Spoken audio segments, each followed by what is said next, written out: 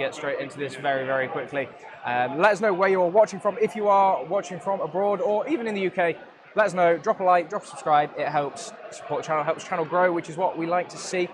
Speaking of growth, well, first I'll do the introductions. Let's not get ahead of myself. As I mentioned, we have got Gary as our head judge and table judge as well for this stream. My name is Charles, as you can see by my shiny name tag, and that is going to be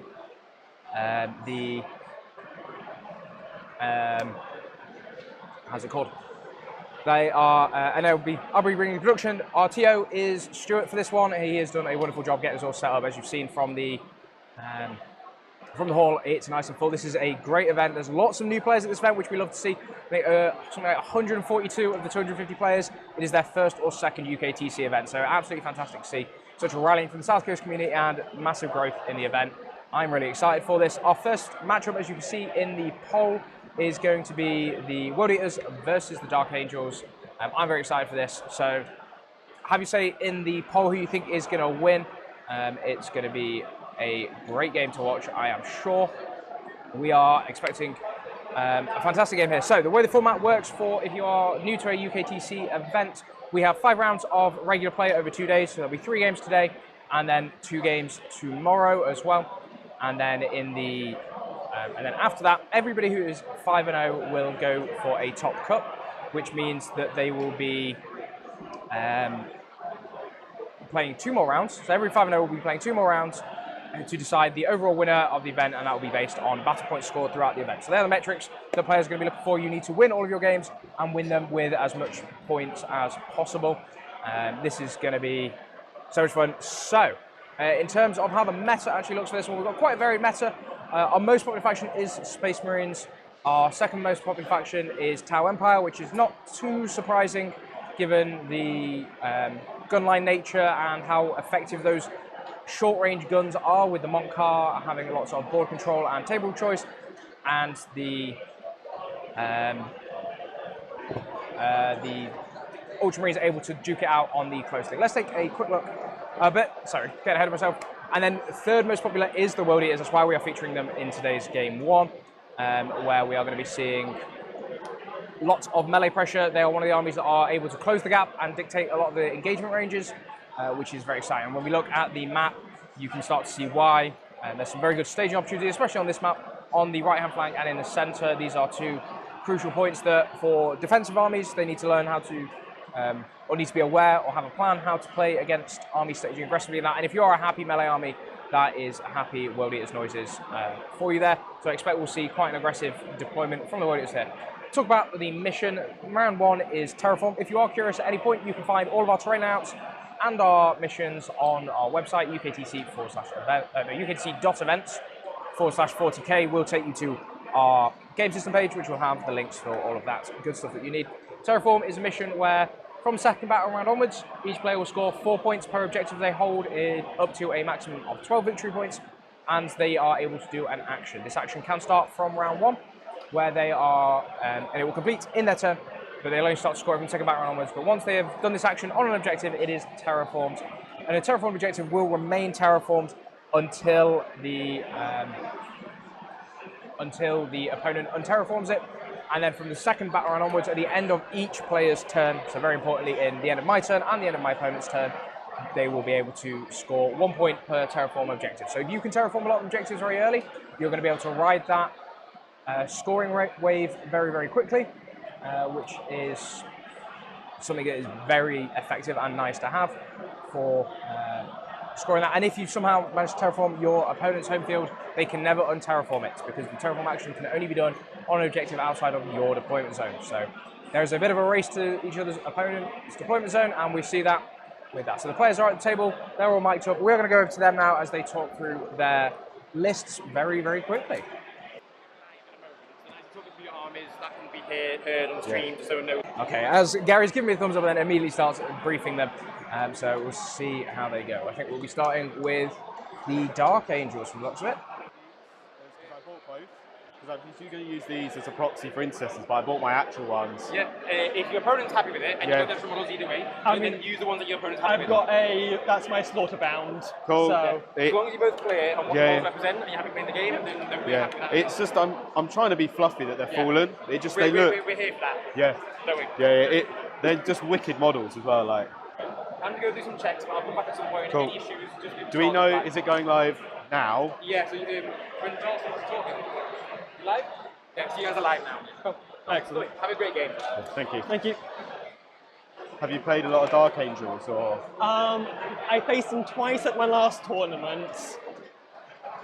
I mean, it's a probably similar list as such. It's not super meta as such. I kind of trying to run what I like. Makes sense. I've played a lot of that list, different variations of it, but like I have a friend and he basically plays that a lot. So Excellent. So you understand what? I kind of get the gist of what everything is doing. Yeah. Do you mind reminding me what your stratagems are? Yes. So I've got an Armor of Contempt, obviously. So you want like top and Richard? Yeah. So I've got an Armor of Contempt strat. I have a +2 strength to melee weapons strat. To shooting, sorry.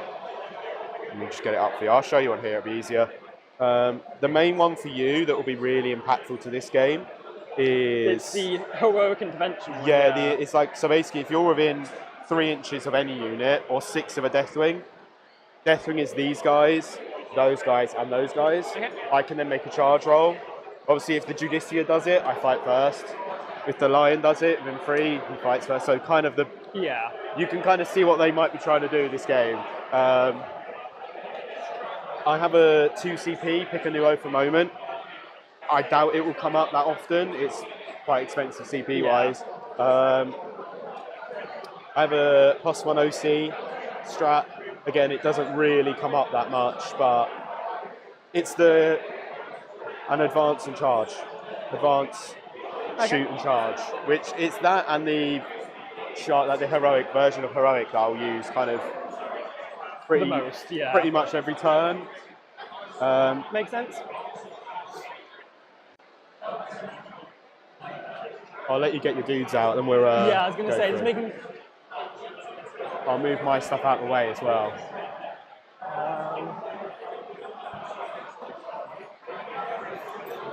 Do you come to a lot of UKTC events? Or? This is number 4. Okay. What about you?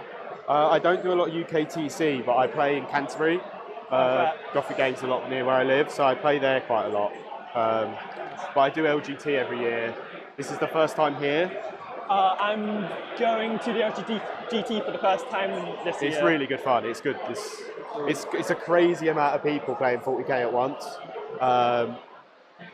Just letting you know, all my Stern Guard are all bolt rifles and the heavy bolters. Come on mod with a combi, but they're all... There you go. A short intermission talk about the LGT there. It is, and it was last year, the biggest event in the world or in 40k ever. This year is looking to be the same as well. You can get tickets for those at lgtpresents.co.uk, and we are going to hopefully make it the biggest event again, even bigger than last year, and the biggest event in 11th there. So great little segue from our players there. Thanks to them as they get into these lists. Yeah, this is a very interesting matchup. The Dark Angels have a lot of tricks with the -1 damage and the charge you at the end of your charge phase, like a reverse heroic sort of thing. And the World Eaters need to be aware of that and play around that. There's lots of fights first, there's lots of charging shenanigans as well. I had a snoop at the other World Eater list. I am the one who has brought the most berserkers. It's a...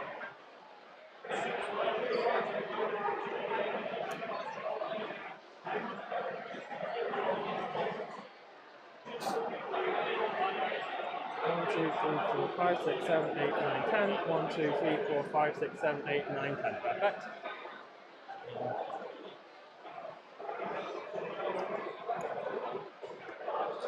Then 1, 2, 3, 4, 5, 6, 7, 8, 9, 10. Warmongers. Okay, we should be good.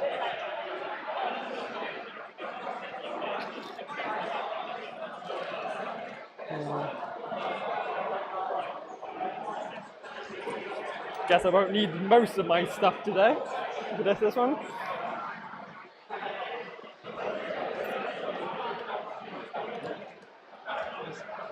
Strats, you've got an advance and charge, right? Yeah, so I Yeah. will show you what I've got as well. Yeah. So, if you shoot me off your objective, You I can sticky sticky it, yeah. That's nasty. Plus 1 AP if I charge. -1 damage in the fight phase. 2 CP though. If I kill a character or monster, I can do another Blessings of Corner roll. Yeah. Advance and charge, but only for berserkers. And then For berserkers. only for Okay, berserkers, cool. yes. And then when the berserker's blood surge, I can make it roll automatic 8 inches rather than d6 plus 2. I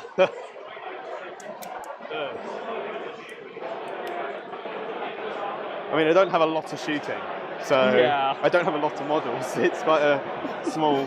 The scouts are bolt rifles. Are you quite happy with what everything does, or do you want to quickly run through? I was having a look on, so I Yeah. think I understand most of it. Remind me what the repulsed executioner does, because Lots and lots and lots of guns. yeah, besides having a So the unit under half strength, I add 1 to the hit roll.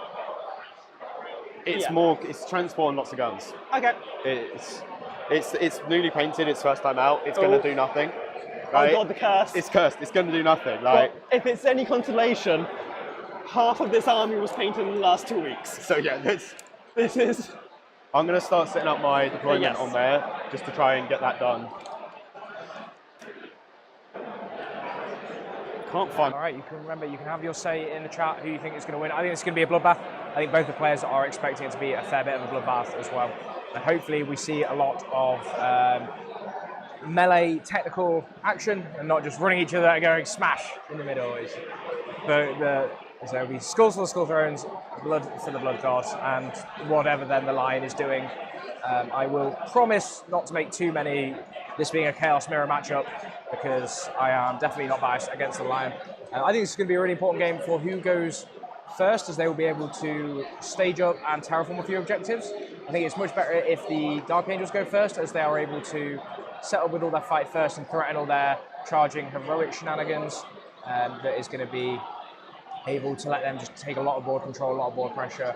Whereas the World Eaters, they have 3 big bricks of, well, 1 big brick and then 2 smaller bricks of Berserkers that can definitely, if they connect, especially with that devastating wounds versus infantry, can start to chip through things. And as there's only 1 squad of Death Knights, the Eviscerators will start doing some work if they ever connect into those Stern Guard veterans, even through their 4-pin bun and a potential Watcher, Feel No Pain. But this is a very defensive Dark Angels detachment and list. The Wrath of the Rock making everything that is infantry or mounted as well. If your strength is higher than they are -1 to wound. So a lot of resiliency there that will counteract quite nicely some of the breakpoints that the World Eaters get to, especially on the charge where they get their bonus strength. The World Eaters probably want to take first place, first turn just to stage up and protect their screens with the inch blocking as much as they can, and then start to look for a big all-in, as the fights first can only really be used in one place punishingly, and they can at least charge into multiple things at once. And if you're going to trigger a fight, I've got cards here, so I just yeah, I will.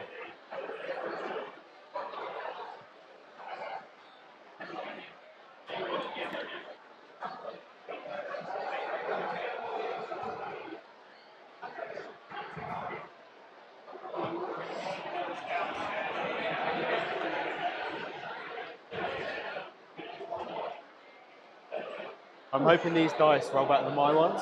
They normally do not roll well, so we should see. I'm happy to get started deploying if you are. If you're, Pardon? I'm happy to start deploying and stuff if you want. Yeah, I'm happy to. Let's see. So, yeah. 5. I have got 4 units to infiltrate. I will deploy first. Yeah.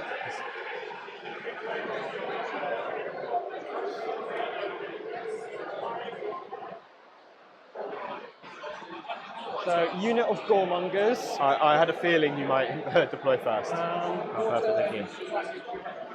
Okay. gonna be- Goremongers or? Yeah, there's going to be here in the terrain.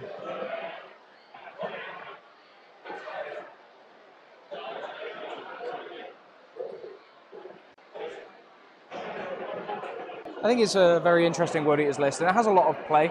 I like Spawn in World Eaters. I'm a huge fan of them, but I do also like this. I have 3 Murder Bricks squad. Khan does hit like a truck. The MAOE squad is something that I had a lot of fun with at the start of the Codex as well, and it can be very efficient. But the main thing that I think they're going to look to leverage is if they get a big advance and charge with one of the, let's call it a throwaway Berserker unit.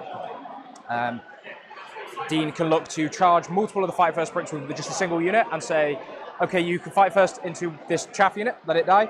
Like the Goremongers or the Jackals are fantastic for this. Charge onto the end of a fight first unit and then charge the rest of his damage dealing units onto, for example, the end of a string end of a screen and say, even if you fight first and kill my Goremongers, I'm able to consolidate in and start going to town on that fight first and play around it. There's a lot of micro that can be done here as well. The big 20-man squad is great because you can lose, I think you can lose like 11 to 13 of the regular Berserkers, and then that's when the efficiency actually breaks on that as a unit, which is kind of fun, especially with all the other strats, with the +1 AP that Berserker Warband has, and the extra attacks can really help leverage through there.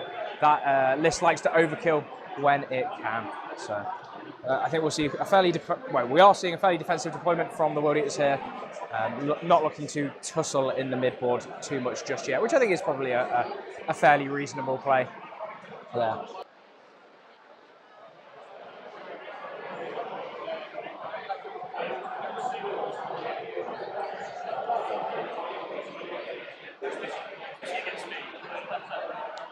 So Khan's party bus. That's Khan, right? Yeah, Yeah. just going to go there.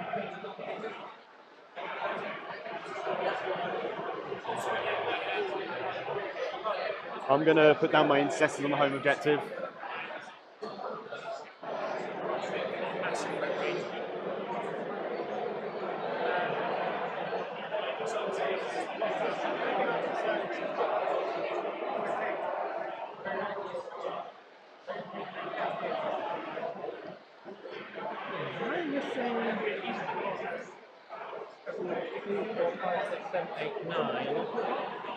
Oh, that's Khan's unit, of course.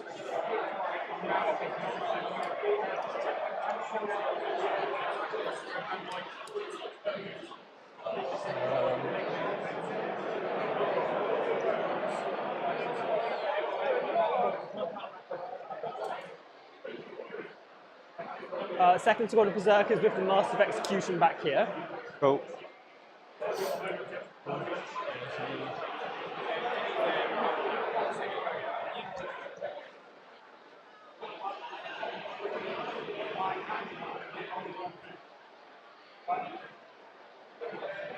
There you go. 3 Black Knights. Just gonna How fast did they move? 12. Obviously, I can advance and shoot, charge if I want.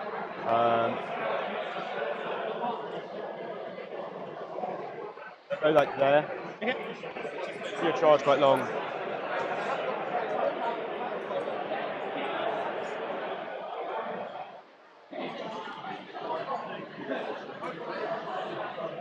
Squad of 3 regular 8-round.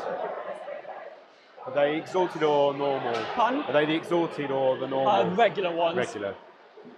They just look really similar models. They're cool models. They just look quite similar. My exalted have red skin. The regular ones have normal color skin. Also, the exalted is 6-man squad, so the infiltrators will go there.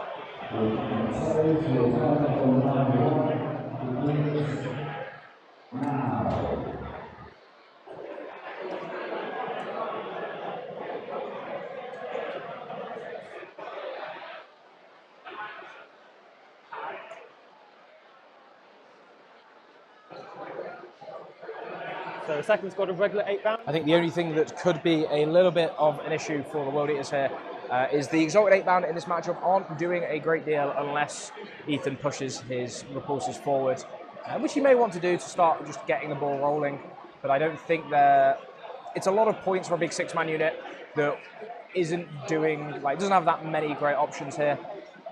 It's cute into the line, but the fight first in the line can just kill a decent chunk of them as well, which will be very, very interesting. So there's 2 fight first breaks coming out of the Dark Angels here. We've got the Judicia leading a squad, probably the Inner Circle Companions, that's what I'd expect to be. And then Azrael will be leading the Stern Guard squad to give them the assault and sustained hits.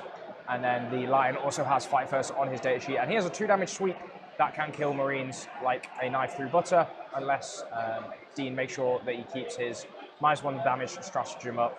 And he's going to have to get, really it's going to be a race for Dean to get to, he wants to sit on 6 CP really, ideally 8, but I don't think he's ever getting there, so that he can threaten the interrupt and the -1 damage even through the Calidus Vector.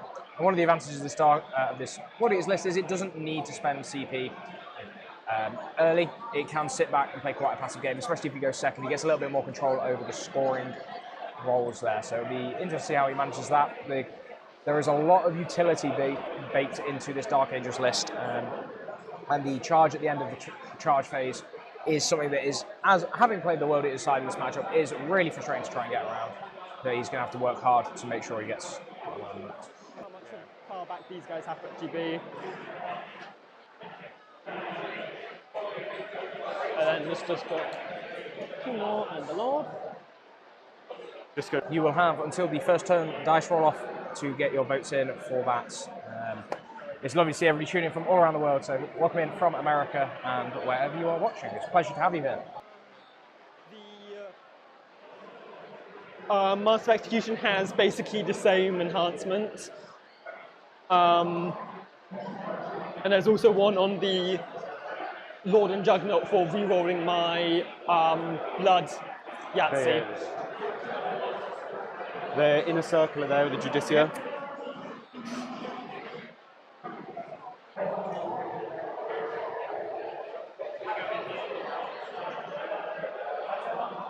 This is my last drop. Cool. I've got 3 more, so.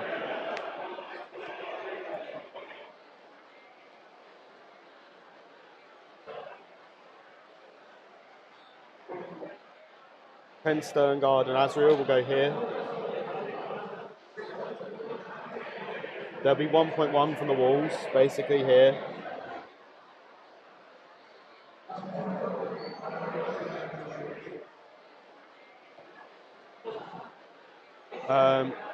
The Lion will sit 3 inches from them. Calidus.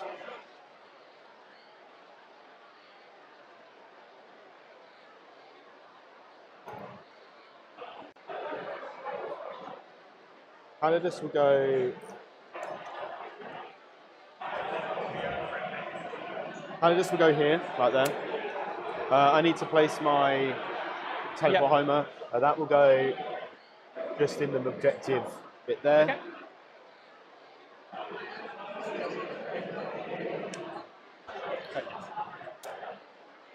Okay. By the way, this Watcher in the Dark is my Oath a Moment target. So what I put that next to will be Oath. Makes sense, makes sense. It's just easier for me to track then as well.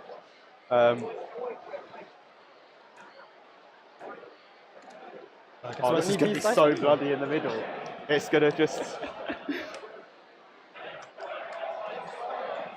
I say, it's a brutal matchup, but it's going to be a fun one. Oh yeah,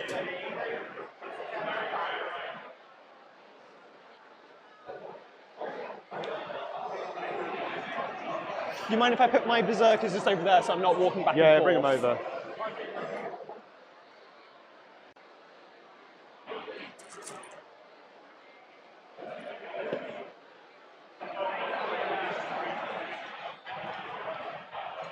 Okay. Well, good luck. Good luck. It'll be a 2. 5. And continues my 8-game streak of going first at a super major. Yes. You do your scout moves and I'll do mine.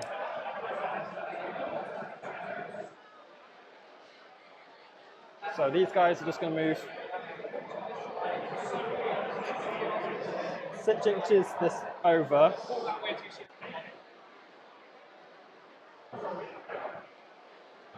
Yeah, they're just going to stay put because they can't move much further. These guys, though, Just stay 9 away from obviously Lone Up Lieutenant as well. oh, Yeah, I've tried to. makes sense, makes sense.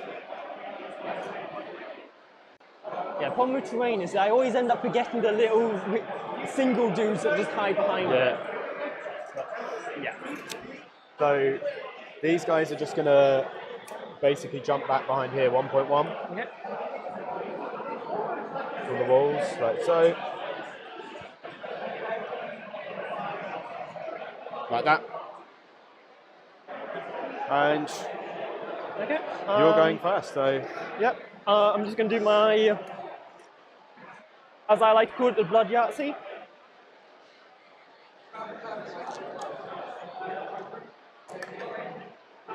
And I get to re-roll 2 of those. So I'm going to activate. Let me have a look at what I can. I can never remember these.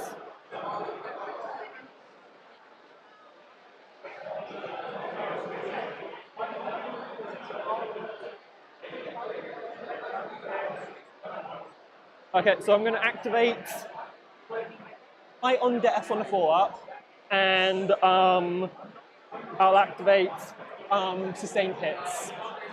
Pretty standard. Fight on Death is pretty big for this matchup, I think. I'm going to be honest, so long as I don't get unlucky, that is staying up. Yeah, what secondaries are you going to get, and I'll add them on here. So I've got Engage in all fronts Yeah. and Establish Locusts.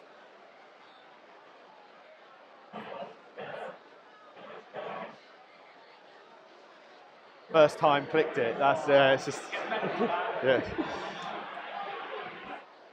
Okay.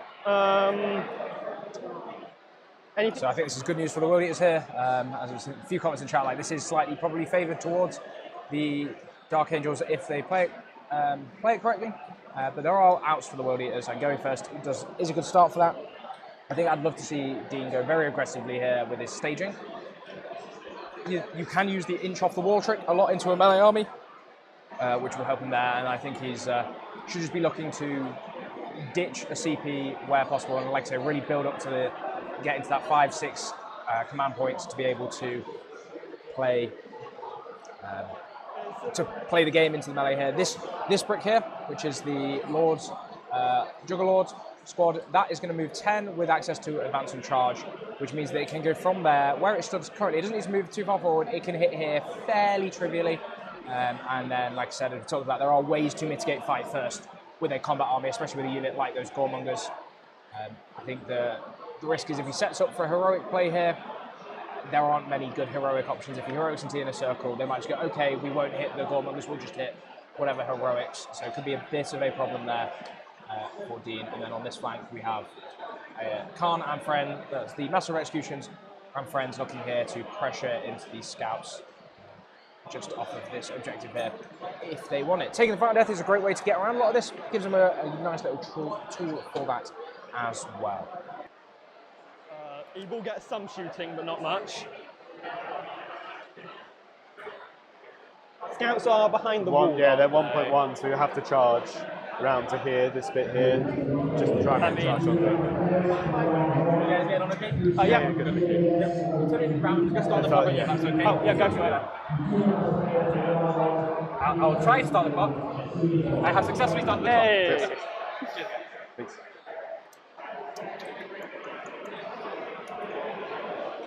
I'm trying to be cautious, but also my brain is going run and charge. The bitches now, so kick it in, aren't they? Well, it won't be me if I don't get one of my 8-round killed on the first turn, so...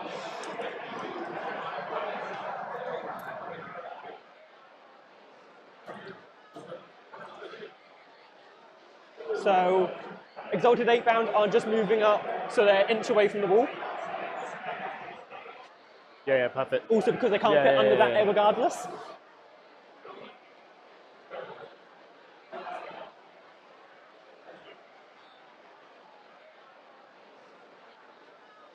again, just a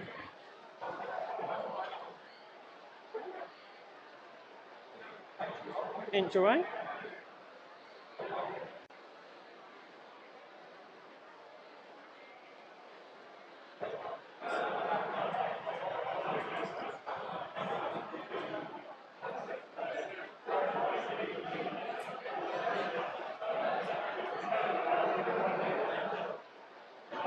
There we go.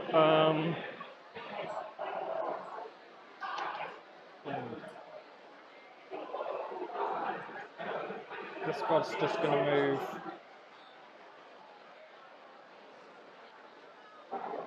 slightly out in the open. I'm actually going to advance this squad. I can re-roll that because of the the Master of Execution.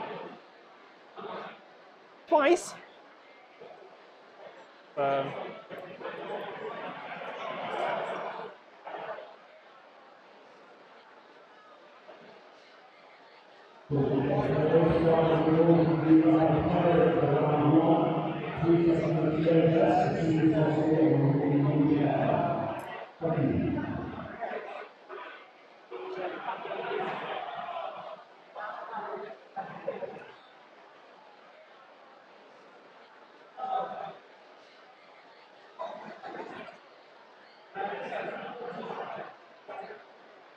Okay.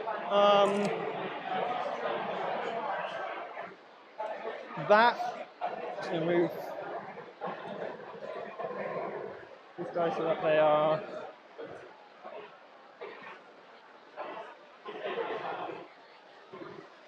Okay, I think that is movement done.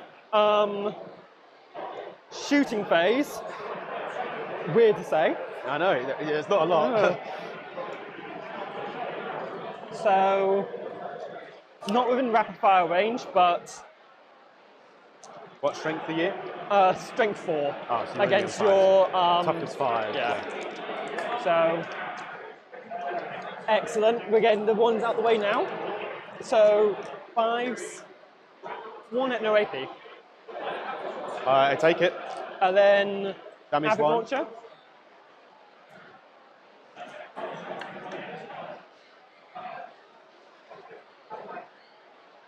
Nothing from the Havoc Launcher. Pistols aren't in range of that squad. Yeah, nothing else is in range. So, obviously, established locus, terraforming on the spawn. So, you're saying to there that I need to get. Yeah, so 5, and then I think 5, and you'll probably be within an inch. Inches here, so I say 5. 6. Yes, 5 or 6, yeah. Okay. That's not a 5 or a 6. That is not a 5 or 6. I'm not going to CP reroll that. Okay, they're not wholly within the table quarters, so you're in 2 quarters for engage. Yeah, because you're in those quarters, because I think they're not wholly within. Yeah, they wouldn't be. Oh, that makes me wonder if I want to That's the only re-roll thing that. if you re-roll it, like, yeah. No, no, re-rolling it. Yeah, that's how that goes. So you get 1 on engage, and then 2 on, 2 on establish. Okay.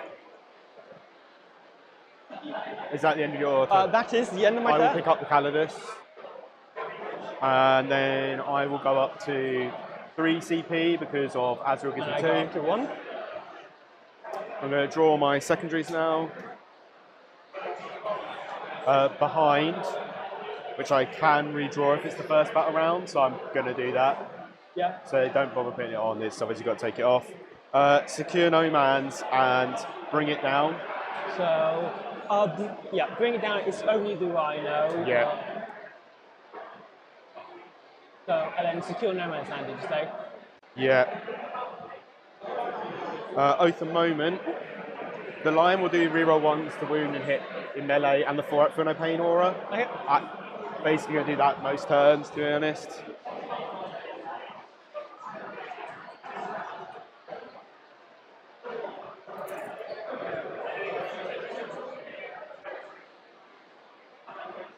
I do You want to potentially try and pop the Rhino. That's way too far. I'm going to put... Oh, did you switch over to me? Oh, There you go. always forget. Oh, for a moment, we'll go on. Wounds on the spawn. Pun? Wounds on the spawn. 4 wounds, 5 up, feel no pain. We'll go on then. Yeah, makes sense. I think bring it down is going to be a bit not going to happen this turn, I don't think. Really. So, moving. Black Knights. Glory to the Emperor, you know, and all that jazz. They'll go to there. My home is sticky from the intercessors, so they will advance.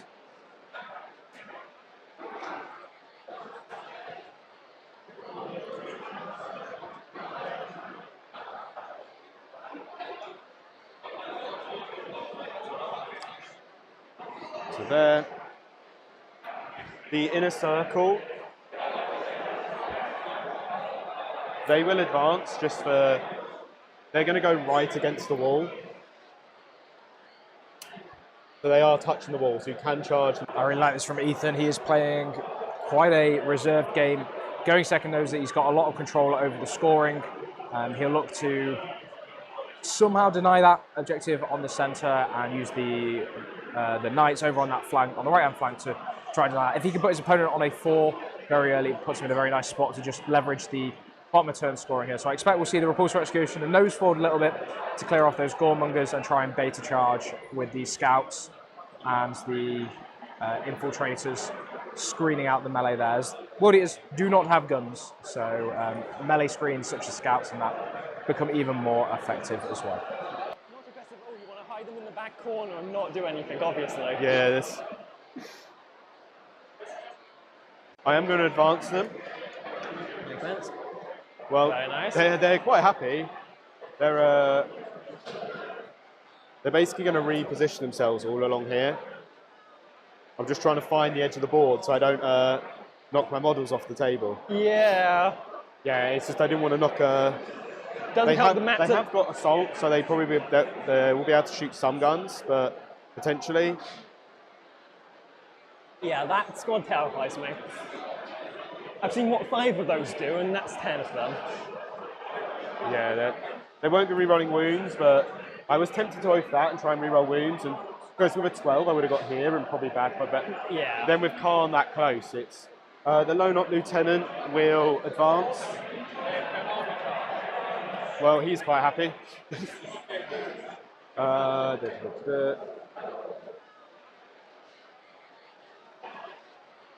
Just to kind of be in the way there. So I'm going to do my reactive move. Oh, excellent. So they are... I kind of blocked myself in here, haven't I?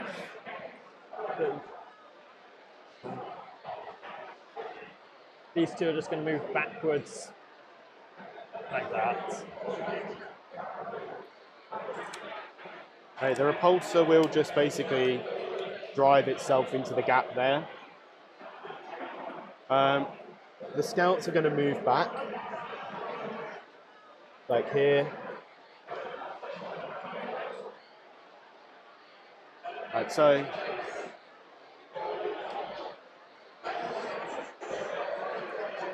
These guys, I'm going to advance.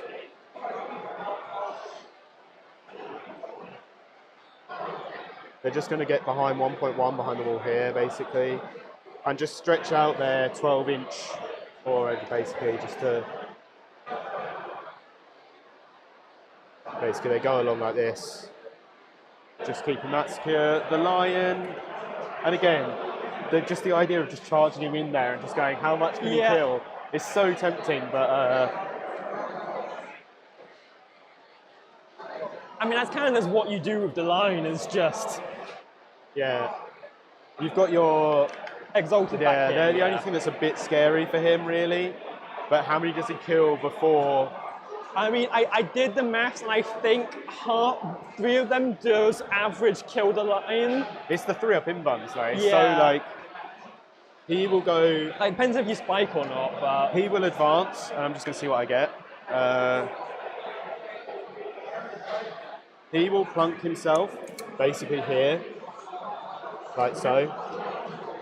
So he's there. Calidus, I can potentially take that. Not going to be able to drop on there. Mini secure there. Can I land 9 away and be on the objective? I don't particularly want to do that. Quite like a Vector though.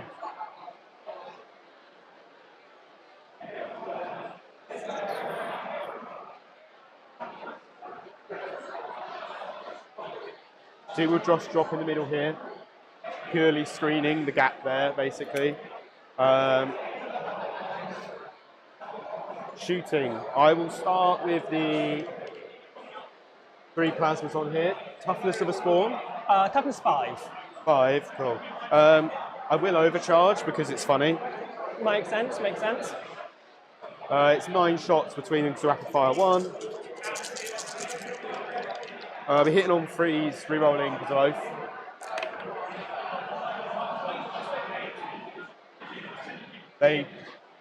No. Then 3s to wound. That is 2, 4, 6, 7 at -3, 2 damage. 5, 6, 7. -3, did you say? Yes. So I don't know why I rolled. They're 2 damage each. So I don't know why I rolled that, because they didn't have a save. Yeah. So 2 damage each. So how many? 7 of them. So I'll do them 2 at a time for the Feel No Pains. That's 1s on 2.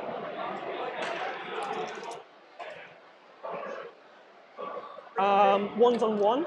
Yeah. That kills 1 of them. I then have my hazardous rolls. Yeah. And then last one saves. 1 blows their brains out. Oof. We'll take that trade. That'll be him. That's a little bit annoying, but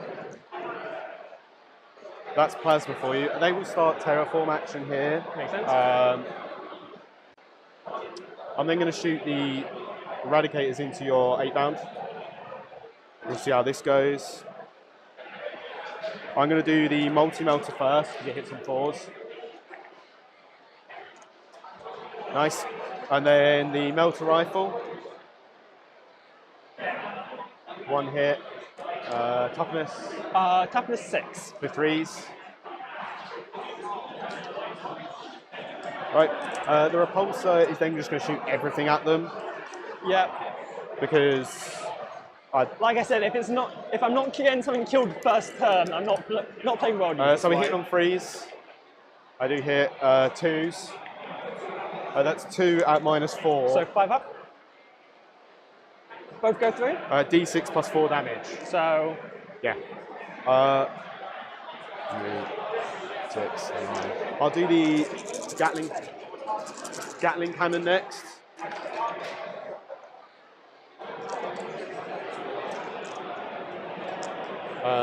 Fours to wound, 6 is a dev. That is 3 at no AP. so 3 ups. All save. D3 shots with a rocket pod for 3. 2 hits. Strength 8, so 3s. 1 at -1. 1 at -1. Oh. Saved. Is it no AP? Is it? -1. So that goes through. Damage. 2 damage. So he's on 1. I then have the rapid fire freeze stubber. 6 shots with the stubber. And then 1 wound, no AP. No AP. 0, yeah. Saved. And then I've got the defensive array. This thing has too many guns. It's just it. And I play guard mainly, and this thing has too many guns. Yeah. Fives. Nope. I then have the second stubber that's twin linked. It's just hits all the times. It's twin linked, so that is 2 at no AP. 3s. Both save. Both save. yeah. And then finally the twin heavy bolter. No sustained. 4s. Twin linked. Is he a T5 or 6? T6. It doesn't go through. Good job, Repulsor. You killed 2 models. I mean, almost got the squad. I can't target him with anything else, which is a bit annoying there. Let's do some ranges over here. So, Sternguard bolt rifles.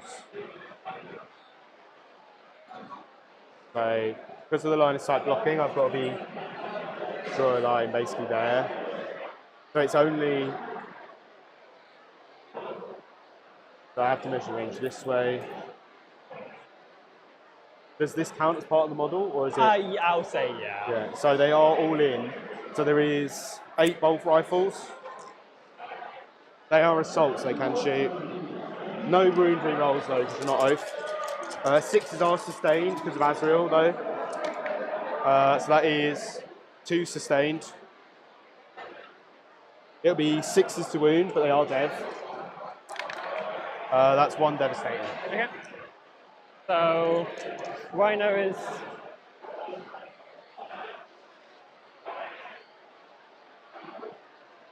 How much damage was it? So down to 9.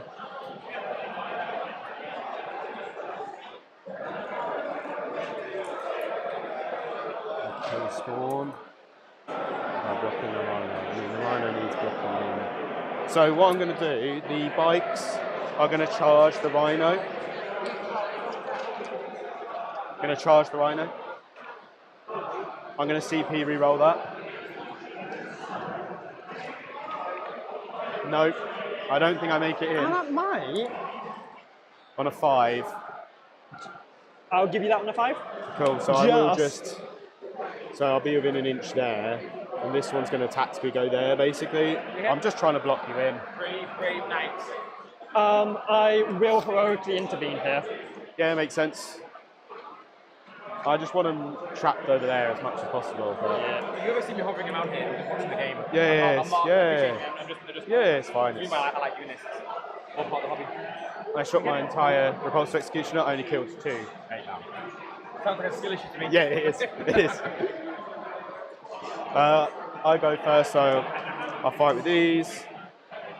So we're going to go into the vehicle because you have deadly wounds into vehicles. Makes sense. 6 you've got to bring attacks, it down. hitting on 3s, miss 3, and then I'm anti-monster 4 up on vehicle on the charge, so 4 up devastating. 1 devastating wound. Okay. Damage? 1. Oh yeah, they Down to 8. Please Right. fight me back. I'm going to switch it to you just while you're Go doing for your... it. I suspect we're about to see some X-Spikers. These 8-bound will not mess around, mulching their way through here. So I understand the logic that Ethan was going for with this charge.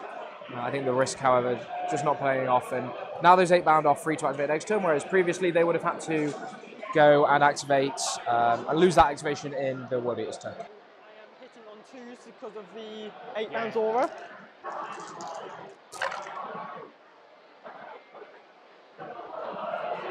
So they all fail, and then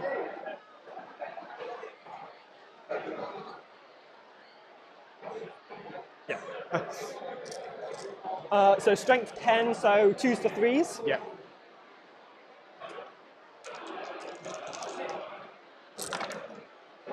It's made some difference. 2, 3, 4, 5, 6, 7, 8, 9, 10, 11, 12 at -2 AP, please. Damage 2 or what? Damage 2. 5 ups. Yeah, they're definitely dead.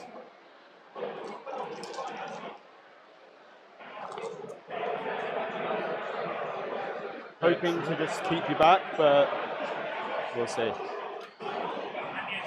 I realise I'm going to grab my dice as well because I'm going to need it for some of the rolls later. Yeah.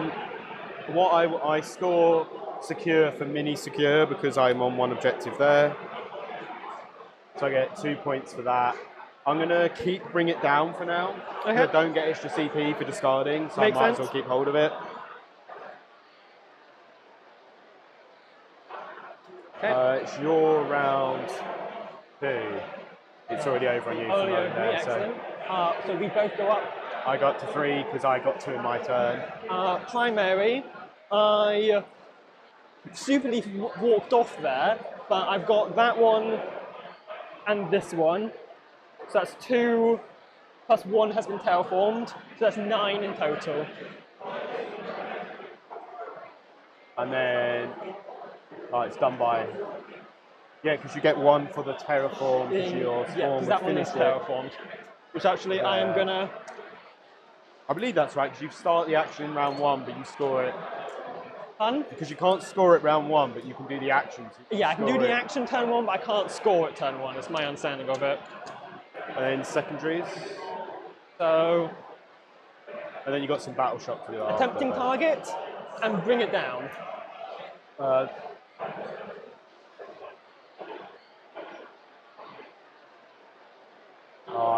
My doing it first time streak is over. Bring it down is obviously there, and the lion. Okay. Tempting target will be, you can get on either one.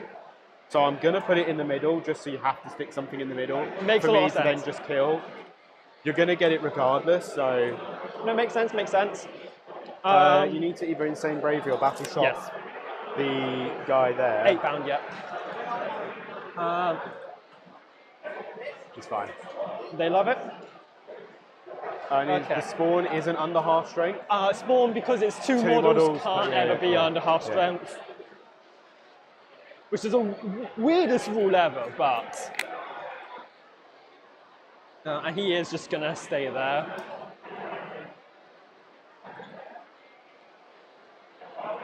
Yeah, it's the one after the line right now is very high.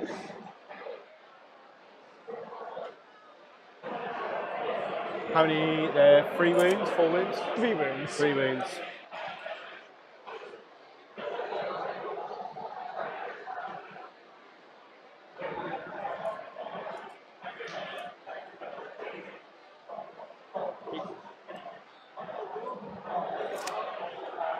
Oh, I've got my blood Yahtzee.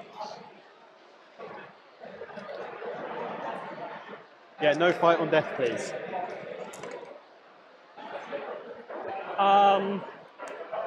I am going to activate the fight on death and the sustain hits again.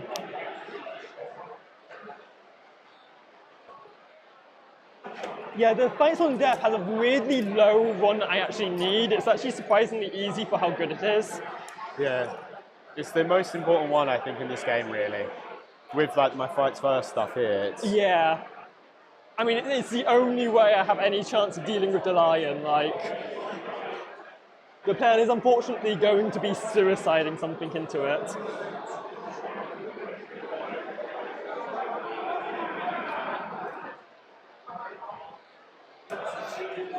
Okay.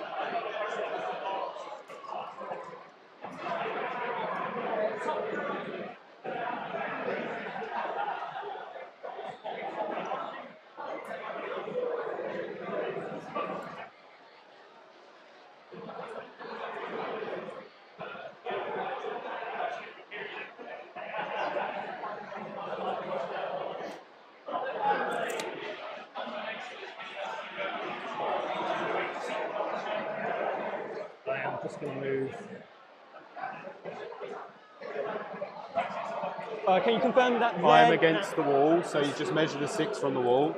I think if you're on the objective, I can get you, pretty much, I think. I don't know, I'll have a look. Just out there? I've got a 6-inch marker there, if you want to put that against the wall.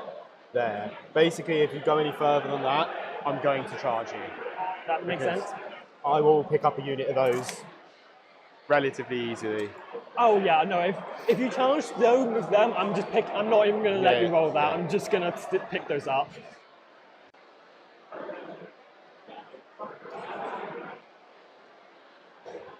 They're just going to continue to stage. Might bite me in the butt, but oh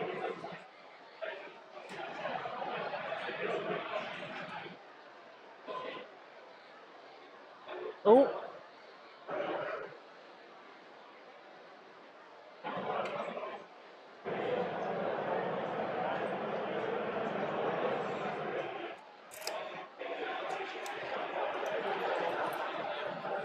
So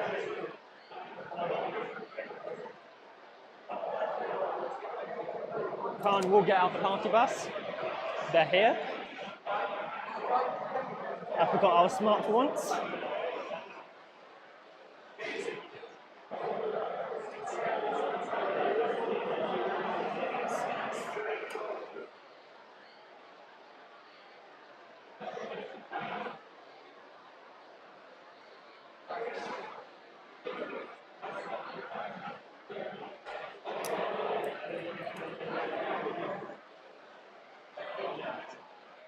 I imagine an Overwatch is coming here, but I don't think so, because I think what I you will am going to do, be you'll blood surge.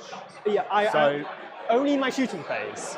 so- That's a change from last edition. So I will Overwatch then. If you can't blood surge it, I will Overwatch I it. will be advancing these guys and doing the advancing charge. I'm just moving them full 8 inches. Yeah. If you want to, While you roll that, I'm just going to get out my dice, because obviously there's quite a few shots.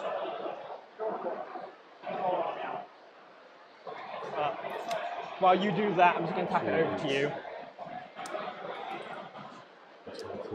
So.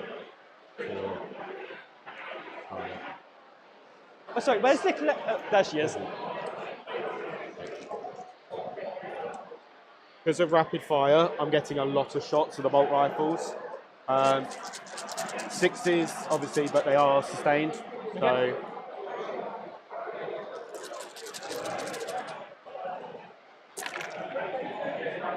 I mean, I'm not too upset. I hit 3 times, so 3 sustained. Toughness 4. Pardon? Toughness 4, Toughness right? 4, yes. So it's 4's the wound, but 6 is a dev. So there's 1 devastating and then 3 at -1. So 4's. So it kills 1, so damage 1. I've then got 2 heavy bolters. You. 1 hit and a sustained. 3's the wound, 6 is a dev. 1 at -1.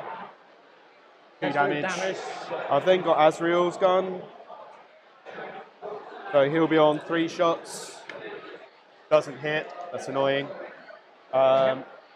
You're back to you. I'm going to spend CP now, just so we don't forget. Yep. I think that's everything move. Oh, Rhino.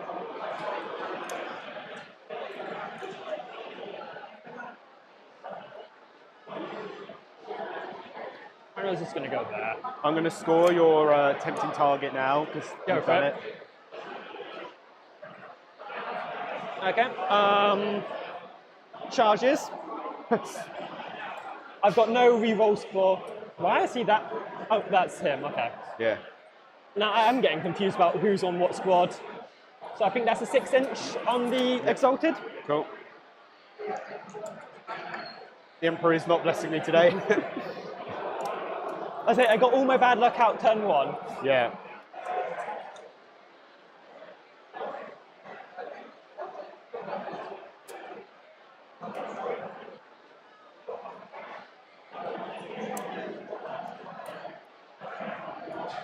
One might not be able to fight, unfortunately. He's just going to stay there, actually. Cool. How about, what's the fighting off the... They might take a wound off, they're not the best. So I they're mean, strength 4, 3 attacks each, no AP.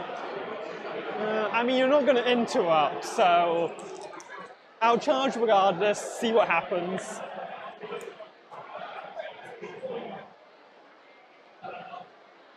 Just keep his wound with him. So Thank you. And then Berserkers into Stand Guard. how many 4-up invulns am I going to pass? Oh, they really wanted it. Yeah.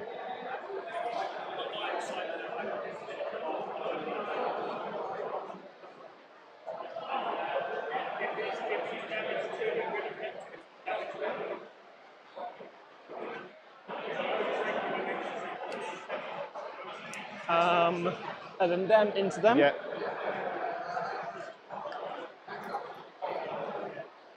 Poor scouts.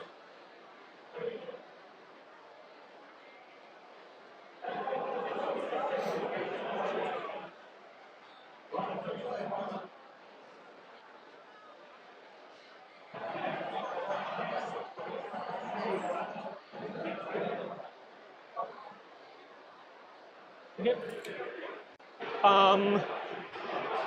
I'm gonna fight first over there. I was about to say, I was going to interrupt if not. There is more blue dice in the box if you want to use those. If you need, yeah, that's a good point. I imagine you're going to need quite a few dice. Oh god, yeah. I'm gonna do Khan first. Just, Are they all AP1? Apart from Khan, right? AP1 for most of them, the heavy weapons, and Khan's AP2. I am going to Armor of Contempt for a CP. Makes sense. I have a 4-up invuln anyway, but 3-up saves against most of the attacks will hopefully Yeah, no, help. it makes a lot of sense. Okay. So there are 2 heavy weapons in the squad. 4 attacks each.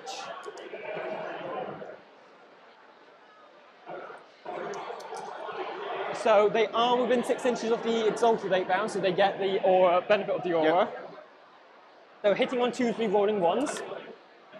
6s are sustained. So 2 more within. Strength 10, so 2s to 3s. 2s to 3s, yeah.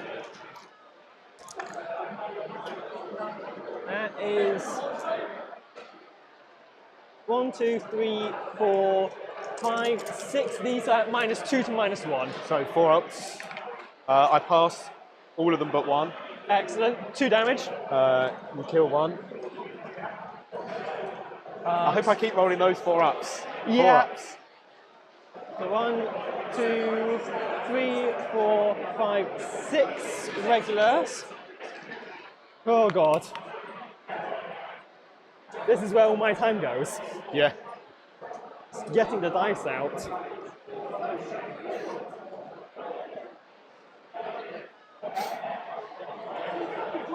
That's 4. 5. 6.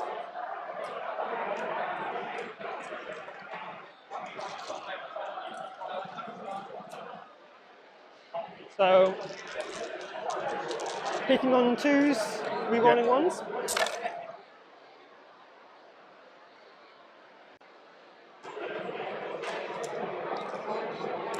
This. Oh, we are going to need so many dice. Buckets of dice. 1, 2, 3, 4, 5, 6, 7 more go in. There's 7 more. Perfect. Strength. Strength goes to 6, so Correct, 3s to 4s. wounds. Yeah. I did forget they do have reroll 1s to wound as well from Khan. Yeah.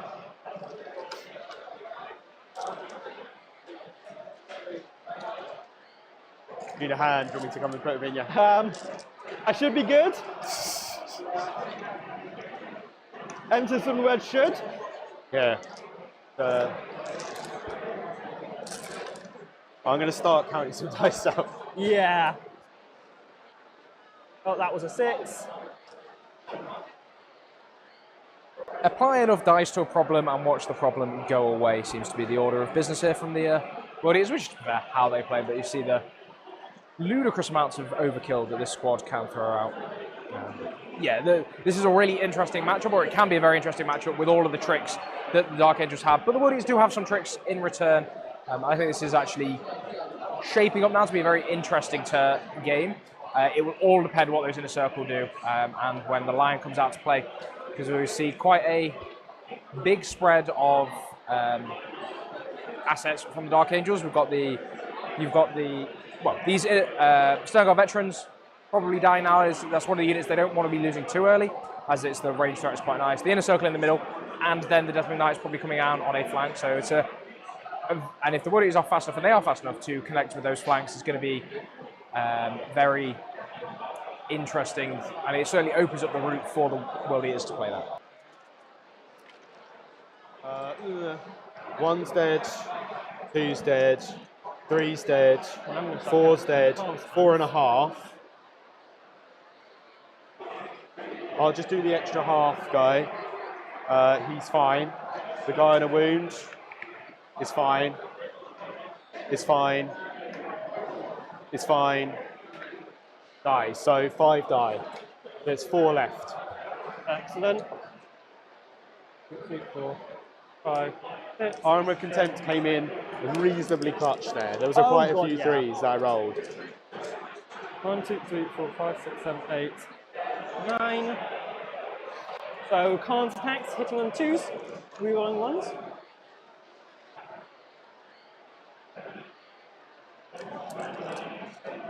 Strength 9, so 2s to freeze. Rerolling 1s again. How many this time? So 4, 5, 6, 7, 8, 9 at -2 AP down to -1. I have my 4 up in gun, so 9, yeah? Yeah, these are 3 damage apiece. 3 damage each. I'll do the 4 Stern Guard at a time. So 4 Stern Guard, 4 up in buns. 3 are dead. The last Stern Guard on a 4 up. The last Stern Guard on a 4 up. He's dead. And then I got 4 4-ups on Azrael. He takes 6 damage. I will CP I was going to say, reroll that's that. a CP reroll for Funny sure. that. He is dead. I believe Excellent. he's 6 wounds. My 4-ups have failed me. Yeah, he's 6 wounds, so I think then the clapback on death would actually be worse, but it's a bit annoying, but Yeah, it's. I'll admit, after that first lot, I did not think that was going to go as well as it did. I wish I'd rolled that many 4-ups earlier. Like, that would have been a lot easier. Losing Azrael is quite a hit, but we'll. I was going to say, again with that CP's big. Yeah, I only need the 1 for the advance and charge next turn, though, really. And we'll see what clapback I can do with whatever I've got left. 4, 5. I think 1 can't fight, unfortunately. 1, 2, 3, 4, 5.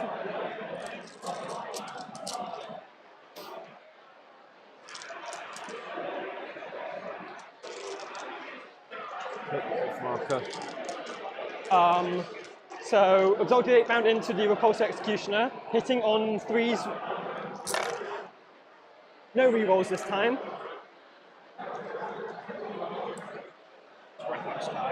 Yeah, we'll see. Fun rep experiment. I've killed 2 models. Yeah, Excellent. I painted it last week. It's fine. That's why it's dying too. Yeah. I mean, Azrael decided not to pass any 4-ups, which is quite nice. Classic Azrael. Yeah, quite nice. Though. It's, Strength. Oh, anti-infantry 3+. So 3s.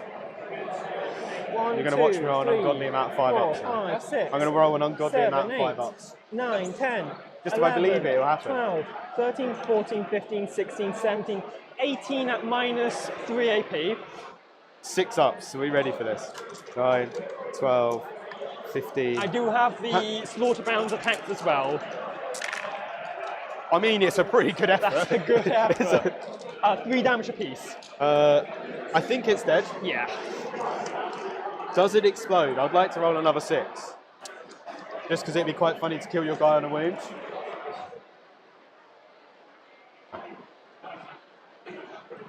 That would have been very funny. That does bring it down for you. Bang, and the Repex is gone. Yeah, both of these armies are fantastically well painted. They are stunning. I do love the classic World Eaters heresy scheme. It's great to see. It's lovely to see some of the models that are painted here at the event. I'll make sure that we take plenty of photos and get them on our social medias so you can see all of the hobby, not just the Warhammer gaming. That is 3 at -2 AP, please. Damage. Damage 2. So it kills 1 and 1's left on a wound. You know what? I'll take that. As long as he doesn't die. I'm going to attack you back.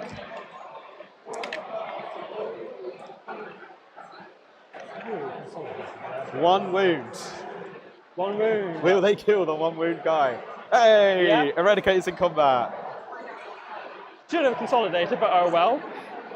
And then I'm going to pick the scouts up. Yeah, go for it. I mean, that unit picks up Azrael's 10. I'm not going to... I don't believe there's really much point rolling that. No, that makes perfect sense to me. Excellent. I'm actually going to leave the Calidus where she is. I will discard, bring it down at the end of your turn. Just Yeah, that's fair. So I will get. I do get. You get both for max. Yeah. My turn. I will get 1 primary. It's only 4 VP4. Oh, it's only 4. I missed it. I get 1 primary. And then I get 1 CP, you get 1 CP. Secondaries will be Established Locus. Of course, I didn't pick the Calidus up and get that. And Assassination. I mean, I should hopefully be able to get that. That's not... How can you not... Oh my lord. There we go. It really wanted to give you area denial. Where do I need Oath of Moment? This is interesting here. Oath of Moment will go on... Where am I going to use the rerolls most? Because they're going to be hitting on 2s. I'm going to put it on these guys. Makes sense. The Lion's going to do his aura of the same, the rerolls, etc. Let's do this. Let's see what we can do.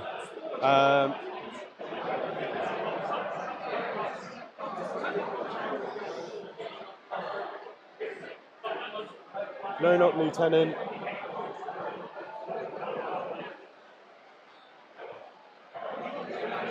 Just going to go over this way, just to there.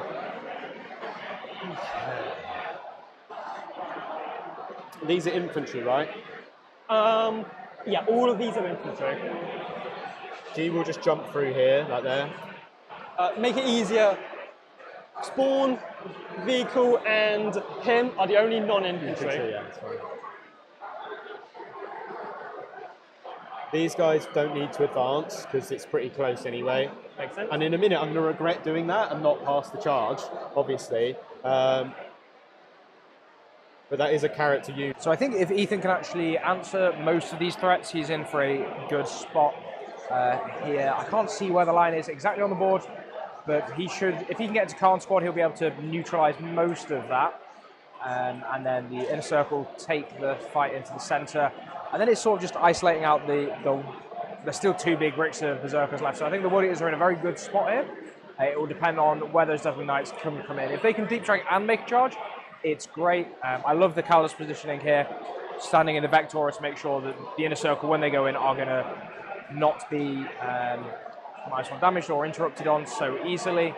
Although if they probably want to sweep anyway for that sustained 2 against the Oath target, will just blend.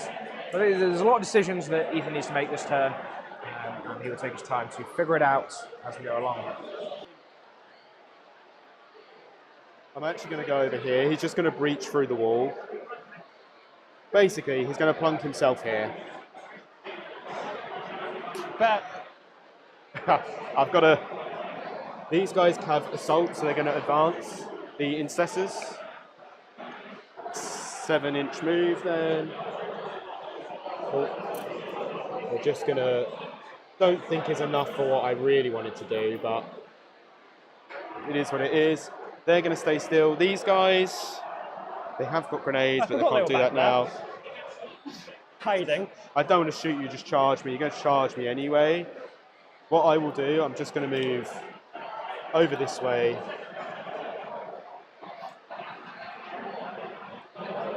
Just want to soften them up a little bit. Moved. Going to stay still, just because there's no point moving. Deathwing Knights. Will they make a 9-inch charge? The answer to that question we all know. With the amount of damage one there, you probably do enough, but it keeps them back. Fighting death. Kind of want to threaten.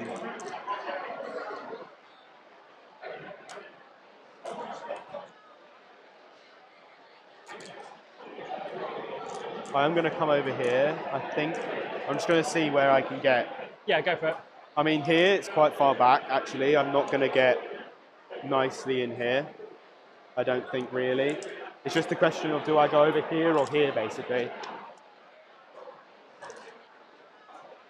Like, which one do I think I can try and kill more of?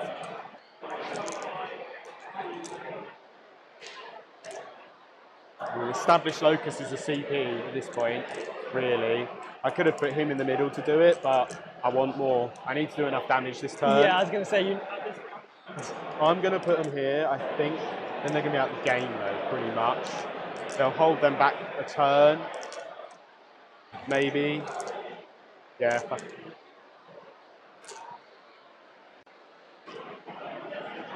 We'll come in here.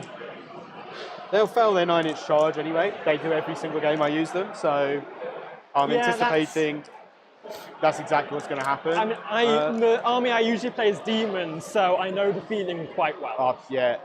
I play a lot of guard mainly, so for me it's like charging is like an unknown concept.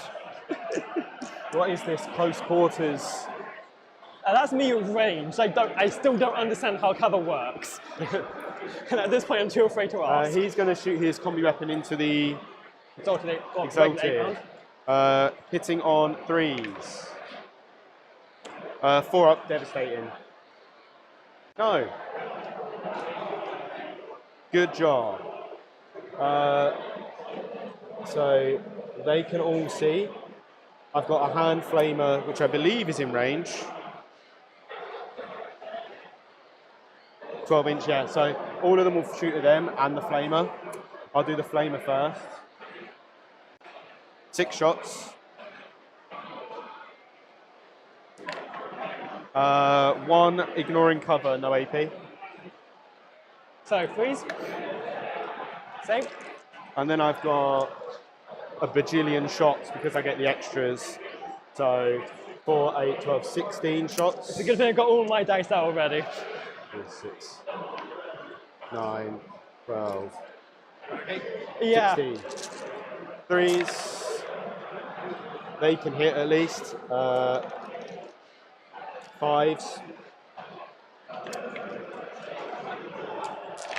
I found it. Every dice that falls down there just disappeared into the void. 2, 3, 4 AP1. But you are. So yeah, 4 you're ups. getting over there, so 3 go through, so that is a dead. bolt guns, yeah. The lion is going to turn and fire his pistol. He's going to shoot the plasma version into the 8 Makes sense. 2s. Do you get reroll ones too? It's melee only. Oh, is it melee only? Yeah, it's melee only. It's a bit weird that it is, but That seems a little bit weird for a Primarch. yeah. He's mainly for combat, let's be honest. He's not This is there to... I don't really know if I want to make my charge longer here. I don't think it will matter. I will shoot the 2 melters into there, Makes sense. into your 8 bound. 4s with the melter, re-rolling to both. Re-roll to both. And then I'll roll the other melter if it hits. So 3 hits, 3s, 2 at -4. Both saved on a 5 up. Yep. And then the Calidus will shoot her flamer.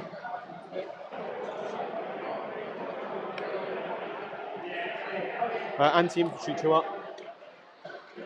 3 at -2. 2, so 5 ups. 1 damage. 1 damage. So I'm going to put that. Any little helps?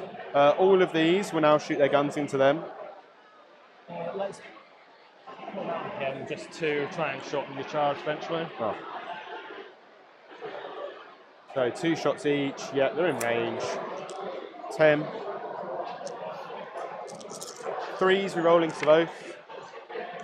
I rolled 5 ones, by the way, just letting you know how this is going. Thank God for Oath. 5s. That is 2 more, no AP. Both saves. Cool. I mean, that I've got pistols here. I might as well shoot it to try and get rid of the guy on 2 wounds. So, 6 shots. Hitting on your character unit. So I'm hitting on 2s, rerolling 1s. I hit all the times. 5s. That is 3 at no way -1. 3 -1. You go through damage. 1. And then the Judicia will fire his pistol. 2s, re-rolling to both. And then P5 or 6? 6, isn't it? 6, yes. 5s. No. That is all my shooting. I'm going to start here. 9-inch charge. They made a 9-inch charge. Do I think it's a perfectly good idea? I'm not sure.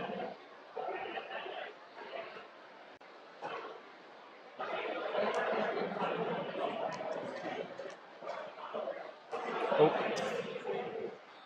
I've knocked a berserker. Then I'm going to do the inner circle into the unit there. 7 will make it. Yeah, absolutely. Are any of them wounding, or was that the last one? Yeah, that was for the. Okay, it's just I'm just going to put it right there, just so I can.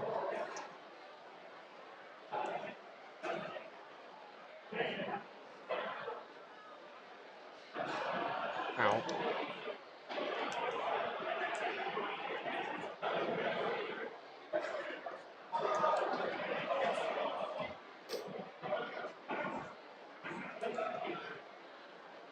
They'll go there. The lion is charging Khan. Just. I was going to say, if there was ever a time to get it then. I mean, he's in, but it was not a. I am going to heroically intervene. Yep. Here. Makes sense. Oh, I should have heroically intervened there. Actually, that would have been such a good play.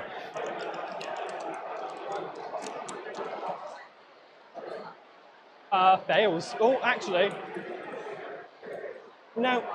Yeah, I was about to say, if you're definitely in. I forget I don't actually need a 6 for that. I'm going to start with the. You haven't got CP to interrupt, have you? So it's not really super important. So the Judicia will pile in there. He'll pile in there.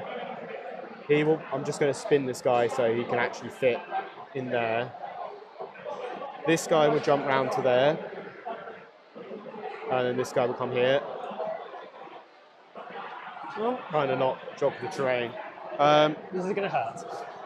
I'm going to start with the Judicia. So 5 attacks, hit on 2s, rerolling 1s. Reroll 1s. I hit all the times. Strength 9 because of my enhancement. 6, so 3s. That's 2 devastating, but they're done last. How many wounds is this guy? I want to say 6. So I imagine those.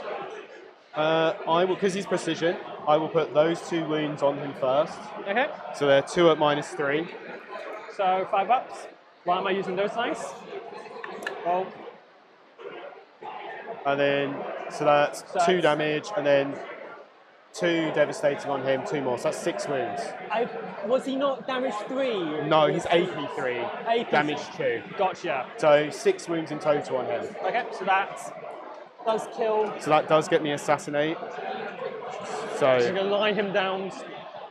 now I've got the bajillion attacks from the inner circle.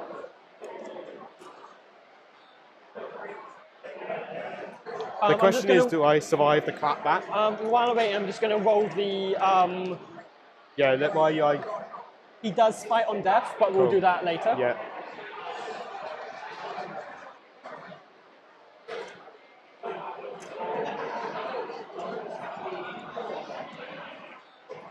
So these are the lethals profile.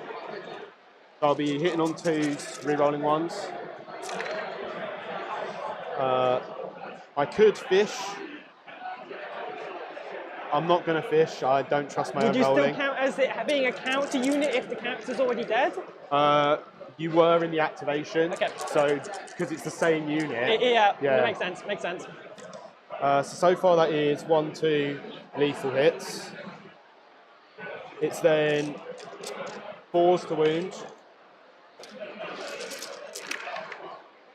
So that makes it 1, 2, 3, 4, 5, 6, 7, 8, 9, 10, 11, 12, 13 at -2, 2 damage.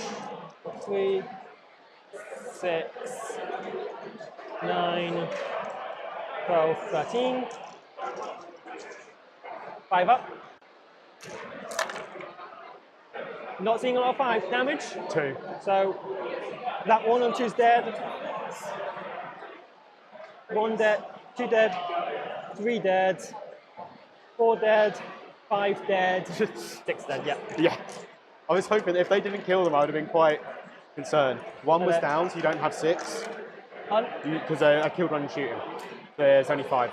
1, 2, 3, 4, 5. Oh. Yeah, because I killed 1 and shooting. Or they don't all fight back. So that is the counter plus 3 of them fights on death. Yeah. So should have activated characters once per game ability, but we live and learn. I'm -1 to hit because I'm led by a character. So forced. Made some difference. Yeah, it's made a decent difference. They're not in range of a sort of 8 round. Strength 8, so 2s to 3s because of -1.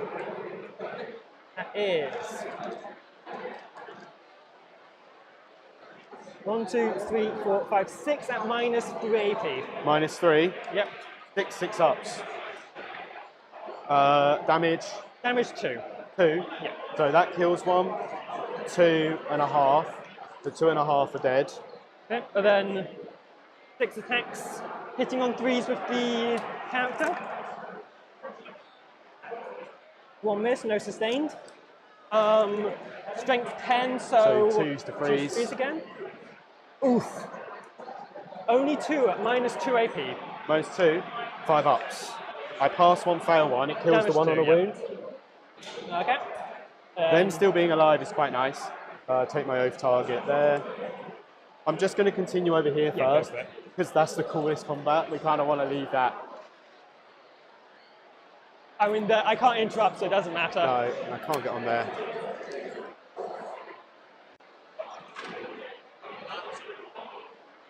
So I'm going to do the sergeant first. Who's got a different weapon. I am hitting on 2s. 6s are sustained, so goes back in. Toughness 4, right? So I'll be winning you on 3s, but 6s are dev with this one. No devs, but there's 4 at -2, 2 damage. So 4 at -2, so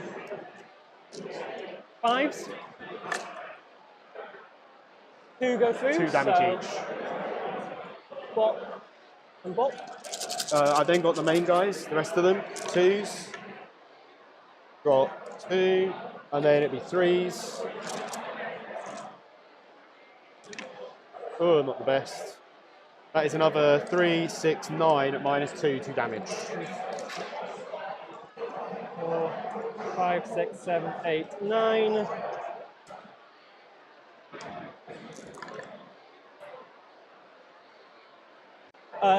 Two AP again. 2 damage, yeah. AP2, 2 damage. So 1, 2, 3, 4, 5 dead. So 7 dead in total. Do you want to do their fight back? Yeah. Yeah, and see what happens. 5, 7.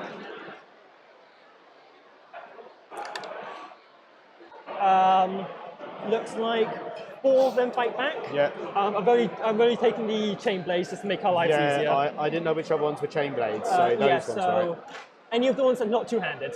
Okay, so that's 6, take and then those, and then 7. we'll take him as Cool. well.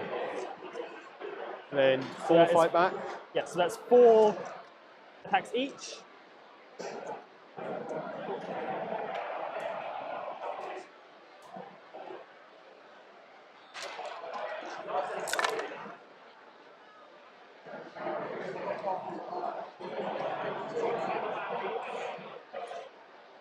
Toughness 5, so 5s. Yeah. 1. 1 at -1. 3 up. Fine. Right. The combat of combats. Yeah. I'm gonna sweep because Yeah, I need to. as you should. So I get 16 attacks. 8, 12. I assume this is all into the berserkers. Yes. Oh yeah. I wanna. The other unit. Yeah, makes sense. Like. This would be 2s rolling 1s. 6s are sustained. Reroll the 1s. So that is 1 sustained. It'd be 3s. Well, that's a lot of 1s and 2s. I reroll 1s. There was at least 1-1. 3, 6, 9, 12 at -3. So 2 damage. 6s. 1, 2, 3, 4, 5, 6, 7, 8. 12 was it? 12, yeah. 1, 2, 3, 4, 5, 6, 7, 8. So I'm going to roll 8 of them. Yep, makes sense. 6s. 1, 6. So there's 4 more. Squad's dead. And then 3 more on Khan on 4-ups. He takes 4 damage. 4 wounds, so he's down to 1, I think. Have a look.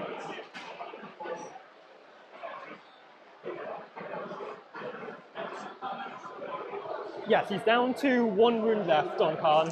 Good job, Lion. Do they fight me back? Yes. 1, 2, 3, 4, 5, 6, 7, 8. Good on that. Oof. Only 2 of them Be fight scared you of the lion. Yes. back. 9 dead, Khan on a wound. So should have specified which ones it is, so they'll be the heavy weapons. So I might as well. So hitting on 3. Oh, hitting on 3s, yeah, because lion's not a. Toughness 9. Do they still count as being led by Khan? Yes, because Khan is part of the unit, yes. Okay. Tides. No, strength 4 or Strength 8, so. tides, 29. Yeah. That is 3 at minus. Well, 3 up in bun. 1 goes through. 2 damage.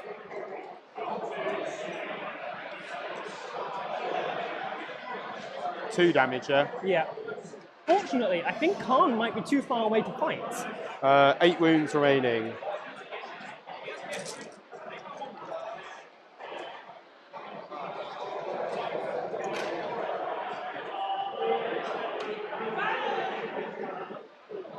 That's 3. The question is that an inch? Oh, I'd say he was, because I knocked him. I did knock him. If you want to pile in, I allow Are it. you I sure? did knock him. I knocked both, so I mean, that makes it cooler. yeah. I mean, it's cool. It's 1, 2, 3, 4, 5, 6, 7. 7 or 8 attacks for Khan. 8 attacks. Hitting on 2s. Doesn't get his rerolls anymore.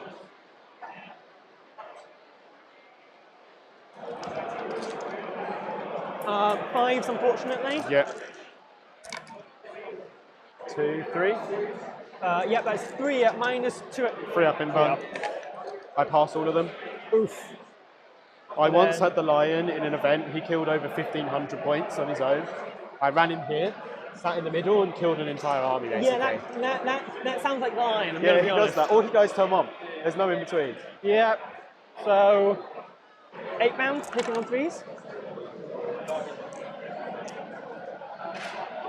is not ideal. Strength 10, so 3s to 2. 4s because of my -1. That is 5 at minus. Doesn't matter. 5 for ripping buns. I fail 2, 2 damage piece. so I'm down to 4 wounds. Okay. And then out is them. So hitting on, so into the Death Yep. Ring Knights. Strength 8, so It'd be 4s because of -1. 2 at -2. 4 ups. Fail 1. Damage. 2 damage. Down to 1 because I'm One. -1. 1 Chain Blade.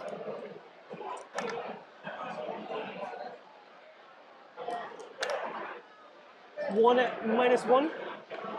I'm fine. And then the Master of Executions.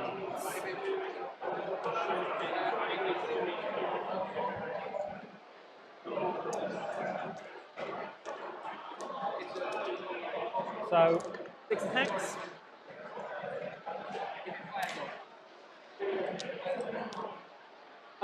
Strength 7, so 4s. That is no devastating wounds, but 4 at -2 AP. 4 ups. I fail 2. Damage Damage 3 to 2. 2, so it kills the guy on 3 wounds. I will consolidate, basically, to touch the objective like so. Yep. I will be an established locus for a CP. Makes sense. So I'll go up to a CP. And I think on next turn it goes anyway. You score a terraform point. It's the end of every turn. Oh, it would be the start of the turn. Yeah, so Yeah. I've scored it on there already there. So next row, your turn. Okay. I hold 2 objectives, or 3 objectives. We see a very good turn from the Dark Angels here, clearing out most of the things that you wanted to do. Really, the body is left with a few units of 8 bound, and the Juggerlord squad still able to go in, which is very. It has some play. I think if there's a way that he can kill the lion this turn, it's going to be important that he does so. However, that fight first, you have to expect that the lion is just going to kill everything there. And yes, Khan will stand back up, but he will miss the activation to fight. Which is, we're going to start to see the lever turning here. It looked all right for the World Eaters with the Fight and Death, killing a few inner circle, but he has no way of dealing with them, unfortunately. So it'll be interesting to see how he approaches this. By no means over, plenty of Warhammer left to play, but a little challenge to unpick all the same. Recover assets and sabotage. Nice.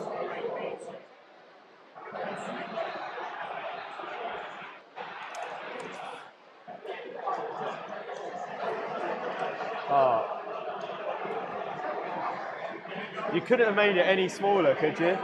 That is entirely XL. You physically cannot make them any bigger. What are you trying to get? I've done it. Excellent.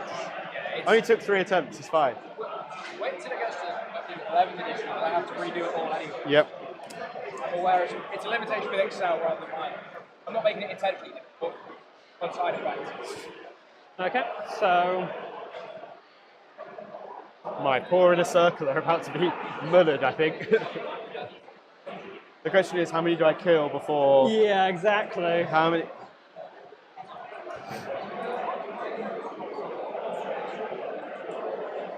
Also, the question is, how many do I get in as well?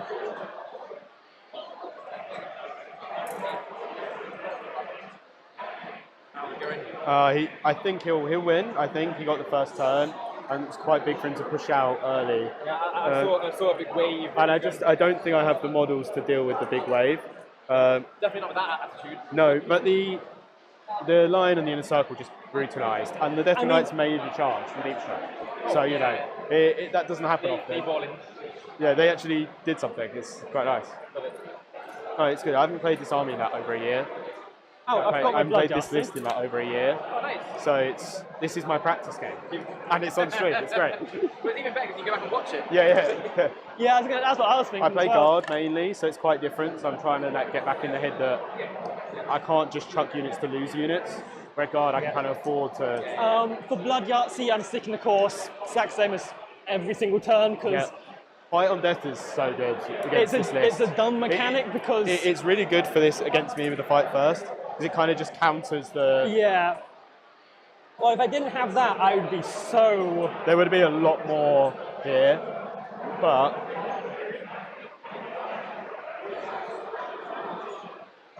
Almost moved them all.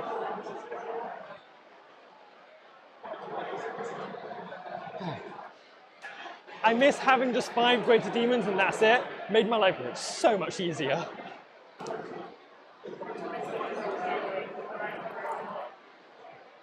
how many wounds is Khan would have to battle shock? Because he'd be on 1 wound. He's on 1 wound, yes. Do you want me to just put He does stand back up on a 2+, Yeah. but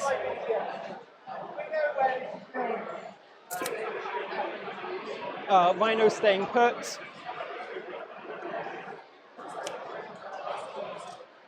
I mean, they're just I'm gonna. going to reactive move the Lone Up Lieutenant.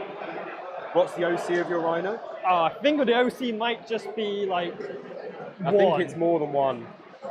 Is either 1 or 3? I think it's 3. I think transports 2. are 3. 2. It's just what do I do with this guy?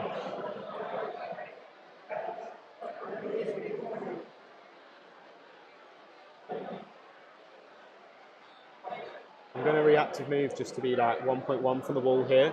Okay. Basically to go here. Hoping I can jump over, kill a tank, you know. We'll see.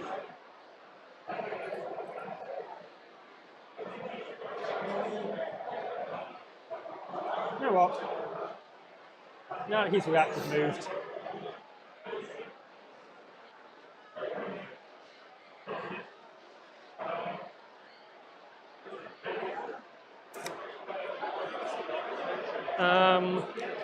Those guys are now down, so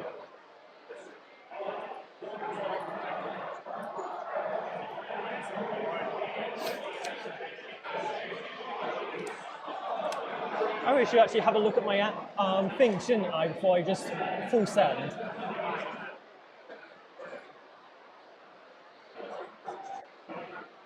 Okay.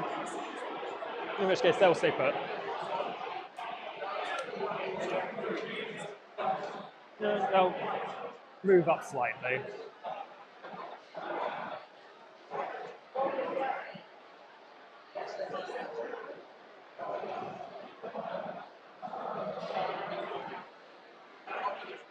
Two, three, four, 5, 6, 7, 8, 9. I am missing a jackal. Oh well. I'm sure he died somewhere. I don't think it's going to make much of a difference for now. We'll find him in a minute. If not. Yeah. So shooting phase. Yeah.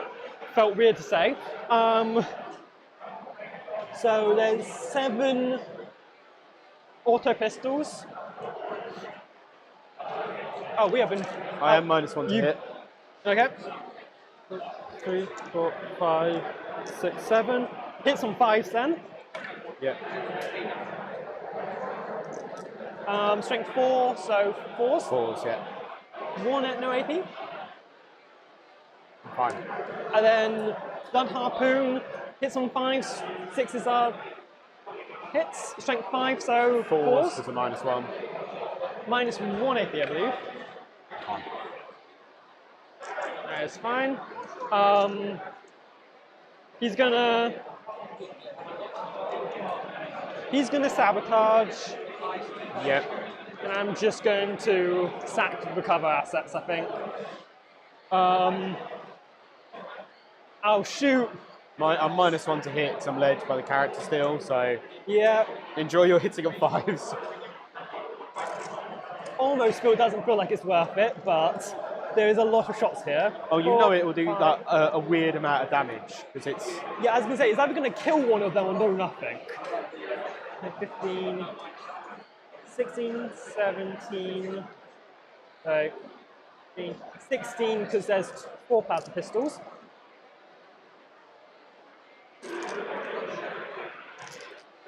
Cool.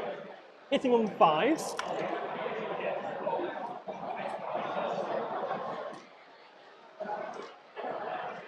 That's surprisingly not bad.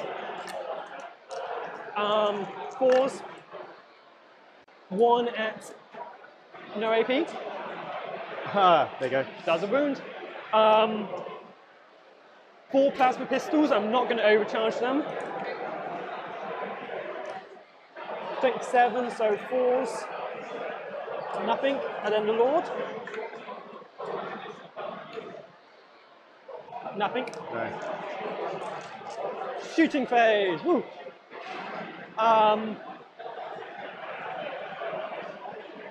Yeah, that's. I'm not even going to bother shooting into there. I'll do a shot from plasma pistol of Khan into.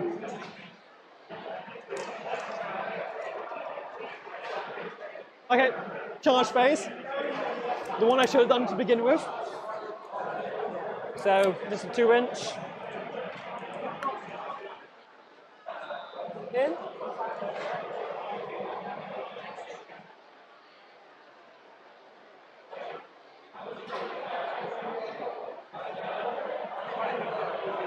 Spawn into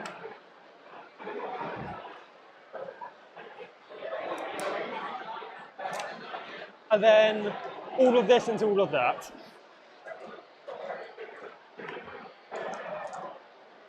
We love to see it.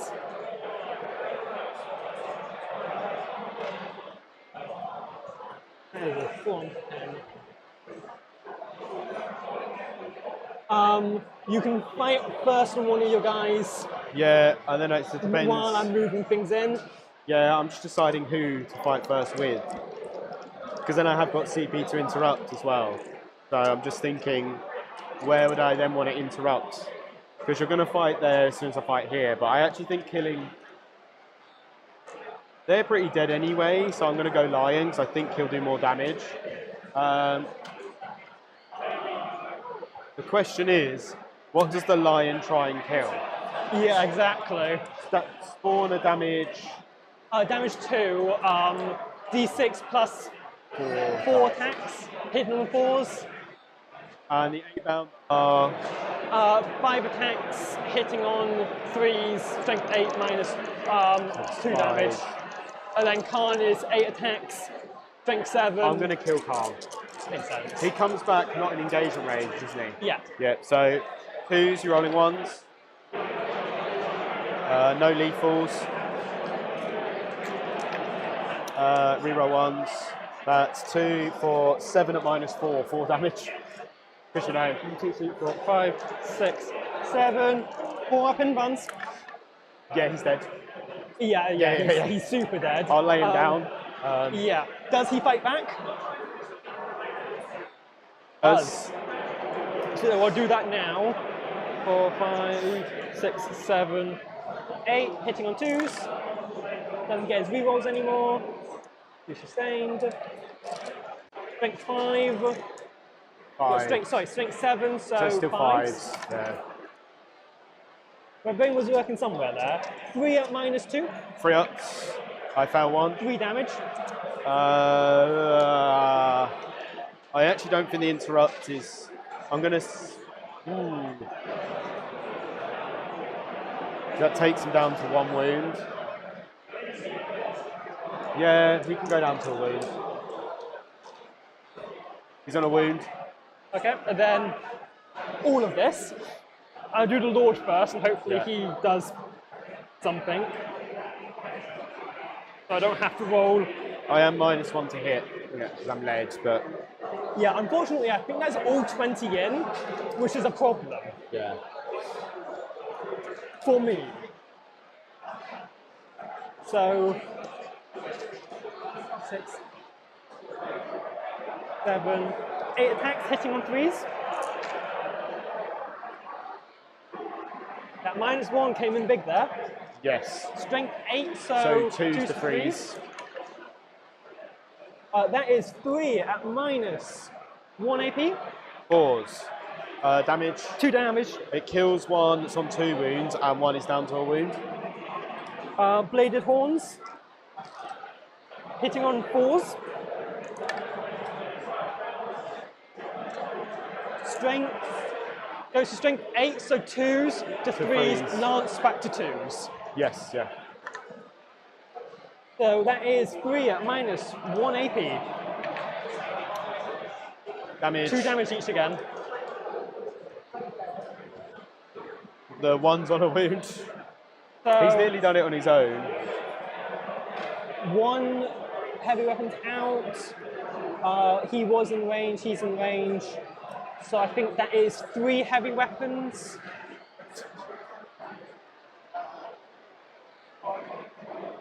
I'm letting you know I am gonna interrupt here.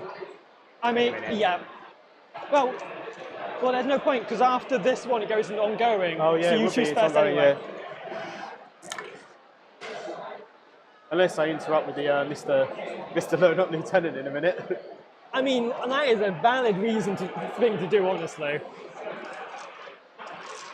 Fours. Hitting on 4s. Yeah, winning me on 4s because your strength. Yeah. Yeah, Strength, 6. strength 10. Oh, this is the Eviscerators. It's Eviscerators, Okay, strength so 10. 3s. I feel like I've messed up somewhere there, but I think I put too many back in, so I am just going to say ruling on 5s just to make things more fair. It's up to you, I don't mind. How many? So that is 4, 5, 6. Yeah, I think I accidentally picked up my fails as well. I'm going to have to. They're AP2, right? Yes. So, on the one guy left, he's fine. He's dead.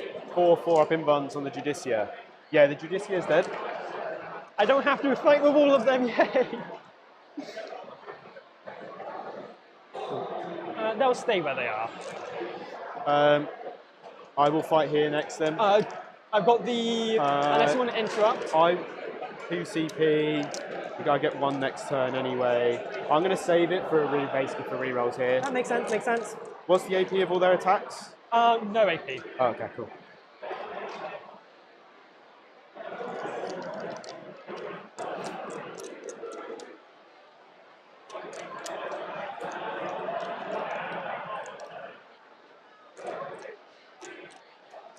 So I'll do the combat weapon first because that's the boring one.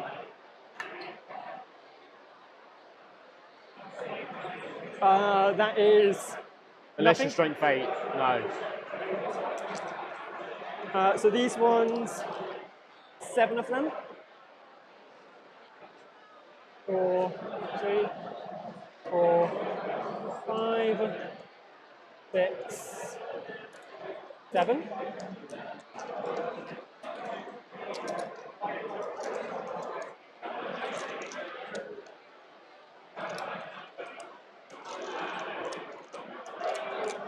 Hitting on 4s.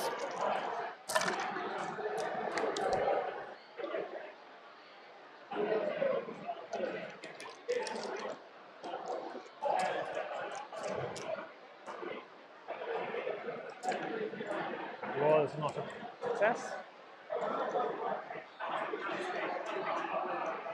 I think it was 6s.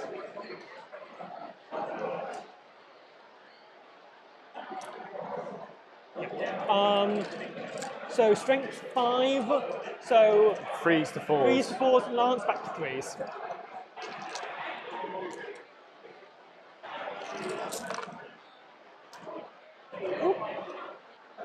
It's a lot of good. saves. No AP on these. 3, 6, 9, 12, 13, 14 at no AP. So 12 free ups and I got my Feel No Pains. Ugh. How many damage? 1 damage apiece. So I've got 6 Feel No Pains to make.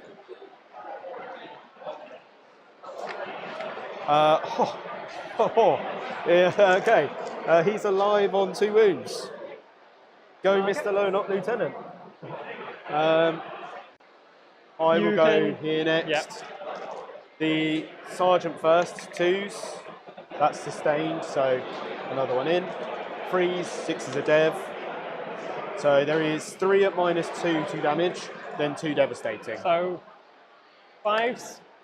So that's 3 at -2. Yeah, so I kill one with That that, and is then the devies kill the others. the regular squad dead, and then rest it all onto Yes. the Master of Executions. 6, 10, 12.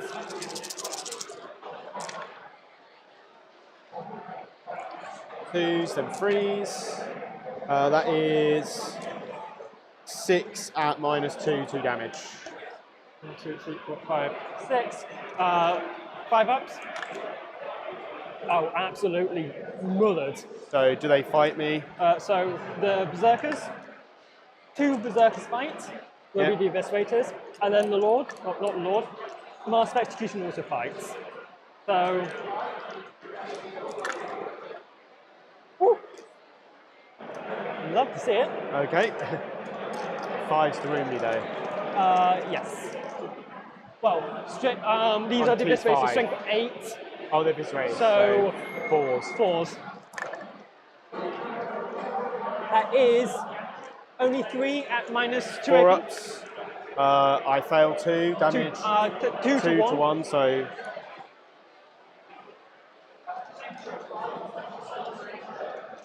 Then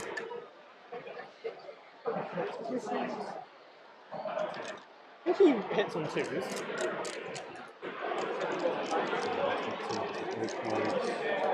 yep. Second. Strength 7, so 4s. Only 2 at -2, 4 ups. I fail 1. so 3 to 2. So 2 damage. I will kill him, that's fine. I'm just going to take your guys. Oh yes, I'm absolutely. Oh, they're very spiky. I'm going to just pile in everyone onto the Yeah, go objective for it. map. So,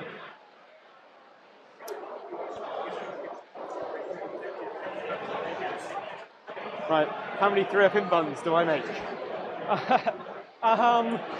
So firstly, how many attacks does the spawn get? 10, obviously.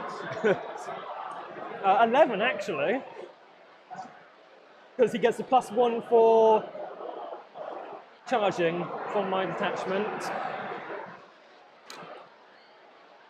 Hitting on 4s. Pretty good. Very good. Don't know what it is about these spawn. Oh, that was a sustain. But they 5, because you're have not. strength 6, 7, so Fives. 5s. That is only 2 at minus only 3 up. 3 ups. I'm going to CP reroll that. He's alive. Okay. So then it's just the 8-man left. You got this, guys. Hitting on 3s.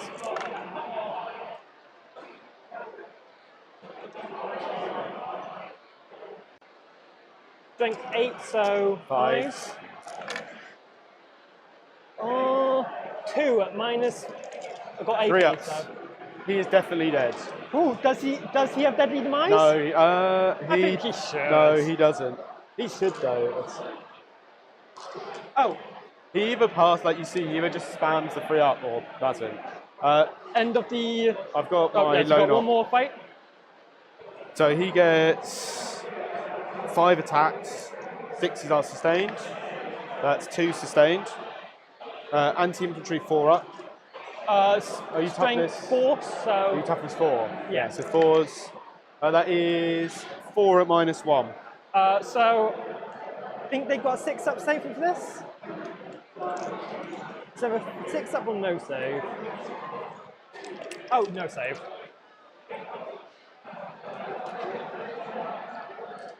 Go the low knock lieutenant. He killed. I mean, the action monkeys are fighting at this point. Last things last. Does Khan. Khan come back? Yes. He's good. I He's believe 3 wounds, isn't he? I believe it comes back with 5. Let me double check that for you. This is think the it first comes time back this has on 3. happened to me. 3 wounds. Yeah, Khan's never died before in my game, so. Okay. So sabotage is ongoing. Are you yes. going to discard, recover, or keep Yeah, cover? recover assets for Yeah. CP. So, my turn, I will go. You score. I score because that's sticky, so I get 2 primary. Secondaries, I get no prisoners, and engage on all fronts. Forgot to pick the Calidus up, but that was my fault, so I'm going to just... You're welcome to do so. No, I've seen engage, so that gets me points, so I will leave it. I need to just remember to do it. Then Engage and no prisoners. Oath and Moment, we'll go... Oh, no, that's... Well... There you are. Oath's going on Khan. Just need to basically try and kill Khan for easy no prisoner points. Does not do well for my dyslexia. I do not have the eyesight for this. Okay. I would go up to 2 CP because I had 2 last turn, so I only spent 1. And I go up by another 1 as well. So, their shooting with the Blood Surge is not going to kill them. So, these guys, I've got a plan. Advancing the infiltrators.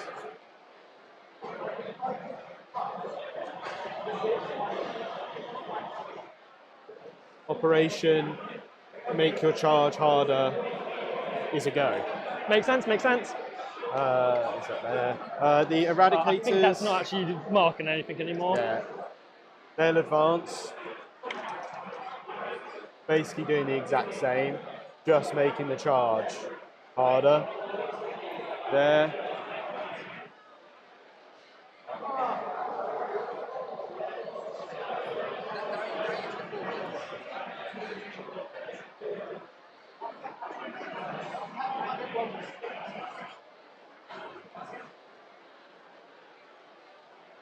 I'm gonna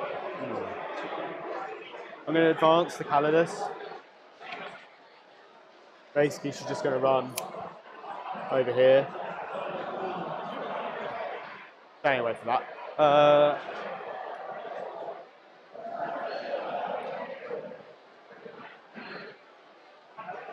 Do I kill Khan with bolt guns and grenades? Basically, I'm going to try and grenade, do a bit of a. My low knot lieutenant is not battle shocked, and what he's going to do, he's going to make a full back move because I can then go into this quarter and get more engage points. Makes sense, makes sense. So he'll fall back. Like, I'll just jump here basically onto the objective. Yeah, World Eaters are not great for picking things up from either. I'll move this dice out the way just so you're not. There you go, there. She's gone there. That's it. That's moving, not a lot. They're going to try and terraform points. Makes sense, basically. makes sense. Shooting over here. How many wounds is a spawn? Spawn, 4 wounds. Okay, so I'm going to feel no pain. Throw grenades at the spawn. Yep. Because I can't kill the likelihood of killing 2 there is. I'll roll that again. It was that dice tray. 1 mortal wound. 5 up. Does he ignore it? Well done, guys. All the guns were going to Khan. Hand flamer into Khan. Hand flamer. 2 at no AP on Khan. So 3 ups. Both save. 16. 12. 4, 8, 12, 16. Oath a moment.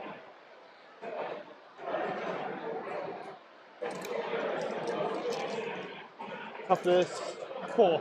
4s. Oh, that was terrible. 1, 2, 3, 4 at -1. So 4 ups. I kill him. Unless you're going to CP reroll. I will CP reroll that. Yeah. Yeah, bolt guns. Well done. That's a no prisoners unit killed.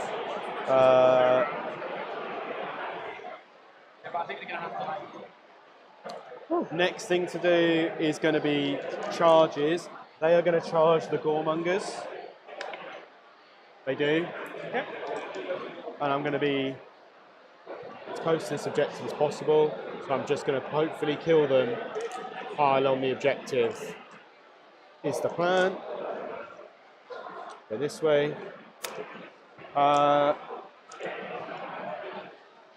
Combat. I'm actually have to look up intercessors. They don't normally get in combat. So power fist. Hits all the times. Kills 3. And then I've got. I mean, I'm just gonna. Are you sure? I've got. Yeah, it's. I mean, There's I've only no got- saves anyway. So, You've got 6 up. I'm not AP wrong. I mean, it's one guy. I'll quickly roll it. Yeah, quickly roll it, but I think it's. I mean, you've seen how I've been rolling. It's been. I mean, I did just miss that many times. Yeah, you've got 5 saves, 6 ups. So 5 6s. Yeah. So that's 2 units killed with no prisoners. Everyone's just like, And I'm just gonna jump a couple Makes sense? there. The others can't reach, but they'll just go there basically. So I take that objective. Secondaries, I get engaged for 3/4. So I get 2 points for that. No prisoners, I kill 2, so I get 4 points for that. Yep. Actually, that's a good turn. Oh, yeah, Your definitely. sabotage goes off. So that So is it's mini, so it'd be 3 points. 3 points, yep. And then it's next turn.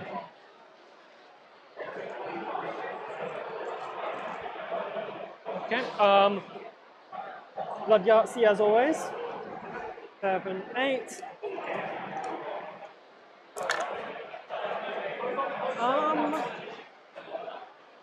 Who's the go to? I'm going to. Oh, isn't 4 6s Angron? Yeah, I'm going to get it added to the list. Let me just double check that isn't a once per game ability. I don't think it is anymore, but.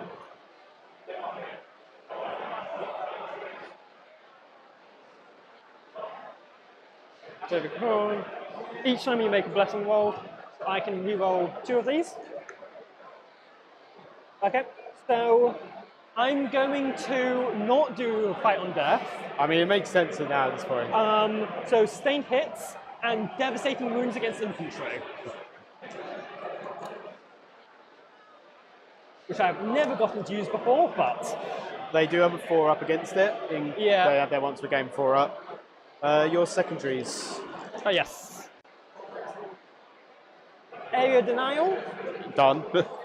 Oh wow. Well, you've got to leave something there now. Yeah. And Cull the Horde. You can't do, so. So that go also again. discards. Display a might. You're on 2 primary as well. And a terraform. So display. Yeah, display. Oh, it's your turn now. You carry on, I'll just do Yep. this. Getting into a very scrappy game state here. Only really one big brick left for the World Eaters, and it looks like the Dark Angels are in a very good place to pull this back in the back half of the game. Even though it's slightly lagging behind at the moment on scores, but he's done a very good job of just dealing with the separate parts of the World Eaters and not losing too much to do it. I suspect we will be seeing the Dark Angels lose most of these things, and then it is just a simple reposition from the line away from getting into that big squad of Berserkers and taking out a fair chunk of them, which is probably quite good. So I think we'll see this flank collapse for the Dark Angels on this turn, and it will be a case of can the World Eaters hold on to that lead just long enough to get through. 2 inches of that's going to go towards pivoting. That is 14. Oh. So you will get area denial. Okay.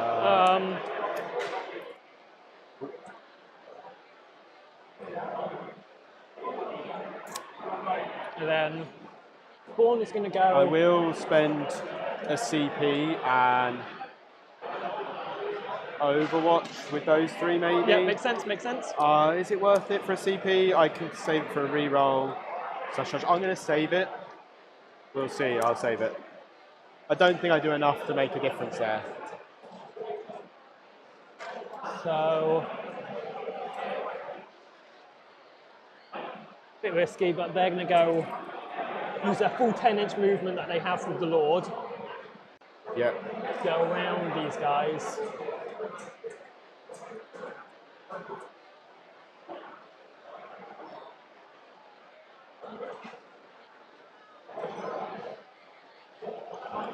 I wanted a longer advance of these to be like here. So I probably should have re-rolled it because then it would have really... Yeah. I misplayed my stern guard at the beginning. I should have been more cagey. I mean, I've misplayed quite a bit in this game as well. That's kind of my big... I should have left them here for longer and then just... I've actually deployed them here. Yeah. Not an ideal one. It's fine, 3 Deathwing Knights, I'll pass every 2 up. I mean, I could just, yeah, I mean, I just do Yeah, a I'm just 3 going charges to pass every 2 up. Yep, that's having moved.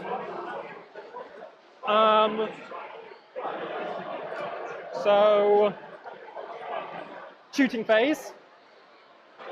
I am going to toss a grenade onto them. It's 66, isn't it?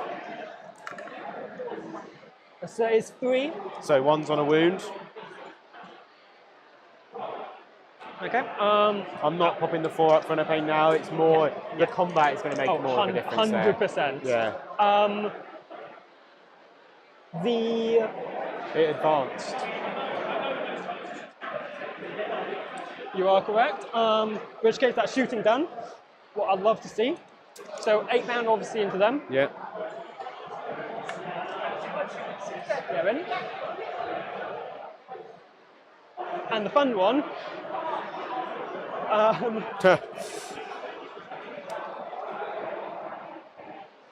So it's a 2 inches. They're going to choose all 3 targets. Yeah, I think it's... You would make it regardless, I think, into everyone.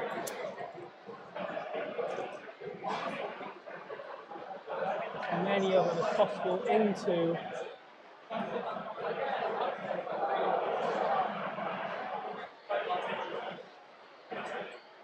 This is the multi-charge of multi-charges, I think. This is... Yeah, this is what multi-charging is meant for. Okay. I regret how I posed these models. Display of might, you do need to kill you need to kill, I think, 2 units to get display. Because I've got 1, 2, 3, 4, 5. You've got 1, 2, 3, 4 units in No Man, so you do need to kill 2 units to get it. Okay. The dream is alive. It's going to be a bit of a... How many 2-ups am I about to make? I think this is going to be super important. If any of those Deathwing Knights live, this is going to start spelling a lot of trouble for the World Eaters. He needs to pretty much mulch up everything here. He's going to get plenty to swing in there, so take the time and really clearly discuss who was charging where for what, which helps massively. It's something you should do. Make sure both players are on the same page when making these sort of decisions. Makes perfect sense. These got into them, and then there's just going to be 2 into the infiltrators. Yeah, okay. So, 1, 2. We've got 2 heavy weapons into the... We'll do it 1 squad at a time. Yeah, it's just going to make it a bit easier.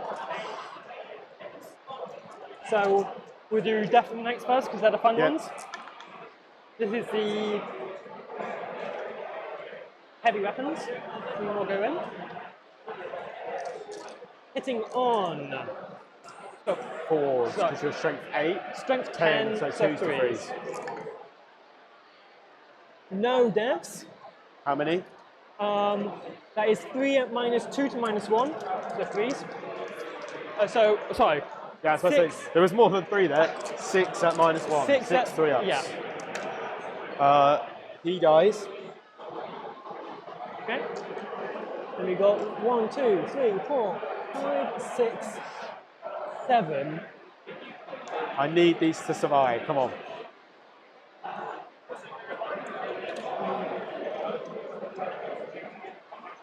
3, 4, 5, 6, 7. Oh, perfect amount of dice. That's what we like to see.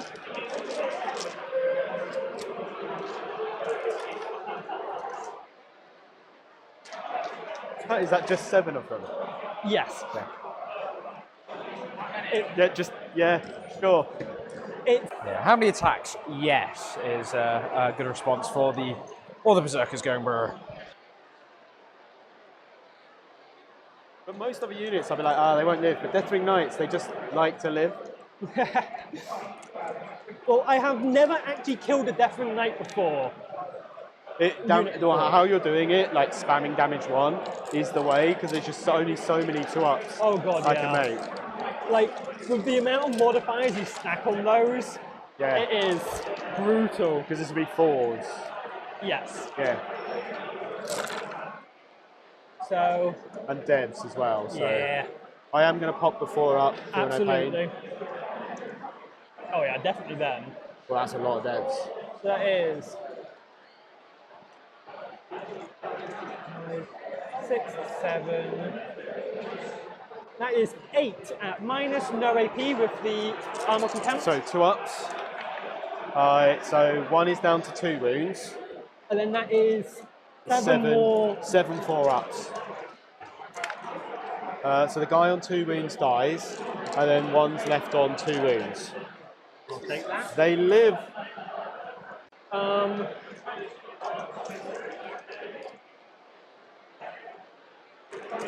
So the 2 that is fighting. Those 2, yeah. Those 2 into the infiltrators.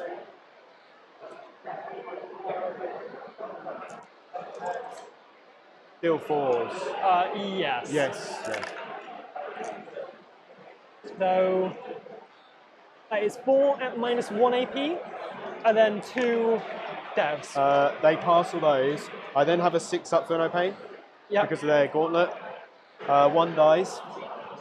Okay. Actually, who's there? Take him. Then we got 1. I don't think that's a heavy weapon. We got 1 heavy weapon into. I feel like I'm missing a heavy weapon squad. Oh well.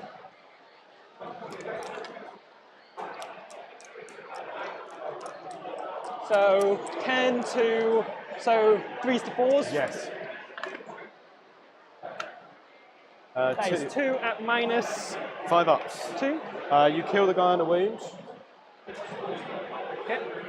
I'll do the Lord next just because it's less attacks. Yeah. 2s.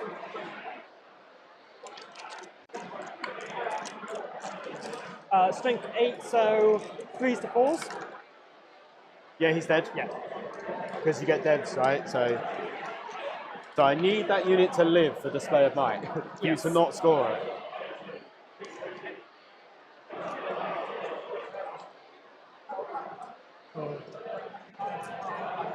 Then they get 1 more each because they are charged. So hitting on 2s because you're infantry.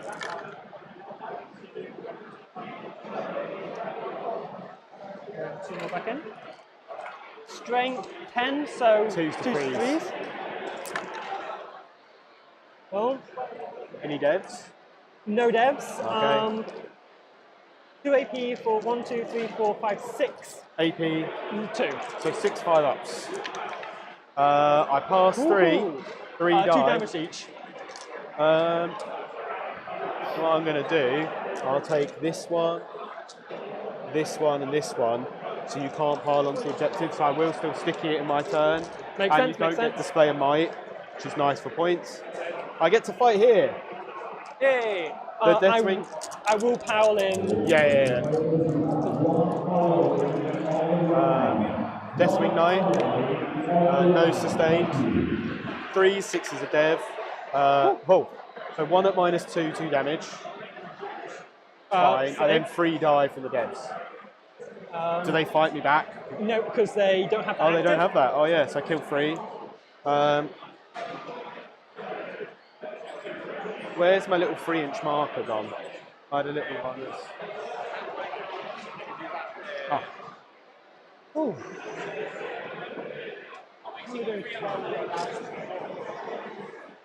Oh, we got plenty of time. I'm going to just take my marker off because it's, well, he's in base to base there anyway, so I'll put him there just for coherency. Yeah, I will fight with these guys. I was going to see how many I had left to see if I could out OC you with the +1 OC. Oh, the OC one? Yeah. 12 attacks, 3s, 4s, 1, no AP. So 1 was that? Saves on 6. Cool. I attack back over here. I'm not gonna. Well, you're a friend of a friend, so both can fight. Cool. Power Fist. I believe he sticks in 3s. I'll double check. He does. 3s. 1 at -2. 1 at -2. Save on the 4. They 2 up base. No, oh, -2. is it? -2, yeah. So 2 damage. Apologies, I heard -1. And then 2 more at no AP. Both save. Fine, cool. I hold them there. That's kind of good for me for points. I've lost here. At the end of your turn, I've got 1, 2, 3 units. I've got 1, 2. 4 because I've got the lone up lieutenant. So 1, 2, 3, 4. 4. You've and I've got 1, 2, 3, 4. Yeah. So you don't score display of might. Because you need more. Yeah, I will keep display of might though. Yeah, it makes sense. You're going to do it next turn. Yeah, there's a good chance one of those squads is going to die I will next pick up turn. Calidus. Area denial, I do score. You got maxed. I did it got for maxed you. for that. I'm Thank going to you. put it to me. My turn. I am on 1 primary. It is now sticky. I don't control that, so my terraform stops.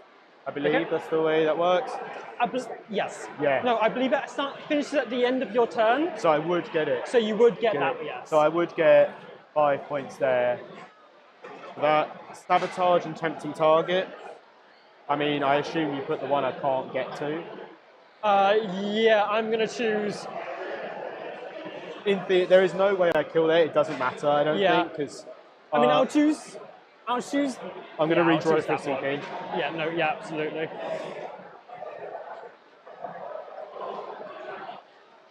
And instead I get area denial. Okay. Oath of moment will go on.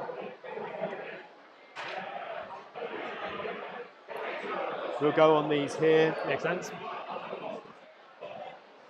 I need to battle shock those 2, but I'm going to spend the CP to insane bravery, just so I definitely sticky it, control it, whatever. Insane Bravery is only 1 CP at the moment. The insane, yes. Yeah. It's 1 CP. So I've got no CP. I've spent both. Okay. Right. So did you put me up in CP or do I? No, I haven't. Okay. So the lone op lieutenant will jump forward. The assault professors will fall back 1.1 from the walls, like so, like that, basically. You've got my home. You're just going to sit there. I need to battle shock this guy. Oh, he's brave. So brave. I'm going to fall him back. Yeah, you can't Because then what I'm going to do, hopefully, is then you can't. You have got an extra consolidate strat though. Trying to play around the Blood Surge here means that there's going to be a lack of shooting coming in on these World Eaters now, but I think the World is still in a very good spot here. They've got a healthy lead, and it doesn't look likely that they're going to lose that objective with all the Berserkers on it, and even that Rhino is pretty safe over there. So we might see another decent round of scoring here. I think Dean has played this very, very well, managing his resources and committing them, not overcommitting, but also not being afraid to send one of the big units out. It's really good to see here. If they live, I could, but Yeah. no, I'm not going to do secondaries that. on area denial and sabotage. Apologies, it was sabotage and area denial. Yeah. Shooting. Lone op lieutenant. will shoot his gun, which is somewhere on here.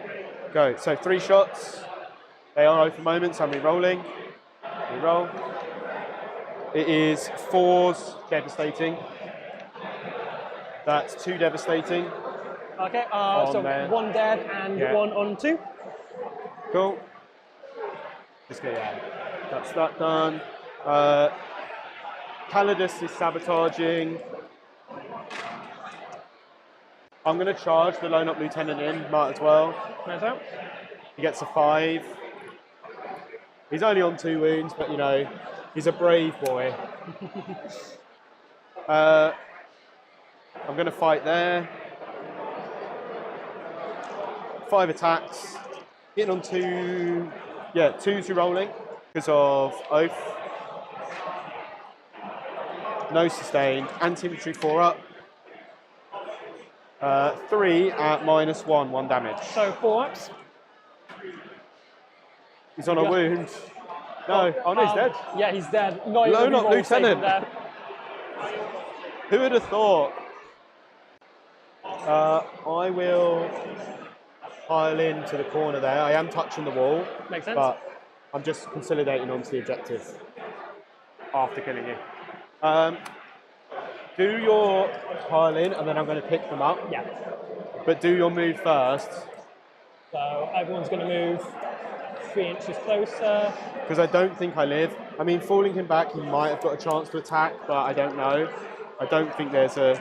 Yeah, I'm just trying to draw you this way. Oh no, yeah. I mean, you've got this anyway, and he's dead. Like, statistical chance. I mean, there's 4 of them. They actually did pass all their saves, but they would have been, again, in the likelihood of like how many dice. No, that's fair. Sabotage is ongoing. I'm going to bin area denial for a CP. They will then consolidate, but they're just going to go into the objective. Yeah. Sabotage is ongoing, but I don't think you can stop it. No, I can't. So I'm just going to score. Do absolutely you mind if I can't. just score it go now? for it. I get 6 for that because it's in your... Deployment, yeah. I've discarded the wrong mission. That's really annoying. Yeah, she has to stay down at the end of your turn because of the way that... I'm going to... 1, 2, 3. 1, 2, 3. You will do it. Yeah, I'll keep display of yeah. So your turn. Yeah, next round. Display a might again. And no prisoners. You got to 4 CP, I got to 2. Primary, you're on 1, 2, 3, 4 because of... Yeah. 1, 2, 3, 4, yeah. You can only get it for free, so you get 12 points and a terraform. I will get a terraform. Yep. Now, what's your other secondary? No prisoners. My other secondary is no prisoners. Nice easy point there. Yeah. Luckily, they're relatively hidden. So, just busy work. They're going to move on to So that'll be sticky. Your turn. Doesn't really matter, but spawn is going to terraform your home objective. Yep. It does not do anything because it's the last turn. They are 1.1 from the wall here. The lone up isn't, so you will have to charge round. No, that's fair. To be fair, this is just because I got nothing else to do with him. Yeah. So he's going to pivot. So he's going to go there. Yep. Gets a long bomb charge, but at least he gets to shoot. Yep, gets to shoot as well. Just leave them there. Yeah. We know where they move 10. It's a what? It's Yeah. I just feel there's no. Like, Yeah, no, makes sense. Shooting phase. I Rhino. will shoot The intercessors. the intercessors. Yep. AP of everything. Nothing. Cool. I'm in cover anyway, but.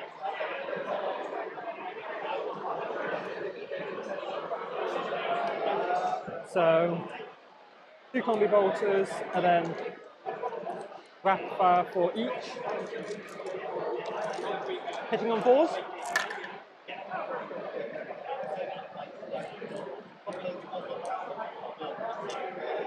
Strength 4. Yep. So 4s. That is 3 at no AP. I'm wounded once. And The then one's on the wound. Habit launcher. Nothing. I forgot I did my blood Yahtzee. I do apologise.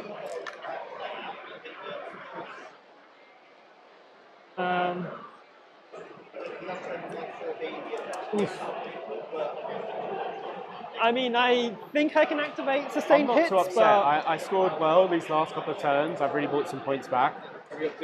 76, 46. Start at 5. So I should get some more points. I'm not too upset with so that. sustained hits and reroll charges for my yeah. blessings, by the way. I need to get better at remembering that. They'll charge into them. Yeah. It's They make it because they have a 10-inch move. We'll leave. You can move them, pile back in. They can also fight within 3 inches, So we know they're in there. 5 to get around the train, probably about 6, 7. Yeah. So I'll call it a 7.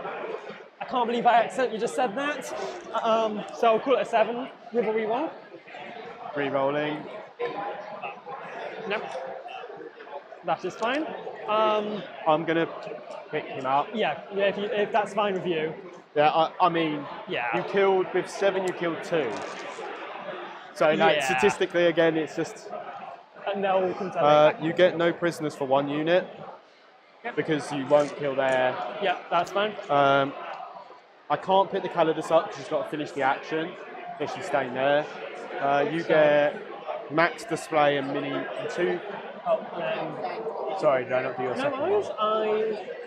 It's not easy to remember. So you got 2 of that, and then you got 4 of that. My round 5, I scored primary at the end. So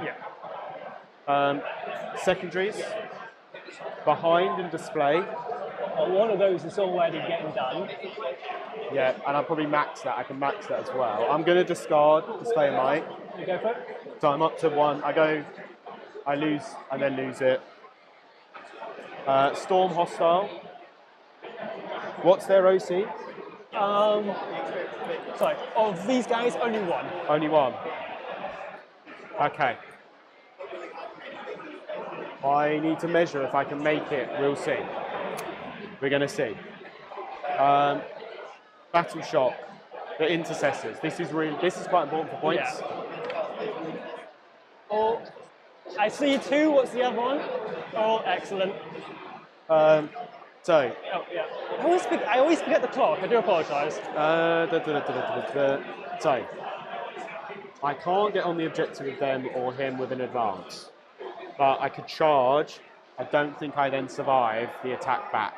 They're cultists. They're hitting on 4s. I've got 3 wounds and 2. I can only advance and charge with 1.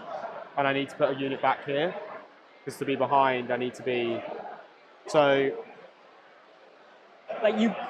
I'm gonna roll my advance, see what I get with the intercessors. I think they have the guns, flamer. I might then be out. I don't want to kill them though, but I want enough. 8. Oof. I will. It's basically 7 from here. It gets me there where that dice is. How long is the charge? Because all you're going to do is I can't make the charge, so I can't storm hostile. And even if I went that way, I couldn't make it 8-inch move that way. I in theory could make the charge. Do you mind if I move them here? Like, because if I go there, it's like a 12-inch charge, I think, or close to your. They were there. That's less than 6. That's No, not it's even 7. It's I rolled a 2 on the advance. I was an inch away, so I would be like here. Okay. Basically, it's a long bomb charge. Yeah, I was going to say just double check in case because you might be able to get a little bit more out of that charge. But Low Knot Lieutenant advancing. is it bad? I'm really tempted to Overwatch. The Low Knot Lieutenant rolls the 6, of course. Can you put me down a CP because I will advance and charge those. He will just bring himself here. He doesn't get behind because it's 8 inches, isn't it? So he's just out. Because it's funny, I'm going to Overwatch the. Low Knot Lieutenant.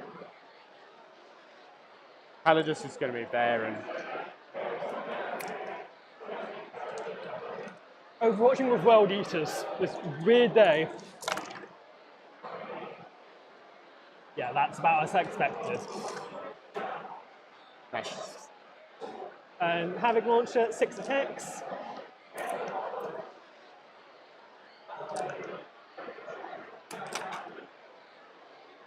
Nine. Right. So to storm this objective for points and for primary, I need an 11 with no reroll. You got this. That's not an 11. So the end of the game, the deployment is 8 inches, isn't it? 8 inches from one, so it would be 14 and So, 8. Yeah, So, he's not yeah. in 8, because 8 is the other side of that. So it's 1 unit behind, which is 3 VP. Primary, I will get the... You didn't terraform there, so I get... Yeah, so you get your I get terraform the there. terraform and a primary, And you got that and one. then you would get another terraform, 2 terraforms, because you did terraform. Yeah. Does terraform score at the start of the turn or the end of the turn? Sorry? Does this terraform start The end, score at isn't the it? start or the At end? the end of each turn. Yeah, End of so each you would turn. get it there. So that would make it 82-55. Okay. Good Well game. played. It's good. I feel like I know 82-55. Commiserations. That's all right. You're still it's good. smiling, it's a good time. It was Well a great done. game. Congratulations. Thank you. It was a cracking game. I know I misplayed my stern guard, so I know next time not to do that. It's one of those, because I misplayed my 8 bound there, it's one of those things of just, it's so swing, it's either you survive and I die, or you don't. Yeah. The lion dying was quite annoying Yeah. there. Because that's like, what? That was turn 2, so that's like, what, 4 CP that you lost? Yeah, as real, and it's the key thing here. The lion would have then picked up another unit. I can uppy downy the lion. You have a UK TCTV. All right. Thank you very much to our players there. Commiserations to Ethan and congratulations to Dean. Pulling it out there, I think he played it very, very well, managing those resources. A few key break points going his way, but it is a dice game at the end of the day, and that does happen. So congratulations there, as they are going to get that all put in there. That's a great round there. If you have enjoyed it, if you did enjoy the game, please like the stream, subscribe so you never miss a UKTC Super Major. This has been a fantastic round so far. We have got some results coming in which we can take a quick look at as a sort of general round the hall thing. I think this was Terraform could always be a little bit interesting. They can have a few blowouts, but let's take a quick look at the submitted. So we've got a few Leagues of Votan winning. World Eaters are doing very well for a popular faction here. Third most popular faction. Eldari have 2 very quick and big wins submitted already. Ben Jones with his Gene Stealer Cults dominating some Eldar there, but there's plenty of variety coming around in terms of some of the bigger matches. We had Paul Wallace versus Paul is bad at stuff. Unfortunately, it does look like the 36 Centurion build did stumble there in the end, which is a shame, because that would have been a great one to get on stream. We're seeing a lot of the melee factions doing very well. Orcs, Custodies coming in there as well. Thousand Suns are also performing very well. So in terms of that's a great start to the event. What we're going to do now, guys, is we're going to cut to a short intermission, where earlier in the week I recorded a look at some of the players to watch at this event, some of the factions and lists that they are running, and how they're getting on with it. So we're going to go to that now. Don't go anywhere. We will be right back very, very shortly. See you soon.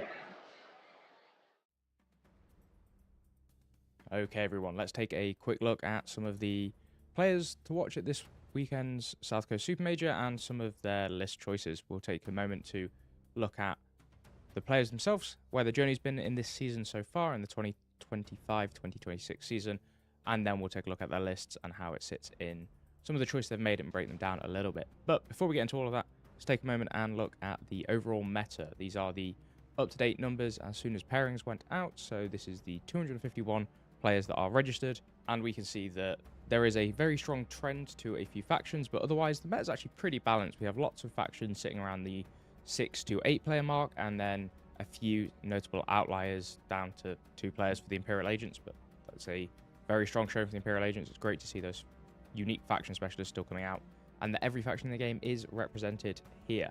So at the upper end, we have got a top 3 that two of which aren't massively surprising to us. We have the Space Marine Astartes, so this is the Ultramarines Gunline or Codex compliant chapters. This does not count the divergent chapters such as the Space Wolves or the Blood Angels, which also see fair representation.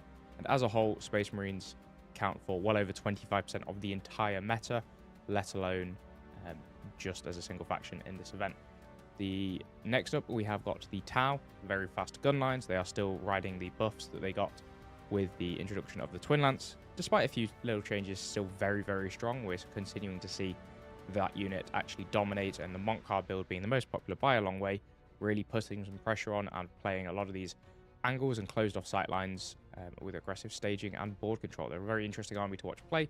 I know a lot of people don't necessarily like the Tau, but I find that they play in a very interesting way, and I'm excited to see them enjoy their moment in the sun before they get nerfed or countered too hard. Speaking of those counters, we have got the World Eaters in a surprise third place for popularity.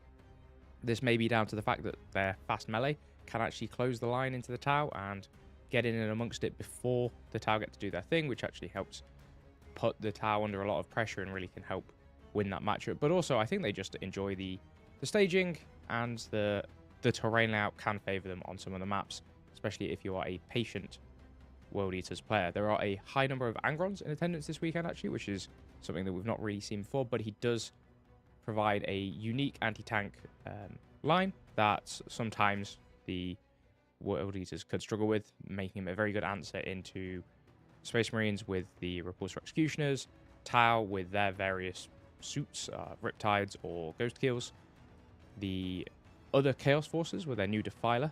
That's something we haven't touched on too much yet, but we will get there in due course, I am sure. Shiny new data sheets being very, very powerful, and Knights, we're seeing a bit of a return to popularity for Chaos Knights and Imperial Knights with their new detachment being released recently as well. At the mid-pool, we've sort of got Sisters with a fair representation, Adeptus Mechanicus seeing a bit more popularity than in previous events. Black Templars, again, raising in popularity for what I think is one of the stronger Marine builds if you're not going through the traditional gunline approach, and a few other factions like that. We have some slightly more popular than average with the Leagues of Votan and the Tyranids. These are both what I would define as fairly specialist factions, where you have some very dedicated players that can actually take them and pilot them to their most effective, but otherwise are not so popular. They are still very, very strong and will remain so as well. Sort of sitting above the average, but not in the top three, we have got some of the big bads from metas past. We've got the Custodes with their guard spam with Land Raiders, or even the Terminators seeing a fair bit of popularity now. Astra Militarum have 14 players, which is a fairly healthy chunk.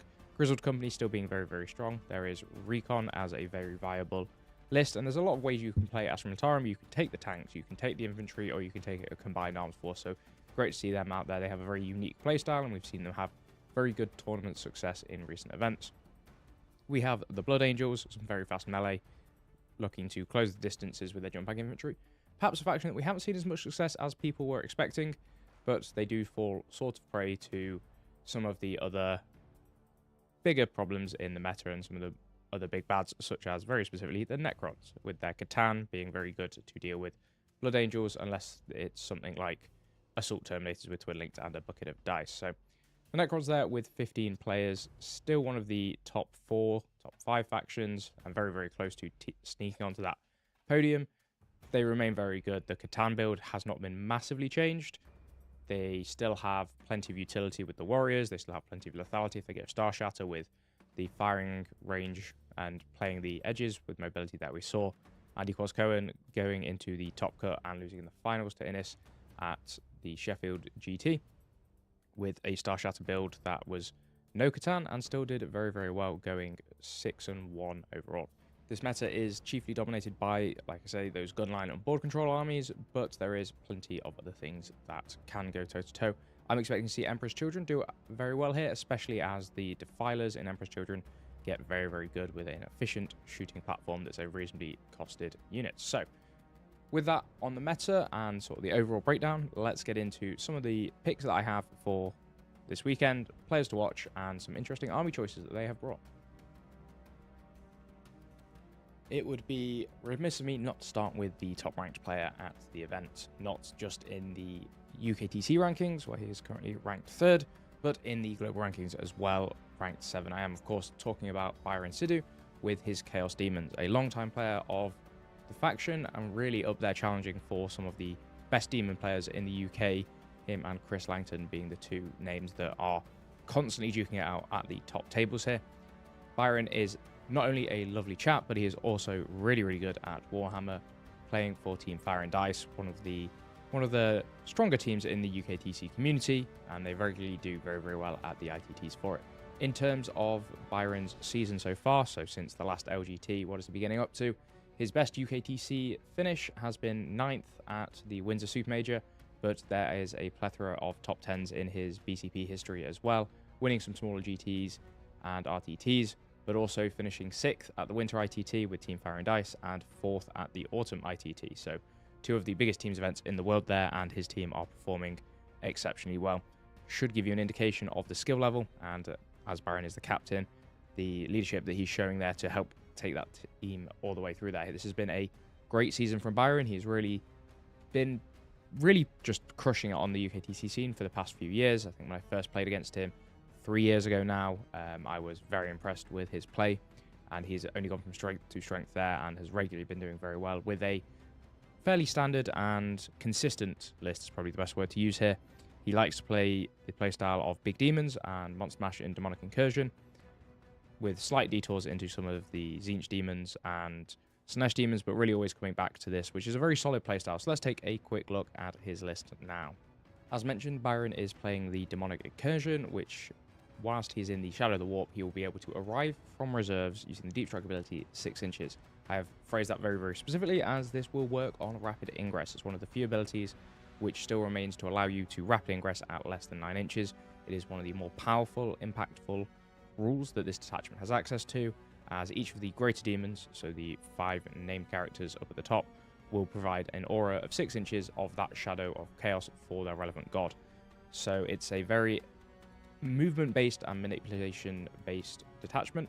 The army rule will key at the start of any phase if Byron holds half or more of the objectives in a particular zone. So his deployment zone will always be in the Shadow of Chaos, but No Man's Land and the opponent's deployment zone can be if at the start of any phase, and it does check phase by phase, he is in the Shadow of Chaos if he holds half or more.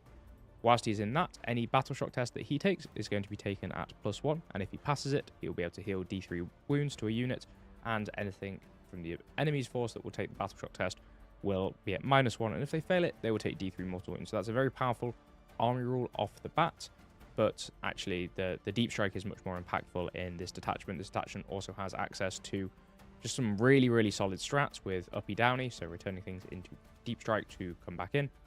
Advancing and charging, +1 AP with access to wound rerolls if the target's battle shocked, and a few other bits and pieces, a little bit of tricks. His list itself is comprised of Be'lakor, who will be providing an aura of either reroll ones to hit, or a aura of pseudo lone up, where units within 6 of Be'lakor cannot be targeted unless the attacking unit is within 18 inches, making it a very good answer into some of the gunline armies and giving it a good game into things like the Tau. Kairos Fate Weaver for some command point generation.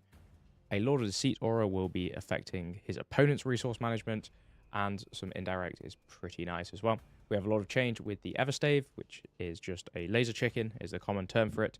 When this thing shoots, it will kill what it's looking at quite a lot of the time, unless it is like a big knight. But with Strength 11 shooting, it can actually get there with good AP. Access to sustained D3 every time it shoots its big gun in the shooting phase is very, very nice.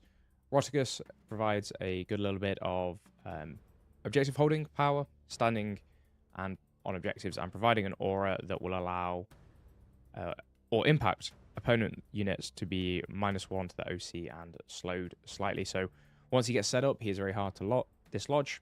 And then for a bit of punch power, we have got Scarbrand, looking to really leverage that 6-inch deep strike and still charge, either from a stratagem or from the Shadow of Chaos, and then getting in and amongst it, slices you up. Scarbrand is one of the harder greater demons to use, as because he is a melee demon, he has to get up close and personal, and you have to position him well and make sure that when he goes in, he's either in a position where he's safe or he kills what he goes into. He can sometimes whiff quite badly. The list is rounded out by 2 units of 10 Plague Bearers. These will provide sticky objectives and a lot of objective control, which is something the Greater Demons can lack. A Beast of Nurgle for some early mission play with its scout move and its resilience, making it a fantastic just objective holder. A unit of 3 Fiends and a unit of 3 Flamers for some mission play there. Just a few units to do the actions, to get the scoring, to reposition late game with the uppy-downy stratagems to get there. So overall, this is a very well-rounded Chaos Demons list. It's one that Be'lakor, that Byron has a lot of practice on, and he is able to play it to a very, very high level. When you are playing an army this elite, you have to make the most out of all of your units, and it's something that Byron does very, very well. So I'm going to wish him all the luck this weekend. I'm sure we'll see him challenge for that top cut or top 10 at least. So best luck, Byron, and we'll see how you get on this weekend. And next we have a name that needs no introduction. One of the favourites to win the event, having added quite a collection of UKTC Super Majors to his trophy cabinet in the past. I am of course talking about Ben Jones from Vanguard Tactics, and he is here this weekend with the Gene Stealer Cults, a faction that he has, in fact, and the same detachment as he has won previous Super Majors with. I think the last one he took down with Gene Stealer Cults was Leicester a few years ago, but he is back with a Bryosantic Broodsurge, and we'll get into that all in good time. In terms of Ben's rankings, he is ranked 10th in the UK and 50th in the world, so he is no stranger to playing at these very high levels. And in terms of his UKT season so far, it reads pretty darn good. We've got 6th place at the Nottingham 40k Super Major for his best finish, 7th at Manchester, both of those times he did make the top cut, 5th at the Coventry 3-day with Eldari, and the other 2 are with Orcs, 4th at the Winter ITT, 33rd at the Autumn ITT, and then a few others as well. But he is, this time on the Gene Stealer Cults, a very good counter pick to some of the meta now. As if you've read our blog, we did an entire page about some of the players to watch and some of their interesting lists. Ben was on there with the Gene Stealer Cults. They're a faction that has risen in popularity quite recently, giving a very good answer into things like the Tau and the Marines. They play a very pressure-heavy game, which sits very well into the meta. So let's dive into his list and look a little bit closer about what it wants to do. So he's playing Gene Stealer Cults, which means at the start of the game, he's going to get a number of resurgence points. That number is 10 in this attachment. And when one of his units that aren't characters or vehicles die, he can spend some to get them back as reinforcements, and he'll place a marker or a blip to bring it back, and then he can bring them back throughout the game. So generally speaking, he can either get 5 units of his 5 little guys back with the OC2 and the Hand Flamers to do more scoring and primary control, or he can start to bring back some of the bigger hitters like the Gene Stealers or the Aberrants as well. That's one of the key mechanics there, and it really makes GSC hard to keep down, as they can completely control the tempo, makes them very efficient in trades as they are able to recycle things. He's playing the Biosantic Broodsurge, which means that Aberrant, Gene Stealer, and Biophagous units will be getting +1 to their charge rolls and +1 attacks when they make a charge, meaning that when this unit connects on its engagement on the front foot, it hits like a truck. We've got 3 Abominants, a Biophagous, a Patriarch, a Reductus Saboteur, and a Sanctus as characters. That's a lot of characters. The Abominants are sort of the keys to making this list really work. One has Infiltrate and 3 Heroic, and then one has some Healing Wounds. Each is going to be leading a 5-man squad of Aberrants, and these units are very, very durable. Although they have no armor save, they are -1 to wound if you're stronger than they are. They have a 5 feel no pain, and they can just completely scam that. They can drop down at a deep strike with an 8-inch charge at minimum, and that can even go as low as a 5-inch charge at a deep strike, making this a very, very fast unit. Abominants stand back up after they die, and Aberrants have access to fight on death. So this is a very durable unit that, if it connects and gets into combat, can start to cause all sorts of problems. The Biophagous will be leading a 10-man squad of hybrid metamorphs with the Hand Flamers. Once per game, he's able to give them +1 to wound versus infantry in combat, and he provides them lethal hits all the same. Anyway, that unit is very, very efficient at pulling down big things when it connects, and it has Hand Flamers to deal with chaff. That's probably going to go inside the truck. The Patriarch has an enhancement to have +1 AP and damage on his weapons, meaning that he goes to damage 3, making him very, very good at killing through Terminators specifically, or Victrix Guard and things like that. He's very, very efficient at dealing with that. He'll be leading a unit of Gene Stealers, probably the 10-man, but could be the 5-man for mobility's sake, giving them devastating wounds as well with their Infiltrate and Advance and Charge. These packages love to infiltrate very aggressively and establish a lot of board pressure, and you have to respect they move 8s, they advance and charge, you have to sit back, especially with all the buffs to charging, if you don't want to get tagged by them. The Saboteur provides a little bit of utility with some free grenade strats, some mortal wound shenanigans, and a little bit of chip indirect. A nice little utility piece. And similarly with Sanctus, he's a lone op that tends to just go stand on an objective, and he'll quite happily go trading with 5 Marines to get out there. In terms of the chaff, we have got 3 units of hybrids with hand flamers, 1 unit with auto pistols, and 1 unit of 10 neophyte hybrids. So these are the disposable units that will quite happily just run out, die, revive with resurgence points, or using the cult banner they have as well, making them very hard and very annoying to deal with. And as I said, there's a Goliath truck to carry one of the big units around in. 2 Achilles Ridge Runners will be providing +1 AP into a dedicated target, meaning that Gene Stealers can go to AP 3, and the Neophytes can get a little bit better with their combat, or Abominants going up to AP 3 damage 2 as well. We have 2 units of 5 Gene Stealers and a big unit of 10. This list loves to play aggressive and play with pressure and objective control. It is fine to, or very happy to trade out units, knowing that it's going to win out the value game over time with the resurgence points and the regrowing models. However, it does ultimately depend on making some charges, and it is very easy to fail a 5-inch charge with a reroll. Happens more times than anybody would like to admit. So if you've played a melee army, you will understand some of the frustrations and pains that Ben is going to have to play around to deal with that. It can also struggle with killing very big things, as it only really has a +1 to wound strat in melee against monsters and vehicles, which, if there is ever a -1 damage, it makes this very, very difficult. The Aberrants going to damage 1, and then the Metamorphs having to use that weak profile unless they need the strength is not great.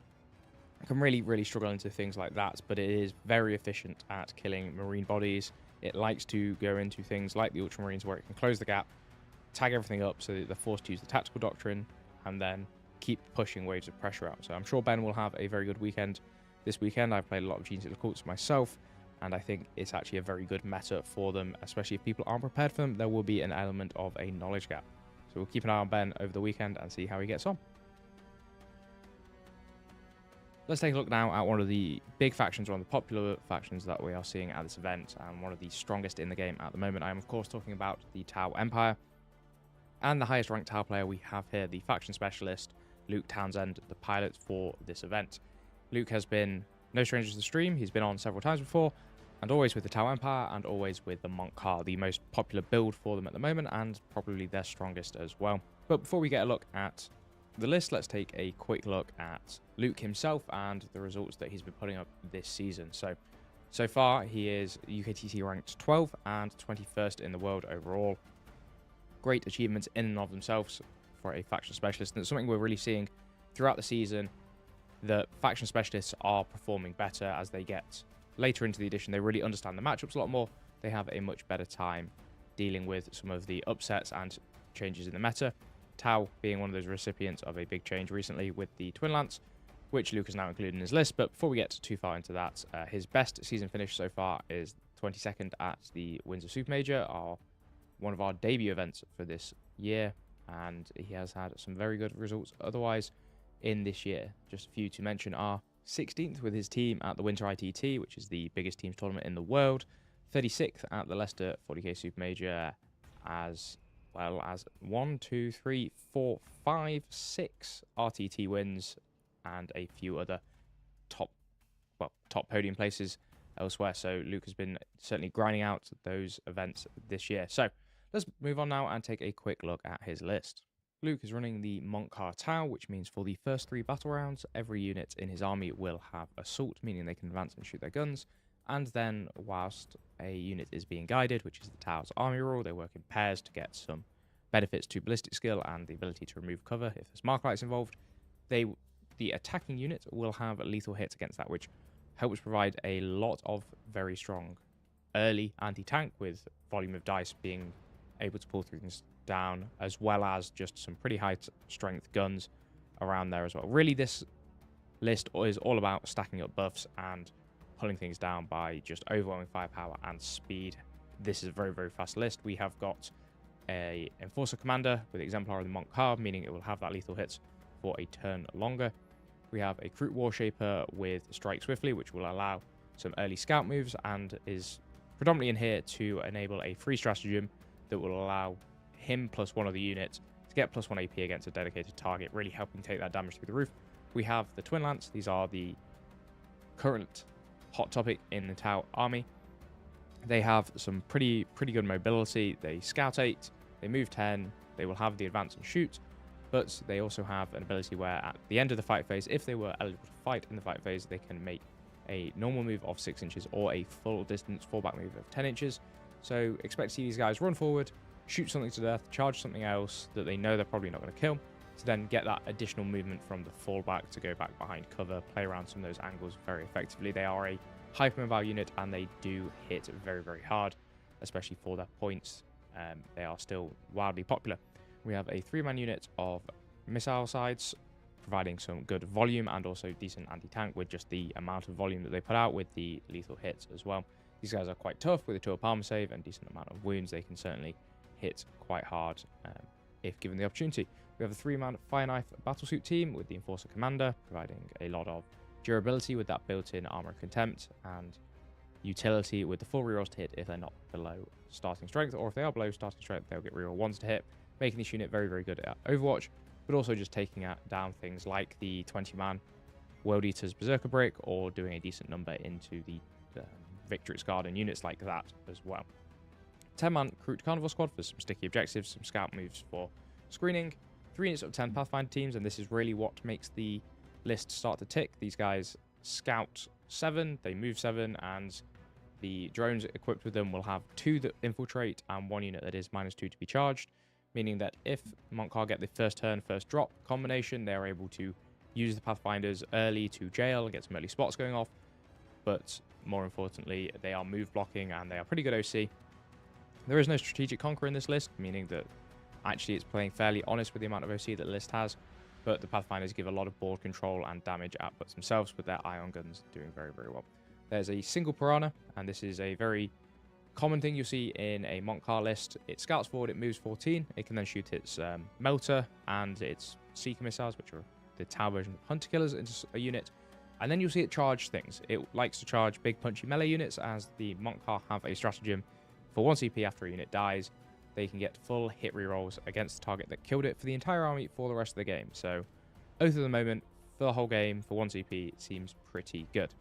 3 Riptides provide some very long range firepower with their ion cannons, getting up to strength 10 now on the overcharge, which is a very nice breakpoint for them, and flat 4 damage with dev wounds once per game, giving the real hard time to deal with the Riptides with their fallback and shoot, their 2 palm save, and their 4 invuln, making them a big stat check and a key piece of the Tau gun line. 2 units of 5 stealth battlesuits will provide some additional utility when they are doing the guiding, but a free rapid ingress helps give a lot of mobility to those crisis suits. A unit of 5 Esper Stingwings for some late game scoring with their uppy downy ability is also a very nice way to round out the package. So Luke has got a very traditional Montcar list here. It's very similar to the one that Innes Wilson ran the other weekend at our Sheffield Super Major, where he took it down, just missing a few Kroot Hounds and a few different enhancements. But this is a very effective list. It is very good at playing early. If Luke goes first and deploys aggressively, he will be able to pick up 800 to 1,000 points of his opponent's army if they're not expecting it or prepared for it. And we will see some great lightning strikes out of there. Tau can struggle with being pressured out themselves, but Luke will have plenty of experience dealing with that there. So best looks Luke, and I'm sure we will see him do very well this weekend. Let's take a look now at another player that we're expecting to do very well, whose name you will have seen several times on the stream and in these sort of reviews, as I think he always brings very interesting, varied lists and performs very well with them. I'm talking, of course, about Nicol Talwar from Team Sigil, one of the challenger teams coming up really effectively in the current season and even previous seasons. They have been doing very well. They are a very strong team with a lot of very good players, and that has led to them having a very good run at the Winter ITT, where they finished 7th as well. In terms of other events, Nicol has done very well at Nottingham, at Windsor, where he came 44th. Leicester, he performed very well in, but there are plenty of other events as well. He's won GTs, he's won RTTs, he has won plenty. So this event, he is on something slightly different. We are seeing him on the Chaos Space Marines, so he is a Chaos Enjoyer and did originally come from a melee background, which is where I think this list is really going to help and click with his playstyle. He is playing the Huron's Marauders, the newest detachment of the Chaos Space Marines, and a very interesting one this has been. Doing the rounds, it is a very effective detachment where he can simply give every unit in his army +1 to hit, or fall back and shoot and charge, or if they can see Huron Blackheart at the start of any phase, they're able to do both, giving him a lot of flexibility and really making it hard to pin this list down. He's got Abaddon the Despoiler, who will probably be leading a unit of 10 Chosen, Cypher, who will be running on his own with a Vect and Low Knot mechanic, as well as the shoot back ability, making him a very annoying little piece of work to deal with. Fabius Spire will be leading a 10-man unit of Chosen as well, getting access to that advance, fallback, shoot and charge, as well as making them slightly tougher, blanking damage to kill. Huron Blackheart will be leading Masters of Maelstrom and presumably with the 5-man Chosen, giving another big brick squad. This unit, or the Masters unit, provides a lot of utility, giving a reactive move, redeploys, and some mortal wounds on the moves, as well as CP generation or model regeneration. It's a very catch-all unit there. We have a 10-man Cultist mob, 2 Rhinos to carry everything around with, and 2 units of 10 possessed to run it out. So this is what I would say a very, very lean list. He has very limited opportunities for early screening and trading. If the opponent screens with anything more than maybe 5 guys, it's going to require a fairly decent commitment of a unit of Chosen or Possessed to get the ball rolling there. But Nico will have plenty of practice with it. This is a very good team skew list. I think that's probably what he's using this as a little bit of practice for.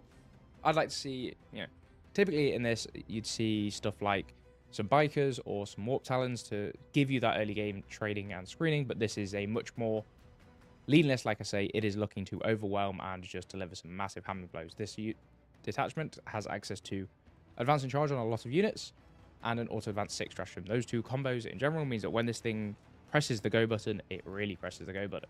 Abaddon will be providing a 4-up invuln to all of the infantry near him for the majority of the game, meaning that with some savvy positioning, Nichols are actually not going to be too bad if he runs up against some screens or fails some of the pivotal charges.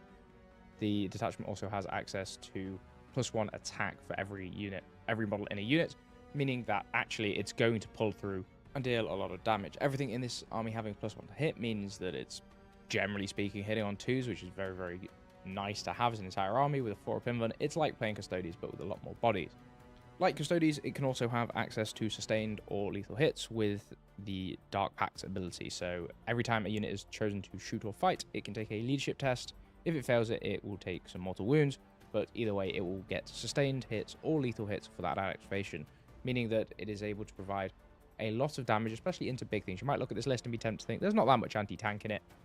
There doesn't need to be when it's throwing that many dice at you with lethal hits if it needs it. This is a very, very good list, and there is a lot of damage out of it. Possessed with their once per game access to dev wounds means that they can actually chew through big targets or marine bodies fairly efficiently. And Chosen have lots of plasma weapons, combi weapons, power fists, and special weapons in there as well. This list will, however, like I say, struggle to clear screens and non-committal scoring, so something like the GSC or Recon Guard can just put up enough waves of resistance to really force them to slow down a lot. But into armies that don't have those screens or that don't screen properly, this list is definitely fast enough to stage aggressively and then go around the edges or through those gaps with the auto advance and charge stratagem, the auto advance stratagem and the ability to charge from Chosen. I expect we'll use the redeploys very aggressively here to put units into reserves if the opponent doesn't screen properly, or reposition for very aggressive angles. I think this is going to be an interesting list, and I'm very keen to see how Nico gets on with it over the weekend. So best of luck to him this weekend as he heads to the South Coast Super Major. Let's take a look now at Jordan Penning from the Tuesday Knights, an up-and-coming player who has, well, I don't know if we can call it up-and-coming. He has had a very good season so far. This is probably one of the better seasons that a player could hope to have. He's certainly been doing very well. His UKTC ranking is 18th, and his global ranking is 34th, playing out of the Tuesday Knights, which I believe are a team that play down in London. He has had a very good run so far. His best UKTC result this season was the Nottingham Super Major, where he finished 21st, but he also came 22nd at Windsor as well, and 15th at Coventry, the 2-day event. He has played mainly Marine bodies with a lot of Grey Knights and Space Marines, most recently with the Space Marines on the Windsor and Nottingham run. So a very proficient Marine player, used to running around with lots of infantry, moving 2 inches and making use of some pretty effective His season also has some very impressive finishes at RTTs, coming second in a few of them, and podiuming in others as well. Hopefully for him, he is able to continue this run of form, going 22nd and then 21st, are both very good achievements at the Super Majors, and he's probably chasing for another very good finish here. He's got the army to do it. He is playing the Ultramarine, so let's take a look at his list now. Jordan is running the Blade of Ultramar, the new Ultramarines detachment, which is sort of like Gladius Plus. It is Gladius, the traditional Marine detachment, with the exception of if you have Marlius Calgar on the table, you can repeat doctrines, and then also instead of the Fight on Death for 2 CP, you have a 1 CP -1 to wound if the attacking strength is greater than or equal to your toughness. And that will work on vehicles as well, so ballistices and repulsors can all get that. But mainly you're taking this for the repeated doctrines. This is an army that loves to play with like double dev doctrine or triple dev doctrine or tactical for a lot of flexibility. It is more flexible than Gladius and it hits very, very hard. The list we've got is a lieutenant with combi weapon, Marlius Calgar, Uriel Ventress, and Wonders of Ultramar, being the character / epic hero slots. We have a unit of 5 intercessors, 2 ballistas dreadnoughts for some long range firepower, 2 units of 5 incursor squads to allow things to hit on 2s, meaning they don't need to use the oath as much, 2 repulsor executioners, a storm speeder hammer strike, and 2 units of 6 Victrix honor guard. So this is a pretty lean list, but it's also very, very deadly. There's got a lot of teeth here. It's not too dissimilar to the lists that we see doing the rounds at the moment. We've got the Warders of Ultramar providing some redeploy, which can put things into reserves. Uriel Ventress will be presumably giving his squad and 6 Victrix honor guard deep strike, so they will start on the board and then look to redeploy into reserve if needed. 2 repulsor executioners are plenty of firepower to leverage multiple devastator doctrines, and that's what the incursors will probably be pairing up with, looking to either scout into the vehicle or support it to get that +1 to hit, so it's not so reliant on the oath at the moment, as that is not a unit that needs the +1 to wound. We have got then the 2 ballistices that can operate fairly self-independently without oaths, as they get rerolls to hit if the target is not below half strength. So they are going to provide some long-range firepower as the Victrix close the gap in the middle, with Calgar leading his squad to always advance, fall back, shoot and charge. Look to stage very aggressively in the middle, with the guns holding the flanks. Ballistices like to trade down some long sight lines, as they are very cheap T10 bodies with a 2+ armor save, as you push forward with the rest of the army to overwhelm your opponent. This is a very, very effective list. I've played variants of it, and to great success. I think this can struggle with a little bit of the stat check varieties. So, notably, Huron's Marauders actually has probably quite a favourable matchup in here, as it's able to close the gap and really start to pull out the damage, especially if there's the Abaddon build, as we've seen in other lists, where everything has that 4-up invulnerable save. The executioners don't really do enough damage, and then the Victrix in combat are a little bit inefficient, being into Chosen being damage 3 versus 3 wounds versus damage 2 from the honor guard. So that can cause a little bit of a problem, but there is plenty of tricks that the Ultramarines can do to play their way out of that as well, depending on the mission. One of the strongest armies in the game, without a shadow of a doubt, and if Jordan plays it well, it will be having a very deep run. It will not surprise me if we see Ultramarines yet again in the top cut for a Super Major. They've been in most of the ones that we've seen so far, but this is a really well-rounded list. It's going to do lots of nasty things to people. It's going to look to use the reactive moves from the stratagems to add a lot of safety. The biggest trick here, I guess, I suppose, is the Victrix honor guard and their leader can embark inside of repulsor executioners. So they stand nearby, and then if something finishes a move within 9 inches, they reactive move and just step inside the transport, making them very, very hard to shift, even with their recently, air quotes, nerf, where they went down to 3 wounds each. But they are incredibly hard units to kill, with their 2-up armor save and -1 to wound whilst they're being led just against everything. That can also go with the -1 stack as well if your opponent has access to +1 to wound as well to get you back there. As I've said, this is a very well-rounded list, and I expect Jordan will do well with it, so best of luck to him this weekend as he heads into the South Coast Super Major. Okay, now let's look at a name that may be new to quite a few people, but not if you're from the South. I'm talking of Jake Dinner from Black Crow Gaming. This is his first UKTC event this season, but he has been smashing out events otherwise and in other places, seeing him a UKTC ranking of 20th, which is absolutely no slouch, and a global ranking of 98. So this is a very accomplished player based on the rankings, and we look at his Best Coast Pairings history, and we can see that there are several first place, second places, and podiums in his history on various looking like GTs and RTTs alike. So a very competent player, predominantly with the Necrons for his high scoring, although one of the wins was with Drakari, so he plays Drakari and Necrons, and some very diametrically opposed factions there almost. The Necrons want to play a bit more of a slower primary game with big boy stat checks or the 20 warrior brick, and then the Drakari tend to dance around a little bit more, and they're a little bit more like taking a scalpel rather than a anvil. However, those playstyles, if learning them both, will actually complement each other, so it does not surprise me to see a player at this ranking have such a wide range. In terms of actually how the Necron sits here, this is the only Necron player we're looking at in this segment, as they are considered to be fairly well known and understood. I don't want to say solved because they are still very, very strong. The stat checks from Catan are still, or can still be very, very obnoxious, and the 20 warrior brick is a challenge that has been around since the start of the edition. The Silvertide Necrons has risen and fallen in popularity throughout the edition and coming back into it now. So, to touch a little bit more on the wider Necron field, you do really see those two splits. They are our third most or fourth most represented faction at this event, with very good numbers and showings because they will perform very well. Despite all of the recent performances from Necrons, very few of them are actually converting into the top cut, and that is because people are taking counters to them. The last time we saw a top cut was actually our last event with Anti-QC with his Star Shatter Necrons, but there was no Catan there and there were no warriors either. He was playing a mobile gunline variant that actually shows, there's a lot of dimension and depth in that book, and those two obvious stat checks aren't the ones that are performing at the tournament level quite so much. So let's take a moment now to look at his list. Jake is running the Star Shatter Arsenal with a much more vehicle heavy and MSU style than anything else. So there's no Catan, there's no warriors. This is a more damage focused build rather than durability focused. Star Shatter Arsenal meaning that all of the mounted and vehicle units will get assault, and there's some strats that key off of it as well. Everything, however, will get +1 to hit if it targets something on an objective, which can help massively as well, especially when vehicles start to get tagged up in combat. We've got a Hexmark Destroyer, Necrosaur Amontar, one of the latest problem children in the meta as it seems, with his fights first, his deep strike, and his just pretty good shooting. He'll also provide access to sustained hits and a feel no pain against mortals and psychics, so he does it all, basically. A single Psychomancer for forcing some battle shock tests at -1 can be really, really pivotal for flipping objectives, especially in your opponent's turn. At the start of any phase, it can force battle shock test, which can be really annoying to try and deal with. 2 Scorpec Lords, the Silent King himself, 3 Doomsday Arcs, 2 units of Fly Flavor Ones, a Locust Destroyer, a unit of 3 Ophidian Destroyers, 2 units of 3 Tomb Blades, and a unit of 5 Triumph Praetorians.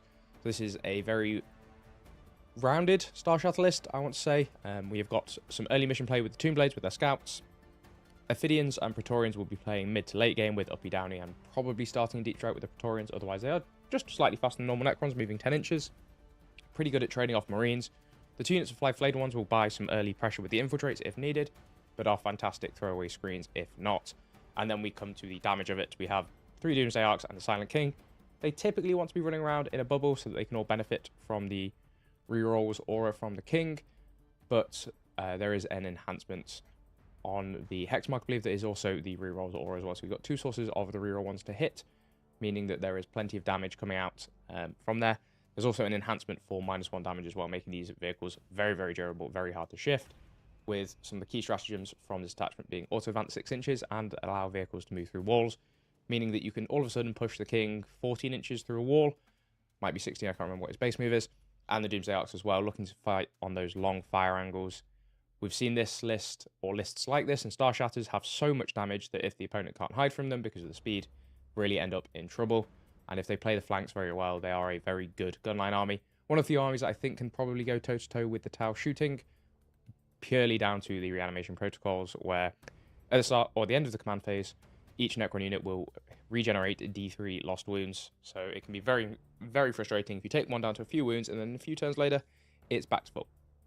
This is not Awaken, there are no Ghost Arcs, so that's not going to be overly obnoxious, but it is still very, very efficient, especially bringing models back can help flip objectives very well. So I think Jake's got a fantastic list here.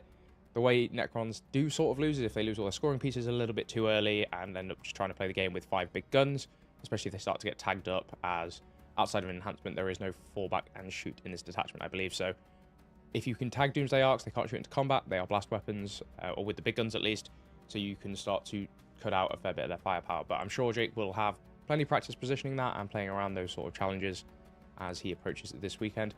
Be very eager to see how he does at his first UKTC event this season. Okay, now let's take a look at a faction that I think is actually one of the strongest factions and has always been a very consistent faction throughout the edition, and it has its moments of power, but it also has, some times where it's not so good. That is the Adeptus Sororitas, but before we look at the exact list, let's look at the pilot. I am, of course, talking about Matt Perfett from Team Sigil with his Adeptus Sororitas. He is their dedicated Sisters player, and he is very, very good with the Sisters. We see his highest UKTC finishing this season at the Windsor Super Major, which was his first UKTC top cut, coming 7th there. He is globally ranked 173rd, and in the UK he is ranked 47th. This is a very good player, very competent player, and we've seen him do very well at previous events. He has only played Sisters in this 2026 season, as there are a few smaller events and ITTs as well, performing a fairly standard blunting role. Sisters as an army always have a very high skill ceiling and a very high scoring floor, meaning that generally speaking, no matter what, on a competent player, they are going to be able to score very well regardless of what the opponent is wanting to do and what the matchup is. Taking a look at Matt's list for this event, it is the Champions of Faith detachment, which is the one that is all about the Celestian Sacrosancts and making them even better. He can make a number of units righteous at the start of each of his battle rounds, which adds some buffs to movement, to ballistic skill and weapon skill, but mainly it keys off a lot of the stratagems as well, and they get a lot stronger. So this is a detachment that is all about 3 big bricks of the Celestian Sacrosancts, making them very, very hard to kill with their OC2 from the detachment rule, with their 5-up Feel No Pain from the Hospitaliers, with the -1 to wound from being led, and their 4-up Invuln innately. These units are very, very hard to shift, and they just stand out on objectives. When they die, they can res back onto it and look to flip objectives and primary that way. They take a lot more beating than you expect them to take, and they hit pretty damn hard as well with their sustained and lethal access with their maces and halberds. His list is comprised of 3 Hospitaliers leading 3 Celestian Sacrosanct units, a Munistorm Priest, Morven Val, who will be leading a unit of Paragon Warsuits, 10-man Battle Sister Squad, 2 Immolators, a Sororitas Rhino, the 3 units of Celestians, a unit of 10 Dominions, which we assume will be splitting in the Immolator, a unit of 3 Paragon Warsuits, unit of 5 Repentia, a unit of 5 Retributors, another unit of Retributors, and a unit of 9 Sanctifiers. So I think what this list is doing, there's lots of MSU with the Immolator being able to split units down. I expect one Immolator will split the Dominion squad into 2 squads of 5, so we'll have a scouting unit with a reactive move there. And then we'll have the other Immolator splitting down the Battle Sister squad for 1 to hold the home field, generate those Miracle Dice throughout the game, with the other one to be a little 5-man unit that can go out and do early actions and be a bit of a throwaway trading unit, where the Celestians want to stack up behind, stage aggressively, look to step out onto objectives. We have Morven Val and her friends, or Val and the Galpals, as she's quite commonly referred to. Being a bit of a beatstick, they are able to kill most things in the game, having full hit and wound rerolls, whilst being led by Morven, but getting +1 to hit and +1 to wound against vehicles. This is one of the most lethal squads in the game, and they are a very, very good answer to a lot of the meta at the moment. This is something that Sisters players have to be very, very protective of, as if you hold her in reserve, you risk being screened out. If you start her on the board, you risk just being move blocked and pre-measured because she's a vehicle, and they only move 8, and outside of Brings of Flame do not have advance and shoot. So it's a very dynamic unit that you have to use correctly to get the most value out of, but you can absolutely solo win games. The Munistorm Priest is one that I did not mention about who would be leading, as I assume he'll be going with the Sanctifiers to give him +1 to wound in melee, making that unit a very good throwaway piece with their Flamers. They can run forward, flame a bunch of stuff, charge something else, probably kill it because there's actually quite good combat coming out of that, and then Overwatch something when it twitches again. There are a obscene number of hand flamers and flamers in there that are all strength 4 or better because they are the Sororitas versions of all of those. So the list wants to play a fairly honest game of Warhammer. This is where it sometimes falls down because it lacks a lot of the tricks with mobility primarily. It has the ability to make things go a little bit faster, to get and connect with things, and then is still fundamentally just standing units on the circles, which can be a very good route to deny your opponent's primary, to score yourself very well, but it's very hard for Sisters to push a differential, especially without the damage multiplication pieces that we see, like the Castigators with the plussing of the AP, or Bringers of Flame where you can get a little bit more damage. Champions of Faith very much is a tar pit that says, I'm going to win by a few points because you're just not going to be able to play the game into me. It's a very, very strong list. Matt has made his first top cut at the Windsor Super Major, and we hope that we'll see him make another deep run here and really champion those Sisters all the way through as a underrepresented faction, but I think has always been very, very consistent and very strong throughout the entire edition, really. So best of luck to Matt this weekend, and we'll see how he gets on. Okay, and now, last but by absolutely no means least, we are going to take a look at Chris Owen from Black Coat Gaming, another of the BCG players here in attendance. They are one of the biggest communities in the UK, and it's great to see them turning up at events in force. And like his teammate Jake, who we looked at earlier in the segment, this is his first UKTC event this season, so it's great to see these players coming back to the circuit. I know Chris played a fair bit last year as well at the Bristol and other Southern events, so great to see him back here.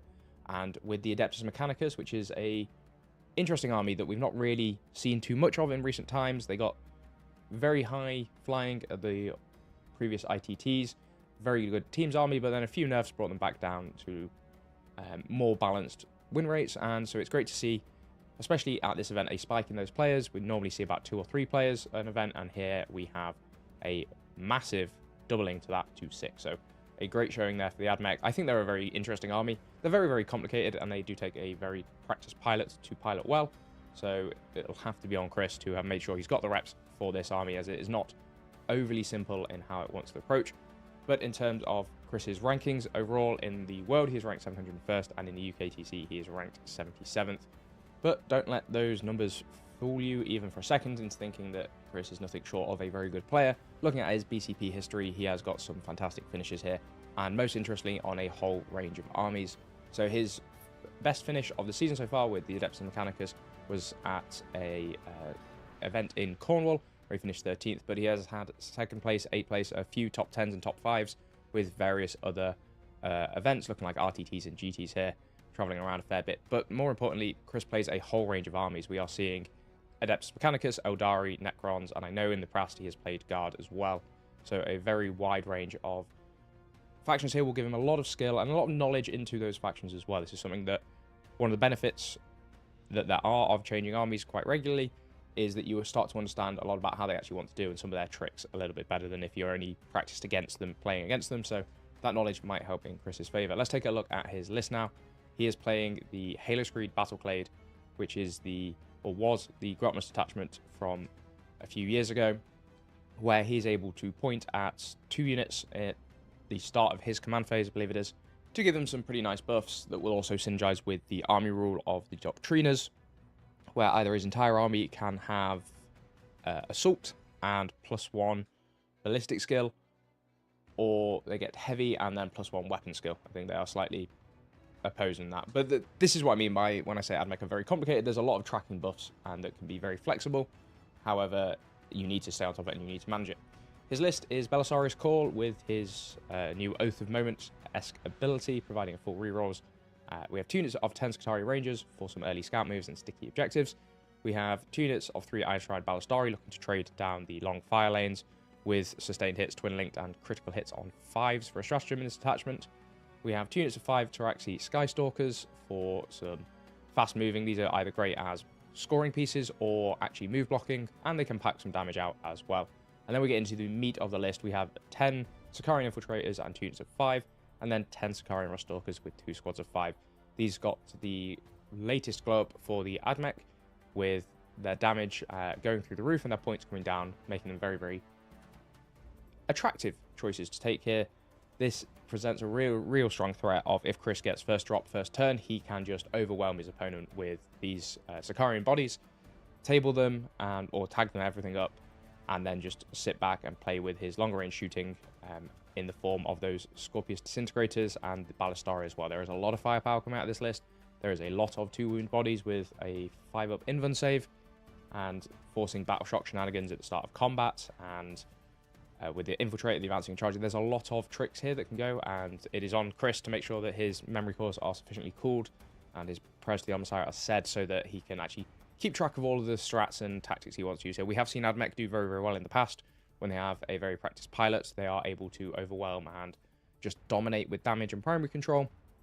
But if they do start to fall apart, or if they start to get tagged up, it is a bit of a house of cards there as well. So it'll be on Chris to make sure he's playing this very well. I'm sure he will. I like seeing AdMech back. I think they're always a fun army to watch, if very complicated, but once you understand what they're doing, they are very, very fun to watch, like I say, and generally can perform pretty well. So best luck to Chris this weekend. and hope he has a fantastic first UKTC event this season, adding to his campaign already, looking to climb those rankings with the points. So best of luck, Chris. Okay, everyone, let's take a quick look at some of the players to watch at this weekend's South Coast Super Major and some of their list choices. We'll take a moment to look at the players themselves, where the journey's been in this season so far, in the 2025-2026 season, and then we'll take a look at their lists and how it sits in some of the choices they've made and break them down a little bit. But before we get into all of that, let's take a moment and look at the overall meta. These are the up-to-date numbers as soon as pairings went out, so this is the 251 players that are registered, and we can see that there is a very strong trend to a few factions, but otherwise the meta is actually pretty balanced. We have lots of factions sitting around the 6 to 8 player mark, and then a few notable outliers down to 2 players for the Imperial Agents, but that's a very strong show for the Imperial Agents. It's great to see those unique faction specialists still coming out, and that every faction in the game is represented here. So at the upper end, we have got a top 3 that 2 of which aren't massively surprising to us. We have the Space Marine Astartes, so this is the Ultramarines Gunline or Codex compliant chapters. This does not count the divergent chapters such as the Space Wolves or the Blood Angels, which also see fair representation. And as a whole, Space Marines count for well over 25% of the entire meta, let alone just as a single faction in this event. The next up, we have got the Tau, very fast gunlines. They are still riding the buffs that they got with the introduction of the Twin Lance. Despite a few little changes, still very, very strong. We're continuing to see that unit actually dominate, and the Monk card build being the most popular by a long way, really putting some pressure on and playing a lot of these angles and closed off sight lines with aggressive staging and board control. They're a very interesting army to watch play. I know a lot of people don't necessarily like the Tau, but I find that they play in a very interesting way, and I'm excited to see them enjoy their moment in the sun before they get nerfed or countered too hard. Speaking of those counters, we have got the World Eaters in a surprise 3rd place for popularity. This may be down to the fact that their fast melee can actually close the line into the Tau and get in and amongst it before the Tau get to do their thing, which actually helps put the Tau under a lot of pressure and really can help win that matchup. But also, I think they just enjoy the staging, and the terrain layout can favor them on some of the maps, especially if you are a patient World Eaters player. There are a high number of Angrons in attendance this weekend, actually, which is something that we've not really seen before, but he does provide a unique anti-tank line that sometimes the World Eaters could struggle with, making him a very good answer into Space Marines with the Repulsor Executioners, Tau with their various suits, Riptides or Ghost Kills, the other Chaos Forces with their new Defiler. That's something we haven't touched on too much yet, but we will get there in due course, I am sure. Shiny new data sheets being very, very powerful, and Knights, we're seeing a bit of a return to popularity for Chaos Knights and Imperial Knights with their new detachment being released recently as well. At the mid-pool, we've sort of got Sisters with a fair representation, Adeptus Mechanicus, seeing a bit more popularity than in previous events. Black Templars, again, raising in popularity for what I think is one of the stronger Marine builds if you're not going through the traditional gunline approach, and a few other factions like that. We have some slightly more popular than average with the Leagues of Votan and the Tyranids. These are both what I would define as fairly specialist factions, where you have some very dedicated players that can actually take them and pilot them to their most effective, but otherwise are not so popular. They are still very, very strong and will remain so as well. Sort of sitting above the average, but not in the top 3, we have got some of the big bads from metas past. We've got the Custodes with their guard spam with Land Raiders, or even the Terminators seeing a fair bit of popularity now. Astra Militarum have 14 players, which is a fairly healthy chunk. Grizzled Company still being very, very strong. There is Recon as a very viable list, and there's a lot of ways you can play Astra Militarum. You can take the tanks, you can take the infantry, or you can take a combined arms force. So great to see them out there. They have a very unique playstyle, and we've seen them have very good tournament success in recent events. We have the Blood Angels, some very fast melee, looking to close the distances with their jump back infantry. Perhaps a faction that we haven't seen as much success as people were expecting, but they do fall sort of prey to some of the other bigger problems in the meta and some of the other big bads, such as very specifically the Necrons, with their Catan being very good to deal with Blood Angels, unless it's something like Assault Terminators with Twin Linked and a bucket of dice. So The Necrons there with 15 players, still one of the top 4, top 5 factions, and very, very close to sneaking onto that podium.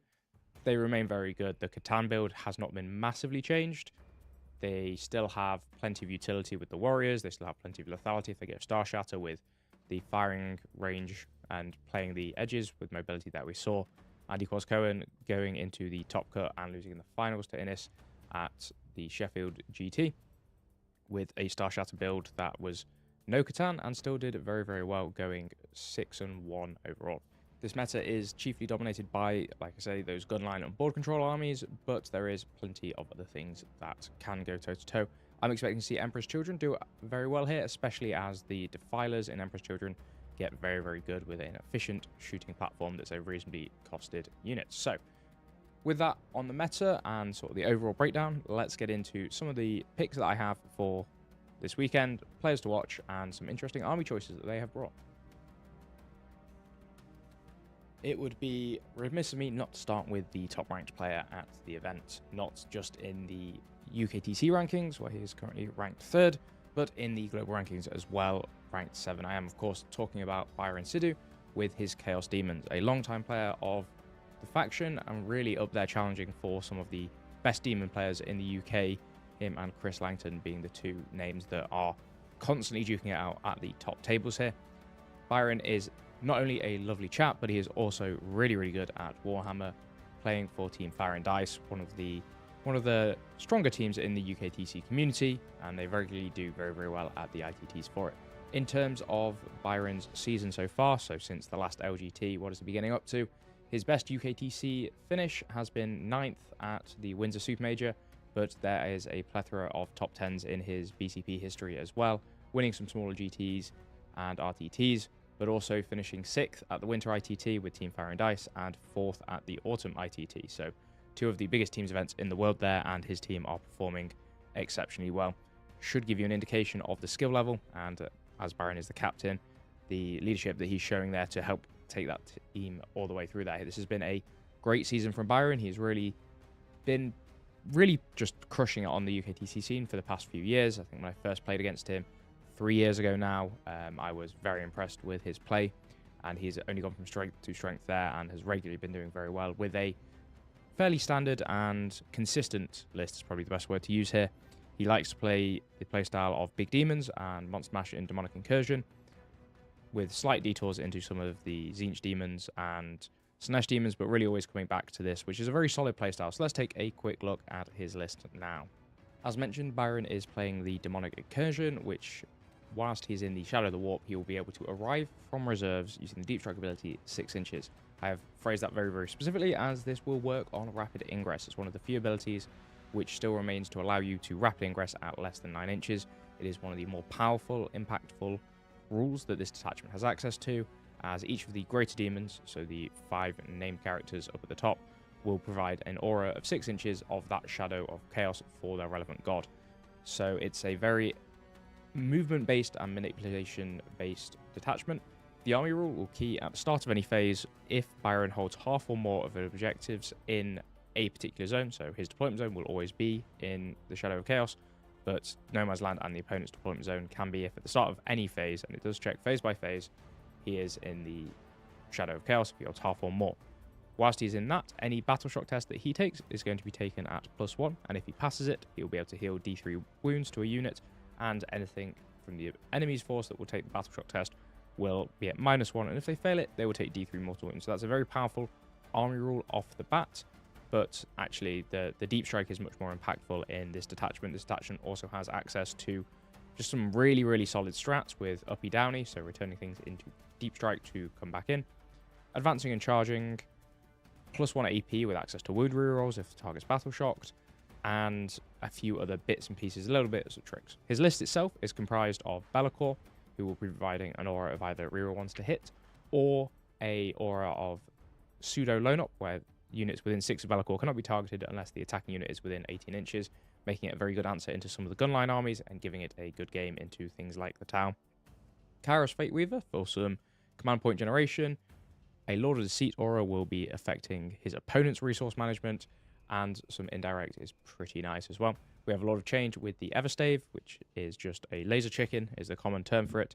When this thing shoots, it will kill what it's looking at quite a lot of the time, unless it is like a big knight. But with Strength 11 shooting, it can actually get there with good AP. Access to sustained D3 every time it shoots its big gun in the shooting phase is very, very nice. Rotigus provides a good little bit of objective holding power, standing and on objectives, and providing an aura that will allow or impact opponent units to be -1 to the OC and slowed slightly. So once he gets set up, he is very hard to dislodge. And then for a bit of punch power, we have got Scarbrand, looking to really leverage that 6-inch deep strike and still charge, either from a stratagem or from the Shadow of Chaos, and then getting in and amongst it, slices you up. Scarbrand is one of the harder greater demons to use, as because he is a melee demon, he has to get up close and personal, and you have to position him well and make sure that when he goes in, he's either in a position where he's safe or he kills what he goes into. He can sometimes whiff quite badly. The list is rounded out by 2 units of 10 Plague Bearers. These will provide sticky objectives and a lot of objective control, which is something that Greater Demons can lack. A Beast of Nurgle for some early mission play with its scout move and its resilience, making it a fantastic just objective holder. A unit of 3 Fiends and a unit of 3 Flamers for some mission play there. Just a few units to do the actions, to get the scoring, to reposition late game with the uppy-downy stratagems to get there. So overall, this is a very well-rounded Chaos Demons list. It's one that Be'lakor, that Byron has a lot of practice on, and he is able to play it to a very, very high level. When you are playing an army this elite, you have to make the most out of all of your units, and it's something that Byron does very, very well. So I'm going to wish him all the luck this weekend. I'm sure we'll see him challenge for that top cut or top 10 at least. So best luck, Byron, and we'll see how you get on this weekend. And next we have a name that needs no introduction. One of the favourites to win the event, having added quite a collection of UKTC Super Majors to his trophy cabinet in the past. I am of course talking about Ben Jones from Vanguard Tactics, and he is here this weekend with the Gene Stealer Cults, a faction that he has, in fact, and the same detachment as he has won previous Super Majors with. I think the last one he took down with Gene Stealer Cults was Leicester a few years ago, but he is back with a Bryosantic Broodsurge, and we'll get into that all in good time. In terms of Ben's rankings, he is ranked 10th in the UK and 50th in the world, so he is no stranger to playing at these very high levels. And in terms of his UKT season so far, it reads pretty darn good. We've got 6th place at the Nottingham 40k Super Major for his best finish, 7th at Manchester, both of those times he did make the top cut, 5th at the Coventry 3-day with Eldari, the other 2 are with Orcs, 4th at the Winter ITT, 33rd at the Autumn ITT, and then a few others as well. But he is, this time on the Gene Stealer Cults, a very good counter pick to some of the meta now. As if you've read our blog, we did an entire page about some of the players to watch and some of their interesting lists. Ben was on there with the Gene Stealer Cults. They're a faction that has risen in popularity quite recently, giving a very good answer into things like the Tau and the Marines. They play a very pressure-heavy game, which sits very well into the meta. So let's dive into his list and look a little bit closer about what he wants to do. So he's playing Gene Stealer Cults, which means at the start of the game, he's going to get a number of resurgence points. That number is 10 in this attachment. And when one of his units that aren't characters or vehicles die, he can spend some to get them back as reinforcements, and he'll place a marker or a blip to bring it back, and then he can bring them back throughout the game. So generally speaking, he can either get 5 units of his 5 little guys back with the OC2 and the Hand Flamers to do more scoring and primary control, or he can start to bring back some of the bigger hitters like the Gene Stealers or the Aberrants as well. That's one of the key mechanics there, and it really makes GSC hard to keep down, as they can completely control the tempo, makes them very efficient in trades as they are able to recycle things.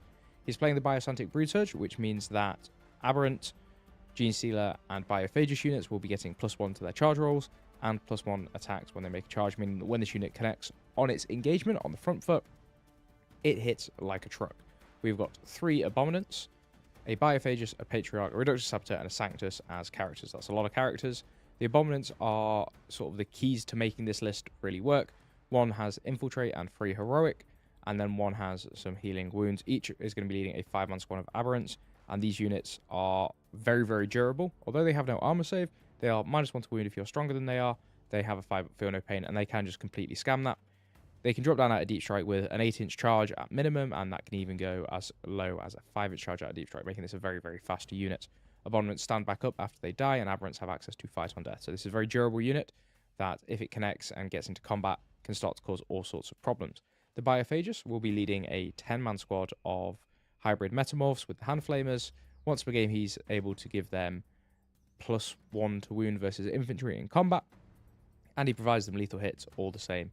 Anyway, that unit is very, very efficient at pulling down big things when it connects, and it has hand flamers to deal with chaff. That's probably going to go inside the truck. The Patriarch has an enhancement to have +1 AP and damage on his weapons, meaning that he goes to damage 3, making him very, very good at killing through Terminators specifically, or Victrix Guard and things like that. He's very, very efficient at dealing with that. He'll be leading a unit of Gene Stealers, probably the 10-man, but could be the 5-man for mobility's sake, giving them devastating wounds as well with their infiltrate and advance and charge. These packages love to infiltrate very aggressively and establish a lot of board pressure, and you have to respect they move 8s, they advance and charge. You have to sit back, especially with all the buffs to charging, if you don't want to get tagged by them. Saboteur provides a little bit of utility with some free grenade strats, some mortal wound shenanigans, and a little bit of chip indirect. A nice little utility piece, and similarly with Sanctus, he's a lone-op that tends to just go stand on an objective, and he'll quite happily go trading with 5 Marines to get out there. In terms of the chaff, we have got 3 units of hybrids with hand flamers, 1 unit with auto pistols, and 1 unit of 10 neophyte hybrids. So these are the disposable units that will quite happily just run out, die, revive with resurgence points, or using the cult banner they have as well, making them very hard and very annoying to deal with. And as I said, there's a Goliath truck to carry one of the big units around in. 2 Achilles Ridge Runners will be providing +1 AP into a dedicated target, meaning that Gene Stealers can go to AP 3, and the Neophytes can get a little bit better with their combat, or Abominants going up to AP 3 damage 2 as well. We have 2 units of 5 Gene Stealers and a big unit of 10. This list loves to play aggressive and play with pressure and objective control. It is fine to, or very happy to trade out units, knowing that it's going to win out the value game over time with the resurgence points and the regrowing models. However, it does ultimately depend on making some charges, and it is very easy to fail a 5-inch charge with a reroll. Happens more times than anybody would like to admit. So if you've played a melee army, you will understand some of the frustrations and pains that Ben is going to have to play around to deal with that. It can also struggle with killing very big things, as it only really has a +1 to wound strat in melee against monsters and vehicles, which, if there is ever a -1 damage, it makes this very, very difficult. The Aberrants going to damage 1, and then the Metamorphs having to use that weak profile unless they need the strength is not great. I can really, really struggle into things like that, but it is very efficient at killing marine bodies. It likes to go into things like the Ultramarines, where it can close the gap, tag everything up so that they're forced to use the tactical doctrine, and then keep pushing waves of pressure out. So I'm sure Ben will have a very good weekend this weekend. I've played a lot of Gene Stealer cults myself, and I think it's actually a very good meta for them, especially if people aren't prepared for them. There will be an element of a knowledge gap. So we'll keep an eye on Ben over the weekend and see how he gets on. Let's take a look now at one of the big factions, one of the popular factions that we are seeing at this event, and one of the strongest in the game at the moment. I am, of course, talking about the Tau Empire. And the highest ranked Tau player we have here, the faction specialist, Luke Townsend, the pilot for this event. Luke has been no stranger to the stream. He's been on several times before, and always with the Tau Empire, and always with the Monk car, the most popular build for them at the moment, and probably their strongest as well. But before we get a look at the list, let's take a quick look at Luke himself and the results that he's been putting up this season. So far, he is UKTC ranked 12 and 21st in the world overall. Great achievements in and of themselves for a faction specialist, and it's something we're really seeing throughout the season. The faction specialists are performing better as they get later into the edition. They really understand the matchups a lot more. They have a much better time dealing with some of the upsets and changes in the meta.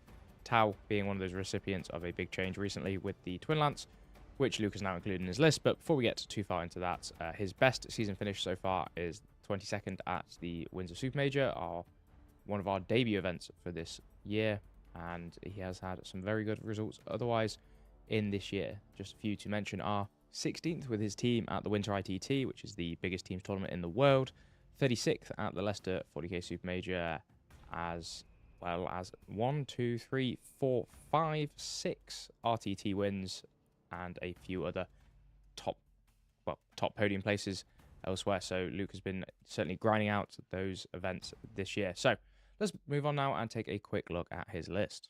Luke is running the Montcar Tau, which means for the first 3 battle rounds, every unit in his army will have assault, meaning they can advance and shoot their guns. And then whilst a unit is being guided, which is the Tau's army rule, they work in pairs to get some benefits to ballistic skill and the ability to remove cover if there's mark lights involved.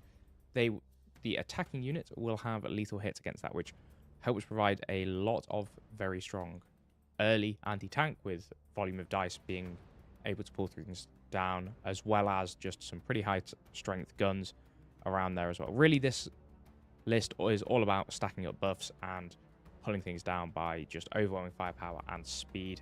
This is a very, very fast list. We have got a Enforcer Commander with Exemplar of the Montcar, meaning it will have that lethal hits for a turn longer. We have a Kroot Warshaper with Strike Swiftly, which will allow some early scout moves and is predominantly in here to enable a free stratagem that will allow him plus one of the units to get +1 AP against a dedicated target, really helping take that damage through the roof. We have the Twin Lance. These are the current hot topic in the Tau army. They have some pretty good mobility. They scout 8, they move 10, they will have the advance and shoot, but they also have an ability where at the end of the fight phase, if they were eligible to fight in the fight phase, they can make a normal move of 6 inches or a full distance fallback move of 10 inches. So expect to see these guys run forward, shoot something to death, charge something else that they know they're probably not going to kill, to then get that additional movement from the fallback to go back behind cover, play around some of those angles very effectively. They are a hypermobile unit and they do hit very, very hard, especially for their points. They are still wildly popular. We have a 3-man unit of missile sides, providing some good volume and also decent anti-tank with just the amount of volume that they put out with the lethal hits as well. These guys are quite tough with a 2-up armor save and decent amount of wounds. They can certainly hit quite hard if given the opportunity. We have a 3-man Fire Knife Battlesuit team with the Enforcer Commander, providing a lot of durability with that built-in armor of contempt and utility with the full rerolls to hit if they're not below starting strength, or if they are below starting strength, they'll get reroll 1s to hit, making this unit very, very good at Overwatch, but also just taking down things like the 20-man World Eater's Berserker Brick, or doing a decent number into the Victory's Guard and units like that as well. 10-man Kroot Carnival Squad for some sticky objectives, some scout moves for screening, 3 units of 10 Pathfinder teams, and this is really what makes the list start to tick. These guys scout 7, they move 7, and the drones equipped with them will have 2 that infiltrate and 1 unit that is -2 to be charged, meaning that if Montcar get the first turn, first drop combination, they're able to use the Pathfinders early to jail, get some early spots going off, but more importantly, they are move blocking and they are pretty good OC. There is no strategic conqueror in this list, meaning that actually it's playing fairly honest with the amount of OC that the list has, but the Pathfinders give a lot of board control and damage outputs themselves with their ion guns doing very, very well.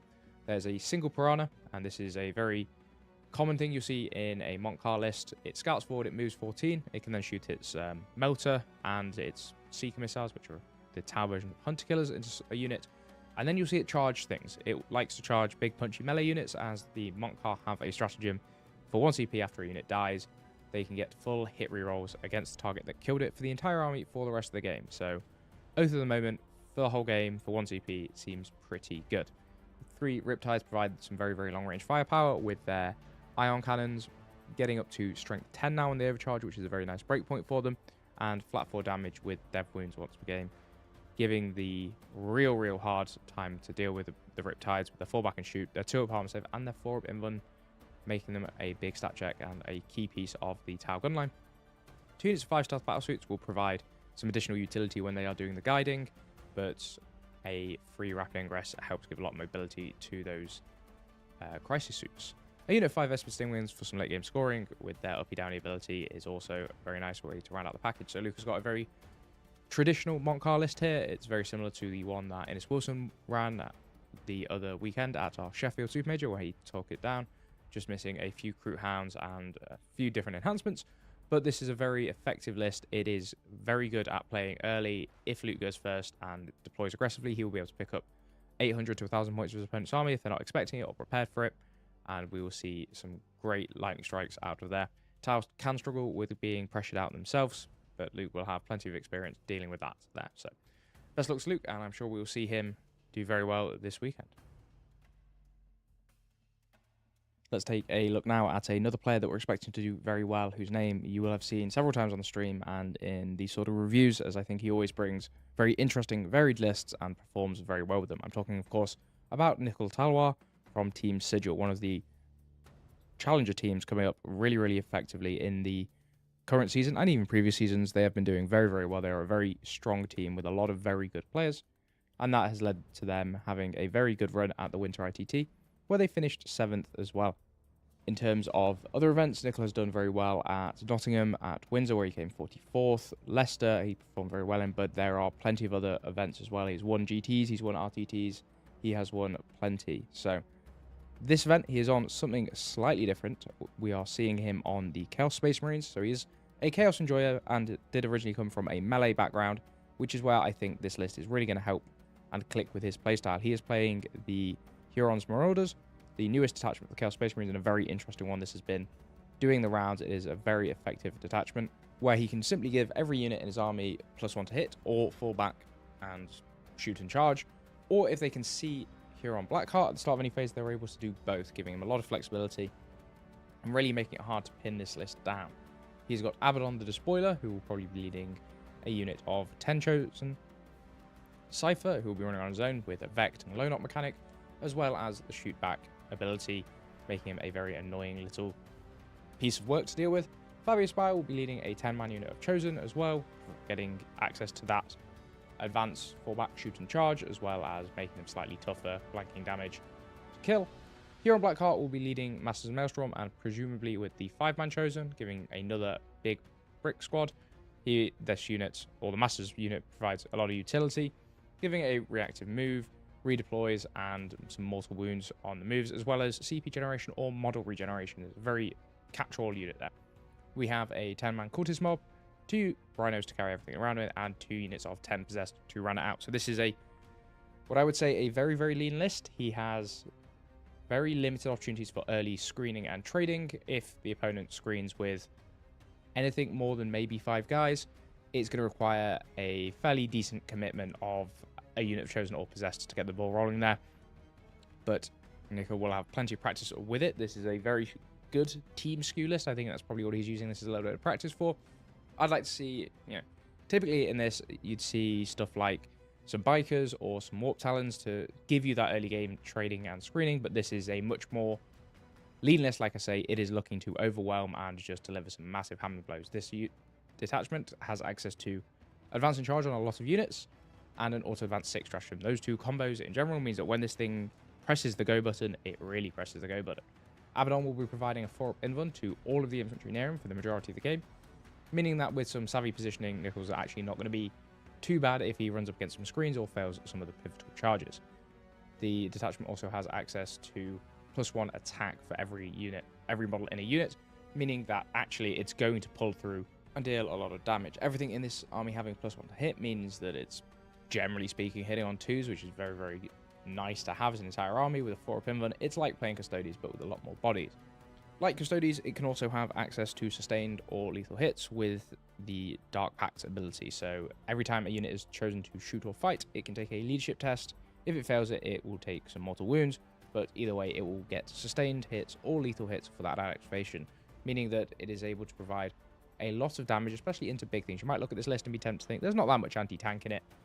There doesn't need to be when it's throwing that many dice at you with lethal hits if it needs it. This is a very, very good list, and there is a lot of damage out of it. Possessed with their once per game access to dev wounds means that they can actually chew through big targets or marine bodies fairly efficiently. And Chosen have lots of plasma weapons, combi weapons, power fists, and special weapons in there as well.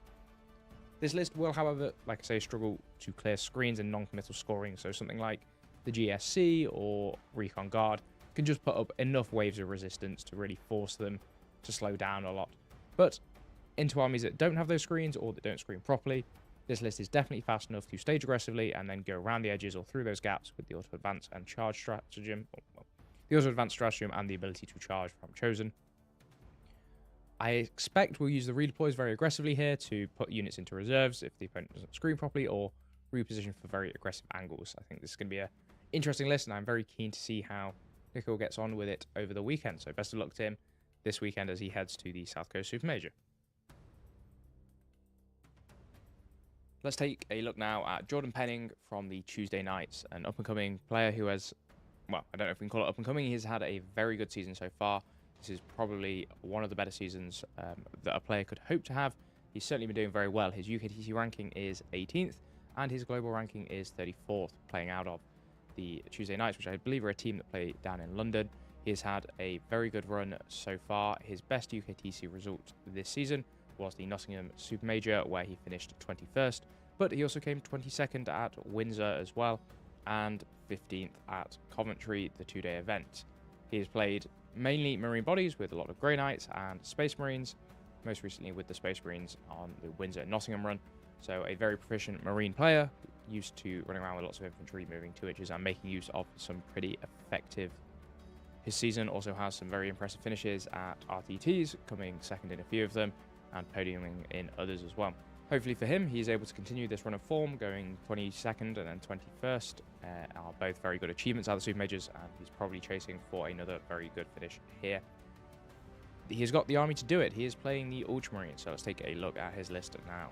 Jordan is running the Blade of Ultramar, the new Ultramarines detachment, which is sort of like Gladius Plus. It is Gladius, the traditional Marine detachment, with the exception of if you have Marlius Calgar on the table, you can repeat doctrines, and then also instead of the fight on death for 2 CP, you have a 1 CP -1 to wound if the attacking strength is greater than or equal to your toughness. And that will work on vehicles as well, so ballistices and repulsors can all get that. But mainly you're taking this for the repeated doctrines. This is an army that loves to play with like double dev doctrine or triple dev doctrine or tactical for a lot of flexibility. It is more flexible than Gladius and it hits very, very hard. The list we've got is a lieutenant with combi weapon, Marlius Calgar, Uriel Ventress, and Wonders of Ultramar, being the character / epic hero slots.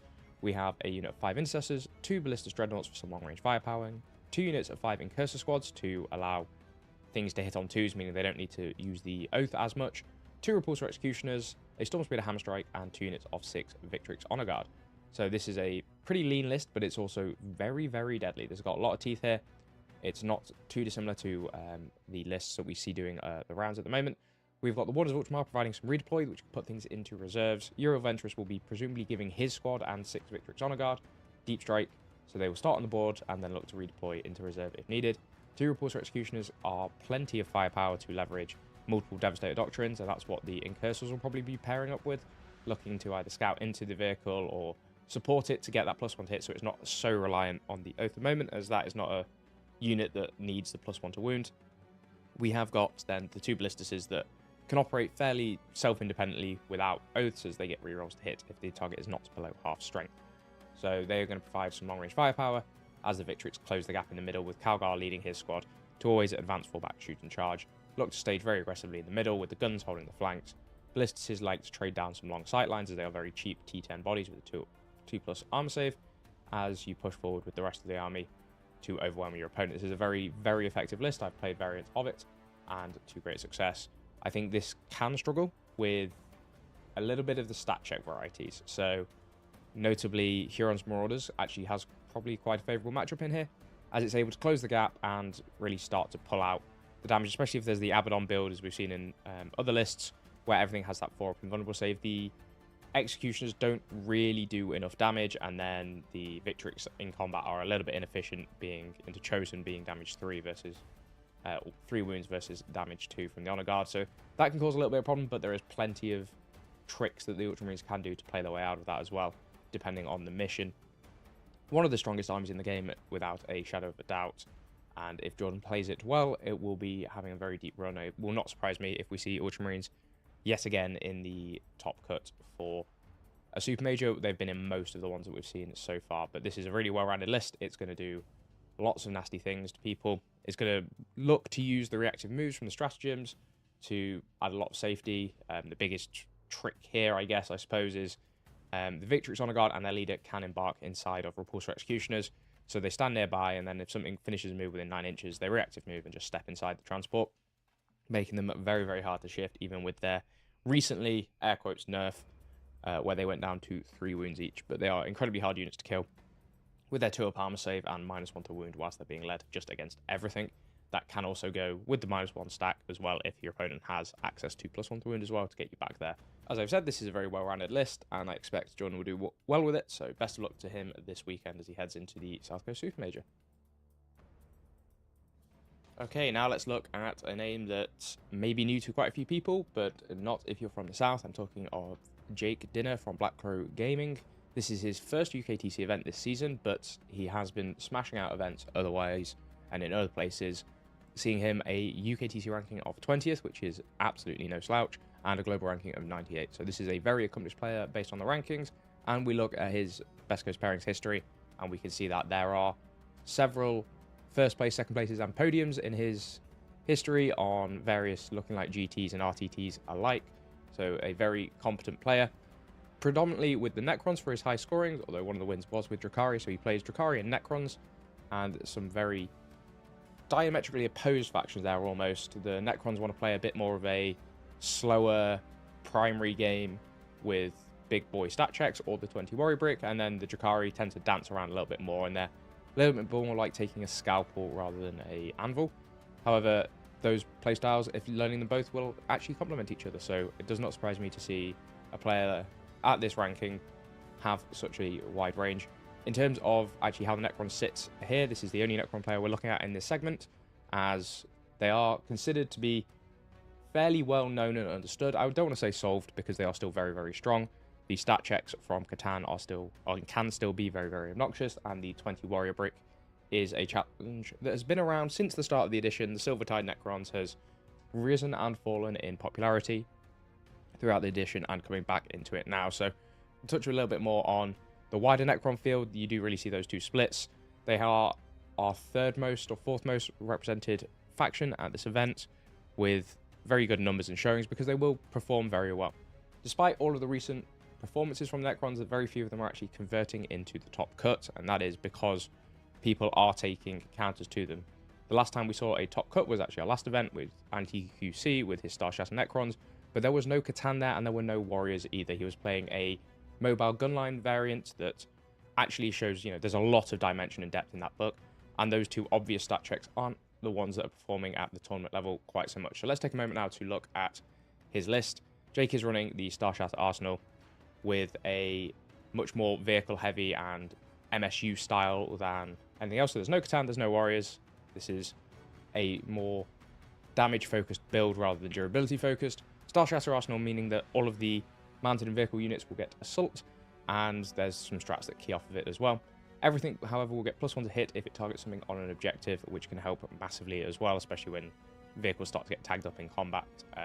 We've got a Hexmark Destroyer, Nexor Amantar, one of the latest problem children in the meta as it seems, with his fights first, his deep strike, and his just pretty good shooting. He'll also provide access to sustained hits and a feel no pain against mortals and psychics, so he does it all, basically. A single Psychomancer for forcing some battle shock tests at -1 can be really, really pivotal for flipping objectives, especially in your opponent's turn. At the start of any phase, it can force battle shock test, which can be really annoying to try and deal with. 2 Scorpec Lords, the Silent King himself, 3 Doomsday Arcs, 2 units of Flavor Ones, a Locust Destroyer, a unit of 3 Ophidian Destroyers, 2 units of 3 Tomb Blades, and a unit of 5 Triac Praetorians. So this is a very rounded Star Shatter list, I want to say. We have got some early mission play with the Tomb Blades with their scouts. Ophidians and Praetorians will be playing mid to late game with Uppy Downy and probably starting Deep Strike with the Praetorians, otherwise they are just slightly faster than normal Necrons, moving 10 inches.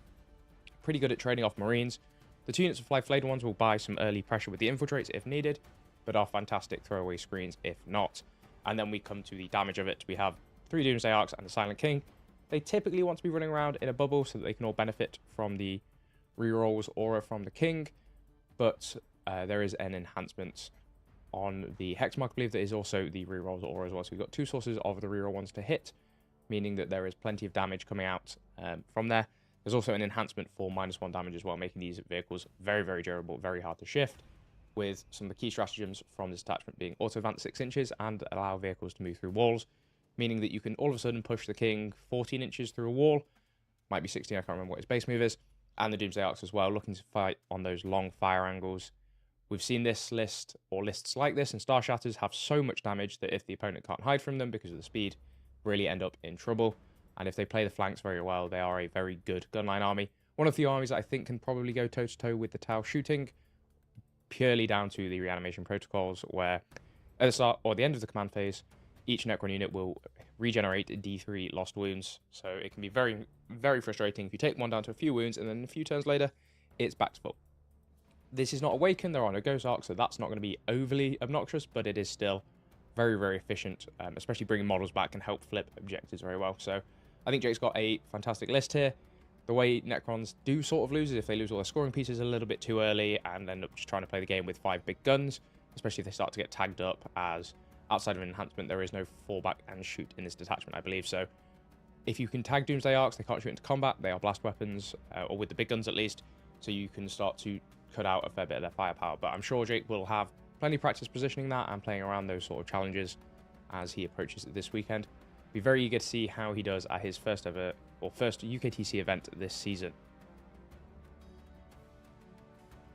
Okay, now let's take a look at a faction that I think is actually one of the strongest factions and has always been a very consistent faction throughout the edition, and it has its moments of power, but it also has, you know, some times where it's not so good. That is the Adeptus Sororitas. But before we look at the exact list, let's look at the pilot. I am of course talking about Matt Perfett from Team Sigil with his Adeptus Sororitas. He is their dedicated Sisters player, and he is very, very good with the Sisters. We see his highest UKTC finishing this season at the Windsor Super Major, which was his first UKTC top cut, coming 7th there. He is globally ranked 173rd, and in the UK he is ranked 47th. This is a very good player, very competent player, and we've seen him do very well at previous events. He has only played Sisters in this 2026 season, as there are a few smaller events and ITTs as well, performing a fairly standard blunting role. Sisters as an army always have a very high skill ceiling and a very high scoring floor, meaning that generally speaking, no matter what, on a competent player, they are going to be able to score very well regardless of what the opponent is wanting to do and what the matchup is. Taking a look at Matt's list for this event, it is the Champions of Faith detachment, which is the one that is all about the Celestian Sacrosancts and making them even better. He can make a number of units righteous at the start of each of his battle rounds, which adds some buffs to movement, to ballistic skill and weapon skill, but mainly it keys off a lot of the stratagems as well, and they get a lot stronger. So this is a detachment that is all about 3 big bricks of the Celestian Sacrosancts, making them very, very hard to kill with their OC2 from the detachment rule, with their 5-up Feel No Pain from the Hospitaliers, with the -1 to wound from being led, and their 4-up Invuln innately. These units are very, very hard to shift, and they just stand out on objectives. When they die, they can res back onto it and look to flip objectives in primary that way. They take a lot more beating than you expect them to take, and they hit pretty damn hard as well with their sustained and lethals access with their maces and halberds. His list is comprised of 3 Hospitaliers leading 3 Celestian Sacrosanct units, a Munistorm Priest, Morven Val, who will be leading a unit of Paragon Warsuits, 10-man Battle Sister Squad, 2 Immolators, a Sororitas Rhino, the 3 units of Celestians, a unit of 10 Dominions, which we assume will be splitting in the Immolator. Okay, ladies and gentlemen, welcome back after that lunch break. Thank you to me for talking through it all with the pre-recorded content. Hopefully you guys enjoy the segments. There's some interesting lists there. We are back for round 2, which is going to be a fantastic Purge the Foe round. We have got some narrative gamers in the house here. We have got the Sneak Peek, we have got the Votan, the Short Kings themselves, the Delve Assault Shift against the Subterranean Tyrannies of Tunnel Stakes. They've gone mining, they've gone prospecting, and there's some bugs there. So this is going to be a great game. I think this is actually a very interesting matchup as well. We have a faster Votan army, they're a very fast melee army, against some repositioning and shenanigans from the Tyrannies. The players are just getting mic'd up and briefed, but you can have your say in the poll down below who you think is going to win. Once again, if you are just joining us, welcome to the stream. It is a pleasure to have you here. My name is Charles. I am the producer and presenter. I'll be providing some commentary and analysis here. Our tables are judged by Gary, and our event is being run by Josh and Stuart, RTOs. So this is a fantastic event. We're having a lot of fun here. So you have your say in the poll. Who you think is going to win? You'll have until the first deployment roll-off goes through. Let's take a quick look at the map and the mission they're playing. They're going to be playing Purge the Foe, which is a very simple Warhammer. At the end of every battle round, if they have killed a unit, they're going to score 4 points. From the second battle round onwards, at the end of the battle round, whoever kills more gets an additional 4 points. And then in the end of their command phases from turn 2 onwards, the players will be scoring 4 points if they hold an objective, and an additional 4 points if they hold more than their opponent. So it is hold one, hold more, classic Warhammer, and kill one, kill more as well. The deployments they are playing is Crucible of Battle, which is sort of the long, or the big pizza slices I think they're called. So it's from the bottom center to the top left, and then the top center to the bottom right there. You'll see them get mapped out fairly quickly as well. This is a mission that very much prefers going second. It's very important for the players to be going second here, as it gives them complete control about knowing how much they need to kill to stop the opponent getting killed. But it looks like they're going to start going through their list now. So we are going to shut up and let the players start to talk. Officially, Not Gary has actually confirmed his name is Finn, so I will be updating that very, very quickly. And then we have Dan on the other side, so Finn and Dan. We're going to go over to them, and you'll be able to hear their voice now. Technically 4 units as a character. Is it Barrack or? Yeah, Barrack. I've got the 3 epic heroes, Stormbrow, Umfart, and Buries in there. Buries low knock, T6, stealth, blood surges, to make it -1 to wound. All infantry and shooting. Yep. Other than that, yeah, it's just Berserks. The hammer versions are strength 5, AP2, flat 3 damage, 3 attacks each. Yep. Anti-monster, anti-vehicle 3+. I have a stratagem to either reroll 1s to wound, or if I spend 2 yield points, it's 4 rerolls to wound. I have a stratagem to advance and charge, or if I spend 2 yield points, it's that's fine. If I spend 2 yield points, it's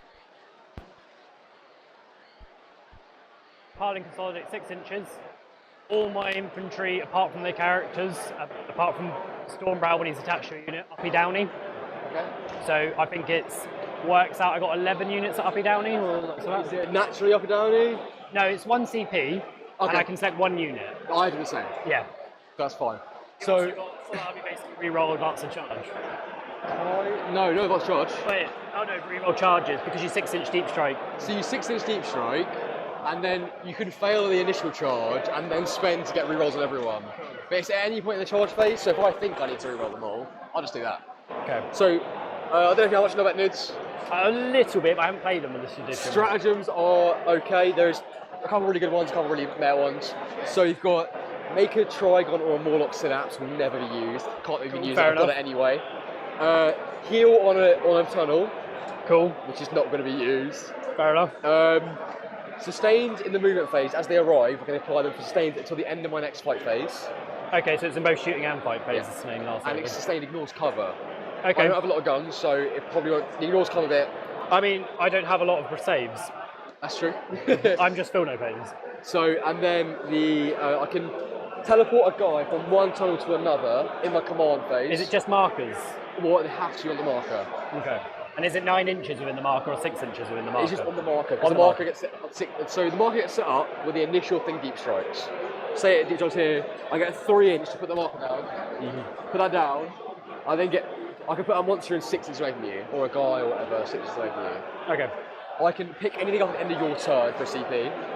I have Ravners that I'll be done naturally, but they're probably going to be set up as a Hyper and Ravner together. So you'll have a 5 of the Hyper and then the 5 Ravners together. As one. The Hypers are anti-monster, anti-vehicle 5+. Yep.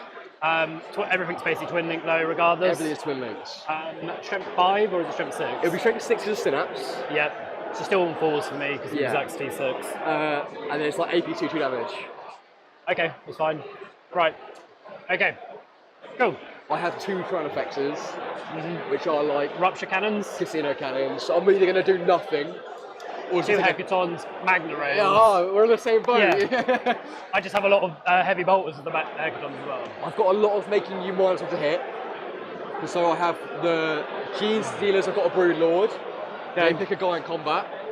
And I have 2 Maliceptors. If you're within 6 inches of them. You're marching to hit, and if you're under half strength, you're also marching to wound anything you touch, not just him. Okay. It won't weigh too much, that's fine. I mean, you've got the 3 up for the thing, but the minus to hit is always nice. Yeah, and then the hits, 3 units that can do it. Okay. And I have a Trigon Prime, which is like a 12 attacks, rerolling 1s, hitting on 2s, flat 3 damage. Okay. But yeah, mate. Okay. Right. Now we roll to see who deploys first.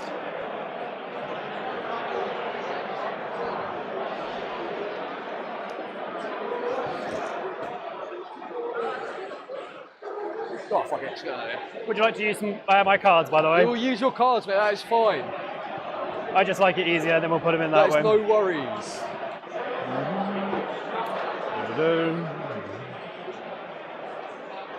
Cool, yeah. So stratagem-wise, give you a heads up, I've got, +2 movement, advance and charge for 2 yield points. So it's normally advance and charge, but you add yield points to get +2 movement. Reroll 1s to wound or 4 rerolls to wound. Parting 6 inches. -1 to wound in shooting for an Only shooting. infantry unit. However, if I get above 7 yield points and your strength's higher than my toughness, It's naturally anyway. yeah, but only for infantry, and I think maybe mounted. I'll have to check on that one. Yeah, only for infantry. So no tanks get it, the cavalry doesn't get it, the satchel doesn't get it. Yeah? Yeah, Sound. that's fine. There's another one as well, which is the uppy downy. The 6th one, don't worry, I haven't got earth shakers, can't use it. Cool. So yeah. Okay. Oh, just chucking cards everywhere. So do I do a roll? Yeah, royalty's going first, or deploying first. Oh, fucking hell. I got a 5. I got a 4. You go first, mate. I've got 2 infiltrate. I have a lictor with fights first, and a neurolictor that doesn't have fights first. He has like a point, you might be out of shot, sort of thing. I would like to deploy first. Okay. Sorry, what's going in reserves and everything like that? I have a Trigon and 2 Screamer Killers, but I do have a redeploy or a pickup at the end of the deploy. Okay, redeploy or pick up, 2 Trigons. You say 1 Trigon and 2 Screamer Killers? 1 Trigon, 2 Screamer Killers. Okay. I'm going to have, 5 of the Warriors get split up into the Sagittar, 5 of the Jaegers get split up into the Capri Sun or the Capri's Carrier. You got the 10, both the 10 mans with hammers, both go in both the Hecatons. You've got a 5-man with axes. Which one is it? It's the 10-man with hammers are led by the Brock. Brock, yeah, Stormbrow. Yeah. And they go in reserves. Cool. So it's only 1 unit in reserves to start with. But they're in transports instead. Yeah. Cool. So yeah, that's it. Okay, we'll start with this. Infiltrate first.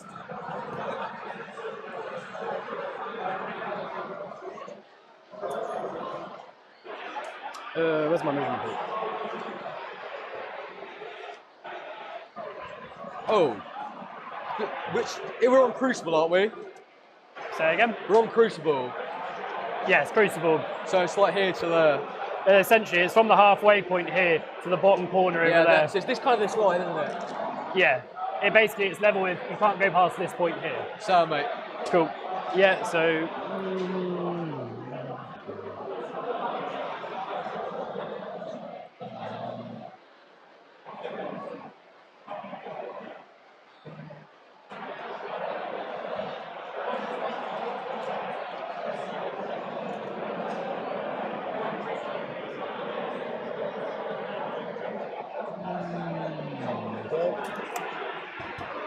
Cool.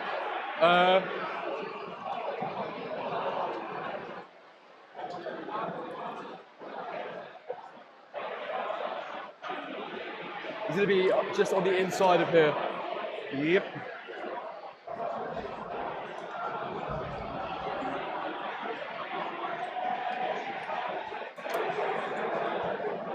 So the Trigon with 6-inch deep strike but can't charge. But Buck can still set up a tunnel with that 6-inch, just so you are aware. How big's his base? I'll get him out for you. It's like 5 inches, I imagine. Yeah, it's not going to fit. Yeah.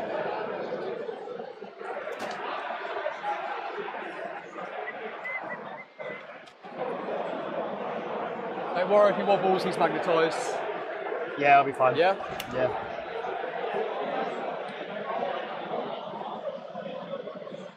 Cool. Second unit's down. Cool. This guy is going to come just here. He's obviously got infiltrate, so he's just going to get. So you got no more infiltrate, yeah? That is infiltrate. Yeah, but no more infiltrate. No, yeah, no, no. That's fine.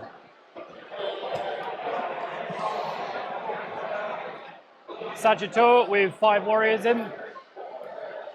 I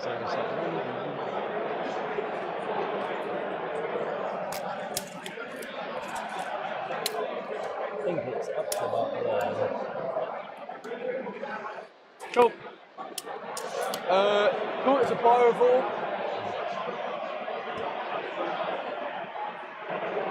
He's just towing it. Okay. This is Purge the Foe, isn't it? It is indeed. Right.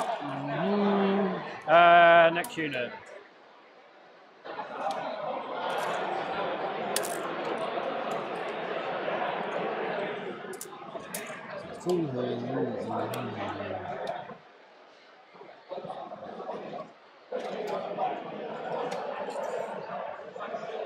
No, I think this is going to be a very, very interesting game. I think that both of these armies interact in very, very different ways.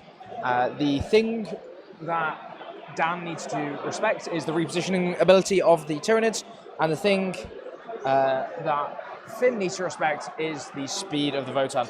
Those Berserkers coming out of land fortresses will be going 20-something inches and then charging, which is a fantastically good threat range. One that the players do have to, or if you're going against the Votan, you have to respect for sure. So I'd be very interested to see how both these players deploy. They are some very, very pretty armies as well. I'm loving this green and bone skin from the Tyranids, so we'll get some close-ups as the game goes on as well. Have you got access to 4 rerolls to hit or anything? We're playing Tyranid attacks, my friends. It's been a long time.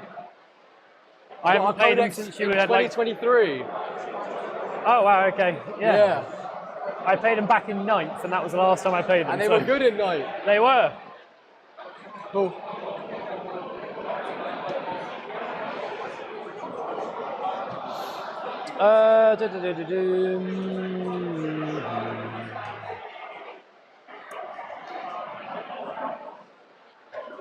Right, yeah. They advance and charge, just so you're aware. Yeah, they do. Yeah, that's fine. So,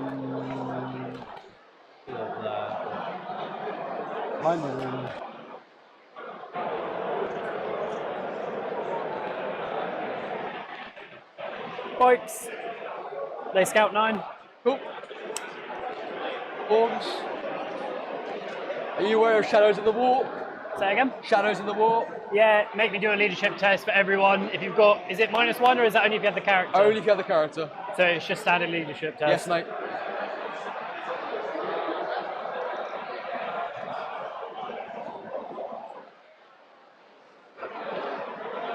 Cool. Okay. How boisterous do I want to be?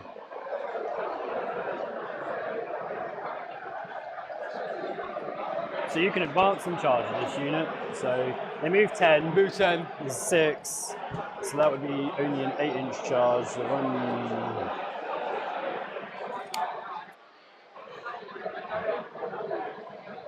I'm going to put. Yeah. No, I'm going to pop him here. I don't know where to put Burry. I'm going to wait a second.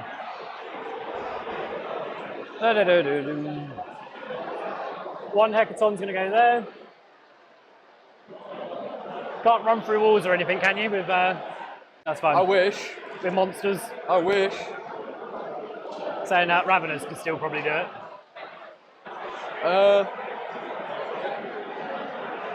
I don't know why, but oh, my gamepad's going out my head.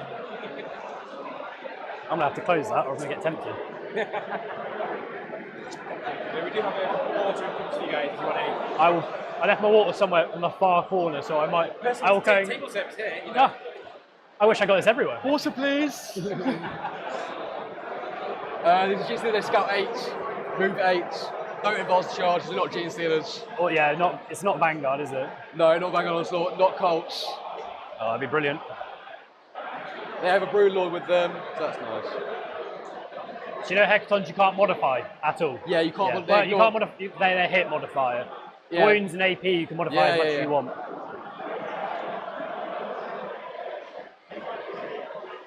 It's fine, mate, you put it down, let's go behind him. Okay.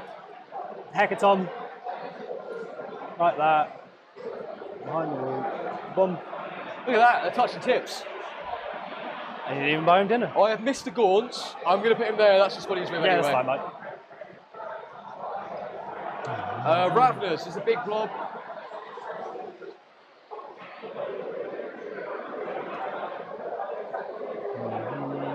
Yeah, so if you were wondering where the deployment zones are, they have very nicely illustrated them out for us here. Both armies lacking a little bit in the... Well, no, they actually have quite a fair bit of shooting, but they want to be closing in with the melee. So we have basically a melee matchup with a few guns thrown in there. There is double Screamer Killer and double Tyrannofex. There is a bit more shooting for the Tyranids than the Votan here, but we will see how it goes on. Yeah, obviously a very just... These land fortresses are very hard for the Tyranids to shift if they don't bring out the Tyrannofexes. However, there is plenty of repositioning shenanigans that are available for the Tyranids to find those angles. They can, at the end of any movement phase, they can spend a CP to move any bug through a tunnel and pop them out. We'll touch on tunnel mechanic a little bit more as the game goes on.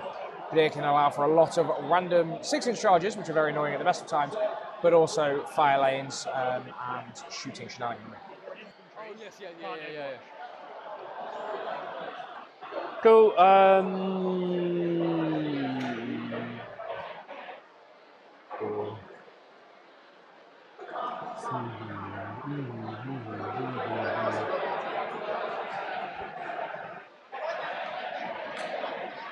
Ten berserks, Yep.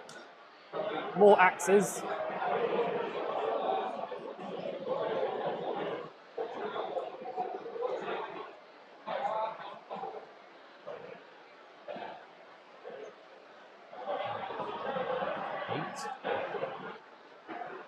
Cool.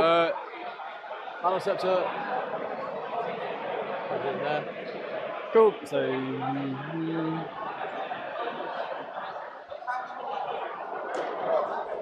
I've got 2 more units to put down. I've got 2 as well. So Umfa, just nice and tightly in the corner, not leading anyone. Uther, Umfa, yeah. obviously. Don't leave home without him, do you? Well, it's just handy to have. That's what I mean, he's so good. Cool. Defects.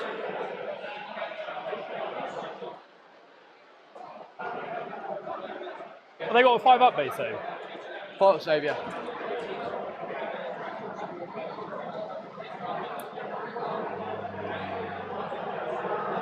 Cool. I think I am going to work. Let me just measure this out.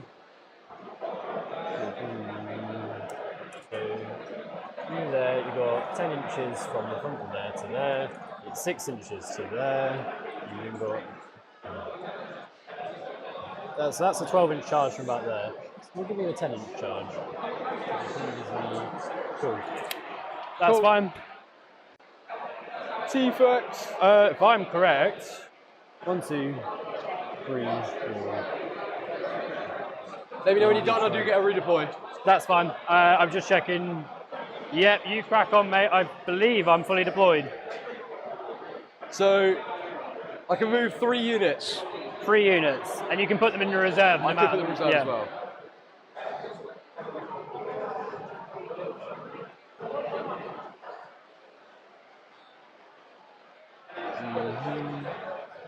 Okay. That's 1.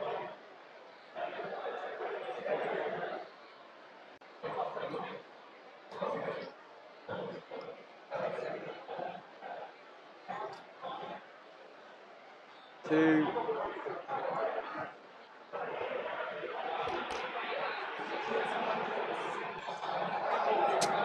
T-Fexes get a blank once per game. Yeah.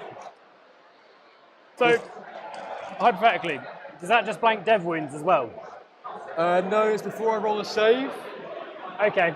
So, hypothetically, if I got dev wounds, could you just blank it though, because it's dev wounds? Or does it have to be blank a save? It's before you roll a save on an attack.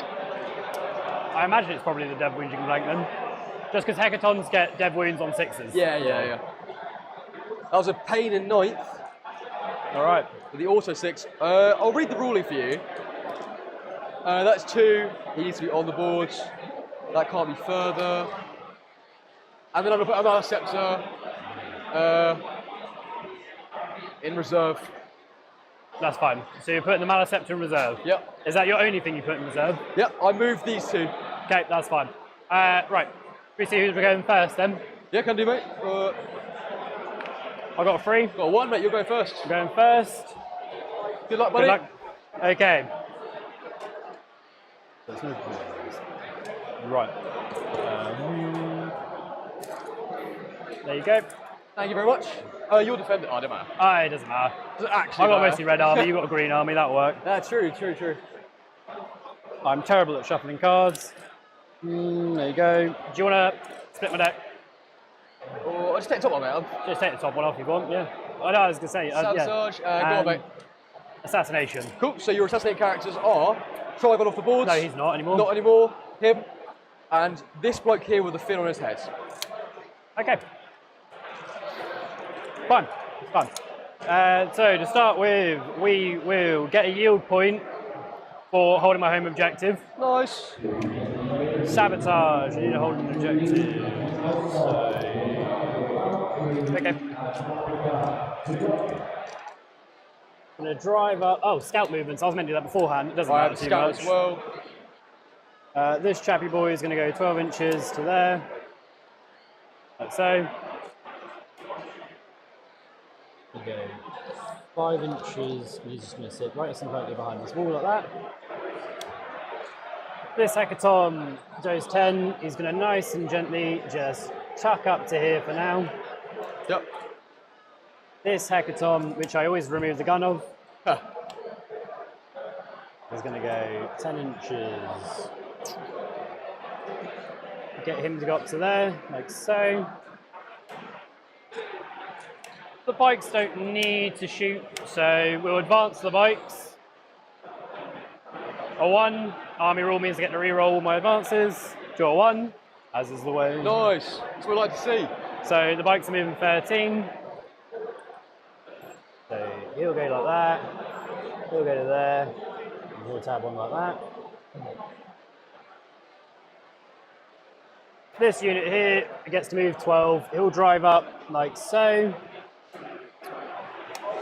The berserks, that 5-man, are going to advance into a 5. So that means they go 11. Oh, I didn't get my scout move.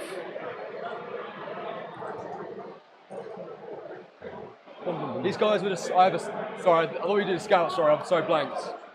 Do you mind if I scout these guys here? Yeah, go on then.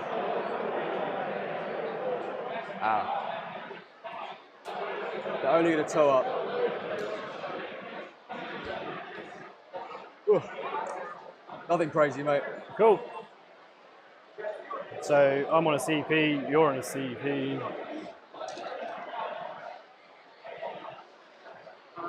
You're on a CP. I need it on my phone as well because I will really struggle with this. You're right, mate. No rush. Cool. Regards to that, so can you turn 1 deep strike? Yes, I can, because I go seconds. So these guys can come off, and I can pay a CP to pick someone up. That guy can then deep strike because it counts as an uppy downy. Cool, that's fine. I'm gonna be honest.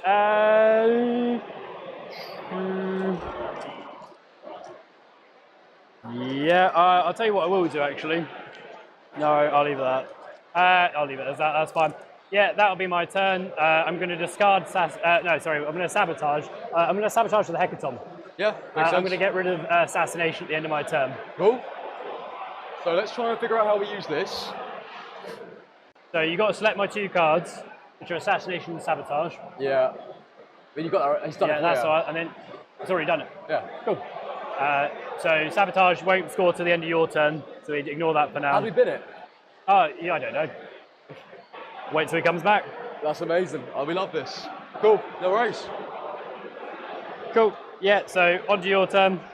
Cool. So I was going to get CP, you get CP. Both on 2. Okay, start of your turn, I get a yield point for holding my home. Yeah, sabotage is ongoing. You want some cut to my deck, good sir? Sorry, mate. Cut it however you would like. I'll split it that way. Yep, cool. We got Display of Might, not possible the first turn. Leave that out until redrawn. I'll also get Assassinate. Engage on all fronts. Cool. Assassinate isn't a great draw. I've forgotten to pick up my Raptors already. Wow, it's getting to me. It is getting to me. I'm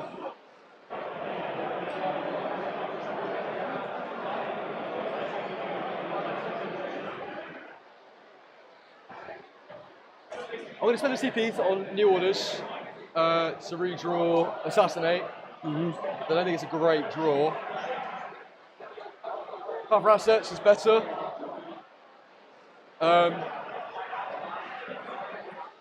Bloody hell, it's tiny.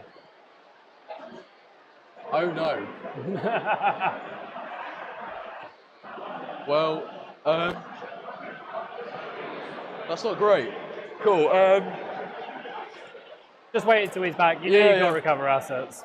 I mean, I know what I've got. Yeah. So did you discard Assassination, yeah? I just got Assassinate. Cool. Go. Start off with the easy bits then, because I forgot to. I'll be down in the Raptors because I'm a moron. These guys are going to advance. 1. They get 11. They come round. I just want to keep sewing. The first guy.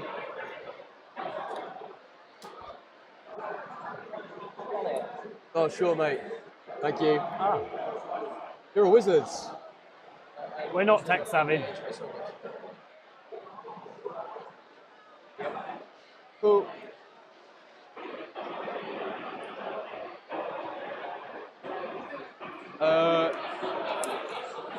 Making battle round 0. Just impressive. Yeah. Sometimes my Don't mean to genius brag, is but frightening. pretty good at this. Mana Scepter will also advance. He moves a mighty 12. Pays 3 for pivot. And then he goes 9. He goes like there. Happy with that? Cool.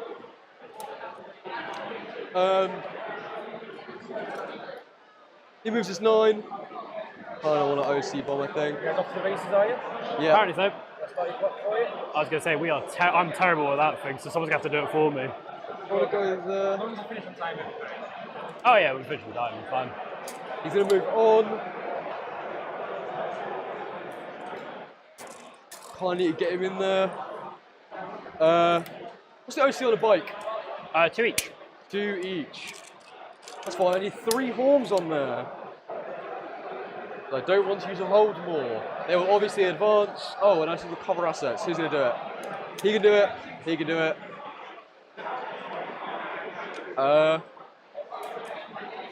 Yeah, cool. That's fine. We are going to roll for the advance. 6. They move 16. The front guy can get so far, but he's just going to come in here.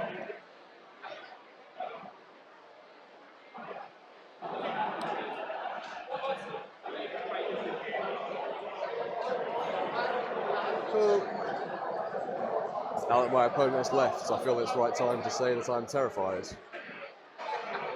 I also forgot to be down in the Raveners because Keep I am up, more. JP. I'll kiss you, JP. The holy. Cool. I'm getting gauged for smaller, for like the middle, because I can't really get into that side.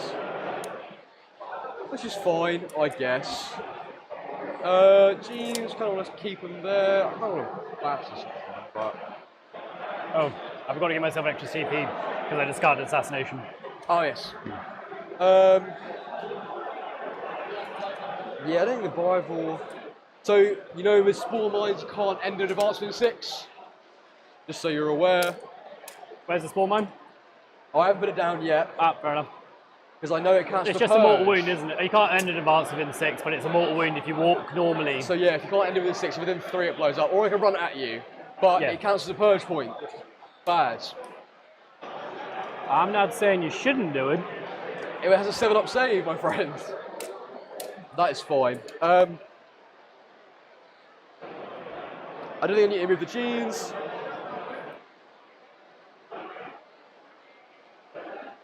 I think we're fine on that front. You have no shenanigans for less than a 9-inch. Nope. Cool. Right, then I guess they're going to stay there because I don't.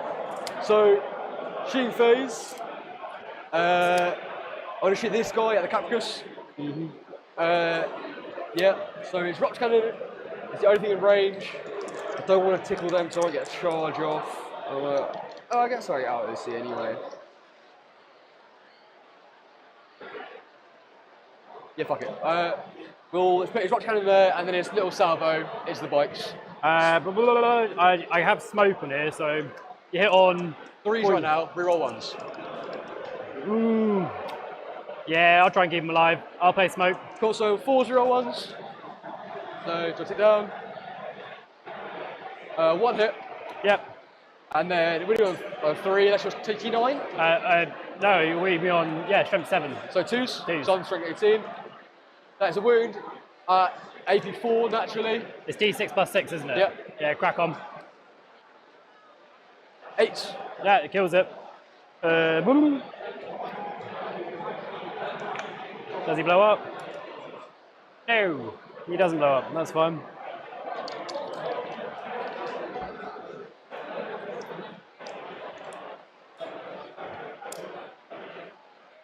Hold your horses.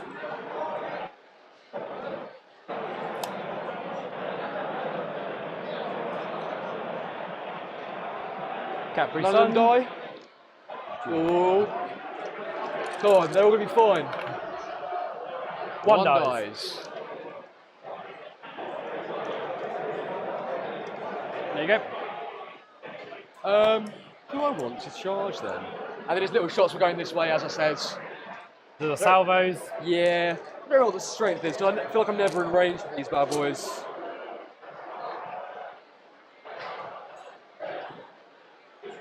If you are tuning in, let us know who you are cheering for. We've got the Votan, the Short Kings, or the Tunnel Snakes. Two of the funnest armies, I think, to see. They both have got lots of flavour here, and both play very unique ways. That's a lot of 6s, but he's at any other time. We're all in 1s. And then strength 5. T6. So 5s. We got a whopping 4 AP nothing. 4 AP nothing. I get cover, so that puts me to a 3-up save. 1 goes through. Just 1 wound, my friends. So that leaves him on 2 wounds.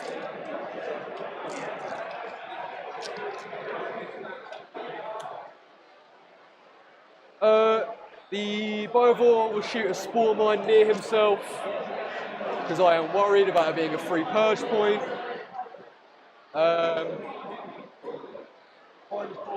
The stick down here. Yeah, in cover. So this guy is going to recover assets because he's out. He's into no man's land. This guy's going to recover assets, so I get the little 3.1. Okay. So recover assets for 2. Yep. And then you get engage in all fronts for 2. So Recover assets for 3. 2. it's 2 points still, but it's 3 locations. No, it's 2 locations for 3 points. That's wrong way around. That's right, no. Engage in all fronts is for 2 Yeah, points, yeah, and then yeah. recover is for it. So You're yeah, good, that's you're fine. good, buddy. It's all fine. Cool. Cool. So end of your turn. I get my sabotage, Yep, so I've done which a is good 3 job. points for that. Go on to my next turn. So you've got out of see me on 2 objectives, so I get 1. I'm back up. Oh, okay. So end of turn 1. You I kill 1. more, so I get 4 primary, yeah? Yeah.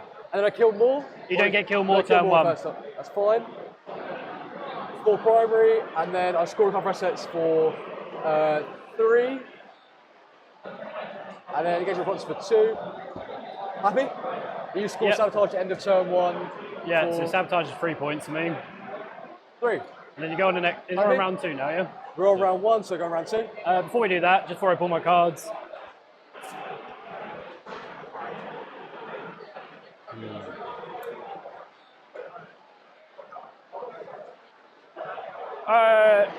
Yeah.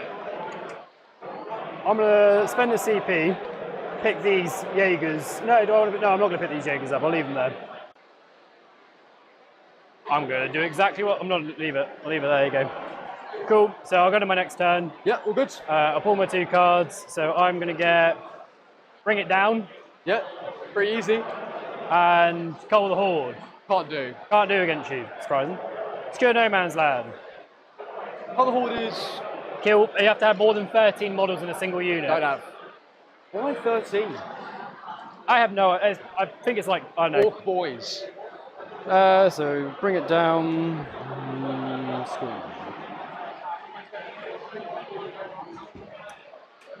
Cool. So, this chappy here is going to move 5 inches forwards to there.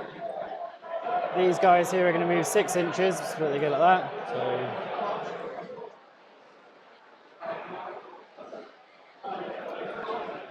these are going to come to here. No point me giving them a reason to shoot actually, so I'll just pop them here then.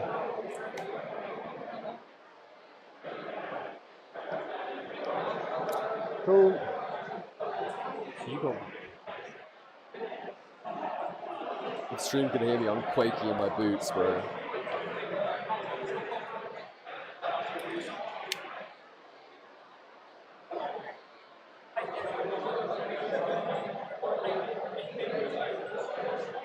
Oh, I can't pick him up. Just gently. 6 inches from there. It's about an inch off the wall, so 5 inches forwards. Easily go like this. 6 inches.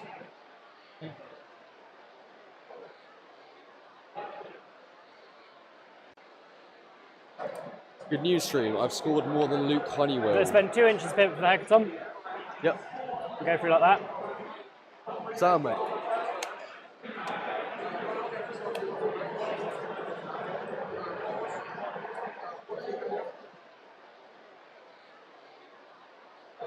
This hackathon's going to drive back 10 inches. So we'll go 5 inches, gets him to there. And he gets to go 5 inches forwards. We should just get him like that. Trying effects here. So I can see the front of your rupture cannon. Sounds good. So, okay. Probably should have blinked the warriors of his home objective in my bio viewer, but that's okay. I'll just cry about it. I'm going to advance Bury. Not a Bury, fast, sorry. A 1, changing the dice. To a 4. Nice. Means he's going to move 9 inches. So, Oh, Uthar. yeah, Uthar will go there. These guys here are going to go in a line, so I'm going to move these guys to there, to there, to there, to there. Yep. We both did a CP, yeah? Yeah, I'll be up a CP. Oh, yield points as well. So I only hold my home objective at the start of that, so I'm up to 3 yield points. Sounds good.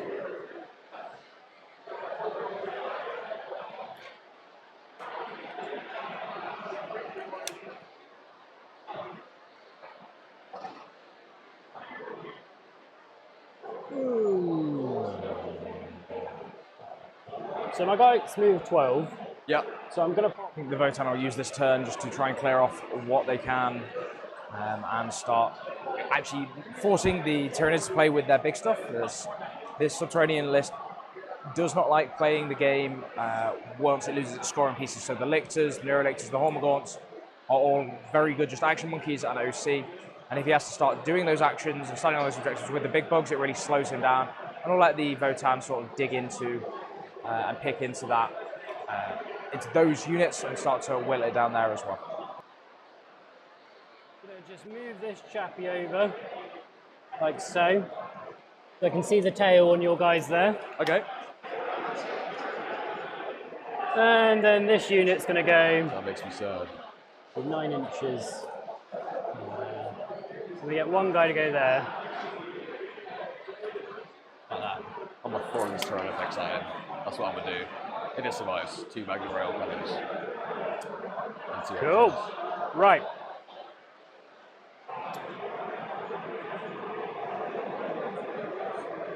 So we'll bring it down. Okay. So secure's currently not. No, I have to kill the girls there. That's fine. So we're going to go start with this hecaton here. Cool. The Magna Rails are going into your Carnifex, Tyrannifex. Tyrannifex, All the come bolters on. are going into those gaunts. Sounds good, mate. So we'll start with the Strength 7 AP1, Strength 7 Sustained 1 guns from the hecaton. Where are that going into here? Yeah, Okay. so all the bolter fire are going to go into the gaunts, and just the Magna Just the Rails Magna. going. Yeah. Cool. So Strength 7 hitting on freeze because you're on an objective. Nice. Reroll 1s. Cool. 6 is a sustained 1.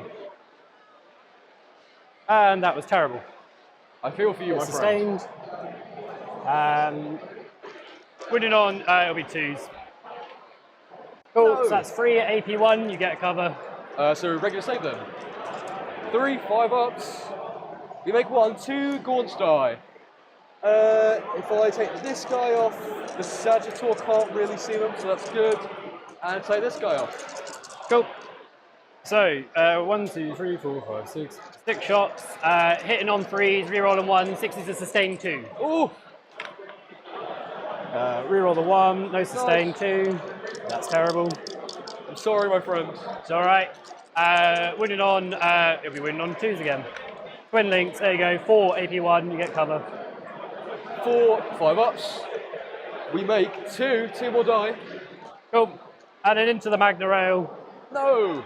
The Magna Rail into the Tyrannifex. 2 shots hitting on 4s because you're not on an objective. Reroll 1s. Good start. Wow, I'm loving this so far. 1 hit. Up to 12. Yeah. Win So on 3s. Wow, loving it. Do it again. I'm going to use Umfar's free strat on the Hecaton to re-roll this. Sounds good, mate. For God's sake, wow. I hate using other people's dice. It's because they're not your orange dice. I know, I wish I could.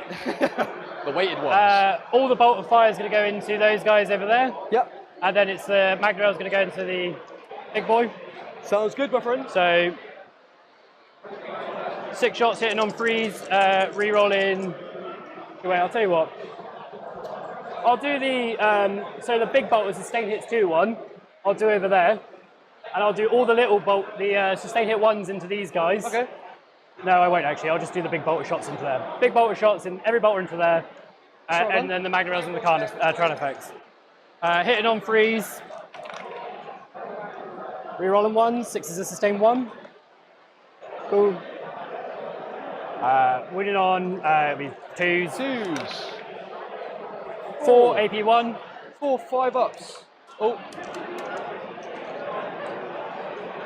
2 die. How many are left? We've got 4 left. 6 shots. No. Hitting on freeze. Rerolling 1. 6 is a sustained 2. Oh, there it is. Better, but not great. Cool, get those 2 shots for that one. Winning on 2s. Yep. Twin There links. it is. There we go, finally. 1, 2, 3, 4, 5, 6, 7, 8. 8 saves. I can do this. AP1, get covered. I cannot do this. They are dead. That's 1 kill on the kill count. Then you got 1, 2, 3. 2 shots, sorry, from Magna Rail. Yep. Hitting on, what am I hitting on? Hitting on 4, sorry. Yep. Reroll 1s. Nice. Yes. For God's sake, I No. hate this. And then I've got nothing. We'll do this is the kill count. You can be pink, I'll be green. Yeah, do it that way, it's Cool. fine. Cool. Yeah. Charges then, Yep. because I haven't even done a single wound to that Tyrannifex, that's terrifyingly bad. We'd like to see it. Bury's going to charge into your Yeah, of course, get him. Boom. On a There 10. it is. Okay. That's my only charge. So, Bury's going to do a sweep profile. Yep. 6, 7, 8, 9. Come 10 on. attacks, hitting on 2s. Nice. You roll 1s? I hate your dice so much. Yeah, they're cursed, I'm pretty sure. Give me the weighted ones. Winning on 2s, because Yes. Trump 6. So that's 7. 7 AP. AP2. Oh, AP2. I rolled. Can you also the yellow ones with us? No, the yellow ones are Why cursed. do I have the yellow ones then? 7, yeah? 7. Cool, that's fine. I'm gonna come steal them. How much OC is Bury? 1. So Would you there's rather do only this? 5 OC on there. So you leave 3 dues, you still own it. But That guy I did nudge a little bit. There you are. that's fine. Terrible, terrible, terrible. So I'll get secure no man's land for Max, I but get to fight back. yeah, it's fine. I'm gonna. I'm not going to pile in. They're going to stay there. Okay. Big 6 attacks. 5s. 4s, sorry. Well, even so, that doesn't actually matter. And then 5s. 1. AP 1. 1 damage. Save He it. loves it. He absolutely loves it. Okay. End of your turn. What do you score, my friends? So I get secure. Nice. I'm going to discard, bring it down again, and get another CP. So I re-rolled Buries for free. Didn't need to do the charge roll. Okay, so Yeah, quick question. Because I'm blanking right now. If I call Shadows in the Warp next command phase, never mind, I'm not going to do that. It doesn't matter. I've sorted the answer to myself. No, it's fine. Oh, go away. yeah, so I get. Oh, we need to do my next card. So that's a run. No, it's not next round. Oh, you're on round 1. Yeah, so round 2. So I spent a CP, which is Bury Unfire's free one for the round. Yeah. So I get 4 for primary, 4 for kill. 4 for kill. That's 8. Missions, I had Skewer and Bring It Down.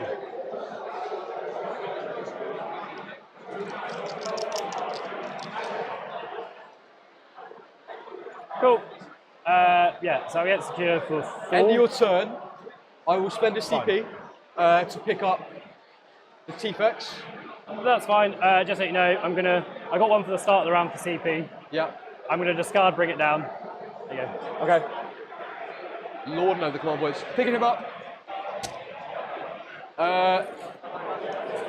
And these guys come up naturally at the end of your turn. If I can pick them up at all. Bloody gangly guys. Deal with them in a minute. Cool. So I'll check for the 6-inch so I can get my 3 dice battle shock. They fail. Oh, okay. I cry big tears. Should have been saying bravery then, but that's okay. Cool. I hate these guys. That's fine. Best part of this job is I get to watch the games as well. So. Oh, I get that. That's fair enough. So they are battle shocked. I'll give them a snazzy dice. I don't know if I comfortably kill Bury with a Mana Sensei if I fall those guys back. They also might just die. And I'm going there. Oh, for him. They are battle shocked.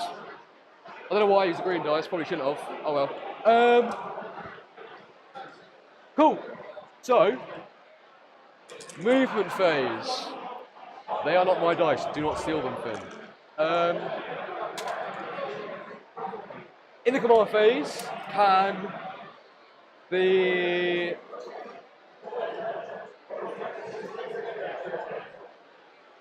Hexagon take a battle shock test, please? Say again? Can the Hexagon take a battle shock test, please? Yeah, that's fine. Well, I got to do this one. He's fine. Yep, sounds about right. Do I want to send it? What's in that Hexagon? 10 berserks for hammers. No! My deep shot match for a little bit later. Okay, so what we're going to do.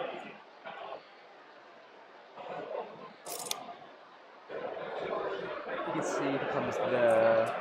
That gives me Malice Actor to move up. Okay. So the Raveners. Oh, that's the last thing I do. I am a fool. Movement. I kind of need those guys to move up, but I don't want to spend.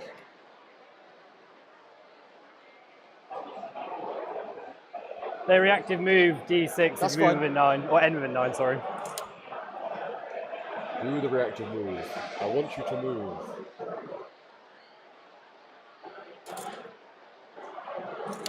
Cool, and then the second rank. Just like that. Now, these gene signals are about to get blown up, but we have a mission. Oh, dear me. Okay, Cool. I'll react to move. 3.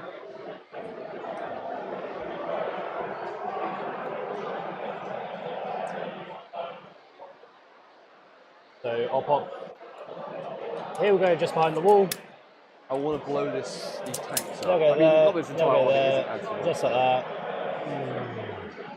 Cool. Yeah, that's fine. There's a massive gap there, so we'll deal with that in a second. The boy will move. He's not going to fit there. He can tow that. Just a heads up, Burry's got stealth. I mean, just in case you fall back. That's fine.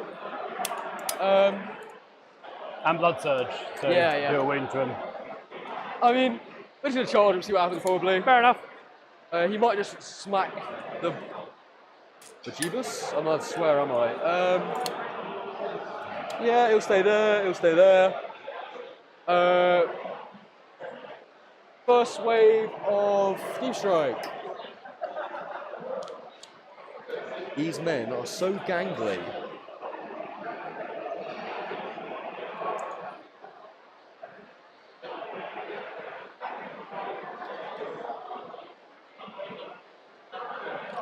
If I can blow up 2 hecatons in one turn, I'll be creaming. I'll actually be creaming. Was a good turn 2 there from the Votan, starting to. They need to really start to build some leads early game. As the game goes longer, the second turn advantage from Tyranids will start to build, especially with that control on the kill more. That's the main thing that Finn's able to control, and he'll be able to do very, very well with all of his shootings. That's fine, that's an okay draw. Okay, I need to position these in a way that I would like. I'm not putting this down just to clarify, I'm just trying to check where they can go. Where's my little stick? My girlfriend says that to me all the time. Oh, there it is. If I do that,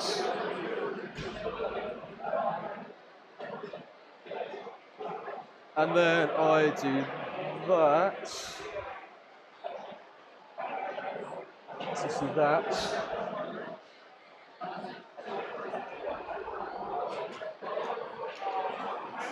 Too far though. That's the wrong way. In theory, I'd have to get to there. Has to be 18 inch.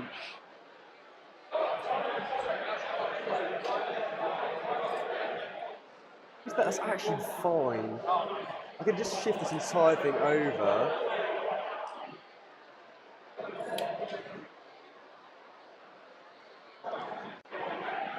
We're so sorted. We are so sorted.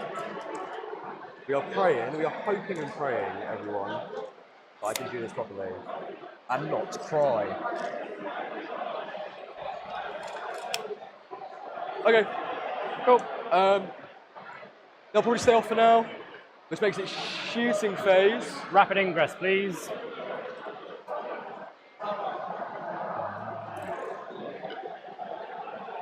Cool. That's okay. I mean, he's going to stage in there. So you've Gonna got bomb a 9, charge. sorry, may have moved your model a little bit. 9 inches from And there. the real question is, up to there. do we care, ladies and gentlemen? Do we actually? I like this rapid from down here. It helps bring in back a lot of pressure, and these berserks will be able to go and start to answer the threats here. If those Gene Stealers do end up charging Land Fortress and wrapping all the way around, they're opening themselves up to a bit of heroic, which is never good fun for them. And then, if not, they'll be able to go for either the Maliceptor, which is the big Gribbly on that objective there, the left of your screen, or for the secure that objective and folding up that way. Sustained, but that is okay. Cool. So, G phase, first thing I want to do is put a spore mine down. We'll put it Over Just putting here. a small mine down there, yeah? Yeah, just there.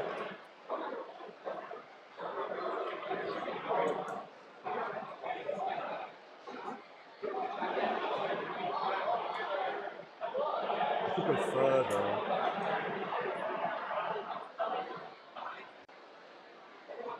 Cool. Right. That's shooting. That's such an arsehole move if I do that. That's probably not fair. But it is Warhammer. Are we have to say that guy can see the Jaeger or not? If not, that's completely It depends. fine. If you go by model, then yeah, you definitely can. Yeah? If you go by model, yeah. Cool. We'll start with that then. D6 plus 3 plus 1. Oh no, there's only 4 of them. D6 plus 3. For a big 9. Now it is time to whiff. I can equalise kill count, that would be nice. I kind of should have went up that way. Hitting on 3s, rolling 1s. That's a bad roll, Finley. And then winning on 2s because you're not in your second yield thing. We're not. Sorry, stop that again. You're not in your upper yield thing, are you? No. You crack on. Cool, so 2s. Can I get 6 AP2s? 6 at AP2. So cover, plus 1. We get cover actually, so Yeah. 6s. 6. You guys aren't going to get killed, watch this. Nope. Cool.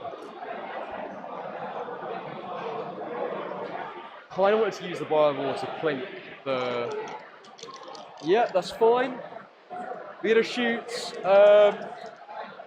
this rupture effects. Yep. This rupture... we'll start with this one into that one. That one into that one. Yeah. Hitting on 2s, didn't move. Cool. We're doing 3s.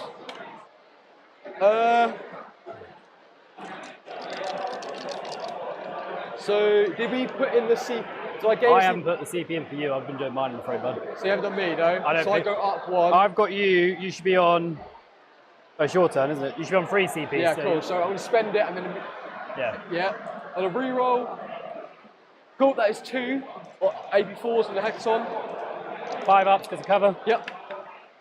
Save 1, 1 goes through. D6 plus 6. 7 7. damage. The 9 wounds remaining. We might have done the wrong thing, ladies and gentlemen. This Maleceptor is going to shoot at these guys. Yep. D6 plus 3 plus 1, so plus 4. Oh, baby. Cool, hitting on 3s, rolling 1s. And drop to 2. Cool, it's a 9. And then we are winning on 2s. Can I get 8 AP2s on them, please? The one on a 5 up. 1 6 up, sorry. Oh, I chucked it outside. Nope, so that's dead. And then the other just died. So 7 more.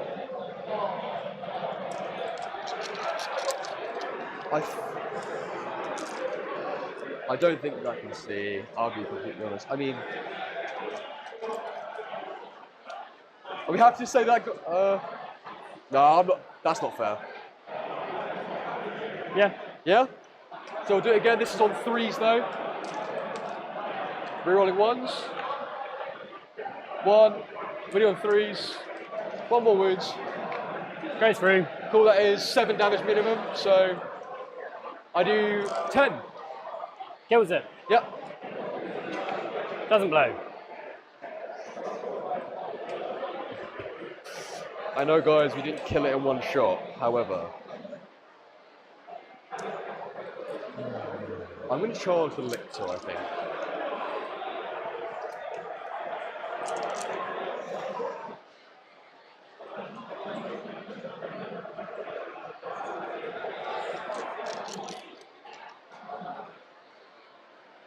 You see the little guns like I should have. That is fine.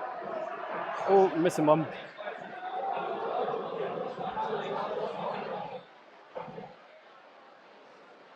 I get a second wave of bros to come in next turn. So pray with me, ladies and gents.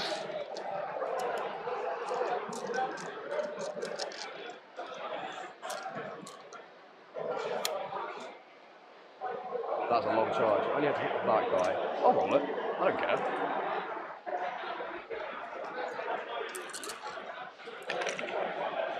Nope, they're all fine. Nice. That looks to be it for shooting. Charge phase. We're gonna try and make this. That's a 9. Yep. We'll do that one first. That's an 8, so we don't make it. This is fine. Crying real tears, but we will not reroll the 9. We might want this one. We're calling this an 8. Yeah, 8. Oh, also rerolled also earlier, so I can't do that. That's a 6, so they are just going to stand there like dweebs. Cool. That looks to be. Oh no, sorry, the charge here. The elixir. Sorry, my bad. He's in. He's in. Thank you, Lictor.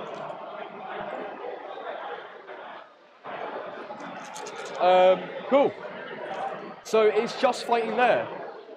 Let me just make sure I don't botch his profile. Only making one charge is a little bit unfortunate here, as he says. The Gene Stealers having to stand out there like dweebs. Probably means they are going to be dead next turn, but he does drop one of the landforts, which is important. Yuri's going to get the kill back on the Hormagaunts, and looks like it's a pretty good turn for the Votan coming up here. Awesome. Cool 6s. We're doing 3s. 3 AP2s, 2 damage each. 3 AP2, 6s. Save 1, so you kill a bike and then a bike's on a wound. Cool. I may have botched it, lads. So I'll just remove this one and flip him to a wound. The bikes get the fight back. Yep. 2 attacks each. I have no idea what bikes hit on in melee. No, I know they hit on freeze, sorry, because they're on an objective. I have no idea what the strength of their weapons are. I just know they got plasma knives. Solid one.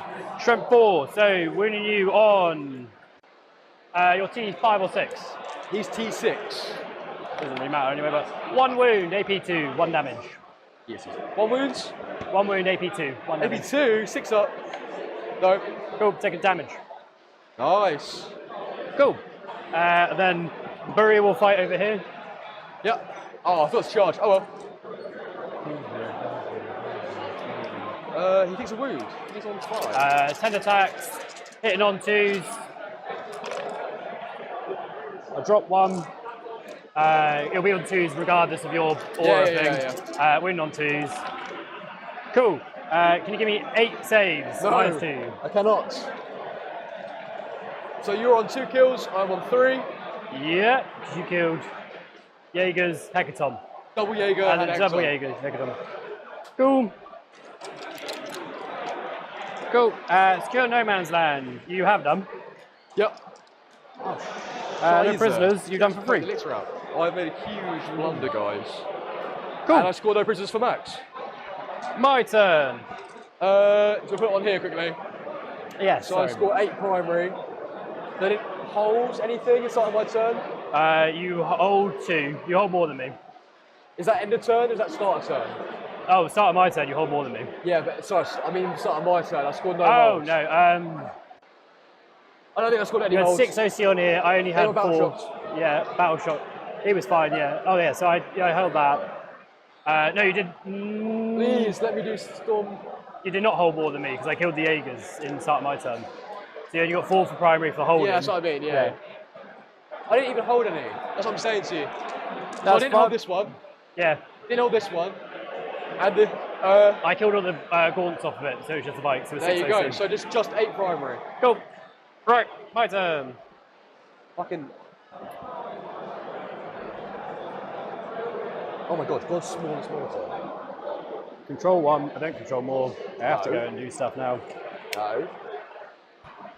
Yes. Oh, it's the monster for 4 and then.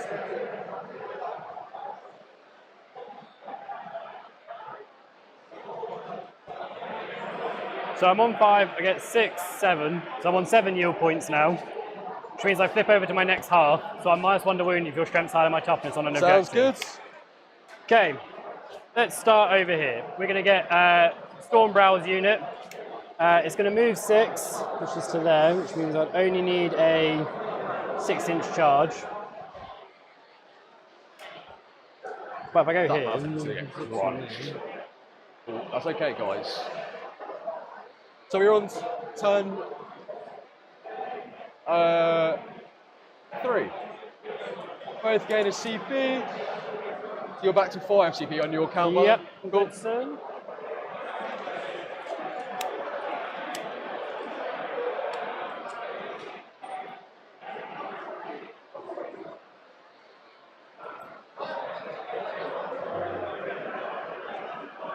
Move 12.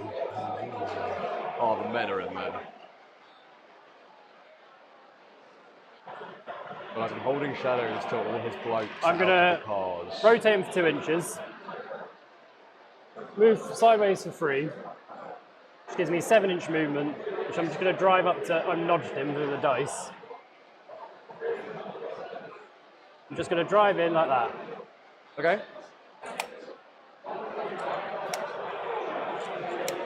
So he is fights first precision, yeah? Say again? He's fights first precision. Yeah, that's fine. He's gonna get shot, isn't he? Maybe. I'm going to fall back with the bikes, just like that. I'm going to move these berserks.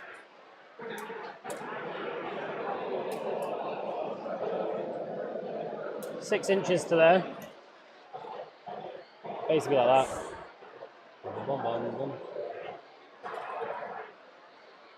Yeah. Actually, I'll tell you what, I'll change that. I'm going to pop them and just move them up to behind the wall. Yeah, no worries. I'd rather not.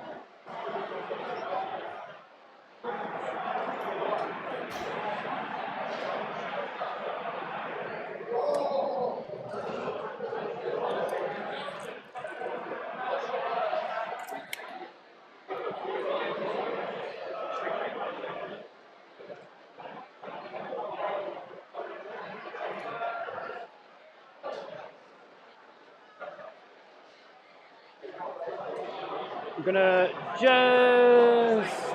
I have a CP for Overwatch, but I kind of look for counter. I feel like I need a double The charge. Hackathon's gonna move forwards 10 inches. Yep. It's gonna go like that. I'm gonna move him sideways for 2. I'm gonna pivot him for 2. I got 1 inch more. I'm gonna go. He's Tokyo drifting. He's gonna go this way, 5 inches to that.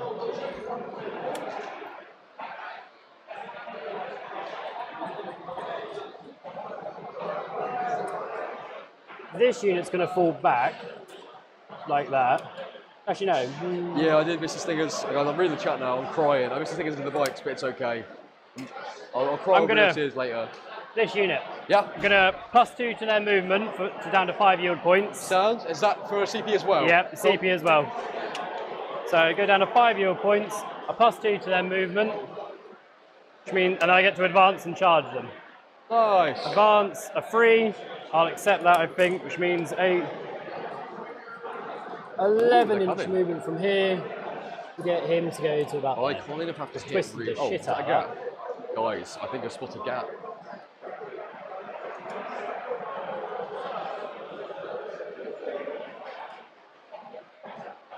Bikes are tagged so that he couldn't do actions. That's going to be my. Did you draw secondaries, yeah? Yeah, I did it me. Then you engage in all fronts and storm hostile objective. That's great. That's fine. Doable. Very doable. Wow. You're totally going to counter. I don't know why, but this really shakes me on the stream. I don't like doing it in front of people. He doesn't go there first. I throw 40 dice at you. Huzzah! So what you got in reserves? 2 Screamer Killers and a Trigon.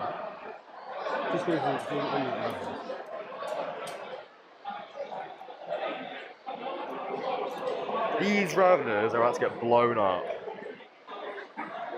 Okay. Well, he's going to fall back behind the cover here because I'm going to move the rest of them like this up to there. So it's okay. Oh, that's a lot of staging. Eyes. And there's still a bloke in there, by the way. There's still one, is there? Yeah, yeah. This is a sticky anyway. I'm going to advance the warriors. Actually, no, I'm not. No. Yeah, I'm going to advance the warriors. 4.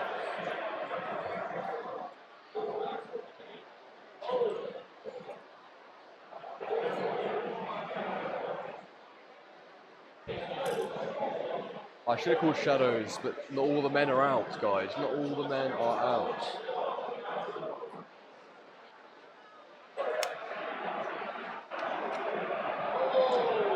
And he'll go there. Maybe I call shadows turn 5, so you can't score. Cool. Shooting. He's going to dump everything into the lictor. Cool, minus 1 hit. -1 hit, that's fine for him. Are you falling them back, yeah? I throw the bikes back, Cool, yeah. yeah, so no worries. So we'll start with his big shots. Hitting on 5s now because he's not on the objective either. 6 is a sustained 2. Stuff him. Strength 6 for this, so wounding on 3.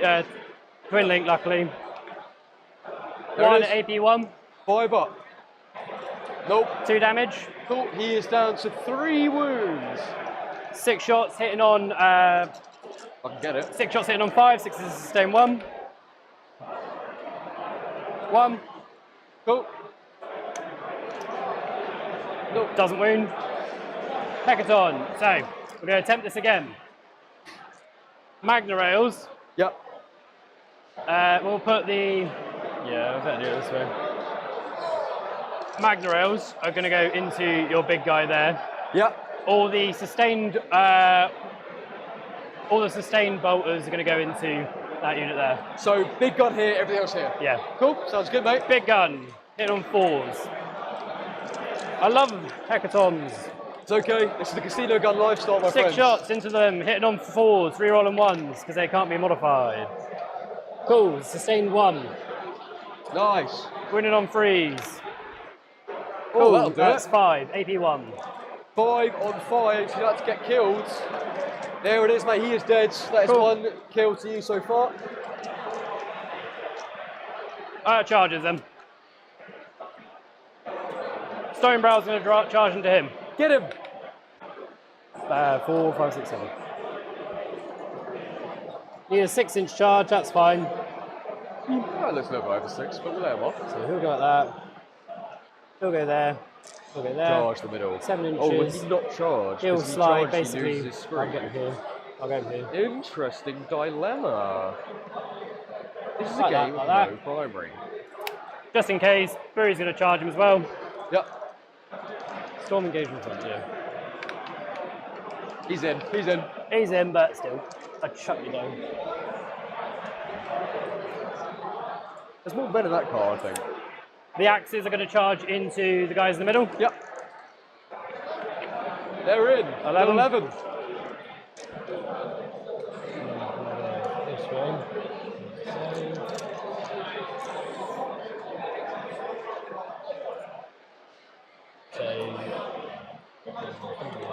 I hope people are rooting for me at home, because I am rooting for me.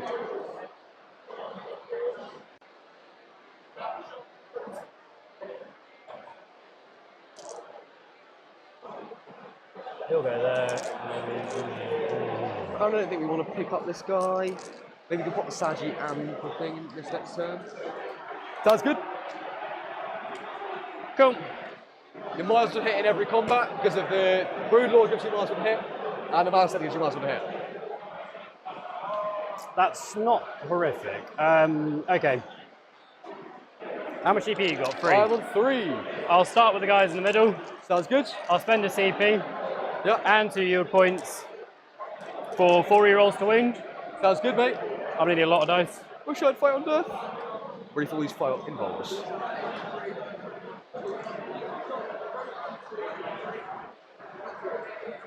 So you're just rerolling wounds, right? All wounds. Yeah. Cool.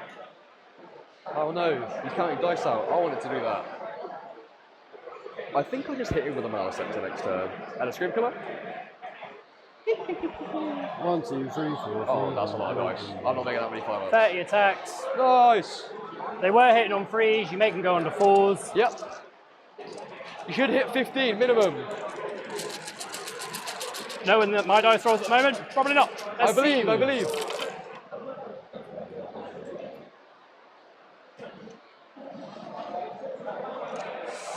It's not awful, actually. 13. And then wounded on toughness 3. 4. Tough 4. Wounded on freeze. Cool. This is not going to be pretty, guys. Cool. Do the Raveners go clear them up? So do I need another turn?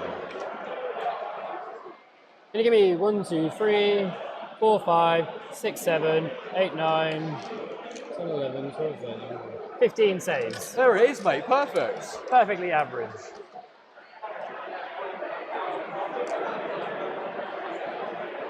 You got 5 up in bow, isn't it? Yep. Yeah. 1 damage, 2 damage. 3 damage. Fucking, yeah, alright. We'll do 10, because he has a different save, yeah? Yeah. That is... So they got 5 up and he got 4 He's up. got 4 up. Here we go. So you kill 8 so far. 9, 10, and then 3 on 4s. No, he takes 6 damage. He is dead. Cool. So that counts 2. for 2 for no prisoner. Yeah, I'm going to interrupt with over here though. Yeah, that's fine. I don't really need to... I'll fight on death on a 3+, by the way. That's fine. Cool. So I go down to 2 CP. I said, do you want to pick them up before we... So true. They're going, they're gone. I am accidentally stealing his dice. Yeah, I kept doing that as well. Oh, sorry, mate, I've knocked your guy over. They're on the dead pile. I'm not stealing your dice. I swear. I am. I'm honest. We're going to go with this. Squish goes the bugs there in the centre. Those berserks do not mess around. Oh, they're -1 to wound if your strength's higher than my toughness. Cool, so 3 to 4s. Yeah, we'll do 6. Yeah, they got 4 up, feel no pain. 3, yeah, that's vile. 3s. We reroll 1s with the subterranean. We drop 1. We wound on 4s because of your -1 to wounds. They're anti-monster, anti-vehicle. Yeah, sorry, your 4s. Yes. You're correct. 4s. We wound 4 times, 1 AP, 2 damage. 1 AP. Yep. So 6s. So save 1, 2 damage each. Yep. So let's see. 1's dead so far. 3 are dead. So do the free fight on death. They all do. No. So 1, 2, 3, 4. This is going very, very well for the dwarfs at the moment. That's okay. Anyway. 10, 11, pile them in. 13, 14, 15. Guys, root for me at home. I am just a humble bug. Laser. There we go. Let's see it. 15 attacks. Might to hit. Hitting on 4s then. 6s are sustained though. Big sustains. Drop that. That and that. But 1, 2, 3, 4 back. Oh, there's 2 more. So I put them back in now. Nice. Then it's winning on freeze because anti-monster, anti-vehicle. Guys, Brock's gonna cave So my what do head you in. 5? 5? Yeah. 5 4-ups. I failed 4. 3, 6, 9, 12. He is on 2 wounds. Cool. That could be his wound counter. The character, so Stormbrow leading. Yep. 4 attacks hitting on 2s because he 3s. hits on 2s, goes up to freeze, down to 2s for the objective. Okay. 6s are sustained. I drop 1. Winning on freeze. 3 AP2, flat 4 damage. I take 1 more. Flat 4. He blows. Does he blow up? No, he does not blow up. He is dead. That is the Delve curse, guys. I'm going to get smacked. So that's around. 1, 2, 3, 4. I killed 4 so you're far. Because I killed, that and him. Cool. So that's going to be the end of my turn. I get kill 1. I get storm hostile because you hold 2. Obviously did, so it doesn't matter. And occasional fronts will be for 3/4. Yep.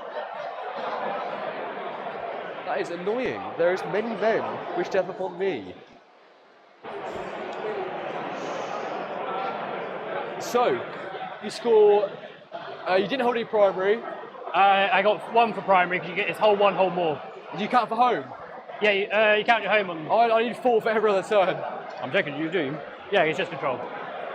So. We'll go back and fix that in a Yeah, minute. that's fine. Just the bio is touching.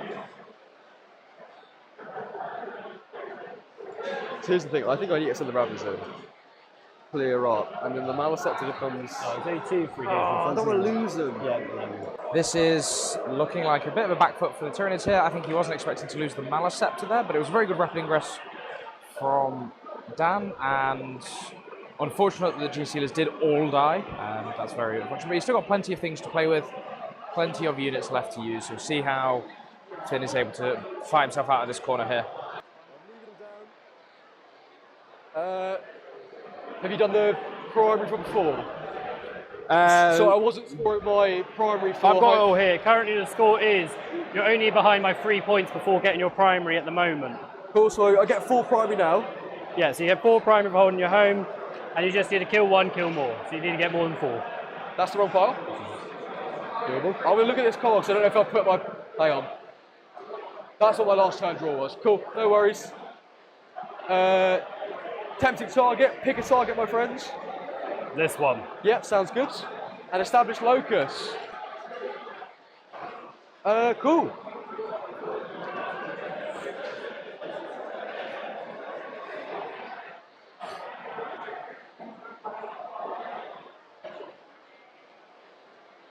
I probably should have rounded us up. That's sad. Say again? Probably should have picked the Raveners up, that's okay though, because they can't really go... You got the Trigons. You have to bring the Trigons and Scream Killers in this turn anyway. Yeah, I know. He's against the wall.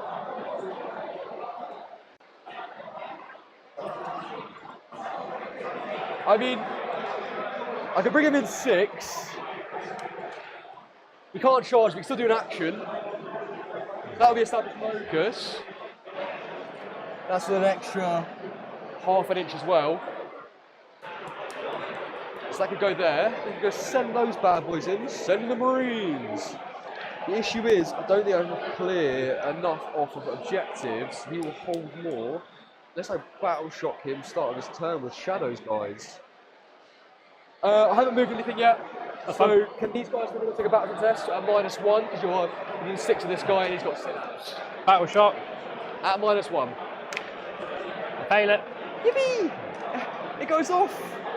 That 1, really 2, won't matter. 3, 4. Just a heads up, I get 4 yield points, which puts me up to 7 again. Okay. Oh no. He's pointing it up, guys.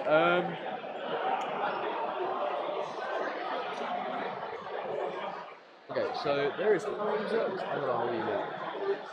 I haven't been giving myself 4 for home, and I should have been. So I'm crying. That's fine. So what we're going to do is...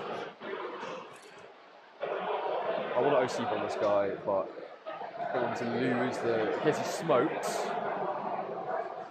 That's just going to go in there. Yeah.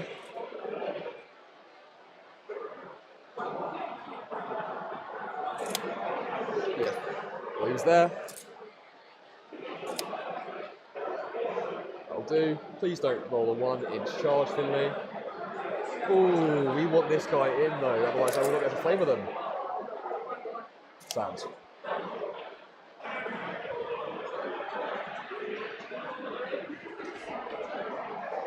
Coolio. That's attempted target here. What's worth more? It's always legacy 4 would be safer.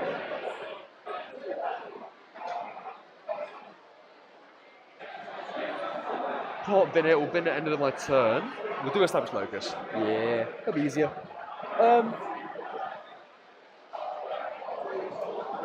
Didn't need to move much more. That'll be 6 for the actual guy. I'm seeing if you can fit.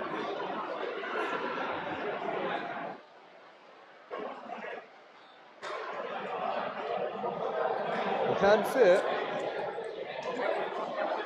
Oh yeah, you'll be fine. Yeah, I need to make sure I'm in your deployment zone. It's holy, isn't it? So it has to be like there. So holy means, because it's a corner to corner, That's you have to true. be behind this line section here. So you have to be about here to get holy. which you probably won't be able to do because you'll cut off the front of your base. You're a lot further back than I realised. You are way further back. You're here. I think I can do that. You'll I'm off the base. You'll be within then. Yeah. Shiza. That means we do the other thing and we go attack that man. Yeah. Okay. That means we do the other plan and we go attack them. Because that means there is no jurisdiction on that or restriction. We want to get this guy in. He is going to be within 9 of the furthest guy. I'd ever so slightly nudge this guy. Out of.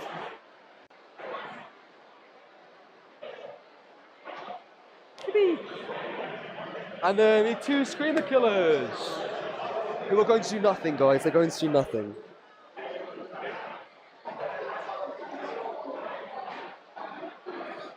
They can come in within 6.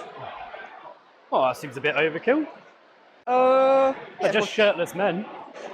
they're my just favourite type normal of men. Yeah, sounds good. Roger that, Chief. That's movement phase done. You have no rapid ingress, I assume. Nope, you're free to go, bud. First thing we'll do is we'll shoot our spore mine, because those bikes are free now. I kind of think I'm okay. I might leave a gap there. There. Go. Do I want to clink the guy and create a gap? Yeah, that'll be fine. We'll do that. I'm thinking too much. I'm going to shoot the gun from him straight to these guys. That's fine. It's -1 to wound because your strength's going to be higher than my toughness. That's fine. Bloody rule. D6 plus 3 plus. Is that 10? There's 10 in the group, yeah. So plus 5. Okay, 6. We are hitting on 3 drilling 1s. Got 1. Got 1. We're winning on 4s because we're strength 10. 3 AP2s. I did not put So they go through. Yeah, I'll go. You go through. 3 damage each. 2 damage or 3 damage? 3. So, first guy. You said 4, yeah? 3, mate. 3. 4. First set. All survive. Roll them again. All survive. Nice. Roll them a third time. 1 dies. There are I've actually tears got one guy streaming swapped down over. my face. Coolio. So we're going to shoot disrupt effects at the Hekaton. Yeah, in the Hekaton, that's fine. Crack on. Hit your 2 drilling 1s. We hit both. We win. Sorry, on I've got to take one of 3s. these guys away because I've accidentally given you 11 dudes there. There's 2 wounds in your Hekaton. I forgot 3 of them died as well. Yeah, oh yes. So I'll take that away. There you go. Can you make sure I'm 6 from Brewery then? Because that would have changed the deep strike. Yeah, you're still 6 in Bury, you're fine. Cool. Cool. Yeah, Sorry. I wounded twice on the Hekaton. Yep. That's a wound roll, so 2, 4. Both go through. That's minimum 14. Yeah, it's dead. Yep. Does it blow? It does. Yes, it does blow up. Oh, for fuck's sake. So we call it Satchel first. 6. He's got 3 wounds remain. Cool. Standard. This is what happened in my last game. Is it? Not today. I played Imperial Agents and I lost 7 units in explosion Oh, from Canis no. Rex. It blew my head So up. on the bikes now? 4. That guy was on what? So he dies and the guy's in a wound. No, he'll be on. He was on a wound. So that's them gone. That's them gone. For fuck's sake. The Berserks. 5. 2 die. The one time that is the game decides it's going to roll very well is when it wants to screw me. So Uthor is. Oh, I don't know. Ufar should be fine. Is he? Should be fine. Yeah, I think he might just be out, but Yeah, he's from just there. about Yeah, 7. he's fine. I mean, he does go through the water. No worries. That's fine. We're all good. Oh yeah, heck on. Let me get all the guys out now. So many blokes, guys. Just many men which don't follow me.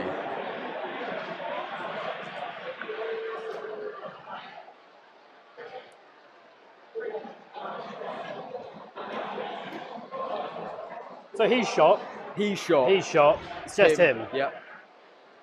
Okay, you're gonna pick stuff up regardless. I might as well.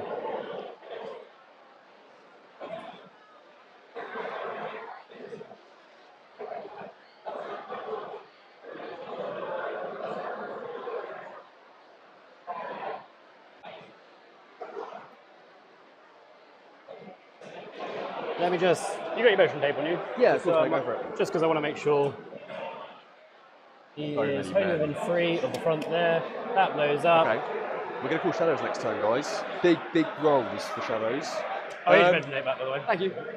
And then I've got to do how many die getting out. Oh, true. 2.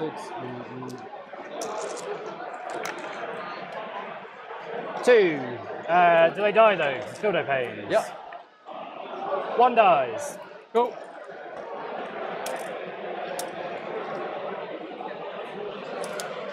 We'll shoot this Sagittal with him.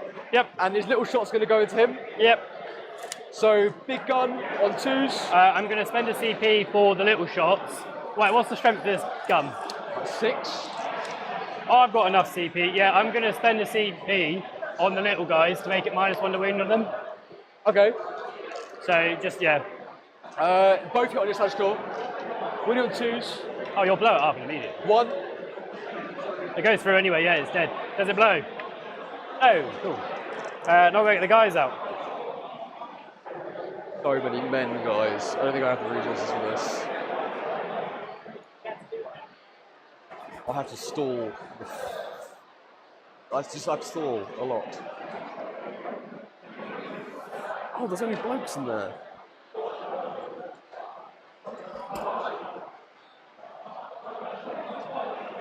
Cool. Now, how many of them die?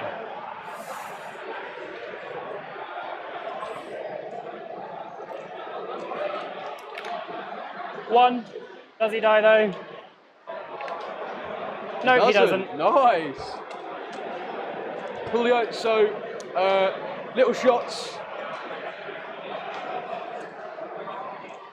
So yeah, whatever strength it is, it's -1 to wound. Fine. 3s. Let's up a load because we suck. And then we're going to go for 5s. 1 AP nothing. 5 up. Save it. Lovely. Cool. So now we have the. Are you going to use any stratagems if I target Brewery with 2 Slimmer Killers? Say again, sorry? If I shoot Brewery with 2 Slimmer Killers. Yeah. Oh, actually, no. We If won't. you shoot Bury, I can blood surge. Yeah, I'm going to shoot the rock unit. They can't move, can they, if they're being shot? Say again, sorry? This rocks unit can't be moved on being shot, can it? No, it's just. Okay, just so wound. if I was to shoot both Screamer Killers to save time, is that okay? Yeah, if you want to do it that way into them. Well, yeah, because there's no blast. There's no blast on it. Yeah, crack on. It'll be -1 to wound still. That's because I'm on fine. the objective. Cool, so that is, we're going to call it 2d6 plus 6. 2d6 plus 6. It'll be the same for that blast and Okay. everything. So that is 8 plus 6, 14. Happy? Yep. Cool, 5, 6, 7, 8, 11. How many did you say we said it was? 14. 3, 6, 9. Strength 8 these are, aren't they? Huh? Are they strength 8 or strength 6? Strength 8. So they're winning me on 4 still. Yeah. You're gonna have to take 2 battleship tests in a minute though. It'll only be 1 because you can't make someone take the same test twice, I think, or something like that. For what reason? It's just something like you can't battle shoot with a unit, try and get them to battle shock, and then you can't get them to re-roll it, I'm pretty sure. I might Why? be horrifically They wrong. both, the units, they say if you get shot by it, take a battle test at -1. Yeah, it's fine. It won't change much, so you crack on. 4s. 3 or 1s. Oh, another one. Bloody hell, Screamer Killer. That is an amazing roll from you. We're only on 4s because you're rule. You've got a big 7. 7 AP2s. 7 AP2s. 1 Damage. damage each. So the first 2 guys, both dead. And then it's 1, 2, 3, 4, 5 attacks, 5 up invul. Cool. All go through. Then it's 5 damage. He takes 2.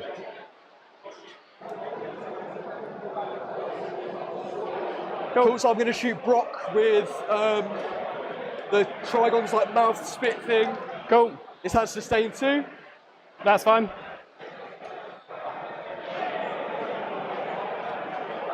Range weapons. So you're hitting on 3 drilling 1s with 1 double sustain. So that's 2 more in. We got that one. Cool. And then we're winning on 5s anyway. You're winning. It's not -1 to win anymore because I'm not on the objective. Okay. So you are T5 or 6? T6. So still 5s. I dropped dice, but I'll leave it because it failed. 3 AP nothings, please. 3 5-ups because he gets save 2, 1 goes through damage. 1 damage, my friends. Save it. Cool. All of a sudden, this turn is starting to look actually very good for the Tyrannids, dropping another land fortress, and most of the vehicles now means that the Votan are down to just a few units of Berserks left from the looks of it, which is a good spot to be in if you're a bug. That's my last shooting. Almost forgot. Probably should have put his peppered into there, but it's fine. I keep forgetting the Stinger salvos. Hyper Ravs. This thing I never get to shoot, so.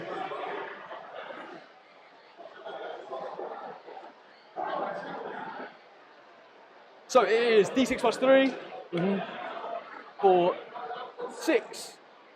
Yeah, auto hitting, and we're winning on equal, so 4s. 3 AP1s, 1 damage each. 3 AP1. Yep. All go through. 1 damage each. 1 goes through. The 6s are rolling hot, my friends. Okay. Charges. I feel like to stop auto-seeing, I have to charge that anyway. So, you go to charge phase. I'm going to I go up a CP. I want to use the snake reinforcement strat to make this guy, all 3 of them re-roll. So they're re-rolling. Yep. So we're going to call... It'll be 2 to 6 inches to get in the bury. So 2 into bury, so the first guy fails, luckily we have a re-roll. He gets in with a big 12. We'll call it this one just because I don't think it'll make a difference. Hit him there. The next one. About an 8-inch charge. 8. It'll be about an 8, yeah. Yeah. We'll call it an 8 then, we'll do an 8. That's an 8, he's in. Cool. So just get him over, buddy, it's fine. No stress. Cool. And then obviously the Scream Killer can't really tow in, I think. I mean, he probably could. That is... Oh, then here, I want to charge. So that is... Where's my measurement?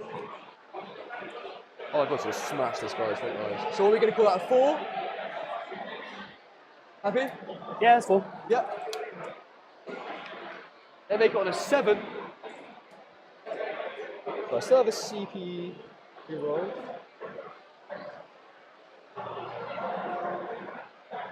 Do the pilot in a minute. You have enough to interrupt. I do. Over there. I'm going to charge the T-Fex in here. So Okay. that'll make it a... You have to do 2 for pivoting around the corner. That's fine. I'm just going to long bomb it. Sorry, I just nudged that. That's fine. That's like a 10. Why not? Otherwise, you'll OC. That's an 11. So we're going to call it there. Happy with that? Yeah, fine. Cool.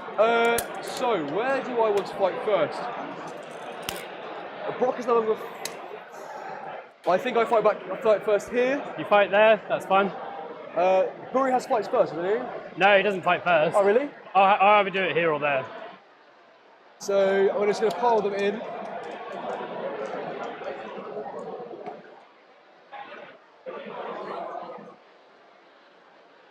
Get in there, you bastards. This guy can scoot. This guy can scoot. This guy gets in. So they're all in, happy? Yep. These guys will get minced next turn, but I just have to survive. Denials in primary. Cool, so we're going to go there first.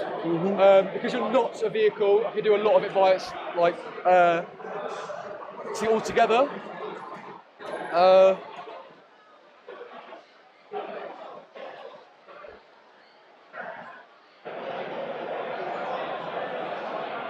Right, so melee weapons. So you get 6, and then it's 3 for the rest. So 3, 6, 9, 12, 15, 18, 21, 24, 27, plus 6, 33. I think I have 33 dice, to be honest with you. 4, 6, 8, 10, 6, 20, 6. Oh, I might actually, yeah, get in there. 33. So these are at strength 6 to the synapse. So you win me on 4s. So I'm winning on 4s.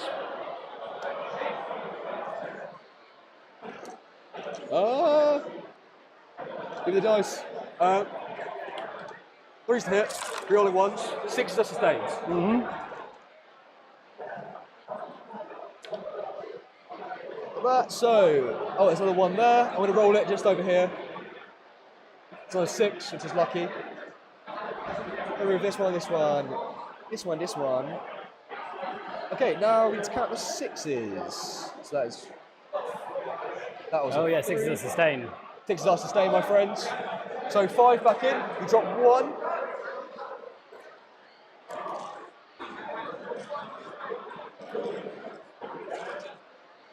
And this will be 4s, rerolling everything, yeah?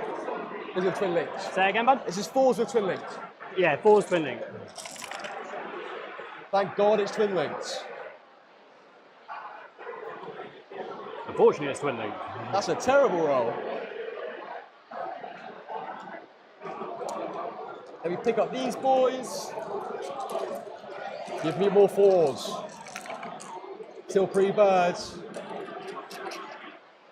Alright, so we got 5, 10, 15, 23, please, my friends. 23, Yeah. AP2. AP2. 2 damage each. So here's 23. So roll them. Every one you make, roll it again. Yeah, well, I've got to make sure. So 23, so. 5, 6, 7. These guys are going to get clobbered next turn. Absolutely fucking clobbered. 23. 4 ups. No. That's already 1, 2, 3, 4, 5, 6, 7, 8. They're dead. They're dead. Fight on death. No! 1.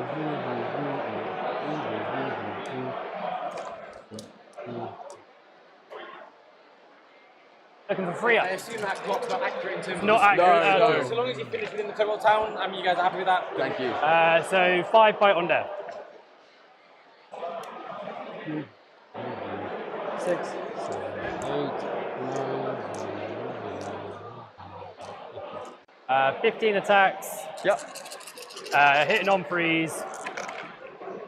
God, these dice are shocking.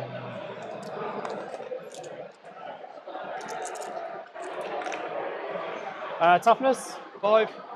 So win on freeze. 1, 2, 3, 4, 5, 6, 7. 7 saves. AP. AP2, flat 3. This is going to butcher them, my friends. Not enough. 7 6 ups. I make 3, so 4 If die. you roll like that, I won't. So, I've got to take this fella, Yep. this fella, Yep. this fella, and then I take any one of the hyper adapts. So that way they can still up you down here. If they somehow survive, they won't. I don't know, actually, they might. I'm losing steam quite quickly. Do you want to interrupt? Yeah, I'm going to interrupt just because it's the off chance. So that's both your CP God. Yep. 4 attacks, hitting on 2s because he hits on 2s anyway. 6s are sustained. There's no 6s. Wounded on 3s. Lovely. 2. 2 AP. 2. So 4 2, ups. 4 ups. Make one, fail one. Flat 4. So he's down to 6. I'm now going to punch Bury. Make Screamer Killers hit on 2, GW. And my life is yours. 3s into Bury, rolling 1s.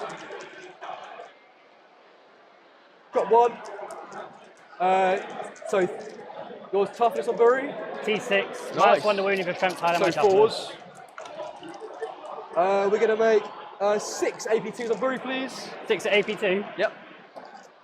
So 4 ups. He's dead. Yep. He gets back. Nice. Could be like that. There you go.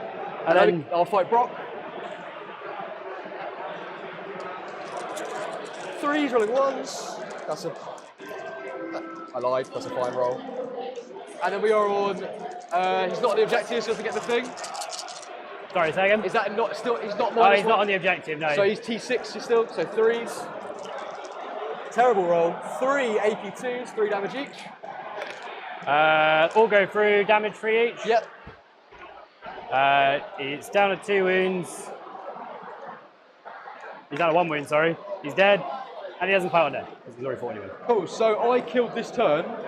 1, 2, 3, 4, 5. 4, 5 because I blew up. So I score more for kill more. I had to blow up, didn't you, Dan? So that's primary 4 to 8. And I held my home. So I get 12. Yeah, you'll be 12 for that round. Have you been adding your home? Yeah, it's 4 every time for the home.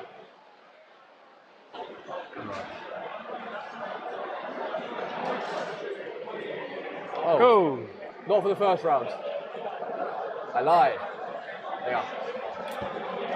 So, my missions were attempt to target an established locus. That's not what I have. Got a tempting target. He did not get established. Oh, I need to fight here, sorry, is that okay? Well, that'll fight fight, yeah, these crack guys? on. It's not going to do anything, it never does. And then your objective, so. -1 to wound, strength higher, my toughness. And your T5? Yep. So 4s. Oh. 2 AP nothings, please. 2 at AP nothing. Both go through. 2 damage each. Save 1, 1 goes through, kill 1. Is it two attacks at 2 damage. Oh, okay, so Sorry, 1 bud. more. Yeah, you killed 2. So you got those warriors here and there. Right. Oh, you okay? Yeah, my twins got stuck on me. There you go. So, yeah, I score attempt to target for 5. Saucy.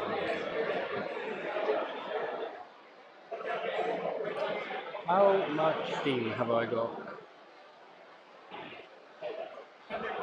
Okay, let's have a look. At the start of your turn, I'm going to call shadows. So Yep. everything on the board needs to take a batch test. These guys here have to take it at -1. -1 for him. So that unit there, they're They're fine. fine, they love it. The Berserk unit that's next to them, Our they shots- fail. The Berserk unit behind the wall, 4, 5, 6, 7, they fine. Umfar, he's fine. The Berserk unit there, fail. All the ones that matter, you better fail.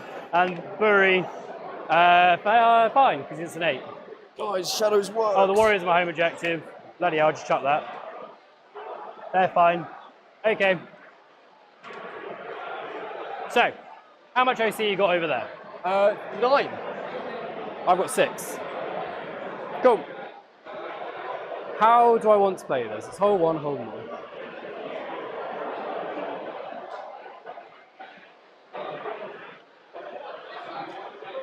Okay, we're back to Okay. round 4. What'd you get, bud, for cards? I haven't pulled them yet. I'm just thinking what I need to do. Overwhelming force and no prisoners. That's a Well, I great guess pull. it's one better time than any to get it.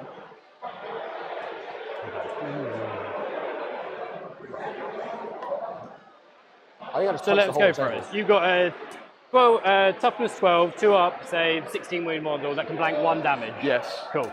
And you've got a 4 up invul model here, which is a 3 up base save. Yep. For 14 wounds? 14 wounds. Okay. And then you've got 2 models over there, which are 10 wounds apiece. These are the back ones on 6, because you hit him with rock. Yeah. And then the snake, who's full wounds. Okay.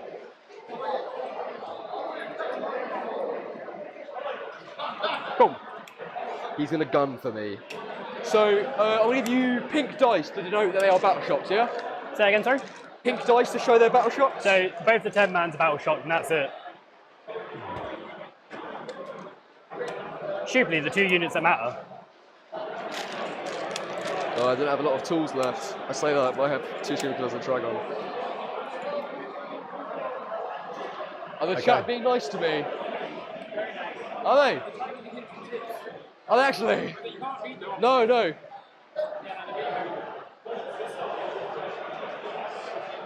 I keep forgetting my...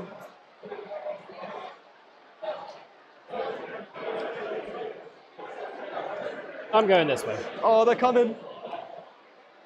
Oh Lord, they're coming. There you go. Stop my Boom, boom, boom, priming boom. there. Cool.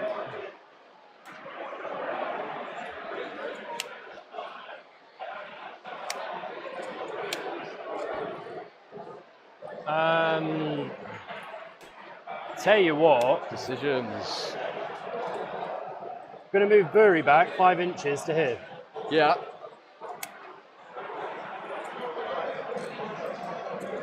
These chaps are going to move forward 6 inches to go to there. What toughness are Raveners? 5. Okay, so we didn't move forward. Oh no. These are going to go 5 inches in this direction. They'll stay where they are. Actually, I'll go this way so you I can't don't know, see OC them. bomb somewhere with a T-Fex, but...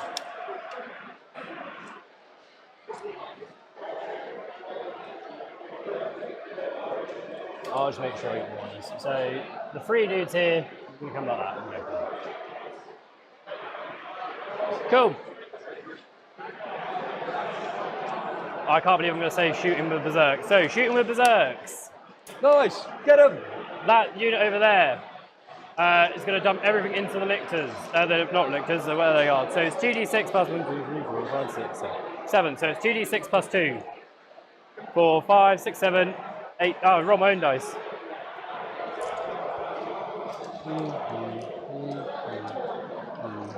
8, 9. 9 attacks. They can see you. Oh no! Well, 1 can't actually. Are you shooting? No, wait, they can see you. Yeah, you can see. So hitting Don't on stress, my friend. 4s because I'm on an objective.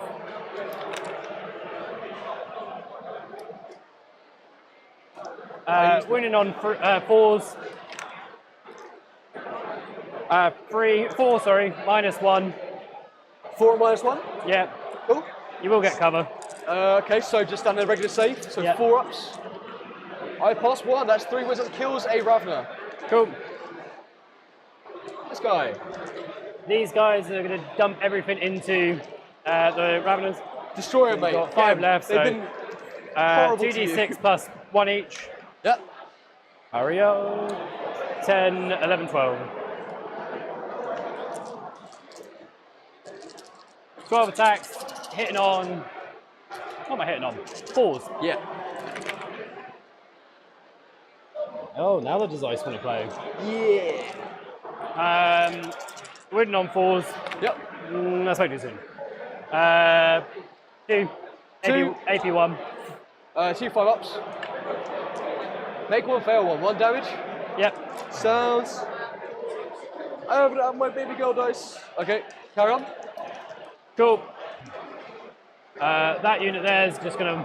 That's, I know, fuck it. We're going to charge. shoot him this way.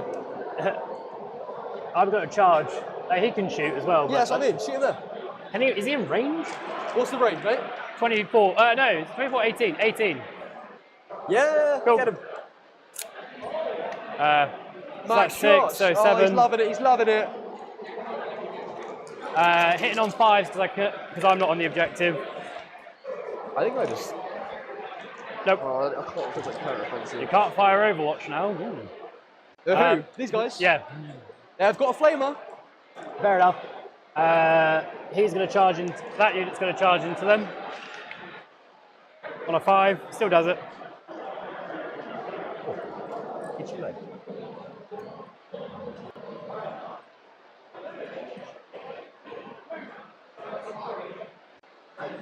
You score 4 primary for your home.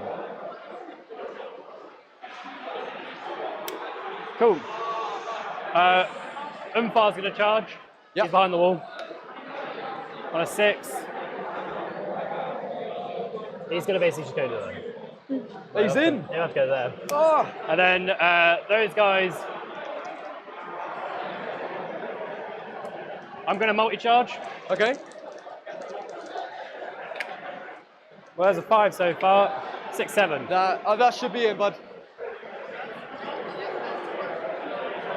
I'm gonna blow them up with the rupture effects to the face. He goes to there.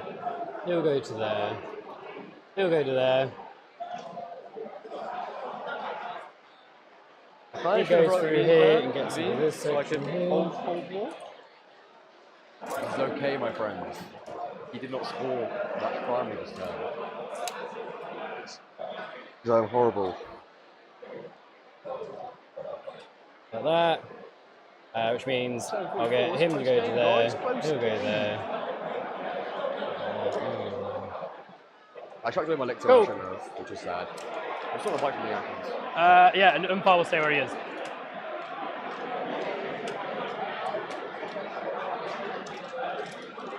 So, how much CPU you got? I'll start with the center. Okay, so you are -1 to hit with all of this, guys. Yeah, that's fine. As long as I'm not -1 to hit in the middle. No. No. 9 attack. 9.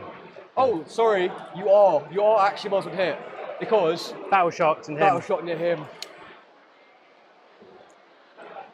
That's in. 5, 6.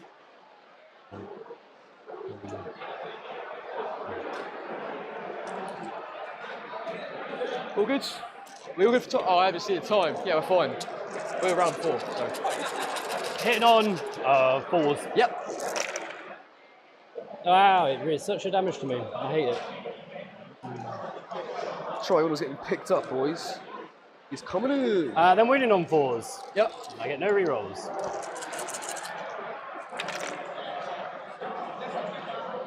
And just all. Winning on 1, 2, 3, 4s? 4, 5, 6, 7. What are your 4s? Yeah, Why are we doing 4s? because they're hammers. They're strength 5. Oh, really? Yeah, That's Axe weird. is a strength 7. Hammers are strength Why? 5. Hammers are anti-monster. Axes Oh, aren't. that's why. Yeah. Okay. So how many? 6. 6. AP? AP2. So I need 6 6s. So the boy in the middle can survive a hit himself. Yeah. Because he's got 5 wounds, I believe. So you get 1 hit. Yeah, you get 1 6 and he survives. Well, they're all gone. Yeah, he's got 6 wounds. So yeah, cool.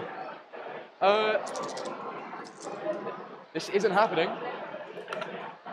Nope. Cool, you're all gone. They are gone. But ideal. So I will then I'll interrupt Yep. because I think I have enough CP. Oh, did I even charge the other 3 man there? You can charge it if you want. Yeah, if you wouldn't mind. I just totally realised I forgot to charge That's it. okay. There you go, 5. Loud.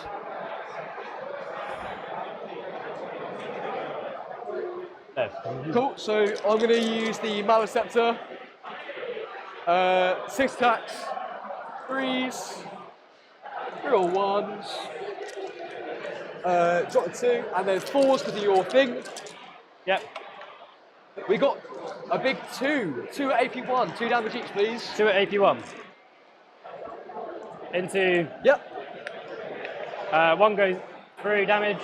Just 2. So 1 dies. Who is into the 10 man? yes, mate. Does he fight on death? Fine. He doesn't. Good. Go away, you sod. So I'll tell you what. I'll take him away. Okay. I'll take one of the guys here. I can't grab one now. Yep. One. Yeah, just grab one of them for me, would you, bub? Yeah, I'll Thank you. Okay. Right. So let's work this out. We got. I'm going to rock cannon bar.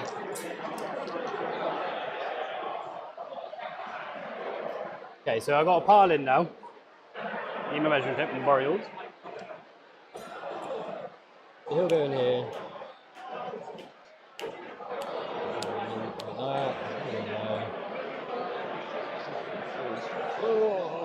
I'll get those two to go, one go there and one go there. So I've got 3 guys going into them, and then it's 1, 2, 3, 4, 5 into that guy.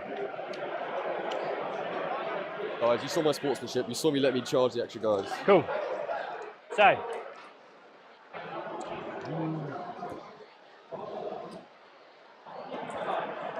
Nine attacks hitting on 4s.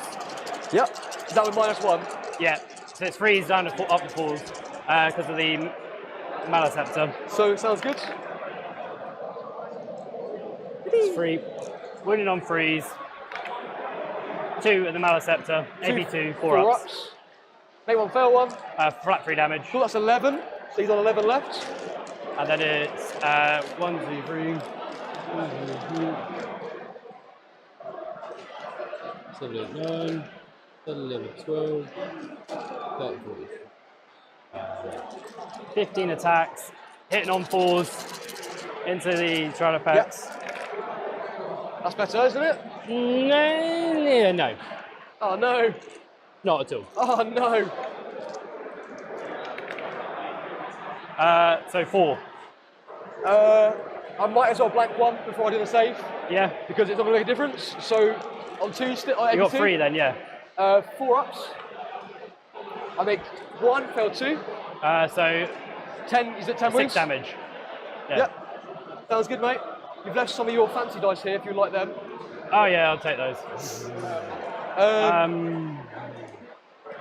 And then just because I need to go for it, I've got the 3 berserks there. I've got CP. I'm going to spend 4 rerolls to wound and 2 yield points onto that one.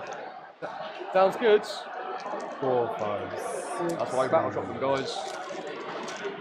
Oh, let me pile in. They should be fine like that, mate. Yeah, that's piled in, so. Oh, you're touch objective. Yeah, Okay. that's why, because they need to touch it. There you go.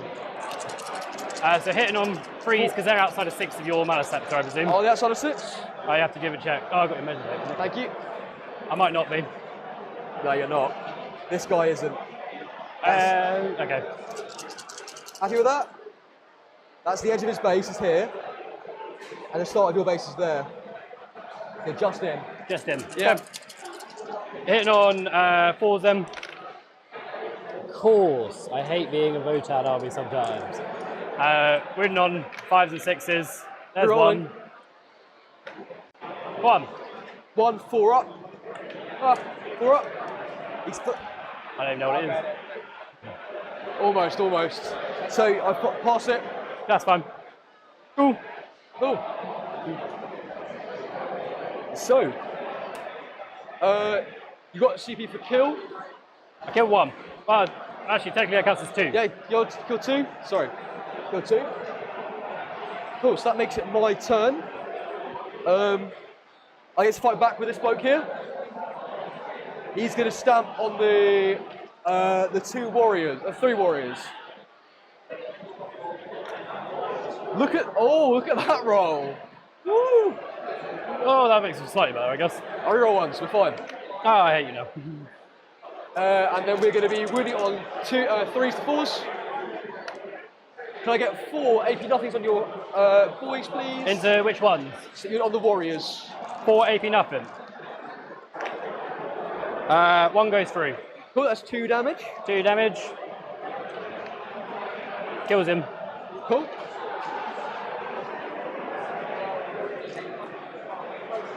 The Nids have done a great job this game of just isolating those flanks and focusing on the centre, funneling the Votan where they want to go and responding with great responses here. Has played it very, very well. I think the Nids now look like they're in a pretty commanding lead here, so well played Finn for so far. I'm not saying Dan can't do it, he can still connect, but he is starting to run a little bit thin on assets.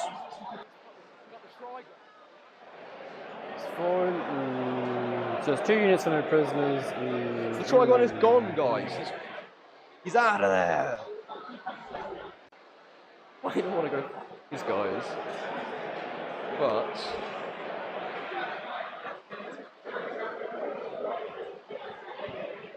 there, so I could make a 9. I could. It's not looking good, then. Not looking good. Then you would lose his toe. So, starting your turn. Starting my turn, sorry. You're still battle shocked because of how challenging the rule works. You don't get on battle shocked till the end of your, starting your next turn. So I score hold, and I score hold more.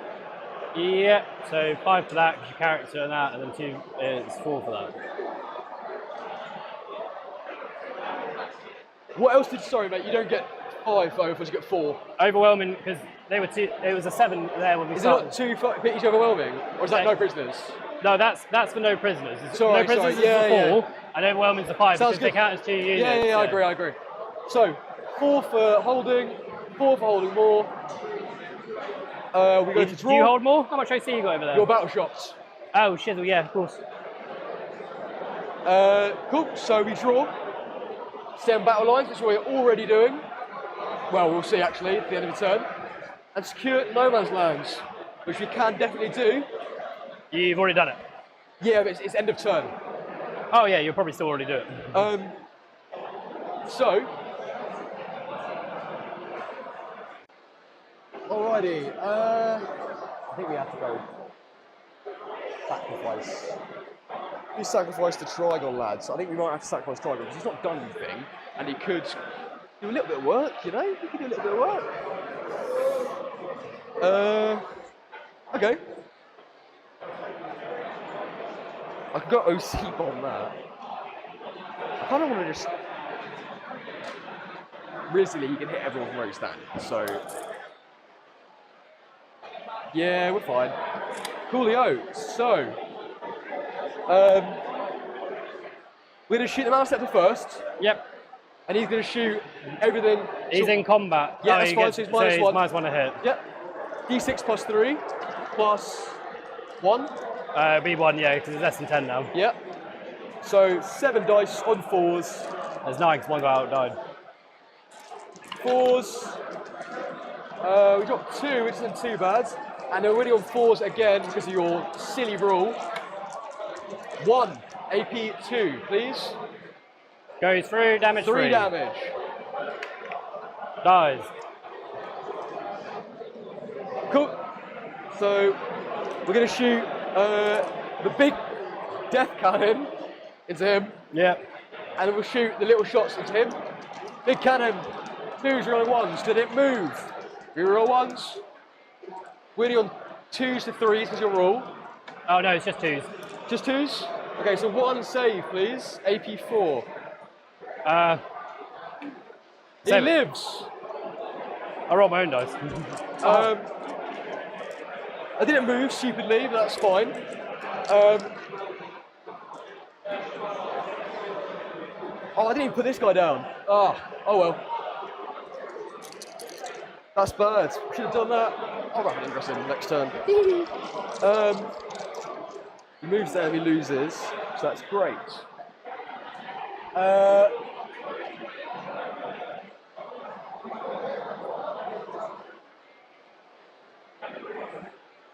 So, sorry, 8 shots into man. I didn't draw secondaries again. I did. Never mind. Yeah, you did. 8 shots into your men, and then winning on 4s. 4, so I knocked that one. You saw it on camera. 4 AP nothings on the berserks. In the middle. Yep. All go through. 1 damage each. 3 die.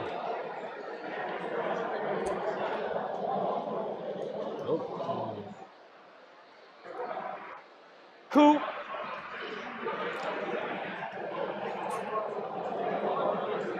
Yeah, so you can see them.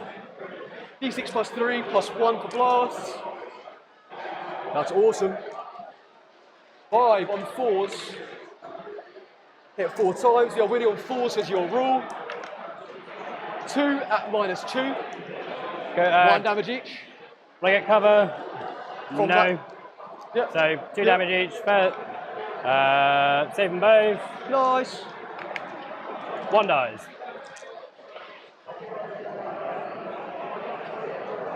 And then we will shoot the far scream killer into Bury. He's stealth, right? He's still, So, yeah. D6 plus 3, a max of 9. We're hitting with 4s. We're re-rolling 1s. That's a few there. We are winning on 4s. Oh, we didn't hit on 4. I dropped 1, sorry, because you're stealth. Minus 1 to wound. Huh? Minus 1 to Yeah, wound. so 3s from 4s. They get 4 AP2s, 1 damage each. 2 go through. How many damage? Is that 4 or 3? 3. 1 more. Save it. 1 damage each. Cool. So he's on 3 wounds remaining. Guys, this is not good. And he blood surges. For 6 inches. That's fine. We will shoot this guy. He'll put everything into Uthar. Into Umpa. Yeah. Billy. Yeah, you can still hit. He's gonna put everything into the berserks in the middle. So, little guns. 3 drilling 1s. Look at those 1s, boys. Look at those 1s. Everything hits. We're winning on 4s. 3 AP nothings. Into the berserks. Yep. Save 1. 1 damage each. 2 die. Cool. And then big cannon. 2s. 3, some tagged. And then 1 more. Onto Umpa or into the berserks. On berserks. Oh, it goes through. Just do the damage, bud. Sorry, no, it doesn't go through because you will brawl. Oh, okay. What? That's fine. I don't know if I can fit my base where I want it to go. Yeah, you can't because you blocked yourself off. That's there. okay. So actually you can't get past them at all. Oh, that's nice. That's okay. Annoying, but okay, guys. So we've got the Biovol. We'll shoot these guys D3 shots for 1 shot, hitting on a 4. Hits, winning on a 4. Winning on a 4. That's winning on a 4. There we go. AP2, D3 damage. Into the yeah, he's getting cover. So AP2. Yeah, AP2 goes AP1. Go through. D3 damage. For 2. Saves it. Nice. Cool. That is okay. That is all the shooting. Have I knocked something? Okay. Charge phase. He's gonna go in there. Oh, yeah. That's fine. I didn't I realize. think the Votan have just 4 or 5 units left now. It's really, really whistling them down. I don't see a world where they're killing these big bucks. And so I think this is going to be quite a very, not easy coast out for Finn here, but certainly getting there across the line and just not going to be losing those. He's got lots of repositioning still with those tunnels being able to bounce from one side of the board to the other. You can start with you charge. Yeah, no, I know, but after that. Oh, yeah, I'm aware of that. Okay. Neurolictor.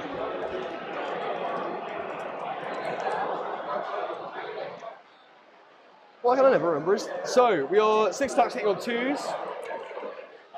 Look at that. And then we are strength 7, so 4s. Can I get 4 AP2s on those guys? 4 AP2. Yep. I don't know why I'm free. They go through anyway onto them because they go straight through anyway. What's the damage? 1 each. 1 each. Yeah. I'll roll that again. Yeah, they're dead. Cool. They fight on death. No, wow. I fight on death and freeze. Oh, sorry, buds. Oh, that's fine. I don't like I am superstitious enough to say I don't want to use other people's dice. It's your turn to pick an existing combat.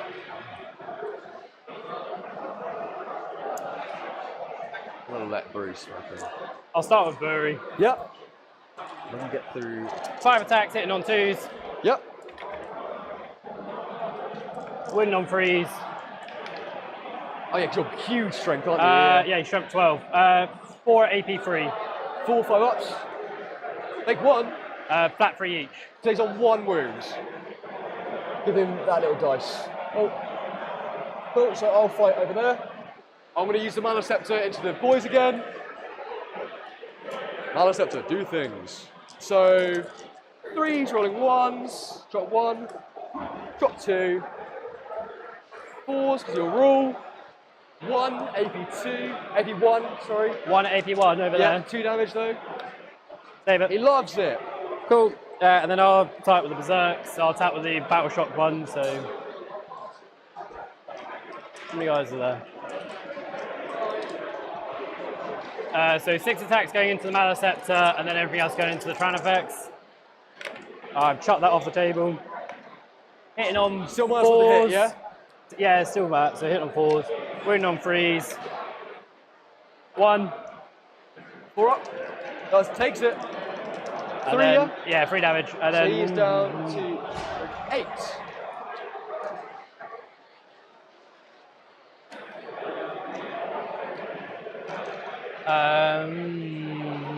15 attacks into the Tran effect, hitting on 4s. Oh, why is it doing this to me? And then wounding on 3s. Oh, I'm getting really annoyed with these dice. Oh. 3. 3, 4 ups. Taking another 3 damage on him. He is down to 9. How many wins you got? 9 left. 9. I'm going to fight into these berserks. Yep. 3s. We're rolling 1s because we are subterranean. And we are on 4s with your rule. 2 AP nothings, sorry. Both go through, damage 2 each. Oh. 1 die so far. 2 die. Cool. So they both fight on death. They both fight on death. Nice.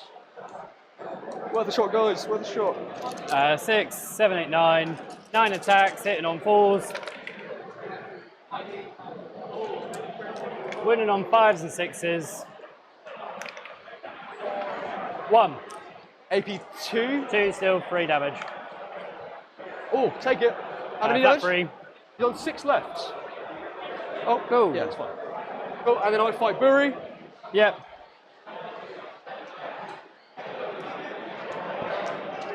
Screamer Killer, do wonders. 3s, rolling 1s. Drop 2.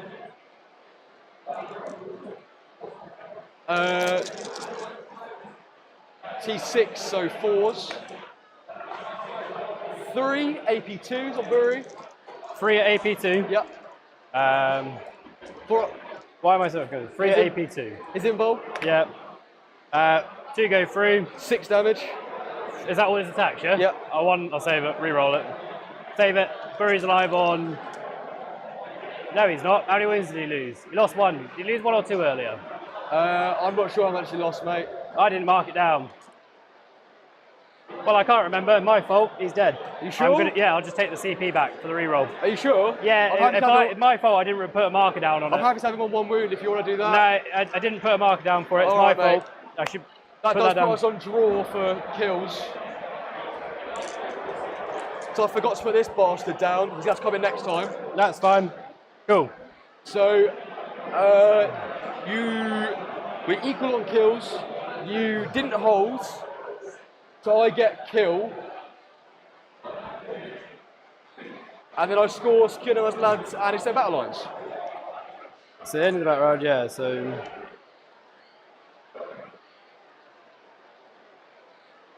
Oh, wrong one. Wrong one. There it is. How much secure? Secure is 5.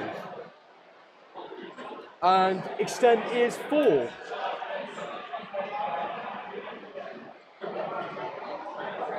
Oh my god, I did it first try.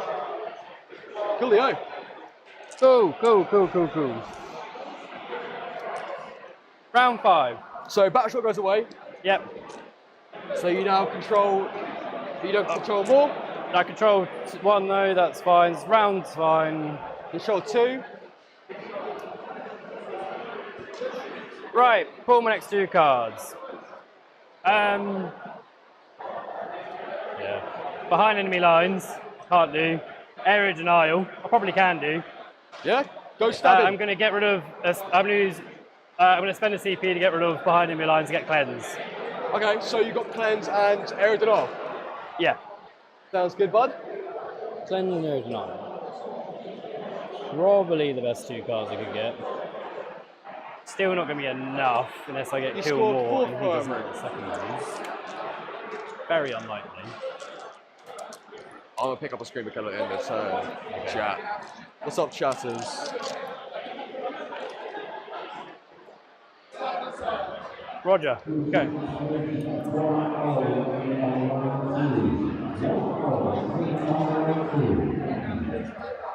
I really don't kill Uthor. Oh, leadership test on the Warriors. So I'll spend a CP to redraw a card. So, 1 OC on Berserk or 2? 1 each. 1, 2. Is the mole 1? The moles, they're all 1, yeah. Okay, Apart from the 1, 2, Warriors. 3, 4, 5, 6, 7, 8, 9. If you don't, 10, 11, 12, 13. if they pass battle shot. Insane. And then you guarantee yourself 4 points. No, you get 4 anyway. Yeah, I get 4 anyway. It's not that, it's the No. cleanse. But it's the... I need to pick you up off the stuff, but the -1 to hit is really damaging for me.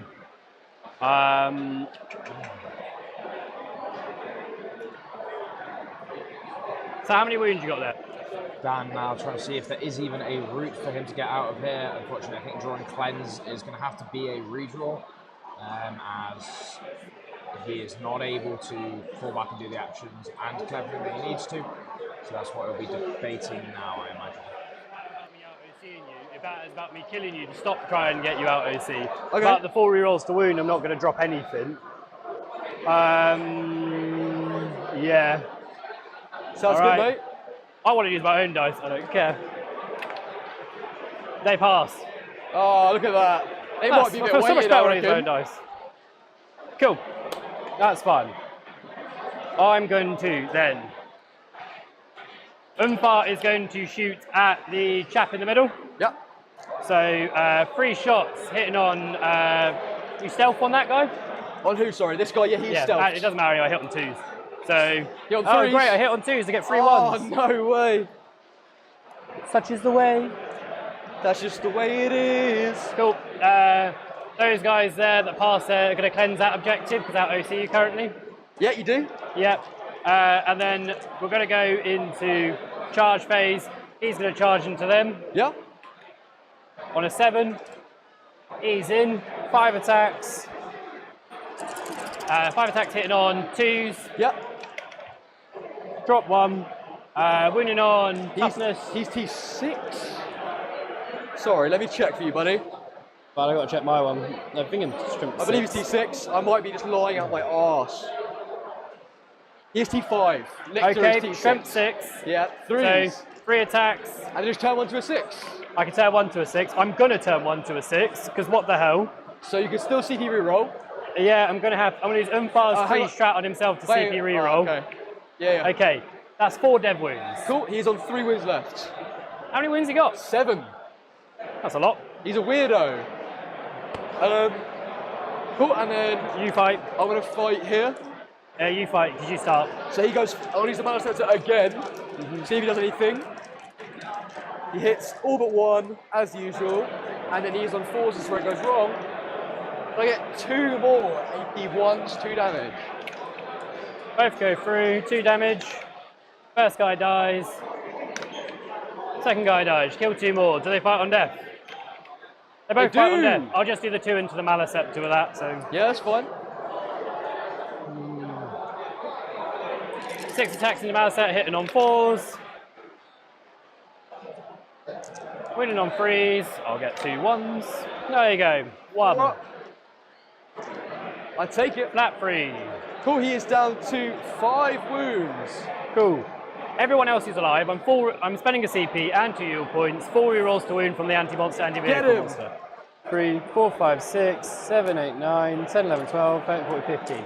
15 attacks hitting on 4s. 3, yeah, 4s. Oh, for fuck's sake. Wounding on 3, sorry.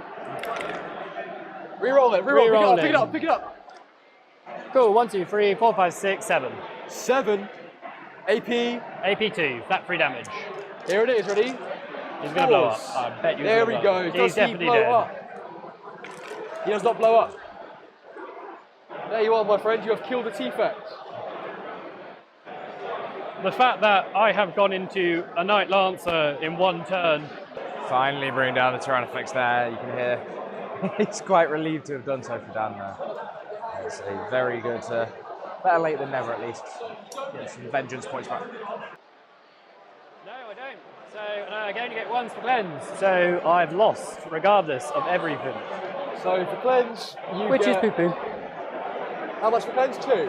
Cleanse is only like 2 points, I think. Okay, Yeah. cool. So I score hold more. Interesting. I might not. Oh, it's the end of my turn anyway. End of your turn, I'll spend a CP. Pick up a Screamer Killer. Yep.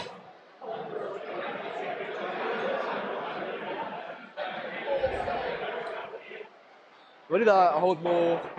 And I kill more. We're at 1 each. We're not even at 1. I lied to you. You lied to me. Okay. Not even at 1 yet, so we'll see how that goes. So, right, first things first. We're going to check the battle shot on, I'll just say Bravery on the Screamer Killer. Yep. So I got up 1, down 1. I don't even know what your cards were. Huh? What were your cards? I haven't got cards yet. That's fine. Which pack is it? This one? Overforce.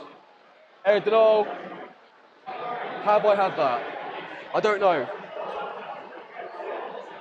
That's my other pile.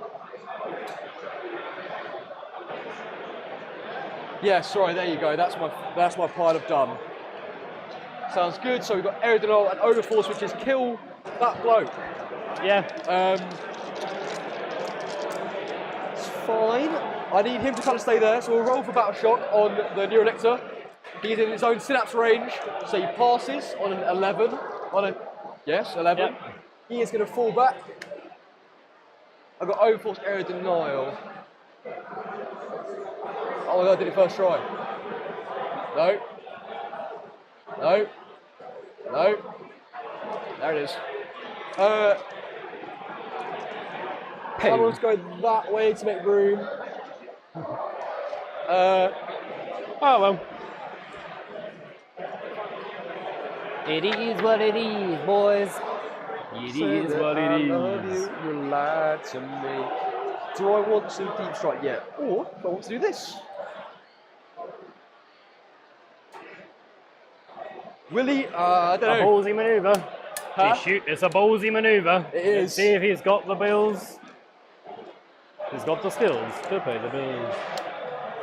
I'll just put everything into him. I imagine he'll use a 6 to save. He might just live. Okay. I kind of want to kill these guys. So we'll get this. We'll get this.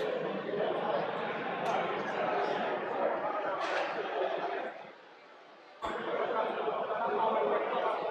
going to figure out in a second. I'm just putting the tunnel down. Yeah, that's fine. So, cool. So we need to get the sticks. Get the sticks. I went the long way. Let's see here, Finn just taking his time, make sure he does it all properly, actually working to score as many points as he can. The game is his, but he wants to just do this properly and make sure he can get maximise his score, as that is very important for final placings and top cut shenanigans as well.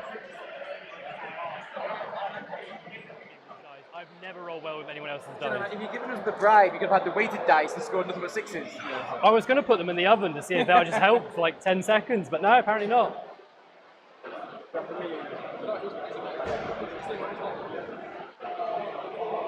Cool. So you're still smiling. So can't I be all that bad. Oh, I never care if I lose in this game. It's just a game at the end of the day. Exactly. So, here we go. We are now doing this. So Apart I'm from this, I going played my cousin. He's a dick. to say again. Sorry, I was just thinking to myself. Oh, okay. I have a CP, so I don't want to use that. I'm going to shoot this guy into Uthar first. His big cannon, he moves, so on 3s, he hits them both. He's going to be running on a 2 to a 3 because you're rule. That is 2 wounds. On your invul, please. I'm dead. What damage is it? 6. He has it, not new turn, so he can't do his... You have a CP? Oh yeah. Mate, he's dead. Okay. You've got a Screamer Killer to charge into him, a Tyrannofex to shoot at him. He's dead. Alright, that's fine. We're going to charge over here. Cool. It's 9-inch charge. You can't because I got guys there. Oh, okay, so you would have have to done your 6-inch. Oh, okay, so how far is the furthest guy? So from here, about there. That's fine, I'll go there. And then...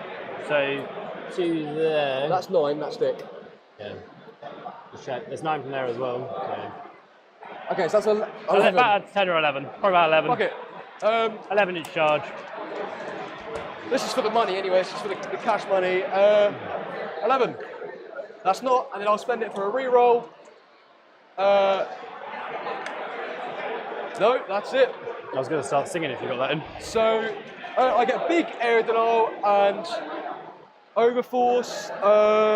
You already got it. You won. Yeah, I get little overforce. Better we fight here.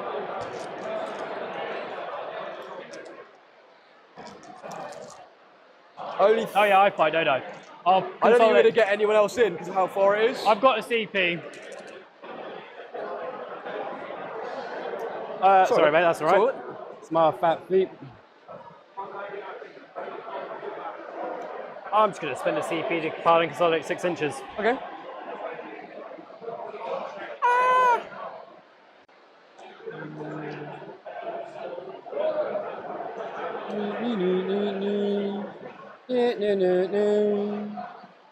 Change.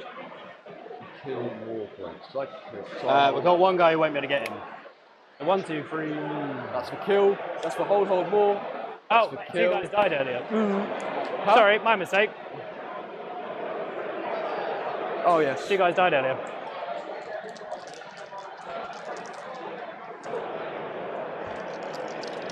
One, 2, 3, 4, 5, 6, 7, 8, 9, 10, 11, 12, 13, 14, 15. 15 attacks, hitting on 4s. Wow, that's good. So far, you got 3. That's awesome. We like that. We like that. 3 wounds. 3 4-ups. That's him dead. Cool. Oh, see you real one. Nope, he's dead. Does he blow up? He does. I mean, D3 on the T-Fex, it's 4 wounds, takes 3, doesn't matter. This explosion does not matter. Nope. So, overforce, I scored 3. Well, unless you wanted to get OC, that's the only time it matters. But It doesn't matter, because my boy's out of the area anyway. Yeah, you're out OC. That is game. That is That is game. 96-59. Yep, that was it. I got... Does it match your score? Oh, mate, I have no idea. Good game, buddy. I'm sorry that the rolling's birds. Oh, it's fine. I'm just emotionally traumatized. Therapy is on the table. How about the Warhammer game? The Warhammer game, yeah, to be fair, it wasn't that bad. At one point I thought I had the upper hand essentially, but the Hecaton blowing up and not doing anything, I thought between 2 Hecatons I probably should have been able to pick one up. Didn't. Bit annoying. Didn't even do any damage, which makes it harder for the Zerks. The Hecaton here blowing up then killing nearly everything around it, that ruins things. Other than that, I think if I had just picked off that first Tyrannofex, it would have been slightly different. But yeah. I'm allowed to look at the stream now. You can look at the stream. Yeah, you can. Also, don't forget to put the score into BCP. All right, as Gary goes through that, helps them wrap up there, get that all submitted. Commiserations to Dan there, and congratulations to Finn. Great result there for Tyranids. Going into it, like I say, as you heard the insights there, a few little things swinging away for the Votan. So we're just going to let them get around. But if you did enjoy it, if you did enjoy the game, let us know in the chat. Let us know that you are enjoying the stream. Like, subscribe so you never miss a upcoming UKTC live stream. It's our absolute pleasure to bring them to you. What's going to happen now? We're going to have one more game today. We will be back very, very shortly for that. But if you want to be in the room when it all happens, at the UKTC Majors, we are running more than ever before this season, and we're going to have some tickets still available. We have just launched the Edinburgh Super Major, and that is selling out very, very well. I think it's done about 60-70% of the tickets already. This month we are also launching the Coventry GT, our 3-day and 2-day events, so we have lots of range there. We're going to throw some pre-recorded content now where I sat down and looked at a few of the lists and interesting choices at the meta. Thank you all for hanging out with us so far, and we will see you back very, very shortly. Don't go anywhere. Goodbye. Okay, everyone, let's take a quick look at some of the players to watch at this weekend's South Coast Super Major and some of their list choices. We'll take a moment to look at the players themselves, where the journey's been in this season so far, in the 2025-2026 season, and then we'll take a look at their lists and how it sits in some of the choices they've made and break them down a little bit. But before we get into all of that, let's take a moment and look at the overall meta. These are the up-to-date numbers as soon as pairings went out, so this is the 251 players that are registered, and we can see that there is a very strong trend to a few factions, but otherwise the meta is actually pretty balanced. We have lots of factions sitting around the 6 to 8 player mark, and then a few notable outliers down to 2 players for the Imperial Agents, but that's a very strong show for the Imperial Agents. It's great to see those unique faction specialists still coming out, and that every faction in the game is represented here. So at the upper end we have got a top 3 that 2 of which aren't massively surprising to us. We have the Space Marine Astartes, so this is the Ultramarines Gunline or Codex compliant chapters. This does not count the divergent chapters such as the Space Wolves or the Blood Angels, which also see fair representation. And as a whole, Space Marines count for well over 25% of the entire meta, let alone just as a single faction in this event. The next up we have got the Tau, very fast gunlines. They are still riding the buffs that they got with the introduction of the Twin Lance. Despite a few little changes, still very, very strong. We're continuing to see that unit actually dominate, and the Monk card build being the most popular by a long way, really putting some pressure on and playing a lot of these angles and closed off sight lines with aggressive staging and board control. They're a very interesting army to watch play. I know a lot of people don't necessarily like the Tau, but I find that they play in a very interesting way, and I'm excited to see them enjoy their moment in the sun before they get nerfed or countered too hard. Speaking of those counters, we have got the World Eaters in a surprise 3rd place for popularity. This may be down to the fact that their fast melee can actually close the line into the Tau and get in and amongst it before the Tau get to do their thing, which actually helps put the Tau under a lot of pressure and really can help win that matchup. But also I think they just enjoy the staging, and the terrain layout can favor them on some of the maps, especially if you are a patient World Eaters player. There are a high number of Angrons in attendance this weekend actually, which is something that we've not really seen before, but he does provide a unique anti-tank line that sometimes the World Eaters could struggle with, making him a very good answer into Space Marines with the Repulsor Executioners, Tau with their various suits, Riptides or Ghost Kills, the other Chaos Forces with their new Defiler. That's something we haven't touched on too much yet, but we will get there in due course, I am sure. Shiny new data sheets being very, very powerful, and Knights, we're seeing a bit of a return to popularity for Chaos Knights and Imperial Knights with their new detachment being released recently as well. At the mid-pool, we've sort of got Sisters with a fair representation, Adeptus Mechanicus, seeing a bit more popularity than in previous events. Black Templars, again, raising in popularity for what I think is one of the stronger Marine builds if you're not going through the traditional gunline approach, and a few other factions like that. We have some slightly more popular than average with the Leagues of Votan and the Tyranids. These are both what I would define as fairly specialist factions, where you have some very dedicated players that can actually take them and pilot them to their most effective, but otherwise are not so popular. They are still very, very strong and will remain so as well. Sort of sitting above the average, but not in the top 3, we have got some of the big bads from metas past. We've got the Custodes with their guard spam with Land Raiders, or even the Terminators seeing a fair bit of popularity now. Astra Militarum have 14 players, which is a fairly healthy chunk. Grizzled Company still being very, very strong. There is Recon as a very viable list, and there's a lot of ways you can play Astra Militarum. You can take the tanks, you can take the infantry, or you can take a combined arms force. So Great to see them out there. They have a very unique playstyle, and we've seen them have very good tournament success in recent events. We have the Blood Angels, some very fast melee, looking to close the distances with their jump back infantry. Perhaps a faction that we haven't seen as much success as people were expecting, but they do fall sort of prey to some of the other bigger problems in the meta and some of the other big bads, such as very specifically the Necrons, with their Catan being very good to deal with Blood Angels, unless it's something like Assault Terminators with Twin Linked and a bucket of dice. So the Necrons there with 15 players, still one of the top 4, top 5 factions, and very, very close to sneaking onto that podium. They remain very good. The Catan build has not been massively changed. They still have plenty of utility with the Warriors. They still have plenty of lethality if they get Star Shatter with the firing range and playing the edges with mobility that we saw. Andy Cohen going into the top cut and losing in the finals to Innis at the Sheffield GT with a Star Shatter build that was no Catan and still did very, very well, going 6-1 overall. This meta is chiefly dominated by, like I say, those gunline and board control armies, but there is plenty of other things that can go toe-to-toe. I'm expecting to see Emperor's Children do very well here, especially as the Defilers in Emperor's Children get very, very good with an efficient shooting platform that's a reasonably costed unit. So, with that on the meta and sort of the overall breakdown, let's get into some of the picks that I have for this weekend, players to watch, and some interesting army choices that they have brought.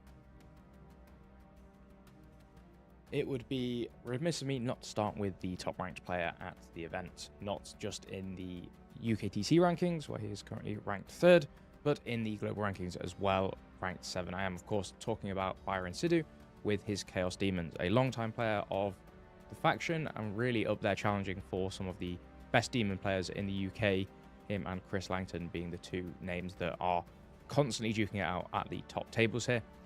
Byron is not only a lovely chap, but he is also really, really good at Warhammer, playing for Team Fire and Dice, one of the stronger teams in the UKTC community, and they regularly do very, very well at the ITTs for it. In terms of Byron's season so far, so since the last LGT, what is he getting up to? His best UKTC finish has been 9th at the Windsor Super Major, but there is a plethora of top 10s in his BCP history as well, winning some smaller GTs and RTTs, but also finishing 6th at the Winter ITT with Team Fire and Dice and 4th at the Autumn ITT. So 2 of the biggest teams events in the world there, and his team are performing exceptionally well.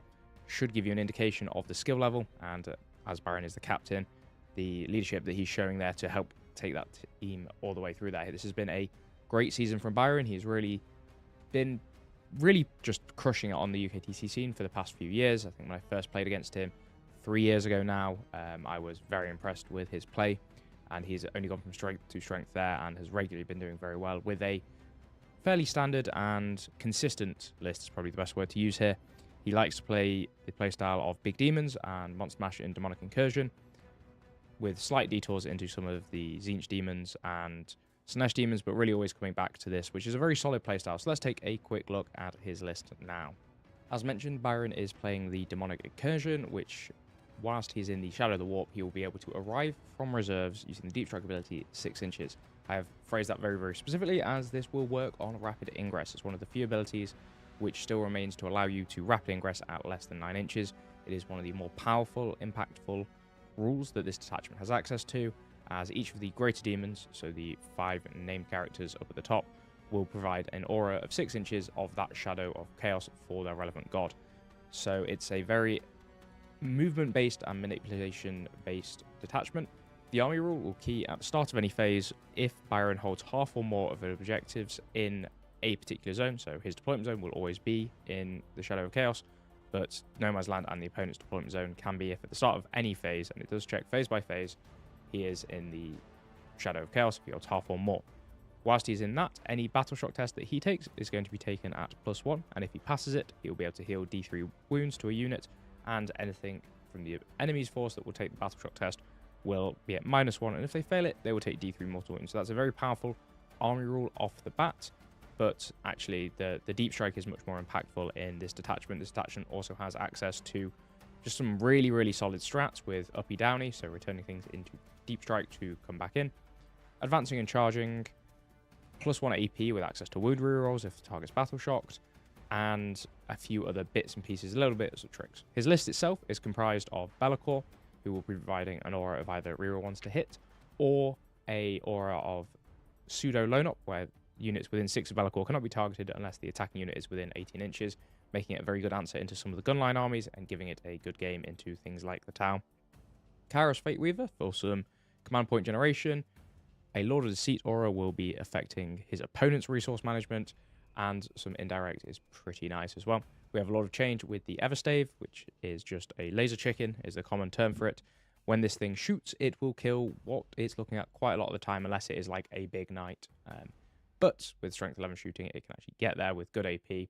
Access to sustained D3 every time it shoots its big gun in the shooting phase is very, very nice.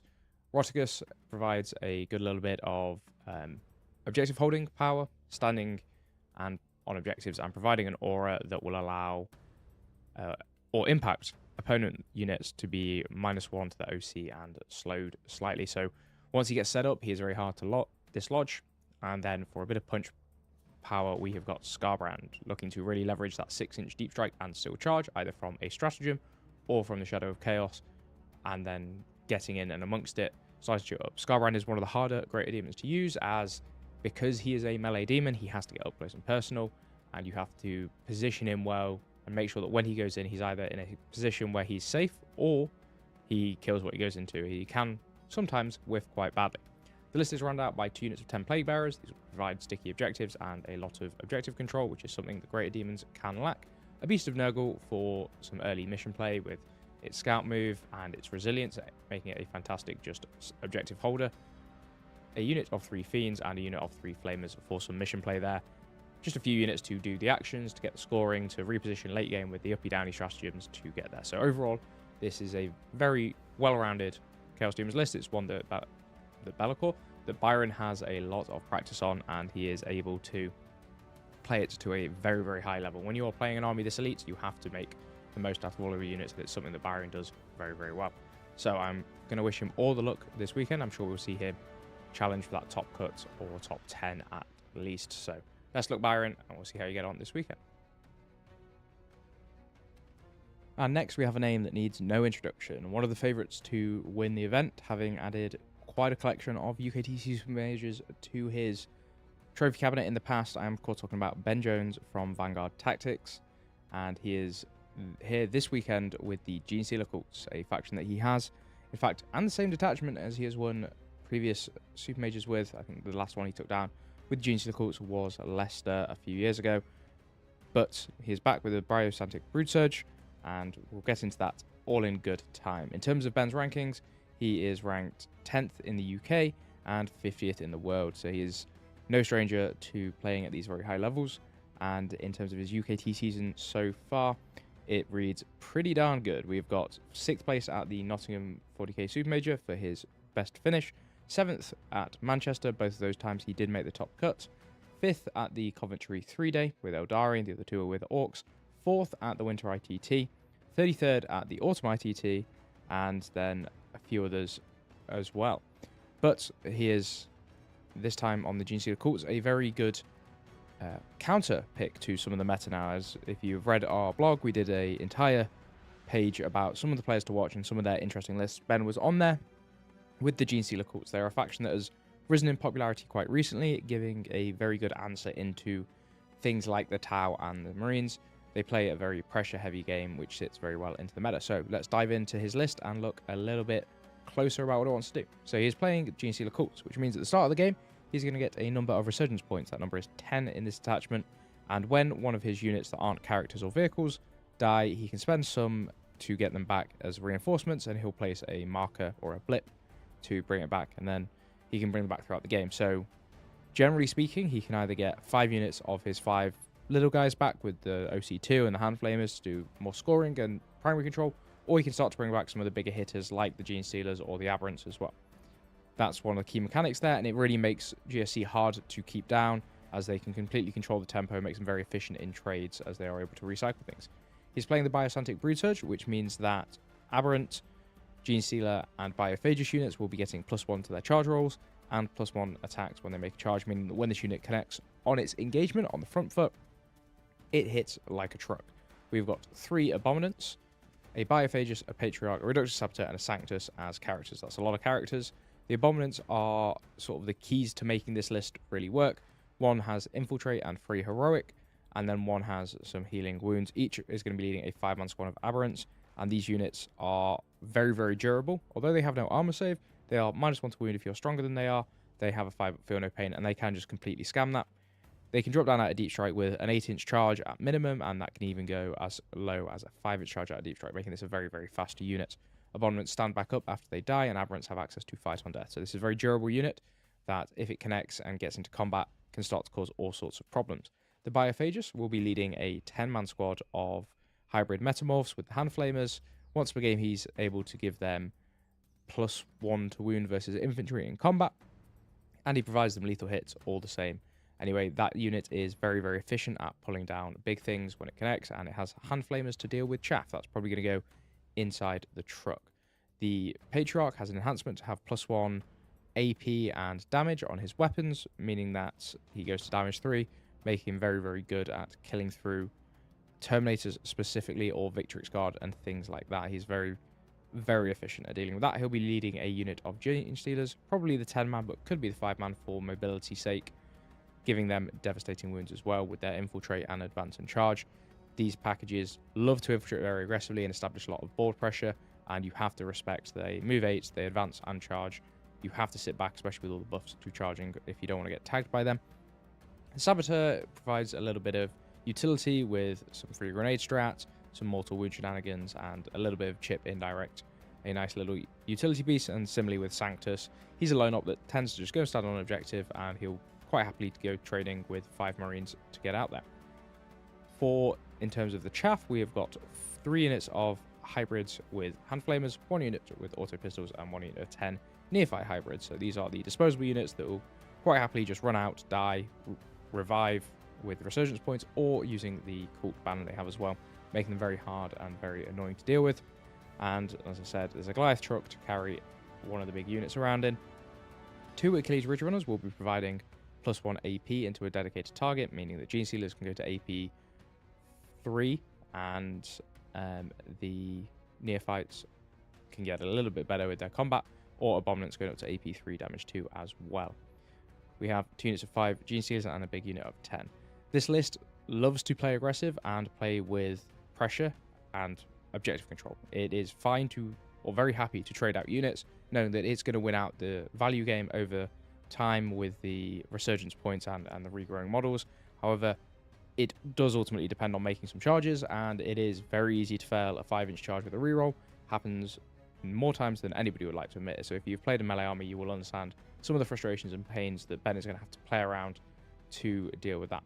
It can also struggle with killing very big things, as it only really has a +1 to wound strat in melee against monsters and vehicles, which, if there is ever a -1 damage, it makes this very, very difficult. The Aberrants going to damage 1, and then the Metamorphs having to use that weak profile unless they need the strength is not great. I can really, really struggle into things like that, but it is very efficient at killing marine bodies. It likes to go into things like the Ultramarines, where it can close the gap, tag everything up so that they're forced to use the tactical doctrine, and then keep pushing waves of pressure out. So I'm sure Ben will have a very good weekend this weekend. I've played a lot of Gene Stealer cults myself, and I think it's actually a very good meta for them, especially if people aren't prepared for them. There will be an element of a knowledge gap. So we'll keep an eye on Ben over the weekend and see how he gets on. Let's take a look now at one of the big factions, one of the popular factions that we are seeing at this event, and one of the strongest in the game at the moment. I am, of course, talking about the Tau Empire. And the highest ranked Tau player we have here, the faction specialist, Luke Townsend, the pilot for this event. Luke has been no stranger to the stream. He's been on several times before, and always with the Tau Empire, and always with the Monk car, the most popular build for them at the moment, and probably their strongest as well. But before we get a look at the list, let's take a quick look at Luke himself and the results that he's been putting up this season. So far, he is UKTC ranked 12 and 21st in the world overall. Great achievements in and of themselves for a faction specialist, and it's something we're really seeing throughout the season, that faction specialists are performing better as they get later into the edition. They really understand the matchups a lot more. They have a much better time dealing with some of the upsets and changes in the meta.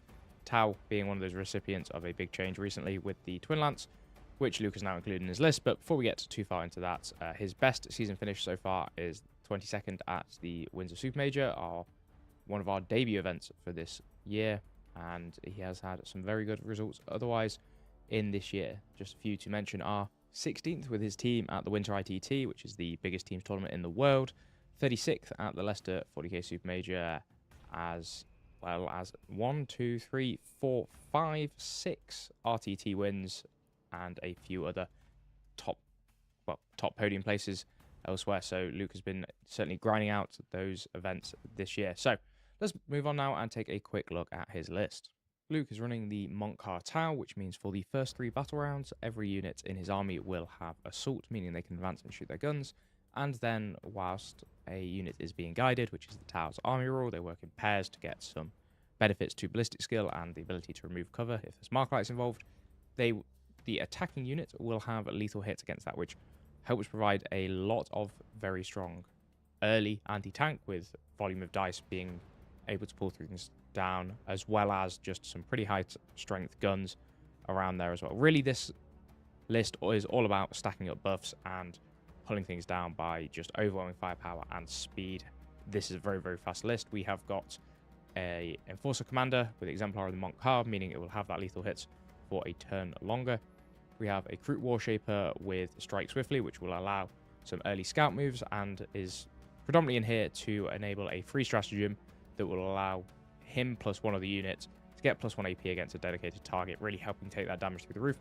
We have the Twin Lance. These are the current hot topic in the Tau army.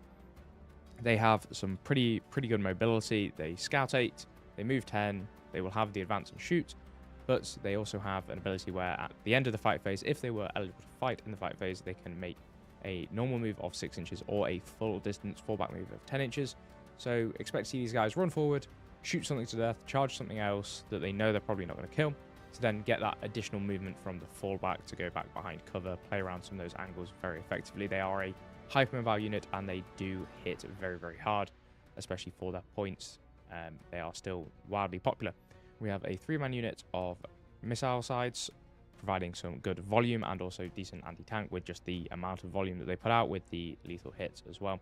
These guys are quite tough with a 2 palm save and decent amount of wounds. They can certainly hit quite hard if given the opportunity.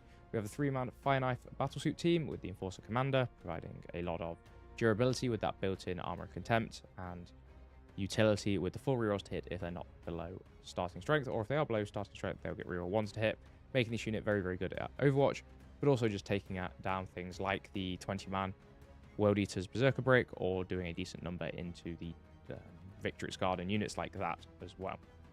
10-man Kroot Carnival Squad for some sticky objectives, some scout moves for screening, 3 units of 10 Pathfinder teams, and this is really what makes the list start to tick. These guys scout 7, they move 7, and the drones equipped with them will have 2 that infiltrate and 1 unit that is -2 to be charged, meaning that if Montcar get the first turn, first drop combination, they're able to use the Pathfinders early to jail and get some early spots going off, but more importantly, they are move blocking and they are pretty good OC. There is no strategic conqueror in this list, meaning that actually it's playing fairly honest with the amount of OC that the list has, but the Pathfinders give a lot of board control and damage outputs themselves with their ion guns doing very, very well. There's a single Piranha, and this is a very common thing you'll see in a Montcar list. It scouts forward, it moves 14, it can then shoot its Melter and its Seeker missiles, which are the Tau version of Hunter Killers, into a unit, and then you'll see it charge things. It likes to charge big punchy melee units, as the Montcar have a stratagem for 1 CP after a unit dies. They can get full hit rerolls against the target that killed it for the entire army for the rest of the game. So, Oath of the Moment for the whole game for 1 CP seems pretty good. 3 Riptides provide some very, very long range firepower with their ion cannons, getting up to strength 10 now in the overcharge, which is a very nice breakpoint for them, and flat 4 damage with dev wounds once per game, giving the real hard time to deal with the Riptides with their fallback and shoot, their 2 palm save, and their 4 invuln, making them a big stat check and a key piece of the Tau gunline. 2 units of 5-star battlesuits will provide some additional utility when they are doing the guiding, but a free rapid ingress helps give a lot of mobility to those crisis suits. A unit of 5 Esper Stingwings for some late game scoring with their uppy downy ability is also a very nice way to round out the package. So Luke has got a very traditional Montcar list here. It's very similar to the one that Ennis Wilson ran the other weekend at our Sheffield Super Major, where he took it down, just missing a few Crew Hounds and a few different enhancements. But this is a very effective list. It is very good at playing early. If Luke goes first and deploys aggressively, he will be able to pick up 800 to 1,000 points of his opponent's army if they're not expecting it or prepared for it. And we will see some great lightning strikes out of there. Tiles can struggle with being pressured out themselves, but Luke will have plenty of experience dealing with that there. So best looks Luke, and I'm sure we will see him do very well this weekend. Let's take a look now at another player that we're expecting to do very well, whose name you will have seen several times on the stream and in these sort of reviews, as I think he always brings very interesting, varied lists and performs very well with them. I'm talking, of course, about Nicol Talwar from Team Sigil, one of the challenger teams coming up really, really effectively in the current season and even previous seasons. They have been doing very, very well. They are a very strong team with a lot of very good players, and that has led to them having a very good run at the Winter ITT, where they finished 7th as well. In terms of other events, Nicol has done very well at Nottingham, at Windsor, where he came 44th. Leicester, he performed very well in, but there are plenty of other events as well. He's won GTs, he's won RTTs, he has won plenty. So this event, he is on something slightly different. We are seeing him on the Chaos Space Marines, so he is a Chaos Enjoyer and did originally come from a melee background, which is where I think this list is really going to help and click with his playstyle. He is playing the Huron's Marauders, the newest detachment of the Chaos Space Marines, and a very interesting one. This has been doing the rounds. It is a very effective detachment where he can simply give every unit in his army +1 to hit, or fall back and shoot and charge, or if they can see Huron Blackheart at the start of any phase, they're able to do both, giving him a lot of flexibility and really making it hard to pin this list down. He's got Abaddon the Despoiler, who will probably be leading a unit of 10 Chosen, Cypher, who will be running on his own with a Vect and Low Knot mechanic, as well as the shoot back ability, making him a very annoying little piece of work to deal with.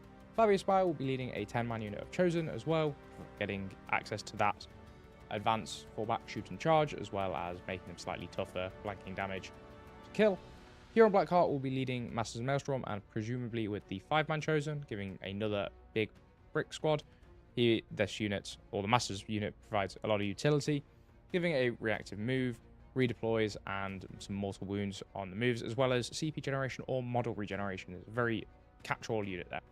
We have a 10-man Cultist mob, 2 Rhinos to carry everything around with, and 2 units of 10 possessed to run it out. So this is what I would say a very, very lean list. He has very limited opportunities for early screening and trading. If the opponent screens with anything more than maybe 5 guys, it's going to require a fairly decent commitment of a unit chosen or possessed to get the ball rolling there.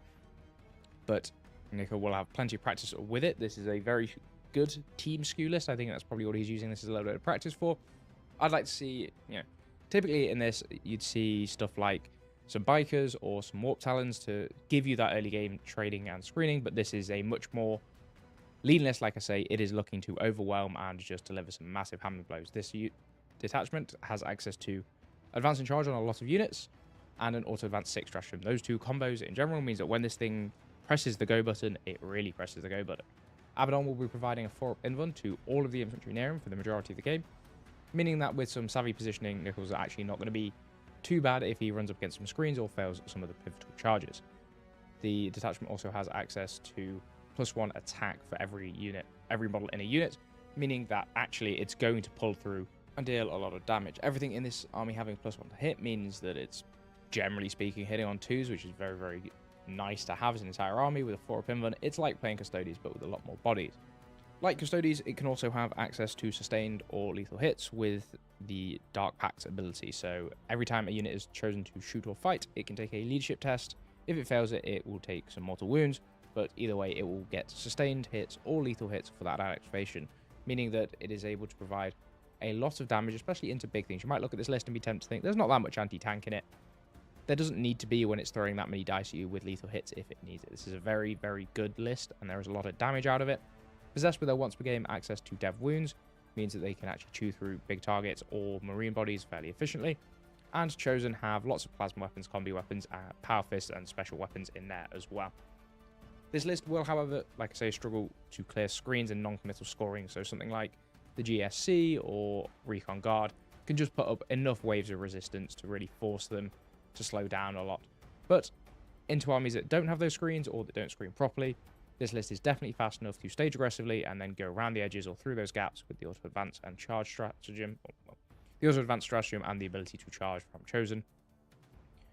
I expect we'll use the redeploys very aggressively here to put units into reserves if the opponent doesn't screen properly, or reposition for very aggressive angles. I think this is going to be an interesting list, and I'm very keen to see how Nico gets on with it over the weekend. So best of luck to him this weekend as he heads to the South Coast Super Major. Let's take a look now at Jordan Penning from the Tuesday Nights, an up-and-coming player who has, well, I don't know if we can call it up-and-coming. He's had a very good season so far. This is probably one of the better seasons that a player could hope to have. He's certainly been doing very well. His UKTC ranking is 18th, and his global ranking is 34th, playing out of the Tuesday Nights, which I believe are a team that play down in London. He has had a very good run so far. His best UKTC result this season was the Nottingham Super Major, where he finished 21st, but he also came 22nd at Windsor as well, and 15th at Coventry, the two-day event. He has played mainly Marine bodies with a lot of Grey Knights and Space Marines, most recently with the Space Marines on the Windsor and Nottingham run. So a very proficient Marine player, used to running around with lots of infantry, moving 2 inches and making use of some pretty effective. His season also has some very impressive finishes at RTTs, coming second in a few of them and podiuming in others as well. Hopefully for him, he is able to continue this run of form, going 22nd and then 21st, are both very good achievements at the Super Majors, and he's probably chasing for another very good finish here. He's got the army to do it. He is playing the Ultramarine, so let's take a look at his list now. Jordan is running the Blade of Ultramar, the new Ultramarines detachment, which is sort of like Gladius Plus. It is Gladius, the traditional Marine detachment, with the exception of if you have Malleus Calgar on the table, you can repeat doctrines. And then also, instead of the fight on death for 2 CP, you have a 1 CP -1 to wound if the attacking strength is greater than or equal to your toughness. And that will work on vehicles as well, so ballistices and repulsors can all get that. But mainly you're taking this for the repeated doctrines. This is an army that loves to play with like double dev doctrine or triple dev doctrine or tactical for a lot of flexibility. It is more flexible than Gladius and it hits very, very hard. The list we've got is a lieutenant with combi weapon, Malleus Calgar, Uriel Ventress, and Wonders of Ultramar, being the character / epic hero slots. We have a unit of 5 intercessors, 2 ballistas dreadnoughts for some long range firepower, 2 units of 5 incursor squads to allow things to hit on 2s, meaning they don't need to use the oath as much, 2 repulsor executioners, a storm speeder hammer strike, and 2 units of 6 Victrix honor guard. So this is a pretty lean list, but it's also very, very deadly. There's got a lot of teeth here. It's not too dissimilar to the lists that we see doing the rounds at the moment.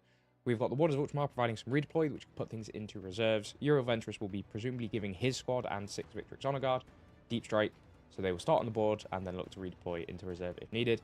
2 Repulsor Executioners are plenty of firepower to leverage multiple Devastator Doctrines, and that's what the Incursors will probably be pairing up with, looking to either scout into the vehicle or support it to get that +1 to hit, so it's not so reliant on the oath at the moment, as that is not a unit that needs the +1 to wound.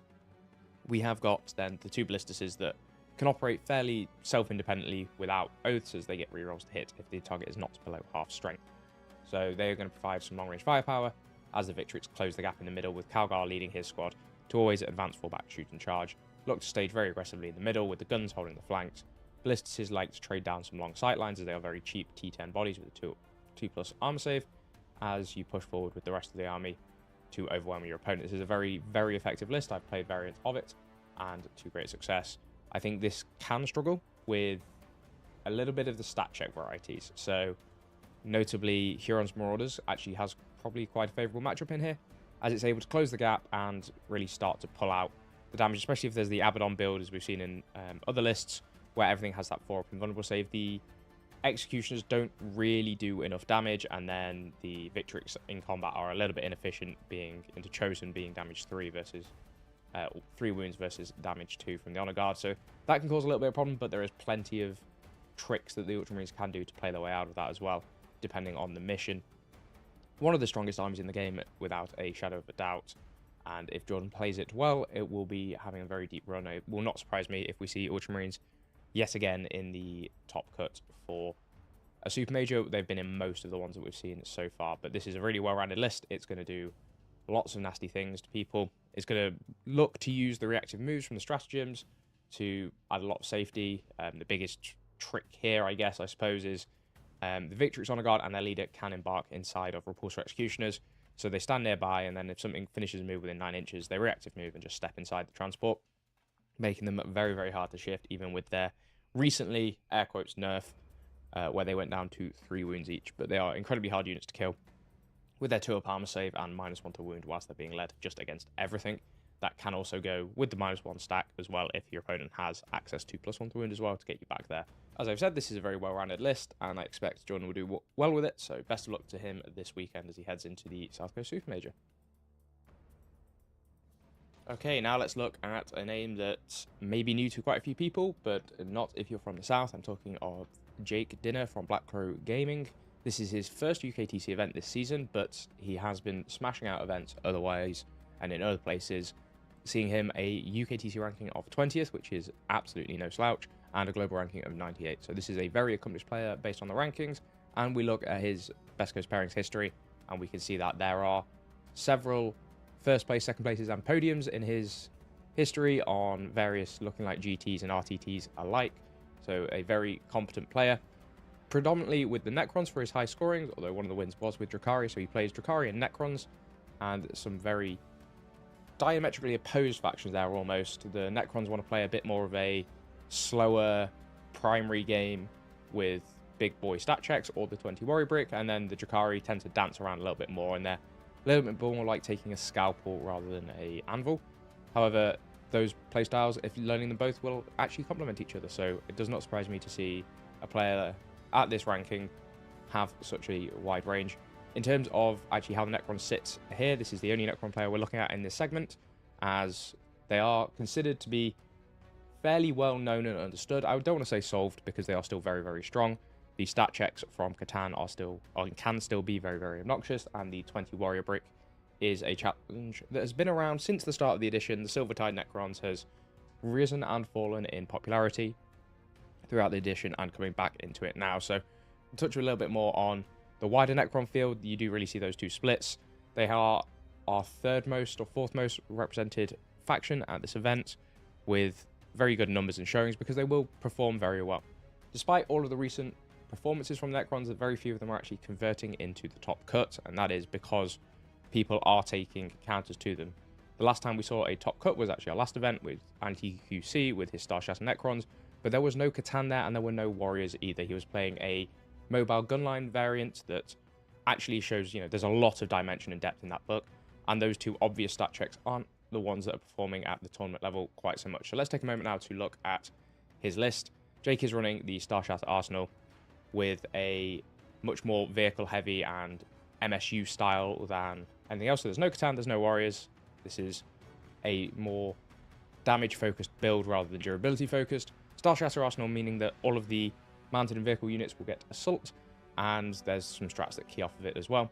Everything, however, will get +1 to hit if it targets something on an objective, which can help massively as well, especially when vehicles start to get tagged up in combat. We've got a Hexmark Destroyer, Nexor Amantar, one of the latest problem children in the meta as it seems, with his fights first, his deep strike, and his just pretty good shooting. He'll also provide access to sustained hits and a feel no pain against mortals and psychics, so he does it all, basically. A single Psychomancer for forcing some battle shock test at -1 can be really, really pivotal for flipping objectives, especially in your opponent's turn. At the start of any phase, it can force battle shock test, which can be really annoying to try and deal with. 2 Scorpec Lords, the Silent King himself, 3 Doomsday Arcs, 2 units of Flavor Ones, a Locust Destroyer, a unit of 3 Ophidian Destroyers, 2 units of 3 Tomb Blades, and a unit of 5 Triarch Praetorians. So this is a very rounded Star Shatter list, I want to say. We have got some early mission play with the Tomb Blades with their scouts. Ophidians and Praetorians will be playing mid to late game with Uppy Downy and probably starting Deep Strike with the Praetorians, otherwise they are just slightly faster than normal Necrons, moving 10 inches. Pretty good at trading off Marines. The 2 units of Flayed Ones will buy some early pressure with the Infiltrates if needed, but are fantastic throwaway screens if not. And then we come to the damage of it. We have 3 Doomsday Arcs and the Silent King. They typically want to be running around in a bubble so that they can all benefit from the rerolls aura from the King, but there is an enhancement on the hex mark, I believe there is also the rerolls aura as well. So we've got two sources of the reroll ones to hit, meaning that there is plenty of damage coming out from there. There's also an enhancement for -1 damage as well, making these vehicles very, very durable, very hard to shift, with some of the key stratagems from this attachment being auto-advance 6 inches and allow vehicles to move through walls, meaning that you can all of a sudden push the king 14 inches through a wall, might be 16, I can't remember what his base move is, and the Doomsday Arcs as well, looking to fight on those long fire angles. We've seen this list, or lists like this, and Star Shatters have so much damage that if the opponent can't hide from them because of the speed, really end up in trouble. And if they play the flanks very well, they are a very good gunline army. One of the armies that I think can probably go toe-to-toe with the Tau shooting, purely down to the reanimation protocols, where at the start or the end of the command phase, each Necron unit will regenerate D3 lost wounds. So it can be very, very frustrating if you take one down to a few wounds and then a few turns later, it's back to full. This is not Awaken, there are no Ghost Arcs, so that's not going to be overly obnoxious, but it is still very, very efficient, especially bringing models back can help flip objectives very well. So I think Jake's got a fantastic list here. The way Necrons do sort of lose is if they lose all their scoring pieces a little bit too early and end up just trying to play the game with 5 big guns, especially if they start to get tagged up, as outside of an enhancement, there is no fallback and shoot in this detachment, I believe. So if you can tag Doomsday Arcs, they can't shoot into combat, they are blast weapons, or with the big guns at least, so you can start to cut out a fair bit of their firepower. But I'm sure Jake will have plenty of practice positioning that and playing around those sort of challenges as he approaches it this weekend. Be very eager to see how he does at his first UKTC event this season. Okay, now let's take a look at a faction that I think is actually one of the strongest factions and has always been a very consistent faction throughout the edition, and it has its moments of power, but it also has, you know, some times where it's not so good. That is the Adeptus Sororitas. But before we look at the exact list, let's look at the pilot. I am of course talking about Matt Buffett from Team Sigil with his Adeptus Sororitas. He is their dedicated Sisters player, and he is very, very good with the Sisters. We see his highest UKTC finishing this season at the Windsor Super Major, which was his first UKTC top cut, coming 7th there. He is globally ranked 173rd, and in the UK he is ranked 47th.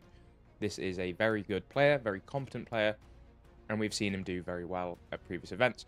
He has only played Sisters in this 2026 season, as there are a few smaller events and ITTs as well, performing a fairly standard blunting role. Sisters as an army always have a very high skill ceiling and a very high scoring floor, meaning that generally speaking, no matter what, on a competent player, they are going to be able to score very well regardless of what the opponent is wanting to do and what the matchup is.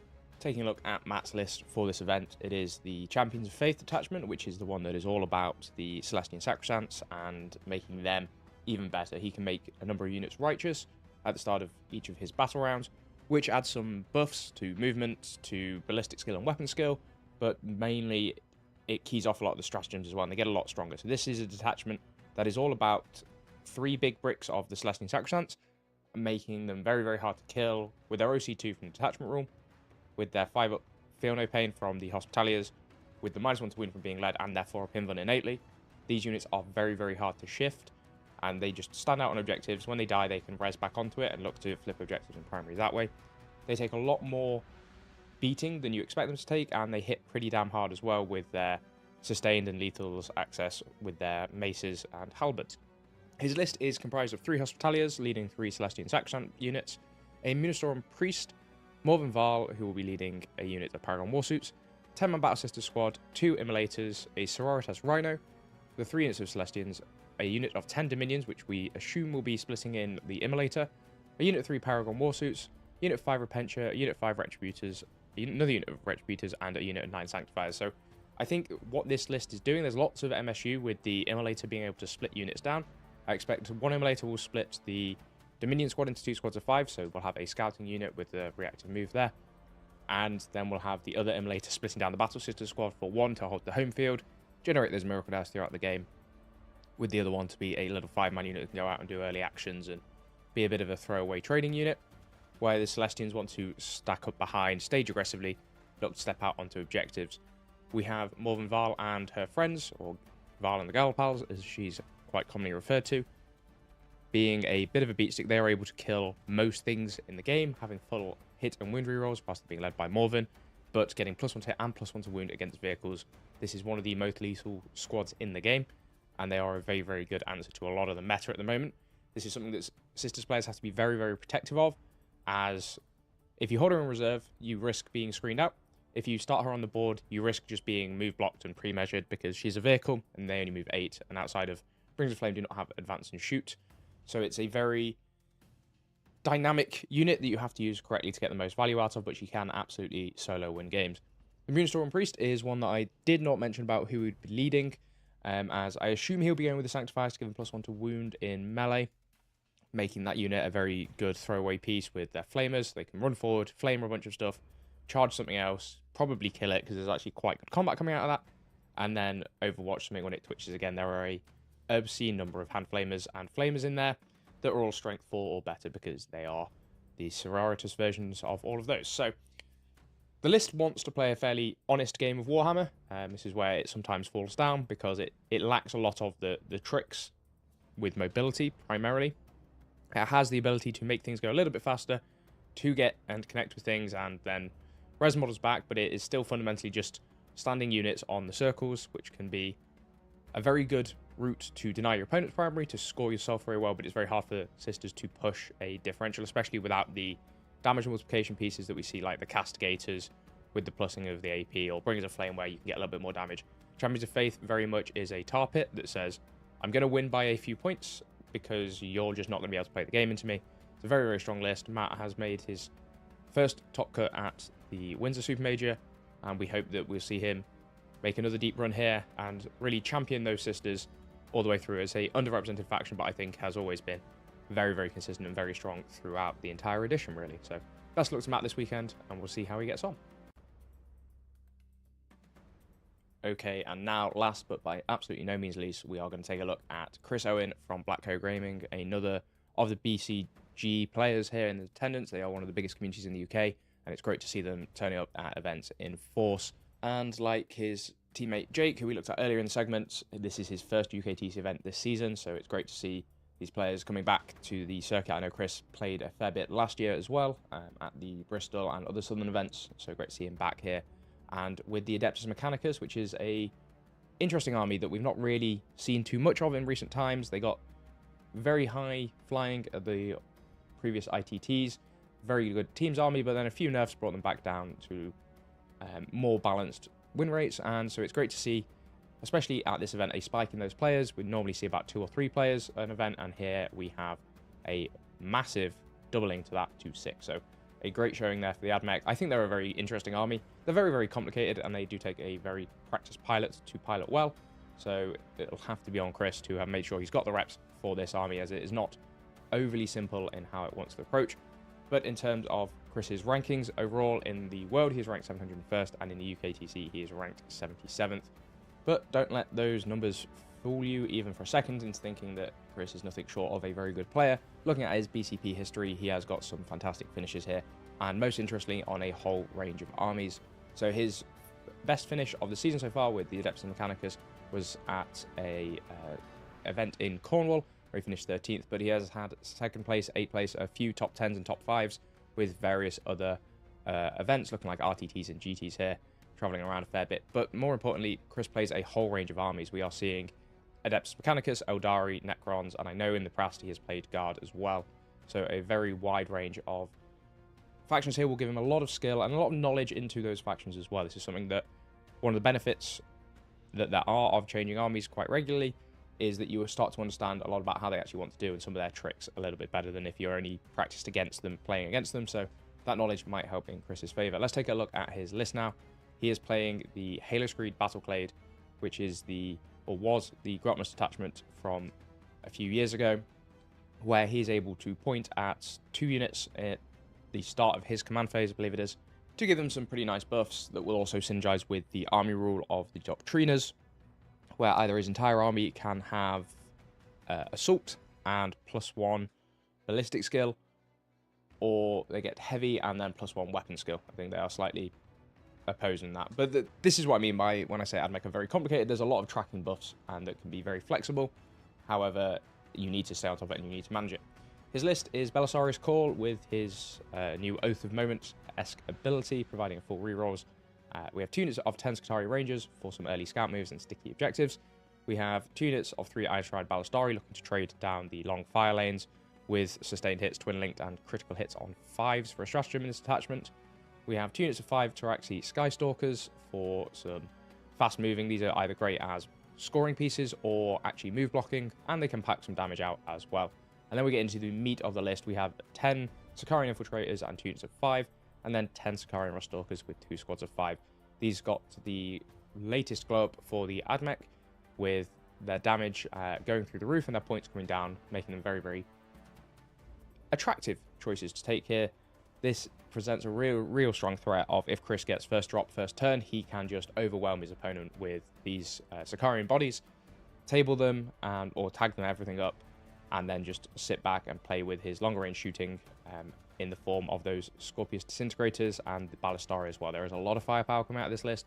There is a lot of 2 wound bodies with a 5-up invuln save, and forcing battle shock shenanigans at the start of combat, and with the infiltrator, the advancing and charging. There's a lot of tricks here that can go, and it is on Chris to make sure that his memory cores are sufficiently cooled and his prayers to the Omnissiah are said, so that he can actually keep track of all of the strats and tactics he wants to use here. We have seen Admech do very, very well in the past.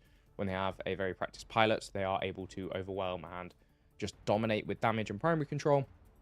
But if they do start to fall apart, or if they start to get tagged up, it is a bit of a house of cards there as well. So it'll be on Chris to make sure he's playing this very well. I'm sure he will. I like seeing Admech back. I think they're always a fun army to watch, if very complicated, but once you understand what they're doing, they are very, very fun to watch, like I say, and generally can perform pretty well. So best luck to Chris this weekend, and hope he has a fantastic first UKTC event this season, adding to his campaign already, looking to climb those rankings with the points. So best luck, Chris. Okay, everyone, let's take a quick look at some of the players to watch at this weekend's South Coast Super Major and some of their list choices. We'll take a moment to look at the players themselves, where the journey's been in this season so far, in the 2025-2026 season, and then we'll take a look at their lists and how it sits in some of the choices they've made and break them down a little bit. But before we get into all of that, let's take a moment and look at the overall meta. These are the up-to-date numbers as soon as pairings went out, so this is the 251 players that are registered, and we can see that there is a very strong trend to a few factions, but otherwise the meta is actually pretty balanced. We have lots of factions sitting around the 6 to 8 player mark, and then a few notable outliers down to 2 players for the Imperial Agents, but that's a very strong show for the Imperial Agents. It's great to see those unique faction specialists still coming out, and that every faction in the game is represented here. So at the upper end, we have got a top 3 that 2 of which aren't massively surprising to us. We have the Space Marine Astartes, so this is the Ultramarines Gunline or Codex Compliant chapters.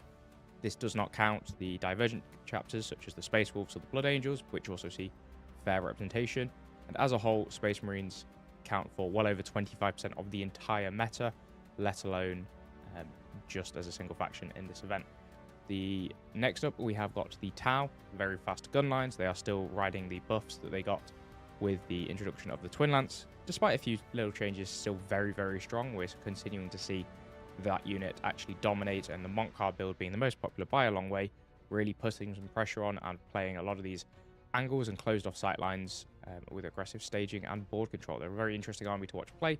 I know a lot of people don't necessarily like the Tau, but I find that they play in a very interesting way, and I'm excited to see them enjoy their moment in the sun before they get nerfed or countered too hard. Speaking of those counters, we have got the World Eaters in a surprise 3rd place for popularity.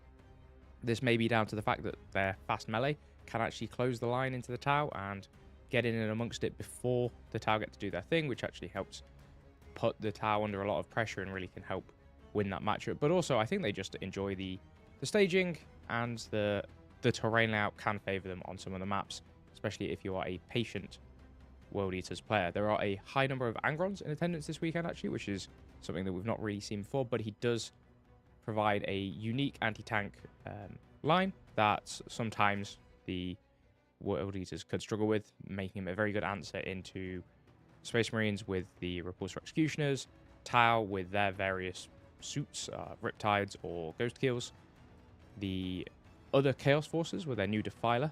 That's something we haven't touched on too much yet, but we will get there in due course, I am sure. Shiny new data sheets being very, very powerful, and Knights, we're seeing a bit of a return to popularity for Chaos Knights and Imperial Knights with their new detachment being released recently as well. At the mid pool, we've sort of got Sisters with a fair representation, Adeptus Mechanicus seeing a bit more popularity than in previous events. Black Templars, again, raising in popularity for what I think is one of the stronger Marine builds if you're not going through the traditional gunline approach, and a few other factions like that. We have some slightly more popular than average with the Leagues of Votan and the Tyranids. These are both what I would define as fairly specialist factions, where you have some very dedicated players that can actually take them and pilot them to their most effective, but otherwise are not so popular. They are still very, very strong and will remain so as well. Sort of sitting above the average, but not in the top 3, we have got some of the big bads from metas past. We've got the Custodes with their guard spam with Land Raiders, or even the Terminators seeing a fair bit of popularity now. Astra Militarum have 14 players, which is a fairly healthy chunk. Grizzled Company still being very, very strong. There is Recon as a very viable list, and there's a lot of ways you can play Astra Militarum. You can take the tanks, you can take the infantry, or you can take a combined arms force. So great to see them out there. They have a very unique playstyle, and we've seen them have very good tournament success in recent events. We have the Blood Angels, some very fast melee, looking to close the distances with their jump pack infantry. Perhaps a faction that we haven't seen as much success as people were expecting, but they do fall sort of prey to some of the other bigger problems in the meta and some of the other big bads, such as very specifically the Necrons, with their Catan being very good to deal with Blood Angels, unless it's something like Assault Terminators with Twin Linked and a bucket of dice. So the Necrons there with 15 players, still one of the top 4, top 5 factions, and very, very close to sneaking onto that podium. They remain very good. The Catan build has not been massively changed. They still have plenty of utility with the Warriors. They still have plenty of lethality if they get Star Shatter with the firing range and playing the edges with mobility that we saw. Andy Cohen going into the top cut and losing in the finals to Innis at the Sheffield GT with a Star Shatter build that was no Catan and still did very, very well, going 6-1 overall. This meta is chiefly dominated by, like I say, those gunline and board control armies, but there is plenty of other things that can go toe-to-toe. I'm expecting to see Emperor's Children do very well here, especially as the Defilers in Emperor's Children get very, very good with an efficient shooting platform that's a reasonably costed unit. So, with that on the meta and sort of the overall breakdown, let's get into some of the picks that I have for this weekend, players to watch, and some interesting army choices that they have brought. It would be remiss of me not to start with the top ranked player at the event, not just in the UKTC rankings, where he is currently ranked 3rd, but in the global rankings as well, ranked 7. I am, of course, talking about Byron Sidhu with his Chaos Demons, a long-time player of the faction and really up there challenging for some of the best demon players in the UK, him and Chris Langton being the 2 names that are constantly duking it out at the top tables here. Byron is not only a lovely chap, but he is also really, really good at Warhammer, playing for Team Fire and Dice, one of the stronger teams in the UKTC community, and they regularly do very, very well at the ITTs for it. In terms of Byron's season so far, so since the last LGT, what is he getting up to? His best UKTC finish has been 9th at the Windsor Super Major, but there is a plethora of top 10s in his BCP history as well, winning some smaller GTs and RTTs, but also finishing 6th at the Winter ITT with Team Fire and Dice and 4th at the Autumn ITT. So 2 of the biggest teams events in the world there, and his team are performing exceptionally well. Should give you an indication of the skill level, and as Byron is the captain, the leadership that he's showing there to help take that team all the way through there. This has been a great season from Byron. He's really been just crushing it on the UKTC scene for the past few years. I think when I first played against him 3 years ago now, I was very impressed with his play, and he's only gone from strength to strength there and has regularly been doing very well with a fairly standard and consistent list, is probably the best word to use here. He likes to play the playstyle of Big Demons and Monster Mash in Demonic Incursion, with slight detours into some of the Tzeentch Demons and Slanesh Demons, but really always coming back to this, which is a very solid playstyle. So let's take a quick look at his list now. As mentioned, Byron is playing the Demonic Incursion, which, whilst he's in the Shadow of the Warp, he will be able to arrive from reserves using the Deep Strike ability 6 inches. I have phrased that very, very specifically, as this will work on Rapid Ingress. It's one of the few abilities which still remains to allow you to rapid ingress at less than 9 inches. It is one of the more powerful, impactful rules that this detachment has access to, as each of the greater demons, so the 5 named characters up at the top, will provide an aura of 6 inches of that shadow of chaos for their relevant god. So it's a very movement-based and manipulation-based detachment. The army rule will key at the start of any phase if Byron holds half or more of the objectives in a particular zone, so his deployment zone will always be in the Shadow of Chaos, but No Man's Land and the opponent's deployment zone can be if at the start of any phase, and it does check phase by phase, he is in the Shadow of Chaos if he holds half or more. Whilst he's in that, any battle shock test that he takes is going to be taken at +1, and if he passes it, he'll be able to heal D3 wounds to a unit, and anything from the enemy's force that will take the battle shock test will be at -1, and if they fail it, they will take D3 mortal wounds. So that's a very powerful army rule off the bat, but actually the deep strike is much more impactful in this detachment. This detachment also has access to just some really, really solid strats with uppy downy, so returning things into deep strike to come back in. Advancing and charging, +1 AP with access to wound rerolls if the target's battle shocked, and a few other bits and pieces, a little bit of tricks. His list itself is comprised of Be'lakor, who will be providing an aura of either reroll ones to hit, or a aura of pseudo lone up, where units within 6 of Be'lakor cannot be targeted unless the attacking unit is within 18 inches, making it a very good answer into some of the gunline armies and giving it a good game into things like the town. Kara's Fate Weaver for some command point generation.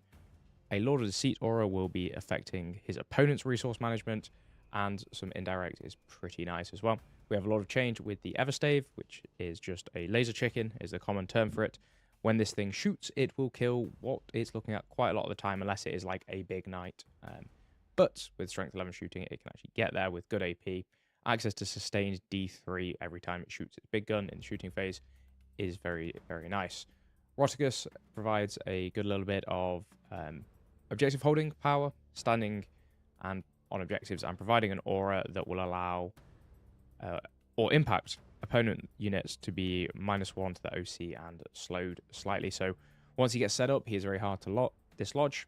And then for a bit of punch power, we have got Scarbrand, looking to really leverage that 6-inch deep strike and still charge, either from a stratagem or from the Shadow of Chaos, and then getting in and amongst it, sizing it up. Scarbrand is one of the harder greater demons to use, as because he is a melee demon, he has to get up close and personal, and you have to position him well and make sure that when he goes in, he's either in a position where he's safe or he kills what he goes into. He can sometimes whiff quite badly. The list is rounded out by 2 units of 10 Plague Bearers. These will provide sticky objectives and a lot of objective control, which is something that greater demons can lack. A Beast of Nurgle for some early mission play with its scout move and its resilience, making it a fantastic just objective holder. A unit of 3 Fiends and a unit of 3 Flamers for some mission play there. Just a few units to do the actions, to get the scoring, to reposition late game with the uppy downy stratagems to get there. So overall, this is a very well-rounded Chaos Demons list. It's one that Be'lakor, that Byron has a lot of practice on, and he is able to play it to a very, very high level. When you are playing an army this elite, you have to make the most out of all of your units, and it's something that Byron does very, very well. So I'm going to wish him all the luck this weekend. I'm sure we'll see him challenge for that top cut or top 10 at least. So best luck, Byron, and we'll see how you get on this weekend. And next we have a name that needs no introduction. One of the favourites to win the event, having added quite a collection of UKTC Super Majors to his trophy cabinet in the past. I am of course talking about Ben Jones from Vanguard Tactics, and he is here this weekend with the Gene Stealer Cults, a faction that he has, in fact, and the same detachment as he has won previous Super Majors with. I think the last one he took down with Gene Stealer Cults was Leicester a few years ago, but he is back with a Bryosantic Broodsurge, and we'll get into that all in good time. In terms of Ben's rankings, he is ranked 10th in the UK and 50th in the world, so he is no stranger to playing at these very high levels. And in terms of his UKT season so far, it reads pretty darn good. We've got 6th place at the Nottingham 40k Super Major for his best finish, 7th at Manchester, both of those times he did make the top cut, 5th at the Coventry 3-day with Eldari, and the other 2 are with Orcs, 4th at the Winter ITT, 33rd at the Autumn ITT, and then... Okay, ladies and gentlemen, welcome back. Thank you for bearing with us for that very short break. We are back, and we've got an absolute heater of a game coming in for round 3, the last round of regular play. We have got Matt Puffett's Sisters versus Florence. Matthew, no, I've forgotten her surname already, apologies. Chaos Knights, and it is the War Dog spam. It is not the triple Gatman spam that most people are expecting, so this is going to be a great game. Before we get into the matchup, we'll take a quick around the hall as the players are getting briefed and all mic'd up. And we are going to, as soon as they get the mics on, we will go over to them. They are going to be playing Hidden Supplies on Search and Destroy. So corners or Battenberg deployment, as you like to, as your preferred method of description. And Hidden Supplies is going to be, they score 5, from the second battle onwards, each player will score 5 points per objective marker they hold in no man's land up to a maximum of 10 points. And then if they hold more than their opponent, they will score an additional 5. So they get 10 for holding normally, and then a 15 if they hold more. Your home objective does not count for the regular 5 and 10, but it does count for the hold more, which is quite nice. So players are just getting mic'd up. We'll have a look at the list. If you want to see the list and all brand information, ! lists in the chat. We'll bring up the link to our round post and we'll get you all up to date there.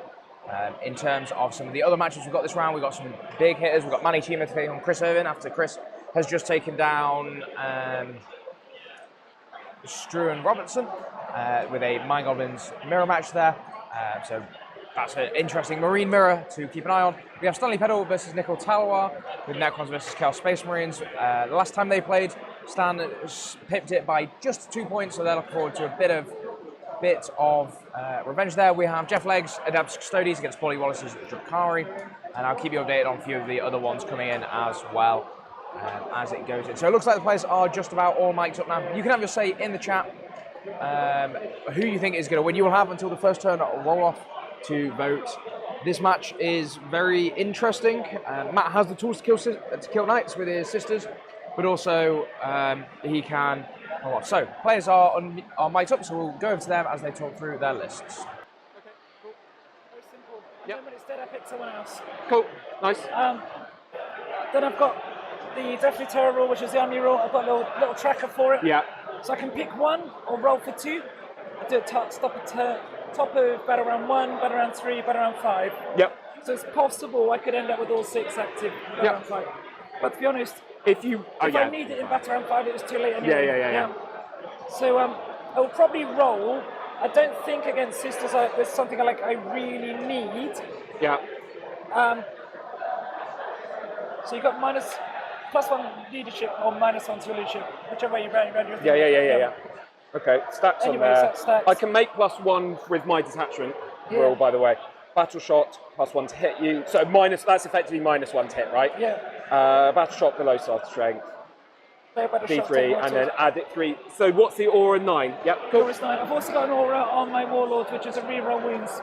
Okay. Sorry, is that for your reroll wounds against? It's just a reroll wounds of 1. Everyone within 6 inches. Okay, cool. Nice. Which is nice. And just talk me quickly through your key strats. I've got a shoot on death or fight on death. It's 1 CB, it just happens. Auto happens. Yep, it's very good. Okay. That's decent. I've got a reactive move. It's a flat 6 inches. Flat 6-inch reactive I've got an move. down from the board edge. Ooh, flat 6 reactive move. That's quite spicy. It's a great detachment. Yeah, cool. I've got everyone in 6 inches take a battle shock test. And then, okay, cool. When does that trigger? Start of a phase. So you can just do it. Yeah, nice. Yeah. And if I've got multiple war dogs engaged in melee, I can spend a CP to crit you on 5s. Crit 5s. Do many of them have sustain then in Well, melee? I'll be picking one target. Oh yeah, sorry, you do it through that. Nice. Cool. So you've got Morgan and some more suits. You've got the usual. So my detachment rule OC2 on the Sacrosancts. There's 30 of them. Cool. So they go OC2. They have. They've got the Feel No Pain and they've got the Vulnerable Save. So -1 to wound from the Hospitaller. How many characters you got? 3. Sorry? 3. 3. Okay. Any of them got much melee? Yeah. All of them? It's quite a lot of melee. Yeah. Okay. Cool. I've got 3 carnivores. I've got 3 huntsmen. Yeah. It's more characters that have got melee. I'm thinking just for precision. I've got 1 character that's got melee. Okay. Cool. It would be good to But just keep. precision's not a big deal anyway because it's all knights. So, It's 13 war dogs, mate. sorry? It's 13 war dogs. No, for precisioning my characters. I that don't sort have of any thing. precision. Yeah, but you can spend a strat, right? For a CP, you can epic challenge with a character. Oh yeah, I could do. Yeah. I So it's forget, more, I forget more that that. strat exists. Cool. Yeah. Right. I'm just going to kill everything. Yeah. So okay. I'm not going for characters. Okay. Fine. Yeah. So -1 to wound all the time. From the hospitaler. So you got triple hospitality with triple. Yeah. 3 up, 4 up, 5 up. Feel no pain. Res is 1 in the command phase. 1 plus D3 if I discard a miracle dice. Yeah. Repentia. Chainsaw guys. Yeah. Reroll 6/2/2. Reroll hits and wounds. All the time. I'm not worried about chainsaws. They've done 10 wounds to a big knight before, so they can do that. Right. So 2 units of retributors. The retributors they always reroll 1. So total 4 multi-melters. Always reroll 1 to hit and wound. +1 to hit and wound if you have killed one of my units. Yeah. Do you have any way to make your 5 up involved, 4 up involved? No. Okay. Cool. So basically, it's like a quarry. When you've killed one of mine. Yeah. So the way that works, it triggers on mortal wound abilities of yours that are on a data sheet, but not of things like tank shot. So if you tank shot, it doesn't do it. So I have a unit of so Vol and Paragon Warsuits. Yeah. Do you need anything to know about them? No, they're just really good. Yeah, They reroll everything. They reroll everything. +1 to hit and wound into monsters and vehicles. Melters kill. Yeah. They can kill in shooting, kill in melee. Twin link multi-melter, hunter killer on the immolators. They combat squad my unit of dominions, my unit of sisters. Yeah. They strip cover as well. It's just a rhino here. Couple of other things. So dominions, I've got 1 unit dominions. The half starting in the immolator is going to have 4 melter guns and an inferno pistol, and they have a reactive move when you finish within 9 of D6. I will always check with you before triggering that. You got lots of melter. Quite a bit. Yeah. Here, Yeah. here. Yeah. So Sanctifiers, they've got a ton of flamers. They're 2 6/1/2 ones. In terms of melee, they got sustain. They got +1 to wound from the priest. Yeah. And if I use my strat, I can go +1 to wound and extra AP. So there is a chance they 1-tap a knight, especially because there's a dev wound, damage-free dev wound attack on her. If I hit a 6 on that. Priest can go to strength 9 with +1 to wound with 6 attacks, AP 2, damage 2. So there's a chance they 1-tap a knight, but it's not guaranteed, but it's swingy. Yeah, but they're very fragile. Yeah. So They're very fragile. So these ones are 5 up invul, res D3, Yeah. 4 up invul on the character. T3, yeah. So T3, yeah. T3 1 wound. Yeah. Yeah, cool. So There's a lot of T3 1 wound stuff. Yeah, Yeah. cool. And then yes, my sister's squad, sticky and objective. Sorry, I didn't go through all of my strat stuff and my detachment. Yeah. So in my command phase. So these are all OC2. In my command phase, I pick 3 units that are going to be righteous. Righteous units get +1 move, +1 leadership, +1 weapon skill, ballistic skill for the Paragon Warsuits, for the Sacrosancts, and for my battle sisters, my regular sisters. In my regular sister squad, I've got a multi-melter and a melter gun and an inferno pistol as well. So sometimes they can chip a few wounds as well. In terms of melee, key strat. In melee, I can do +1 strength, +1 AP. So the thing to be aware of is these Sacrosancts, the 2 units with maces. This one has halberds. Halberds are 5/2/1 sustained. These are 4/1/2 lethals, so I'd have 30 attacks. If I pop +1 strength, +1 AP, they can go 30 attacks with lethals 5/2/2. So there's a decent. On average, they kill a knight, but it's close again. Apologies there for the incorrect graphics. Now resolved for both players, so we'll flick back to close in a second as well. Fall back and shoot. Charge as well if I'm righteous. Yeah, I've got Sustained that or one. lethal Yeah. in melee or shooting, so these can have sustained on them. Couple of other things. Fall back, shoot and charge. Yeah, -1 to hit Sacrosancts in melee, so they can be -1 to hit, -1 to wound. And if I'm righteous, I can pick another squad of Sacrosancts within 6 to get that buff as well. Anything else? We've got Oh, reactive to mortals. I barely ever use that. There's one other one that I do use. I've not got a lot of mortals. Yeah, cool. So I think that's. Yeah. Oh, cool. Should I pop this down? Next Yeah, to that'd be useful. So I tried to put it here so that people on stream can see. Is that under there? Yeah, cool. Yeah, actually, I'll probably have some. I might well have some stuff there. I'll pop it about there. Cool. Yeah, sorry. I've Both players with their various implements of tracking, their buffs, debuffs, all the rest of it. So this will be I think we'll see quite a cagey game from Matt here. He has got some nice breakpoints to deal with the dogs, with the motors, and their toughness profile here. Yeah, Morven is the big threat for the Knights here. If she connects, she's able to murder much stuff, many stuff. Big punch through. So I think we're going to see quite an aggressive deployment for the dogs here.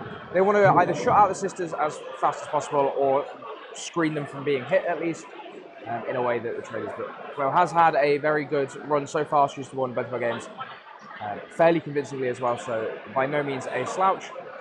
We are going to see some very good Warhammer, I think, here. I was speaking to Matt before the game. He thinks it can be an interesting game for sure. And you just got to make sure that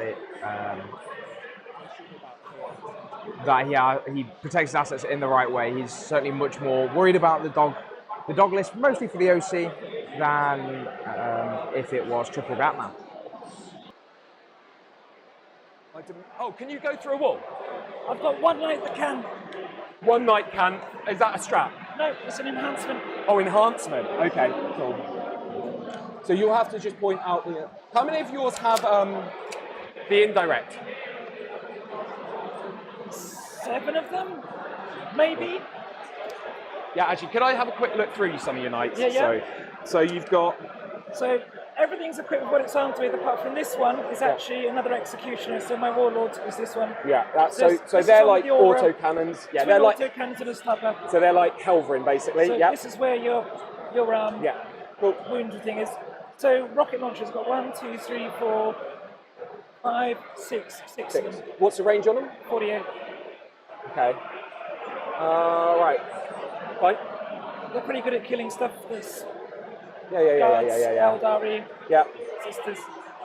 Yeah. Yeah, I'm having a little think about that. This is one that goes through walls. Yep.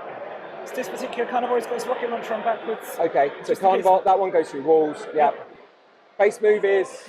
Base move is 14 for the carnivores, 12 for everyone else. Yep, cool. Everyone's toughness 9, everyone's got 14 wounds. Yep, cool. Everyone's got a 2 up, feel no pain. 2 up, feel no pain. Lol. Don't worry, I've got 1 up, feel no pains. Oh my guys, ignore feel no pain. Is that one of It's a beast of Nurgle. Nurgle beast? Yeah, cool. You got any infiltrators? Nope. You've got infiltrate, scout, right? I've got scout on the Dominions, so one of these immolators are going to. One of these Sanctifier Scout 6 as well. Cool. Just to check one thing, sorry.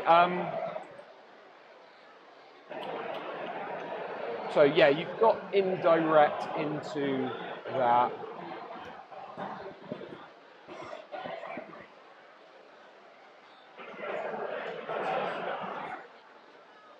I'm having a little think about this as to how to set this up. Don't recommend it. Don't think too much, is that what you're saying? Just feel it.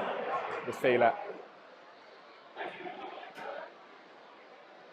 Matt is most likely here deciding if he wants to start with Morvenval on the board or off.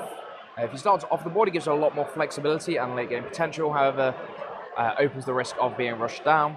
Whereas if she starts on the board, there's a bigger risk of just being pre-measured and screened against and pushed around the flanks that way.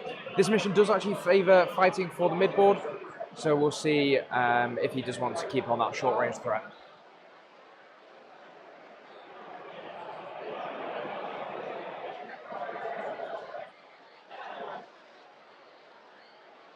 Can we start then? Yeah, do you want to roll for deployment and then we'll do... Yeah. I think we need to roll with these dice in the tray. Oh yeah, you're right. So I've got a 4. I've got 5. Cool. I'm going to make you deploy first. Yep. I'm not going to combat squad my Dominions. Okay. I'm going to start my unit of Repentra into one of the immolators. Combat squad my sisters with the other immolator. Cool. So I won't actually have scout on these immolators. I'm going to start both my units of Retributors in Strat Reserve, just because indirector thing. I don't want you to just get freebies onto them. So, and yeah, all on the board, all of these on the board. These are going to be in the Rhino. I'll start by popping some Sisters onto my home. They sticky, and they, when I use a Miracle Dice, I can discard one of these Cherubs to get it back. And this, on a 4-up, if on an objective I control, I get to take the, I get a Miracle Dice of that value. Okay. Beast and Nurgle, home objective. Nurgle's on your home. Yep. Fantastic call out from the chat. These knights are absolutely stunning.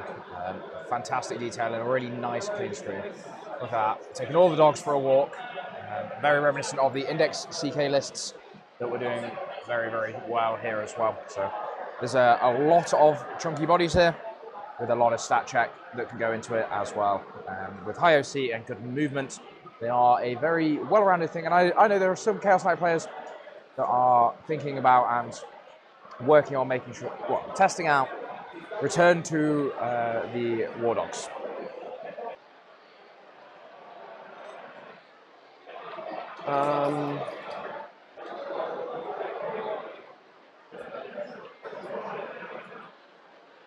This one scouts with the Sanctifiers in. It can pop back here if I want. Okay, Nick. So it can scout back if needs be. I'll pop a Sanctifier on there. Over to you. This looks This is a Huntsman. They reroll wounds against vehicles and monsters. Cool. In shooting and melee? Yes. Is that got like a Reaper chainsaw? It's basic. Is that like a Warblade? Like a Warblade. Equivalent? Yeah. Yeah, thanks. I've got some Imperial Knights knocking around, so that's a useful reference point. Cool. Yeah, like a Warblade. But Sorry, I'm making weird noises into the microphone. So this can go 14. Can it charge through walls? Yes, that one can go through walls. So yeah, so it's not just move, it's charge as well. You know what? I'll check. Thanks.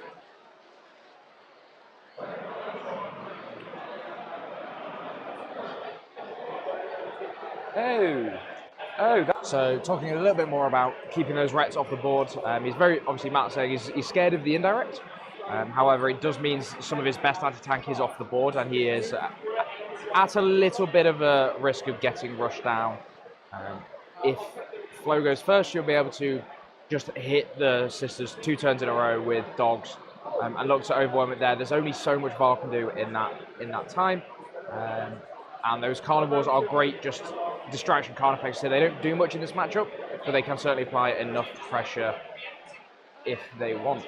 And certainly if they start running at you, you do have to answer them. Right. Carnivores, yeah! So another Carnivore there. Cool. Are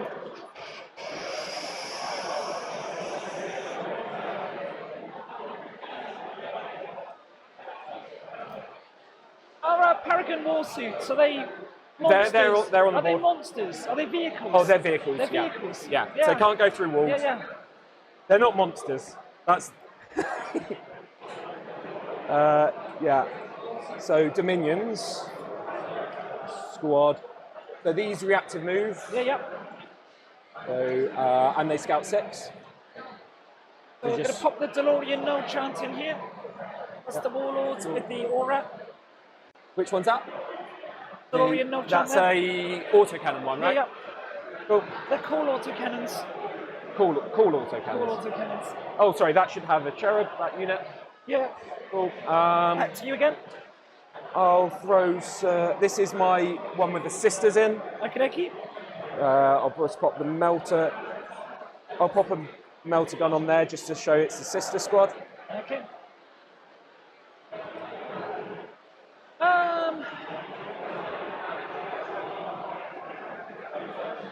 You're going to pop another autocannon one in here. So where is your character with melee? Character with melee? Yeah, cool, that one. Fine. Needs to be a character to go through walls. Yeah. Also a character. Yeah, oh, and has a chainsaw. Yeah, also cool. a character. Yeah, cool. Right, I assume you're all on the table, right? Yeah. Yeah, sorry, I didn't actually check that. Okay, so is it my drop now? It is your drop. I've lost. It's your drop. It's your drop. Okay, cool. 1, 2, 3, 4, 5, 6. 1, 2, 3, 4, 5, 6. Right, I just gonna make sure we've got space for this rhino to fit. Oh, I'll give that space. With a 9, with a 9, if they're righteous, I can get them onto onto the point, so I can shoot and charge with them. So they're going there. Gonna put another executioner in there. Yep. Cool. If you're below half strength, they get +1 to hit. Okay, nice. If they kill you, everyone nearby does a battle shock. Okay, nice. Lives up to their name then. It's not super good, except when it is. Saxants with maces. We're gonna go here. Cool.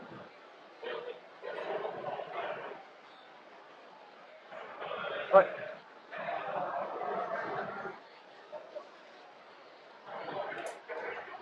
Over to you. Have you got in reserve the Repentia, did you say? No, they're in this transport. So Repentia in that transport, Sis is in there. 2 units of Retributors in Strat Reserve. Yeah. These are in the Rhino, the Sanctifiers. Cool. Gonna put a Brigand in there. Cool.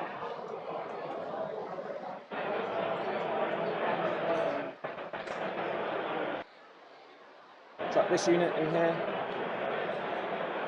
Oh, broken spear already. It's a bad omen. It's a bad omen. Yeah.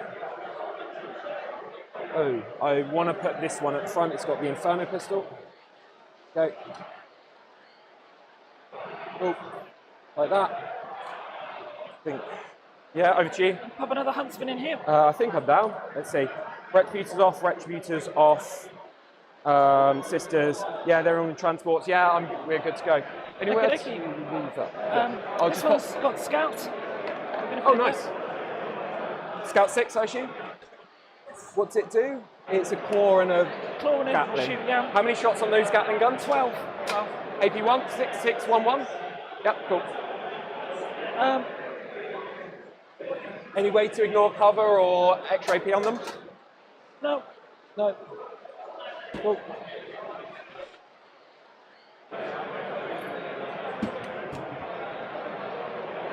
Right.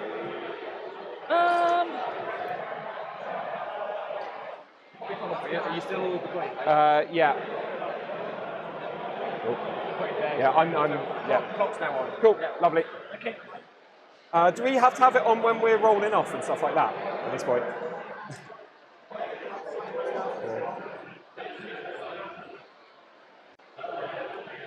Shall I put this there, or shall I? You can scout, yeah? Yep. It's got a ton of flamers in there. That's the scouty one. Yep. Yeah, yeah. Yep.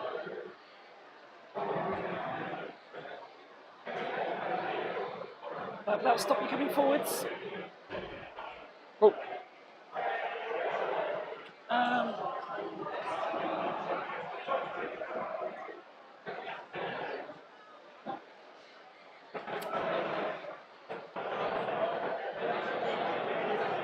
Draw an inch off the wall. Right. I'm not on the objective. Happy? Cool. Should we roll for first turn? Yeah, I suppose so. So if we have to. Ready? Cool. Foot 6. A 2. Cool. You? Yeah, over to me. Going first. Have a good luck. game. Thank you. Right, so you scout block this. I need to roll the top of turn 1. Let's roll Do these. you do that before or after scout? Just says at the start of the first battle round. So I think we could do scout first. Scouts first. Cool. Maybe we'll have a bit of fun. Yeah. So I can pivot it for 2. 9-inch here. Yeah. Here. So is that within your 9?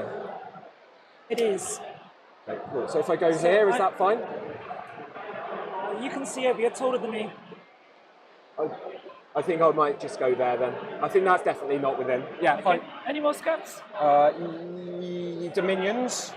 So I'm going to scout these 6 onto this objective. I've got guys just behind you. Oh, as well. yeah. Are we within 9? Can I? Let's have a look. Within 9. Can I might be able to scout onto here. I think I can just, with this one, get the other side of the wall Yeah. and just tag onto there, I think. I believe. Yeah, should be fine. It's mainly just to... Yeah. Yeah, are we within 9 there? Yeah. No? Cool. Basically just to... Actually, I'll just keep these this side and put them in the wall. I get to... Because... Just want to have somebody on the objective, I guess. Yeah, You know. because rolling for the 4-up is at the end of command phase, I get to roll for the miracle dice. Yeah. So, doing that Could make a difference. could be the big difference maker. And these... Why didn't I put the melters at the front? I don't know. I'm a moron. Right. So There's you're not scouting? a lot of shooting coming across the table over here. I've got an immolator with some sisters in there, with some melters. So I could potentially get the 13 to here, pumped about into the objective, shoot with a twin link multi-melter, hunter killer.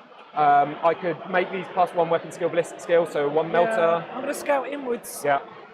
It's swingy. If I chuck a grenade as well, sometimes it does something. Cool. Come out, but you know. Yeah. This one here, we're going to scout. Oh, that one scouts as well. Again, we'll scout across. Yeah. But there's no need to expose myself. Yeah. Oh, that. Okay. What's that? So I could choose for 1. I'm going to roll for 2 because you know it's just more fun. For dice tray. Yeah. Number 1 and number 5. So number 1 is an extra -1 to your leadership. Yep. And number 5, if you fail battle shock at the half strength, you'll take your mortals. Cool. Right, I'm on 1 CP. We'll go. I'll just. Sorry, I should just set this up quickly. Yeah. I think going first is quite good for Matt here. He's going to be able to take some board control. I don't know that he's quite quick enough to start getting into the dogs and tagging them, but he certainly thinks that those sacrosancts can be really annoying, and they can kill the dogs quite well. I think I like the idea from Forrest here of starting everything on the board and just playing very honest Warhammer into the mid-board. Roll it. It's a 5. I'll pop a 5 in the tray there. We go. We're going to have Mark for Death and no Priz. Okay. Lol. Give me some Mark for Deaths. I think that's 1, 2, 3. Yeah, cool.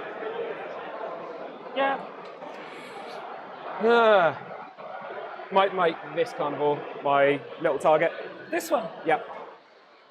Cool. Right. Not the Nurglings. Maybe not. No.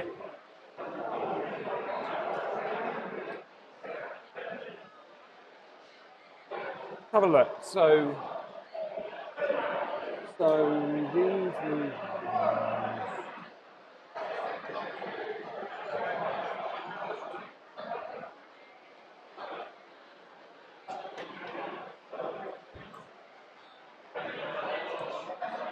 Cool.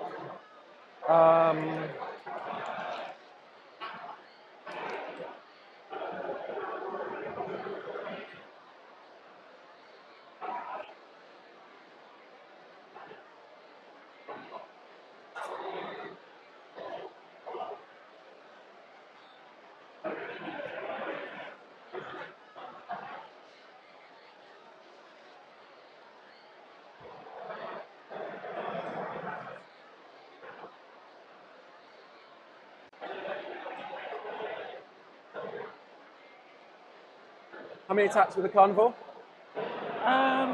6 with the claw, 12 with the chain fist. Either or.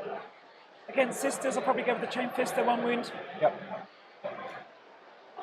They've got sustain built in.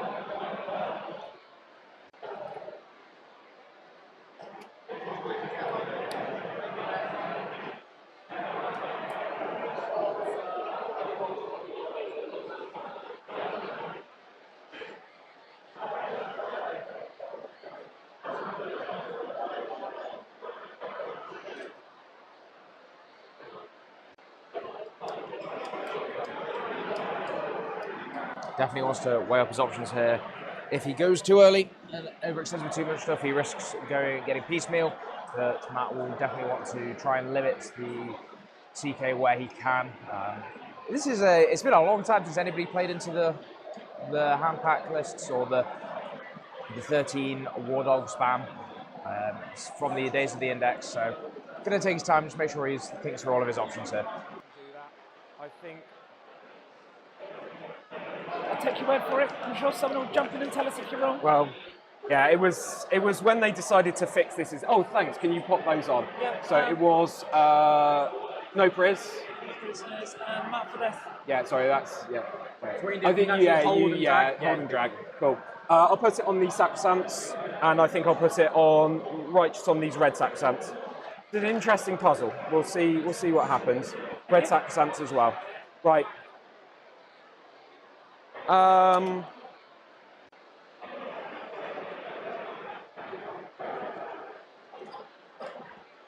4 up miracle dice from my home and 4 up miracle dice from the Dominions.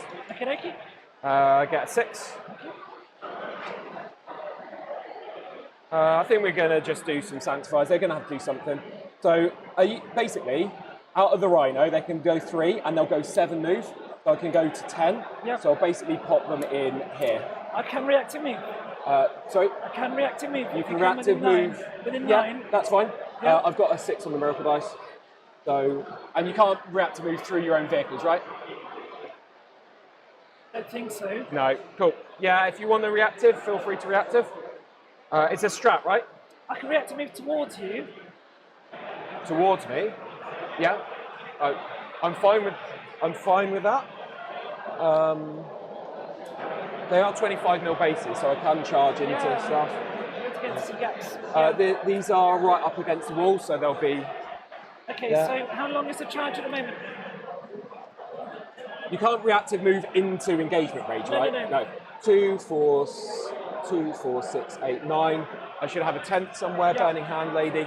There we go. So that's a 4-inch charge. I could get back about. I don't think you could go through.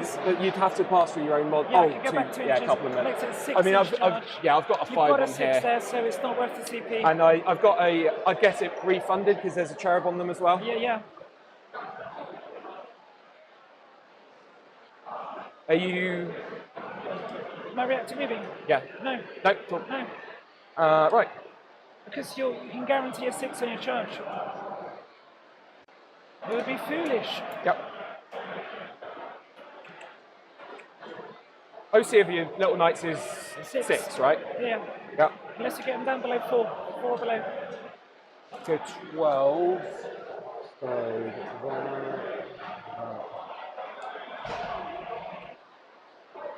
So that's got a Talon, that's got a, so they're both melee. Interesting.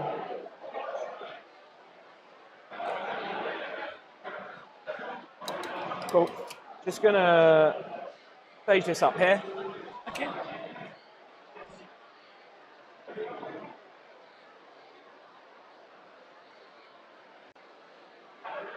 Keep it cagey. Keep it cagey.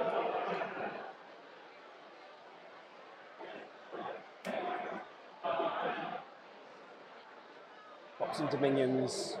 Pop 2 dominions out like this. They'll go up against the wall. Right.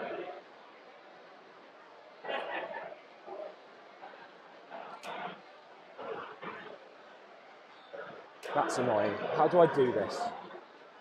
So I'm trying to see if I can get my red sacrosanths onto there. How fast are they? 6. Maybe I don't. Maybe I just do something a little bit annoying like this. Right. I'll poke a girl onto there. Okay. Keep them back there. Right. I'll advance this squad. They've got +1 move anyway. So we're going 9. Okay. So that's enough to just pop me onto that point there. Yeah, say so. So 9. So I'll just pop a couple out there. Yeah. Do some stringing back. Up there. A couple of OC onto that point. Yeah, kill them, they regrow back on. Yeah, just forcing you to do something. So I'm just going to... As long as you're happy that they're all still within, what's it called?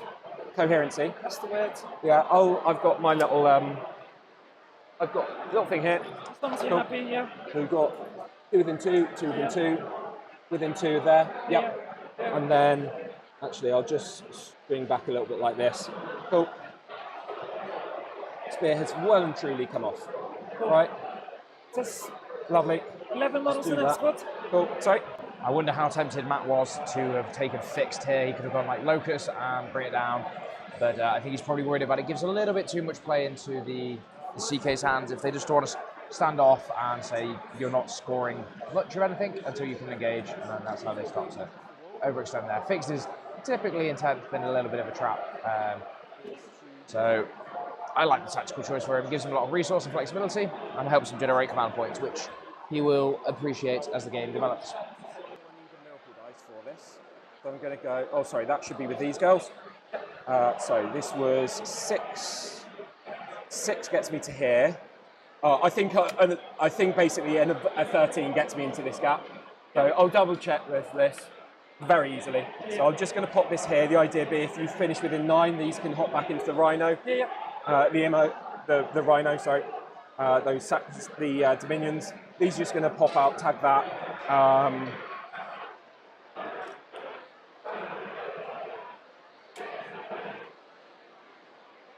Carnivores can go 14, right? Carnivores can go 14. No. Where's your carnivores again? Bam, bam. It's 3. And that's the one that can go through all walls. Yes. But you're going to charge this one and kill it, yeah? Quite possibly not. There's a chance it happens. It's not. It's swinging. Oh, that's a good point. I've got a 6. Maybe I use a 6 to see if I. That's 14 wounds, right? Yeah.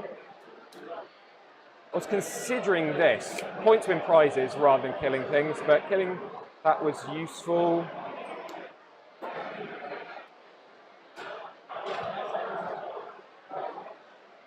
I think you just deny me anyway. I'll roll the advance for that Sacrosanct squad. Okay. They don't like it. They're just going to hop over here. Understand? Yeah. They'll be against the wall. Yeah. Yeah, we're against the wall. Yeah. Maybe I made the wrong decision there. Fine. This one. I'm just going to have a quick pop round here. So it can go 12. Yeah. So do you have a spare knight base by any chance? A spare knight? Knight base. No, I don't have a spare knight. Okay, cool. Well, just the base. If we're getting to here, I mean, to be honest, I think this is about your best line. So if I'm popping it into about here, I think you might be able to pop right. Yeah, I'll just bang an advance down there. 5. That's going 17. 17. Put the foot down. So 17 is. I'll go. Let's see. I'll go 8, 7 here, and I've got 10 more. I'll go about 10 to here, like that. Bit of a drift. Like there. Do you think you can shoot that with that dude? Probably not. Probably not. So I'm here at the moment, just marking the back of the base. I come across the full 12, back of base to back of base. I've got a little laser here. Let's have a look. And then I think you're good. Yeah, laser doesn't lie. Cool. Yeah, I'll pop it there. This one could go 14 through the wall. Could do. So if it goes to about here, what charge are we looking at? Could do. I'll just shuffle these up a little bit to about here. Cool. Right. No shooting. I think we'll charge. Cool. I'll bang a 5 from these into that dude. Okay. Roll it. Get a miracle dice back into a 4. Cool. I need to. So that was a 5 in there. Yeah. So and I'll roll the other one. Okay. So 5 and. Sorry, I'm getting used to these dice. That's a 10. Cool. 10. You happy if I just see bang a 10? So we're basically I can get anywhere around here I want. Yeah. Just be careful about not engaging somebody didn't charge. Yep.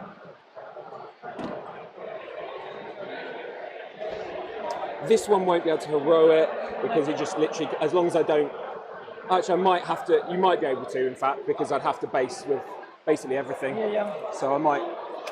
Fine. I'm just gonna speed Sorry this to through. streamers, you can't see what's going on inside this building. Yeah.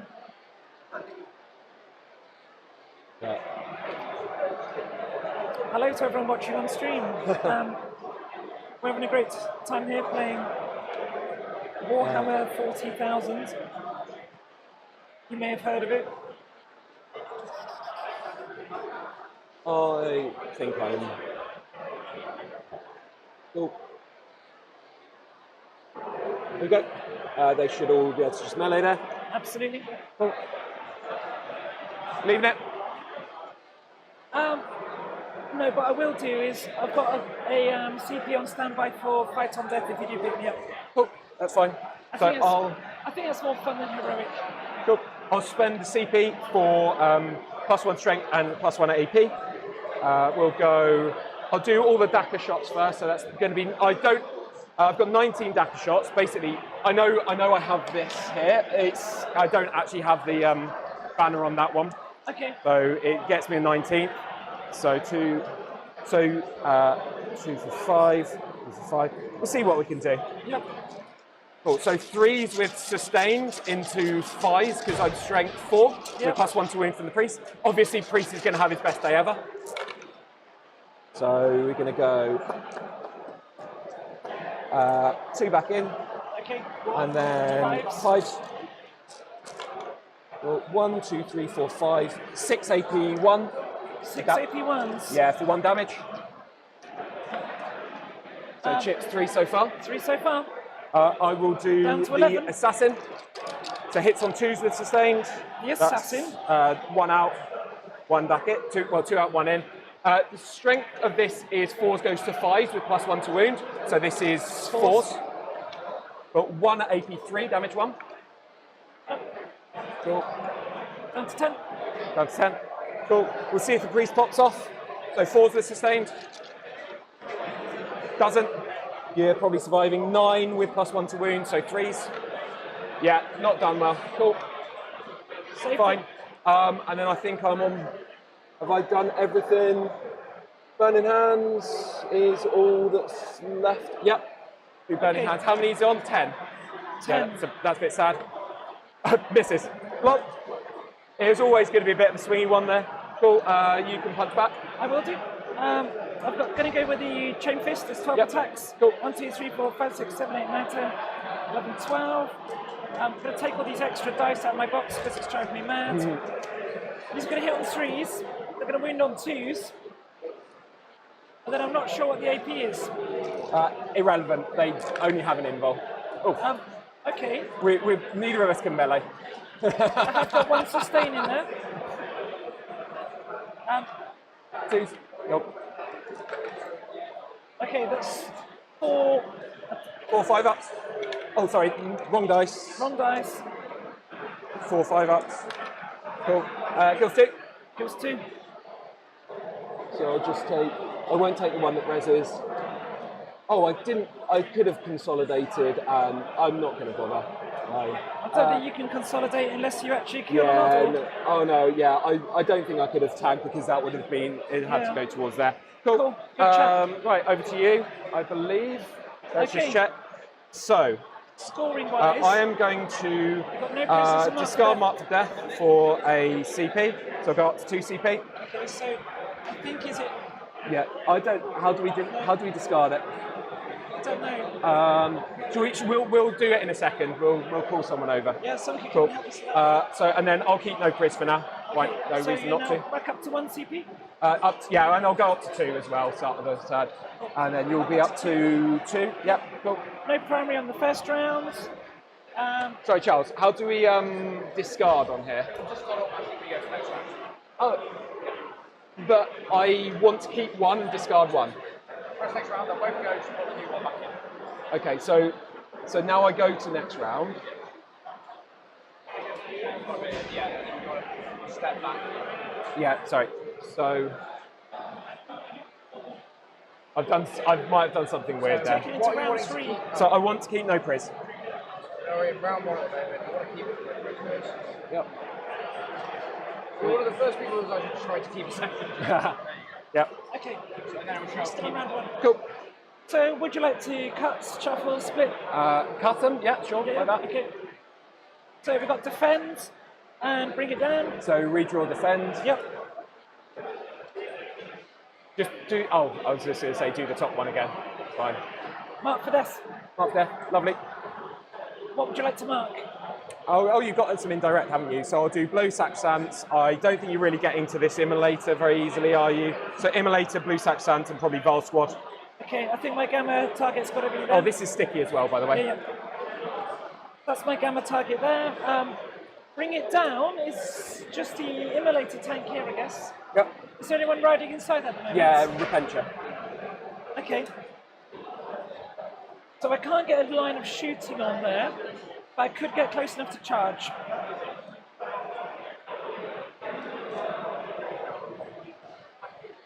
Whoops. I think that's a bit. Wait, oh, were you doing from back or? So I was just off that line before, Yeah, wasn't cool. I? So I couldn't quite see you. You made it up before. Sorry, where were we? Were here. Sorry, I just Yeah. want to double check that Yeah, because absolutely, I yeah. think we've done something a bit. So it's 12, is it? It's 12. Right. So it's the here. I think yeah, to there. Yeah. So I can't see you past here. Yeah, cool. Yeah. Oops. And then that's going to be, I'll have to go round a bit. So it's going to be like a 6 or 7 inch charge. Yeah, cool. Okay, see what we can do there.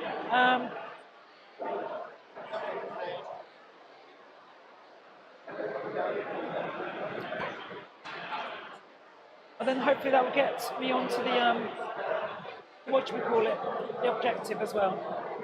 And these little They're guys, OC0, aren't they? Those Yeah, things? yeah. So I think we just come up here. We keep off the wall. Yep. Smidge off the wall. We're just going to come up there. Cool. Are these your gamma? They're going to be my gamma. Yeah, yeah. Reminder that whatever kills them is +1 to hit and wound for my retributors. Yeah, yeah.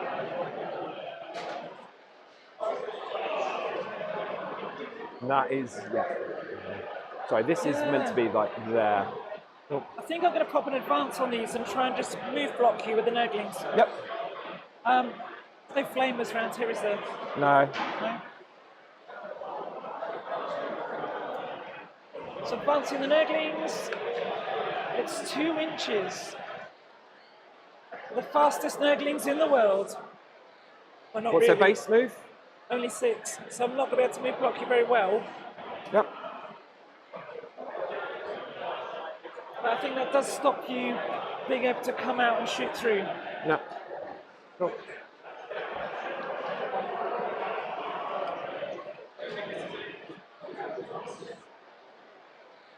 And am I right in saying that these are visible when they tag this terrain, right? Because they're visible above it. Yeah. Sorry? With the spikes. Am I right in saying that these are visible when they're tagging this terrain? No, Well, because they're not towering. no, but no, visible for me in terms of they're taller than that terrain, are they? What's the question? Sorry, just checking whether or not this is visible if it's on that terrain piece. If it's So if the vehicle is in a terrain piece, Yeah. you then go to true line of sight. Yeah. So it's tall enough for the vehicles. Yeah. yeah, definitely. Yeah, so I think it is in that case. I think so. Cool. Oh, thank you. Thank you. Very kind. No allergies, have you? Not until I've eaten this and we found out. Yeah, thank you. Are Just there put it on any the- allergies? No. Just going to put that on the side for now. How nice. How very nice. Thanks, needed that. So obviously if you fall within 9 of those, I can hop back into Rhino. I'm not going to come within 9. You're going to shoot them. I'm going to shoot them. Cool.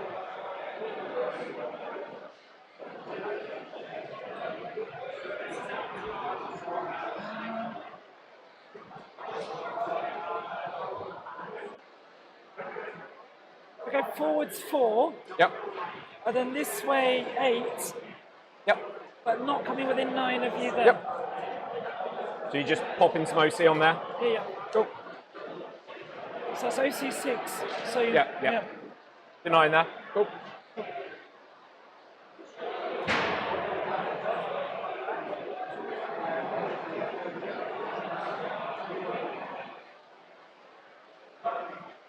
Sorry, can I just... Yeah.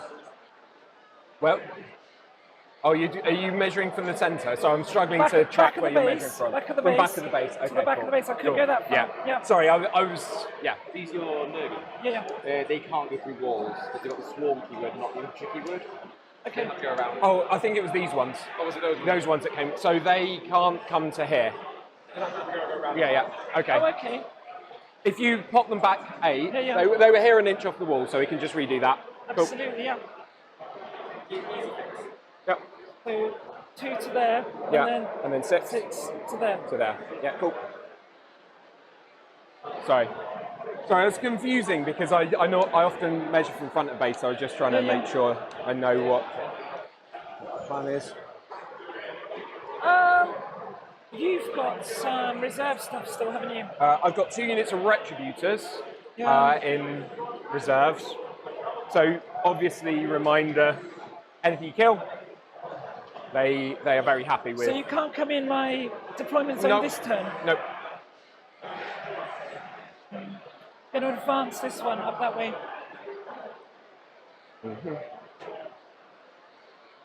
That is a 3. That's 15 inches. So that's one of your indirect ones that can't shoot, right? That's right. Cool.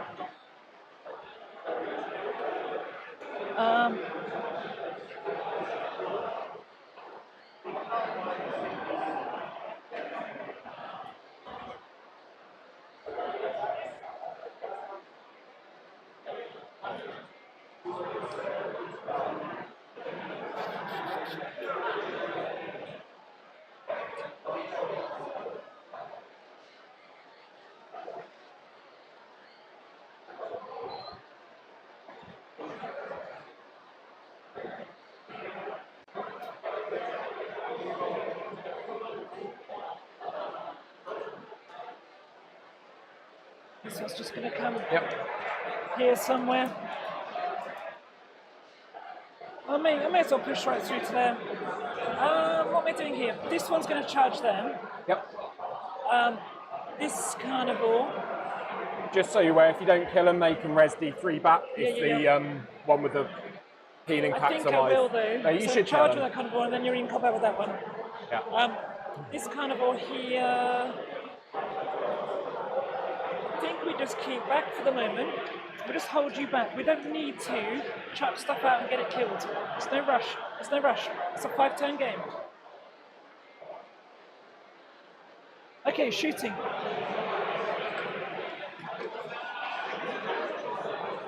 I think I just knocked the camera. Okay. Let's start. I need to say what my quarry is, don't I? I think my quarry this turn is actually going to be this. Yep. Because I'm not sure that sustained hits are really helping me out anywhere else. Yeah. So this one can't see. I'm going to put my big melter, my little melter into them. Be aware, if you start killing them, I could potentially res onto the point and hold the point. Yeah. Cool. I'm aware. Yeah, cool. Yeah. If I kill these 3... yeah, actually, I think I'm too strung out to be able to do that, actually, so it's I fine. think you're about to get more than one. Yeah, it's fine. One back I on it. don't think I can. I'm not set so up yeah, to do big that. melter. He misses. Little melter. It's a hit. -1 to wounds. Yeah, that goes through. 4 up invul. Fine. It's fine. This one, big melter. Yep. Nothing. We're playing Nerf Hammer. Is the little melter in range? I Is don't it 12? even know if the little melter's in range. No, not even in range. Okay, cool. Missed anyway. Okay, good chat. Auto cannons. Into these as well? Yeah. Yeah, cool. There's no one else to shoot. Cool. -1 to wound. So wounding on 3s. Wounding on 3s. That's 3 at -1. You can take cover or... Yeah, I'll probably just take it on the ones back here for cover. So if you like. Yeah, cool. So I'll 3 ups. sorry. I will re-roll with my actual dice. 3 ups. There we go. Feel no pains. 5 ups. Yeah, cool. Kills 1. Nice. Take one of these ones. There's a stubber as well. Get stubbered. There's a hit from the stubber. 4s. There's a wound from the stubber. 3 up. Fine. It's fine. Hooray! Okay, bum. Can't shoot at them. Gonna fire the rocket launcher indirect. What have you got hiding around here? Sisters on my home. It's sticky, so. Who's squishiest? Sisters can't bring models back, can they? Yep. Is this more sanctifiers? Sacrosanct. They would res if you indirect them. We've got sacrosants. Yeah. Sacrosants. These guys. Dominions. Let's do the dominions. Oh. I think. Yeah.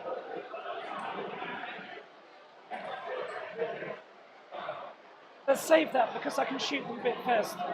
So come back for the rockets. Come back for the rockets. Come back for the rockets. Autocannons. Yep.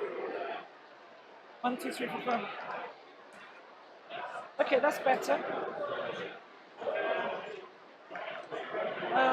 It's 2s because, Twos, yeah. yeah. How many? 6. 6. It's -1, but cover, Yeah, a etc. bit cover. Yeah. So just very quickly, pop it onto me. What can shoot this? So these 2, lots of autocannon. Yeah. What else? It's probably it actually. And then the indirect. Yeah, then indirect. I'll probably take it. I'll start taking the first 4 on the 3 ups and see what happens. So 3 ups, kills 1, roll the other one, 3 ups, kills 2 so far. Okay. So I'll start just taking a couple of these ones. 1. Where are the rest of my dominions? 3 here. 2. Oh, keep going. Oh, stubber. Yep.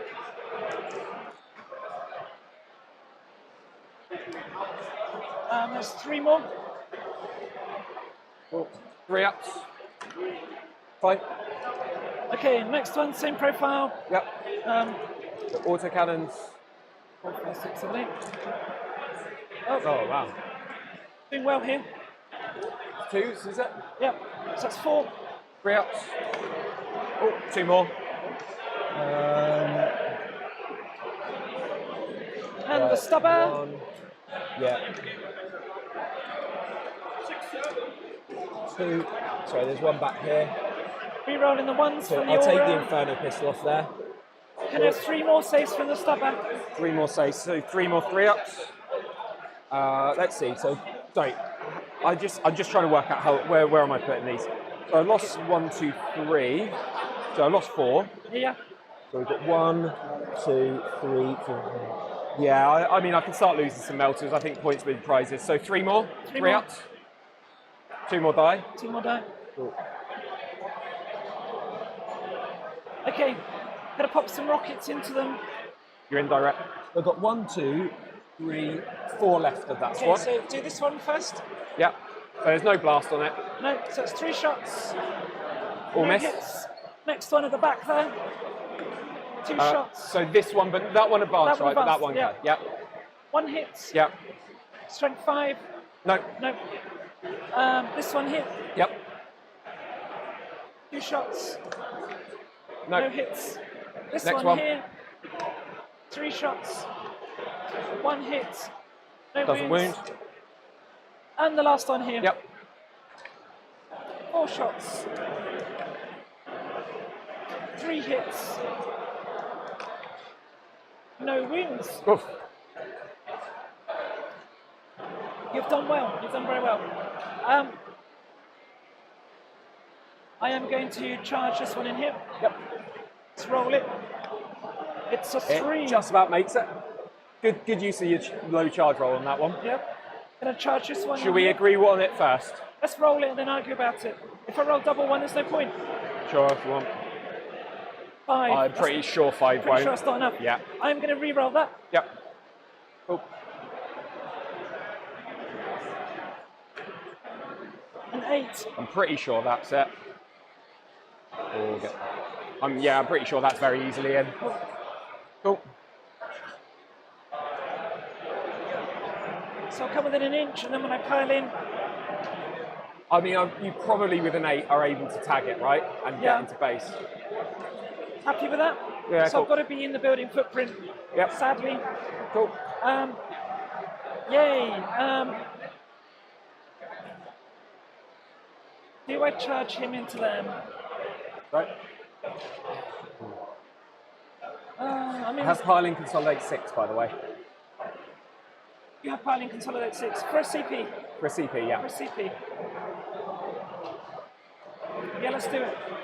Cool. 7. Cool. Yeah, I don't suppose it really matters where I go on there. Going there. Yep. -1 to whip. Talk me through its melee profile quickly. I've got a sweep with 8 attacks, or I've got a strike with 4 attacks. Hitting on. Hitting on 3s. The strike is strength 10. So 3s. So it'd be 3s and 3s. Any sustained? No. So 3s and the strike. What's the strike sweep? Sweeps 8. And it's AP 1, damage 1. I think so. Let me just check. I very rarely go for the sweep because it's an anti-vehicle OC6. thing, really. Yeah, fine. I'm not going to pop -1 to hit. Crack on. Okay. The sweep is -2, 1 damage. Yeah, cool. Yeah. Crack on.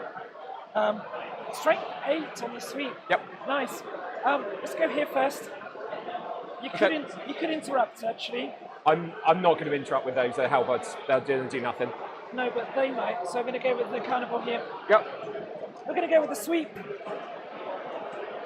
Cool. Which is called a chain fist or something. Yep. 12 attacks. Those are misses. 3 sustains. Yep. Winning on 2s. Cool. Didn't want that dice anyway. Go with that one, go with that one. 2, 4, 6, 7, 8. 1, 2, 3, 4, 5, 6, 7, 8, 9. 9! I can do maths. How many are dead off of that unit? You've got wait, I'll have a 7 quick count. left. Yeah, I lost 2. So I'll do 7 first because these are 5-ups. It's 9 in total, so I'll hold 2 to the side, 5-ups. Oh, my! That is spicy. What the hell? I Okay, want the blue 5. dice. Okay, 3 dead. 3 dead. Definitely want the blue dice.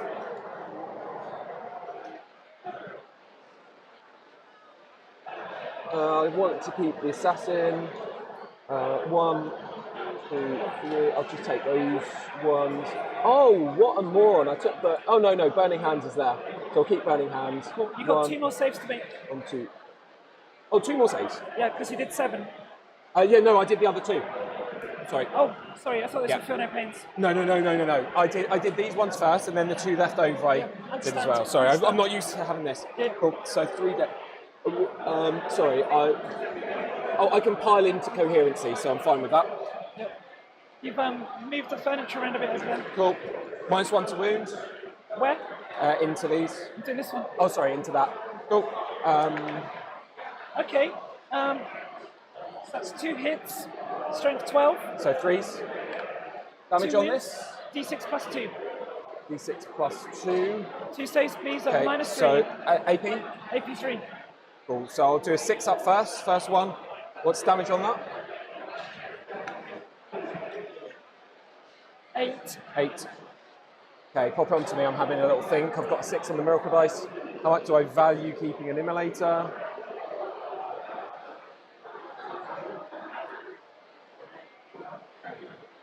Yeah, that was a minor miracle from the saves there.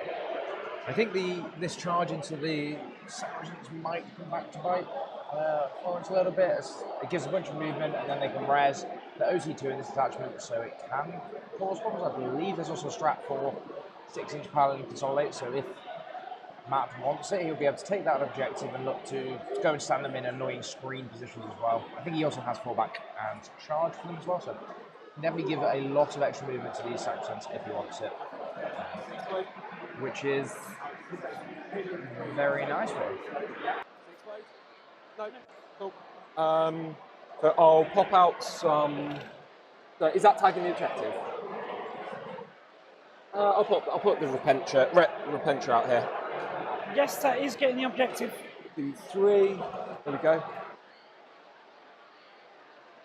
Yeah, I'll pop them out here. Okay. I've got 5 at Feel No Pain in case they take any mortals. We'll see. Sorry, I should make sure that these are actually legally set up. What, I mean, following the rules of the game? Wild. Right. Okay. Absolutely wild. Any ones into 5s. Cool. Kills 1. I'll do that one. They've repented. Cool. Yep. I get a miracle dice to 6. Oh, nice. I could have. I'm up 2 6s for that die. Also, I'm going to give you a little naughty token from my retributors. Oh. Oh, because I killed a unit. Gonna fight here next. Cool. Gonna go with the sweep. Yep. Because. -1 to wound, obviously. Yeah.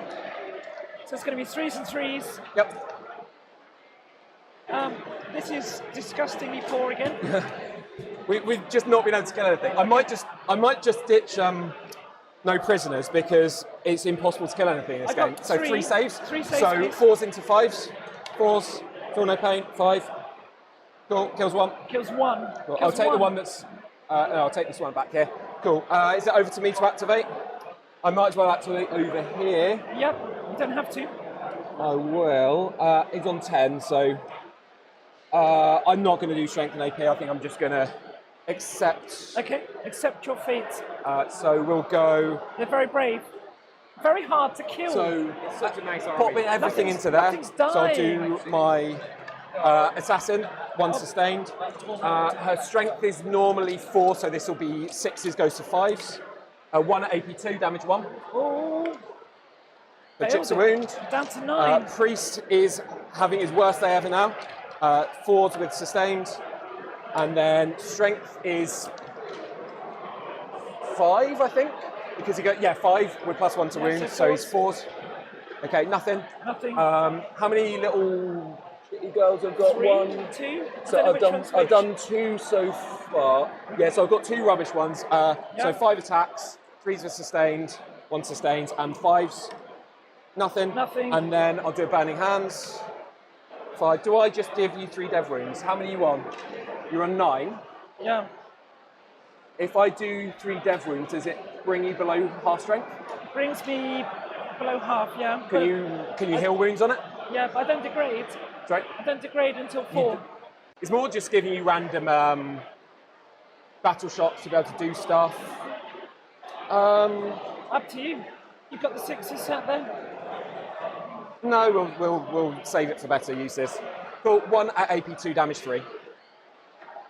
Cool. Failed 3 damage. 3 damage. Down to 6. Cool. Oh, you get to activate here now. Yeah. Cool. I'm going to go with the chain fist. Sorry. Oh, yeah. Sorry. That's.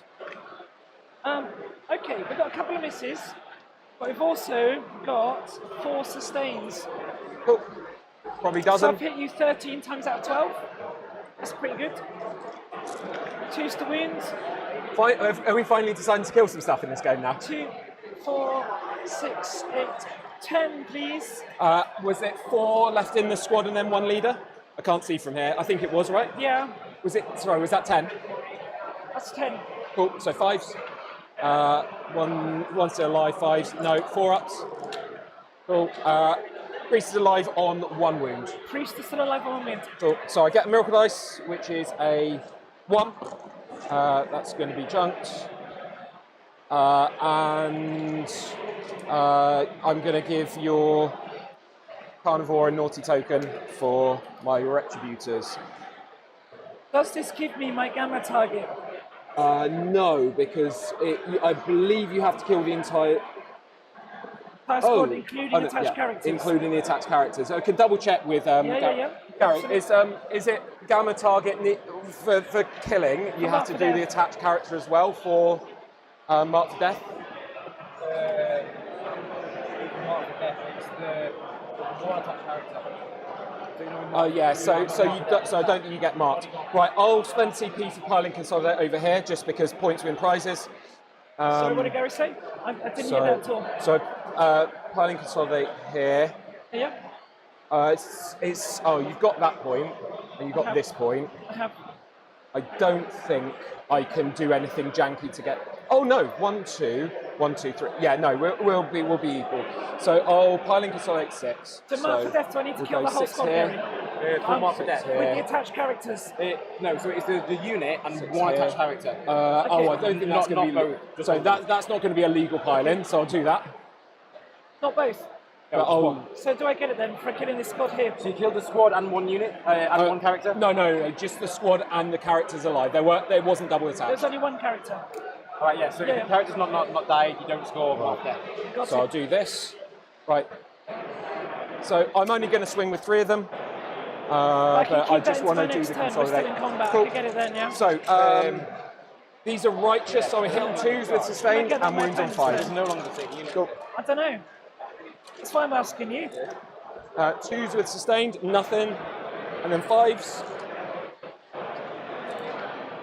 Cool, nothing. Nothing. Doesn't matter. Good chap. Cool, consolidate 6. So You don't get to consolidate. Sorry? You don't get to consolidate. Oh, I do, I thought.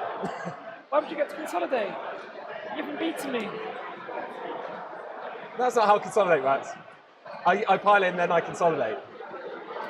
But you consolidate after combat. Yeah, I've just fought. I just fought with them. I did nothing to you, and now I'm going to consolidate. You get to consolidate even if we didn't kill a unit. Yeah.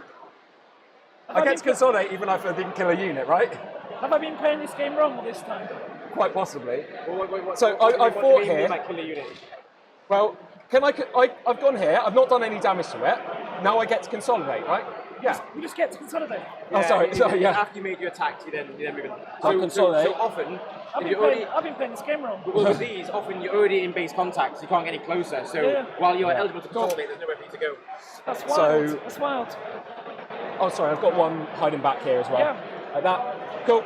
Right. So let's just check. So in terms, your secondaries were. Oh, I didn't even put them on here. Sorry, I'm still getting used to it. Bring it down. And it was marked for death. So bring it down. You scored. Marked for death. I think I'm going to keep marked for death going. Yeah. Because cool. I could still kill that unit. So you've got bring it down for 1, 2, 3, 4 over there. Yeah. 4. Yeah. Yeah. Cool. Did I give you Lord token there? Yeah. Cool. Right. Over to you, I guess. Yep. Cool. So at command point. Bring it down, and you got marked for death. So we press next round. Yeah, next round. Cool. I'll go up to 2 CP. I think I'll keep no prisoners because I should be killing some stuff this turn. Sorry, this has got knocked. That was in there. Right. So you got 2 objectives here. Well, yeah, I'll res onto there. I need to either take a battle shock or am I at -1 or anything for this? -2. -2. Okay. Leadership 7. I might just auto pass it. Bring it down. Mark for sorry, I'm being a bit slow here. Right. Yeah, I will keep no prisoners for now. Okay. I think it's worth it.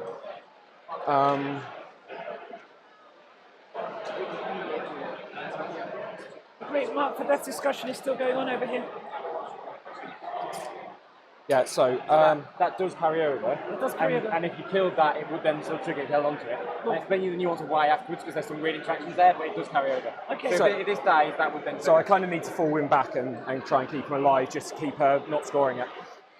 Okay, makes sense. Right. Okay. Cool. Right. We'll go. No prisoners. Hidden survive mark there. You're going to do that battle shock. I'm going to select another mission here, which is overwhelming force. Kill on objective. Kill on objective. That's a plan. See whether we can. So on primary, you've got this one definitely. Yeah. I get a miracle dice for the battle round. Sorry, I should have done that before. Yep. Which is a 4. Nice. So I'll pop that there. I'll spend CP to auto pass here. Okay. I'll discard this miracle dice, get D3 additional back. So get 3 back on that unit. Just get them back to full strength. Let's go do that. Cool. Nice. Cool. Right. So you're claiming 2 objectives. Yeah, I've got 2 objectives. So I don't get hold more, but I get 10 on primary. Yeah. Cool. Let's have a look. No pris over force. Right, what's this looking like? 7. Sorry, I need to stop doing that. 7 plus 3. No. I think you'll have to pivot. No, I'm thinking more of my sisters. Oh yeah. I think I'd probably just go 3 up to here.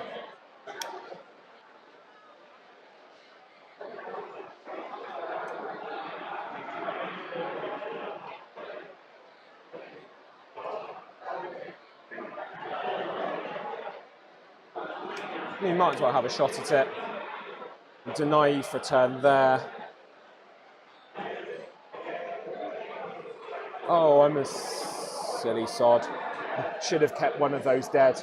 Rezzing shenanigans. A bit late now. Do these have much melee? These ones, no, Yeah. they might try and stand on you. That would go to heroic. So, over here.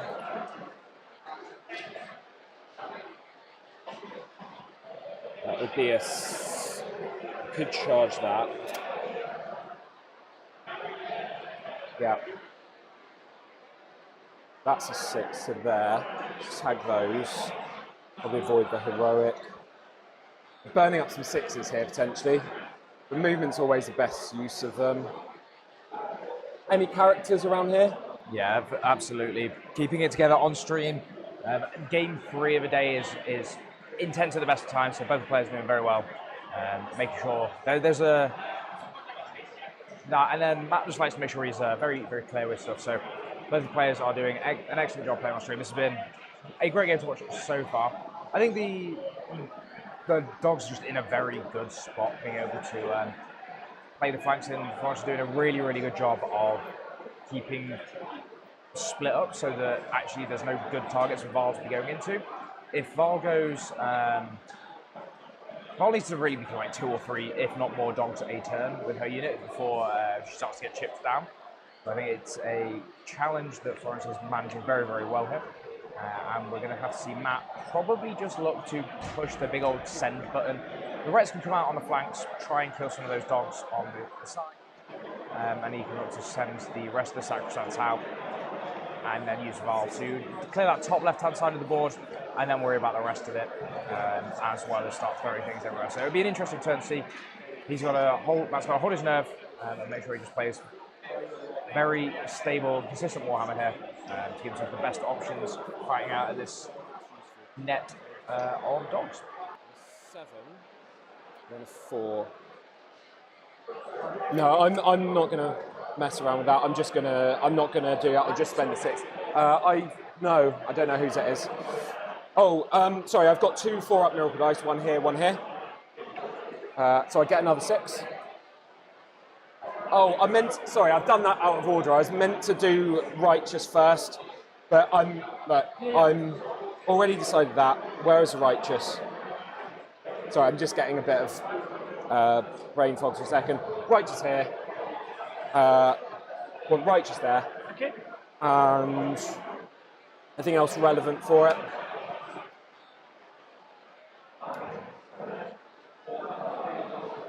Probably not. Let's pop it on the Mace Sacrosanct here. So I'll just pop Righteous on them. So onto the blue squad. Always feels better spilling the blood of the righteous, doesn't it? Sorry? Always feels better spilling the blood of the righteous. Right. Cool. So what I'll do, I will go 3 here. Yeah. And I'm just going to chuck... This is OC... 6. Cool, so I'm just going to chuck some sisters on there to deny you. Everyone's OC 6. Yeah. So they can go 12. As long as they don't come in engagement of my Nurglings. I'll just go 8 to here. Yeah. Right. Yeah, I'll just be a bit careful with this. Yeah, absolutely. Take your time. So we'll go 3 to here. Yeah. 4, 5. Yeah. And then they've got another 7, so this one's going to go into here. Okay. This one is just going to go 7 to there, and another 5 into here. Are you spending a 6 on the advance, yeah?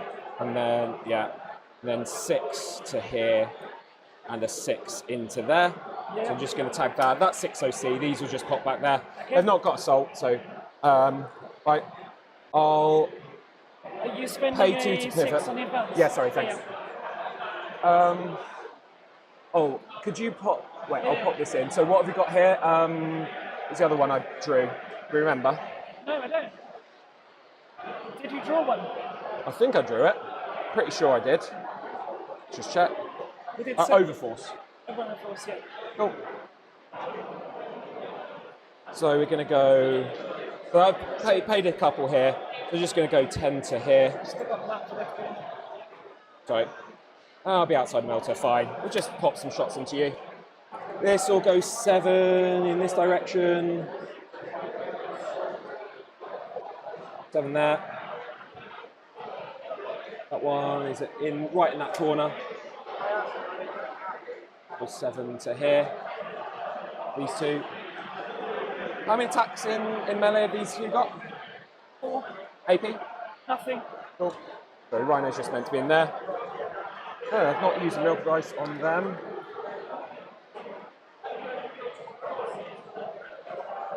Is that relevant being within 9 of there? Just wondering if I want to make a reactive move. Oh, okay, cool. So if I stay outside of 9, Yeah. they can't reactive. Cool. Yeah, good point. I forget about your reactive. Yeah, this one can reactive. I can move 6. I can come here. Yeah. And there's a very nice heroic if you do go in there. I don't think I can stop that. Do you want to?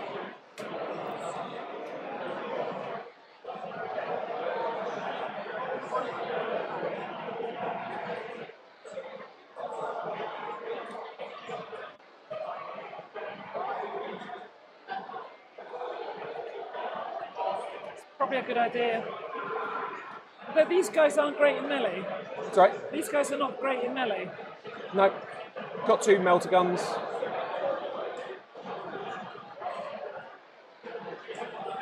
Potentially swap to shooting you with this if I want. Gonna save the CP. Cool. Yeah.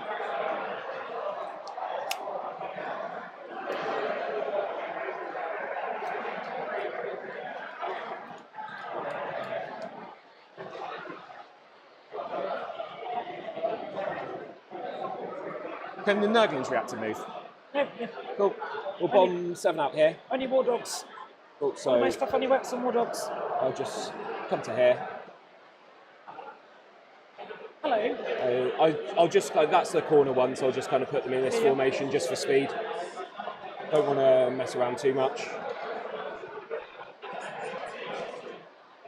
Like that. Fella out there. Cool. Again, let me know at any point if you want a reactive move. Will do, will do.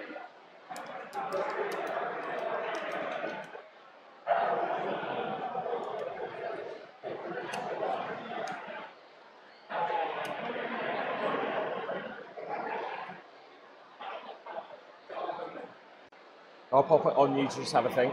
It's fine. Yeah, cool. I want to be on the objective so I can score points, but yeah. If I move back here, can I stop Morgan while getting a shot on me? But then I'm coming off the objective. Pop it back to you to think again. I'm going to do it. Cool. Fine. So happy that can't get Morgan Vald.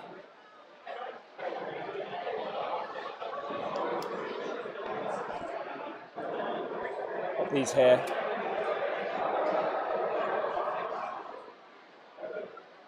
They move 7 base. Yeah, I'll just pop them in like there, actually. it's fine. Cool.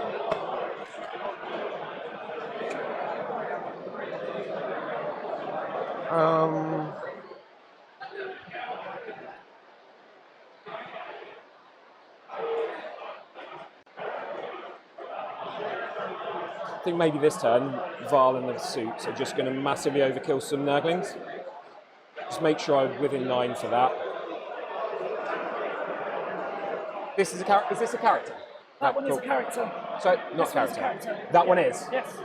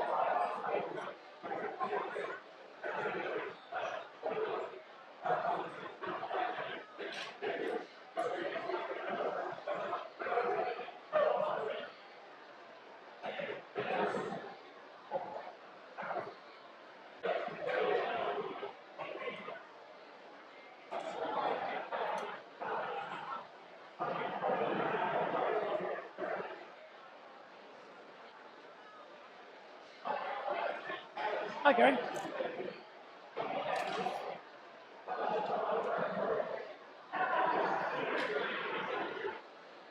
You okay?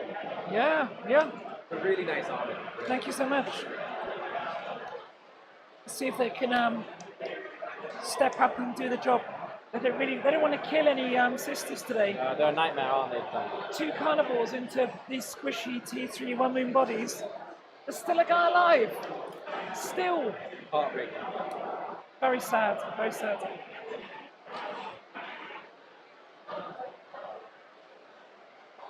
Yeah, sometimes military dice will just scam you. Well, there's a couple of 6s sat over there. It's terrifying, mate.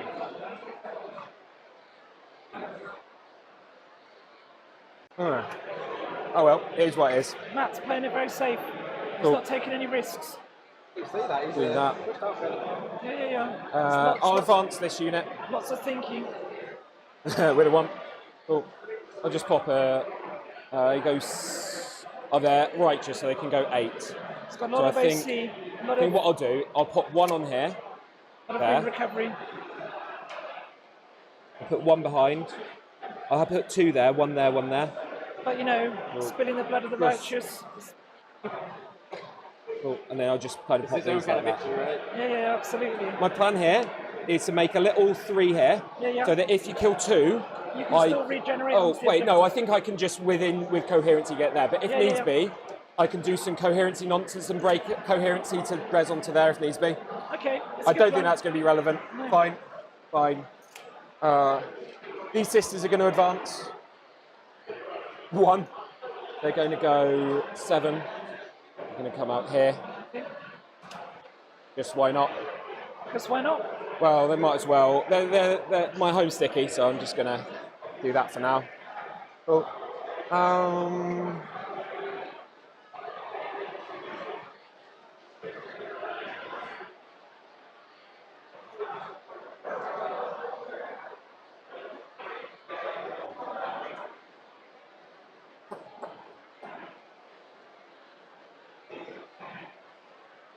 Cool.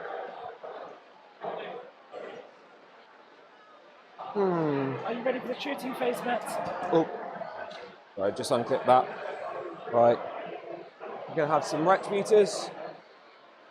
Probably, if you force these to come in, so I'll probably just, with your active moves, so I'll probably pop these here, 18-inch range. Let me get a line here. Could I go 9 away here? So going to be out to melt range. Oh, yeah. Yeah. Fine. Not too scary then. Get this. Not too scary.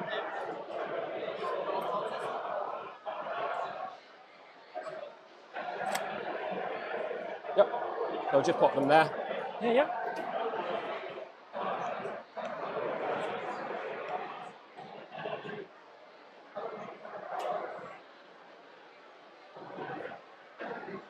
Yeah, time to crack on, I think. Cool.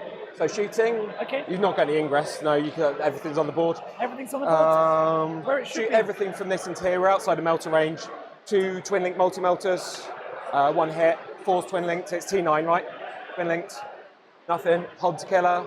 2s into 3s. 1 AP2. Well, AP3. Sorry, onto your invul.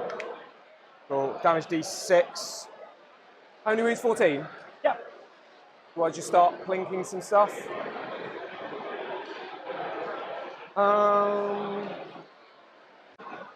Sorry, I just wanted to double check that I'm within 9 here to walk onto there. Yeah, fine. No, I'll roll it. 4 damage onto there. Heavy bolters. 2 sustained. 5s. And nothing. Nothing. Cool.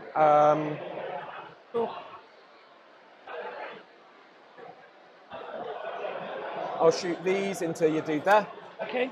So they're -1 to hit. So hitting on 4s, wounding on 4s. I'll just do the melters. I won't bother with the Daka. So 4s into 4s. 1 AP lot. 5 up invulnerable. No. How many wounds? It's fresh. I hit a 6 on it. 6 damage. 6 damage. Down to 8. Yep.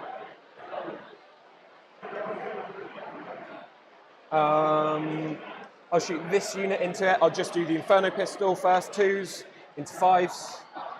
1 invul. No. D3 +2. For 3 damage. I'll just do the plinks, who knows. 2, 4, 6, 8, 9 more. Hospital hits on 3s. No, everything else hits on 2s. And then 6s. Cool. Oh, wow. 3 saves, AP0. Into your dude there. I've managed to fail 2. Oh dear, there's no saves at all on this thing. Armor of paper. Oh. Retributors into your knight over there. Okay. +1 to hit and wound, reroll 1s to hit and wound. So 3s reroll 1s into 3s reroll 1s. Okay. Oh, thank you, reroll 1s. Wow. These dice have been doing some crazy stuff today. Into 3s reroll 1s. Reroll 1s. Whoa, 2 saves. Was not expecting that. Cool. 1 goes through. Yeah. 2. Cool. Damage is 1. Damage is 1. Affirmative. Oh dear. Okay. Any more shooting? Wow. This has been some dice. Nobody wants to die. Right, I'll shoot Val into these. You're charging the Nurglings. Yeah. How many wounds each are they? 4. 4 each. They give you -1 to hit melee. Yeah, fine. I'm just shooting him with Val and You're so on. shooting him. Yeah. How many wounds each? 4 each. 4 each. 6, 5 up save, is it? 5 up, yeah, demon save. Yep. Cool. I'll discard this to give Val extra shots. So we'll do none within 12. So I'll do the Daka from these ones first. So hits on, they're not righteous, so hits on 3s. Toughness of them? 3. So 3s rerolls. 4 damage 0s. 4. I'm getting cover, I guess. Yeah. Have they got an armor save? There's 5 up invul, so it becomes... Yeah, but what's their armor save? Because it doesn't improve the invul, it only improves your armor save. That's a good point. I don't know. I'll start rolling my melters. 7 up. 7 up. Yeah, so no, that kills all 1. failed, yeah. And then 2s rerolls. Cool. So 5 at damage d6. 5 more. Yep. It fails 3. Cool. So 1's dead. So, well, no, they're damage d6. So one's already dead. First one, 4. Next one's dead. 2. So 1's left on 2. 1's left on 2. Vol's heavy bolter. Rerolls. 2's rerolls because they're T3, right? Cool. So 6 more, fail 1 that kills it. 6 more? Yeah. And they've still got Vol's big guns. Oh. Cool. I get a Miracle Dice for Vol killing, which is a 3. Cool. Right. What is the plan of action here? Kill my Nurglings. Yeah. You absolute bully, Matt. Do you feel like a charge?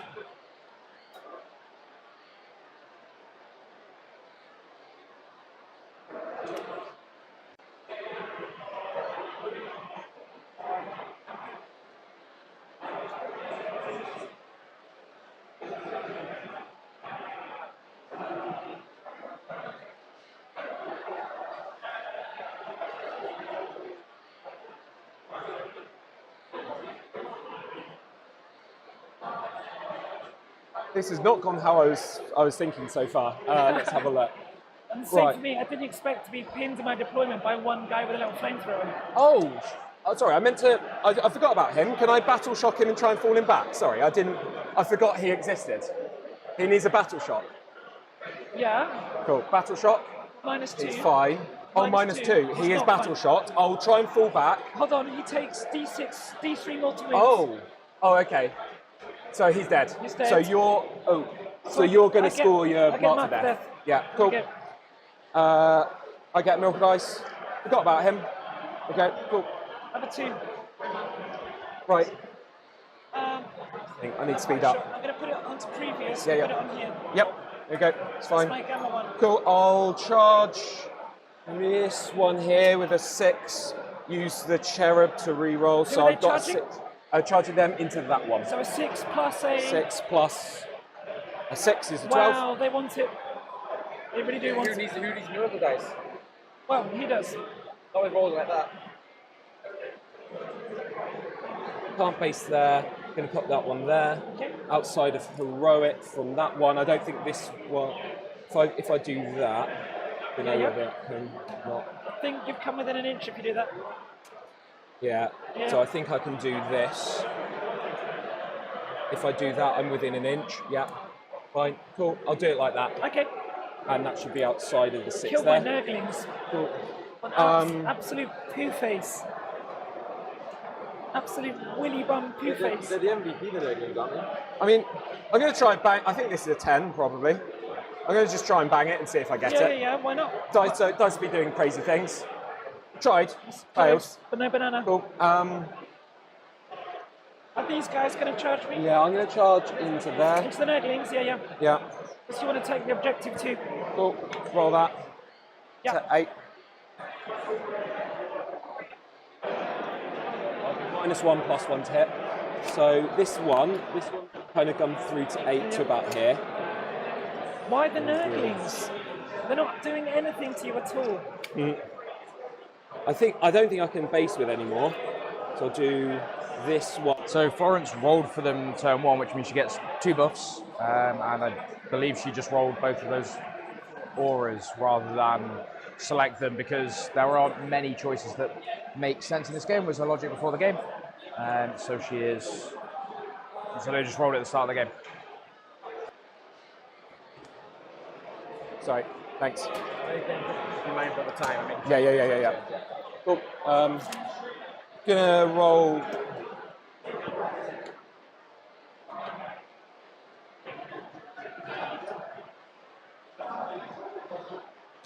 I'm not going to charge her. I think we're. No, I might as well. Cool, I'll charge them into your dude there. They're in. Might as well just try and pink a couple of wounds because they're dead anyway. Okay. Cool. Fine. So, right, we're going to go stuff that's charged. I'll do these into here. Okay. So I'm just going to do my, my 30 attacks here. 1, 2, 3, 4, 5. So 3s were lethals because +1, -1. Yeah. This is the first half. Cool. So 2 lethals so far, and we'll roll those 3s. So 4 saves at damage 2 so far. 4 saves so far. Yeah. Failed 1. A few more lethals this time. And then 3s. Hold 1 back. 2 more. So 2, 4, 6. I'll pop a miracle dice on there for the last one. So 9 saves. 9 saves. 1, 2, 3, 4, 5, 6, 7. So it does a squad. No. Kills the wounded one, leaves one on foot. Sorry? Kills the wounded one, leaves one on foot. They're damage 2 each. Oh, they're damaged 2 each? Yeah, they're the maces. Oh, yeah, it kills the squad. So I'll just pop there, tag this one. Pull through here. Is it just a natural 6-inch consolidate? Or is it No, it's a 3 because I was within 4 there. Yeah, got you. So I'll just do this. Chuck them onto there. Cool. Cool. Next. Those. Cool. 2, 4, 6. 4's rerolls with sustained. Cool. 1 sustains back in. Strength 6, so 5's rerolls. Rerolls. Yep. Cool. 4 AP2 damage 2. Cool. Did more than an entire squad of Retributors fully buffed. Wow, damage 2, so that's 8 yeah, damage. and I'll do the lady as well. She probably wounds on 6s. Nothing. Cool. Over here, I'm not going to bother punching. I'm just going to pile in to tag this one as well. Like that. Okay. Cool. Over to you to punch. Okay, I'm going to go here first. I'm going to kill your thing. Yep. Epic challenge, whatever it's called. What's it currently hitting on? 4s. Okay, how many attacks have you got? 4. I'm going to go with the strike profile, I think. Damage 3. Yeah. It's currently hitting on 4s. We're doing -1 to hit the. Is it -1 weapon skill ballistic skill currently? The profiling. Does bracketing do -1 weapon skill ballistic skill? Was it just Because I -1 could to make hit? it -1 to hit. I'm just considering the -1 to hit here. I don't know whether it's relevant. Oh, what's the AP on this? It's AP. No, it's a sub to hit. -1. Yeah. Okay, crack on. So -1 to hit, -1 to wound. Okay. Okay, that's 1 hit. Cool. How many wounds do you have? 3. So it does wound you. Yep. It's at -3 and it's 3 damage. Cool. So 6 up save, 5 up feel no pains. 6 up save. Or 6 up makes it. Oh, makes it. Command point well spent. Cool. And then I'll just punch here then. Pop it onto me. Just pop into here. Cool. We're on 3 wounds. Do I do... they're wounding on 5s, right? Is their strength 5, AP2. See if we can kill it. Cool. So I'll do 30 attacks. I'll do the first 15 on 2. Yeah. 3, 4, 5. So these are... Actually, I don't think they're righteous. What was righteous? They're righteous. No, we're righteous. They're righteous. 1, 2, 3. Yeah, so they're not righteous. So 3s with sustained. Oh, that's a lot of sustained. These dice need some 1, 2, 3, 4, 5. 1 back in, and then 5 because it's strength 5. Yeah. Sorry. 2 saves, AP2 so far. So chits 1 wound. Okay. And then I'll do the other half. 3s, 2 sustains, and then 5s. Well, 1, 2, 3, 4, 5, 6, 7 more, AP2, damage 1. Have I finally killed a knight? I think you've just killed a knight. Does it explode? Let's find out. No, cool. Right, so, there's that, no priz. I've killed 2 units of naglings and the knight. So I'm gonna, I'll start tossing this up. 1, 2, 3, 4. Oh, you've got to punch me. It's been a great turn for Matt here. He's been able to start to connect with a few of the knights. Tagging them up is really important as it limits their mobility and their activations, but also gets them a lot of board control and pressure. He really wants to be looking to generate some unopposed trades here, and that's something that he's been able to open up without bringing Varl out now. So Varl's in a great position for next turn to close down the gap as well. I don't know.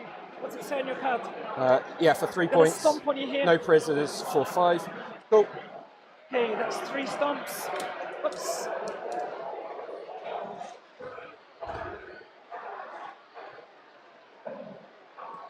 I'm just going under the table. That's 2 wounds. I'm going to re-roll the wounds for my aura. 3 wounds, no AP. 3 from there. Is that from both or from 1? Just from 1. Okay, 3 3-ups. Kills 2 so far. And the other one's going to stomp on you as well. Oh, just 1 hit. It wounds, no AP. Fine. They'll say tagged. Cool. You get to punch there. I do. I'm going to go with the sweep. 1, 2, 3, Sorry. 4, 5, 6, 7, 8. Are you on? You're on 0 CP, right? Yeah. Cool. I am on 0 8. CP. Yeah. -1 to wound. I mean, these dice are brilliant. So threes. Threes. It's just 2 at minus. Fours into fives. Goes well. Goes 1. Just 1. Right. So. That is the end of your turn. Over So to you've scored Mark for Death, yeah. Yep. So you've scored Mark for Death, so Yep. I forgot to do that. So it's currently, and then over to you now. I'll go up to, so I'll pass it to you. I go up to 2 CP, you go up to CP. You're going to be 0 primary. Not round 3. Oh, sorry. Oh, sorry, I'm Yep. not used to that. So I have a command point. Yeah. 2 new missions. I've got defend and overwhelming. Okay, cool. And Overwhelming. I'm very happy with both of those. I'm going to do a battle shock on this guy here. He's failed. He's battle shocked. Battle shock on this one here. He's also failed. okay, cool. Oh, So 2 battle shots. 2 there and battle there. shots. Cool. Yeah. I didn't do it in the dice tray. Okay. Naughty. Naughty. Naughty, very naughty. I know, right? Cool. So stay in combat there, I guess. Over here, let's kill these guys. Let's kill them all. Is this one? So I think what Florence needs to evaluate here is how much and how hard those sacrosants are actually to kill. Those ones in the center take a lot more killing than you expect, but she wants to be very mindful not to overcommit, as Val will step out and start to do a lot of work. I think this is a good position for the sacrosants and for the sisters. However, because there's still most of the knights alive, Florence will be able to just leverage the OC and just try and deny the primary game as much as she can. Bank on the fact that she's going second to help with this in the late game scoring. If she's just able to deny a few more turns of scoring, is going to be a good. It's been a very good place to see this game out.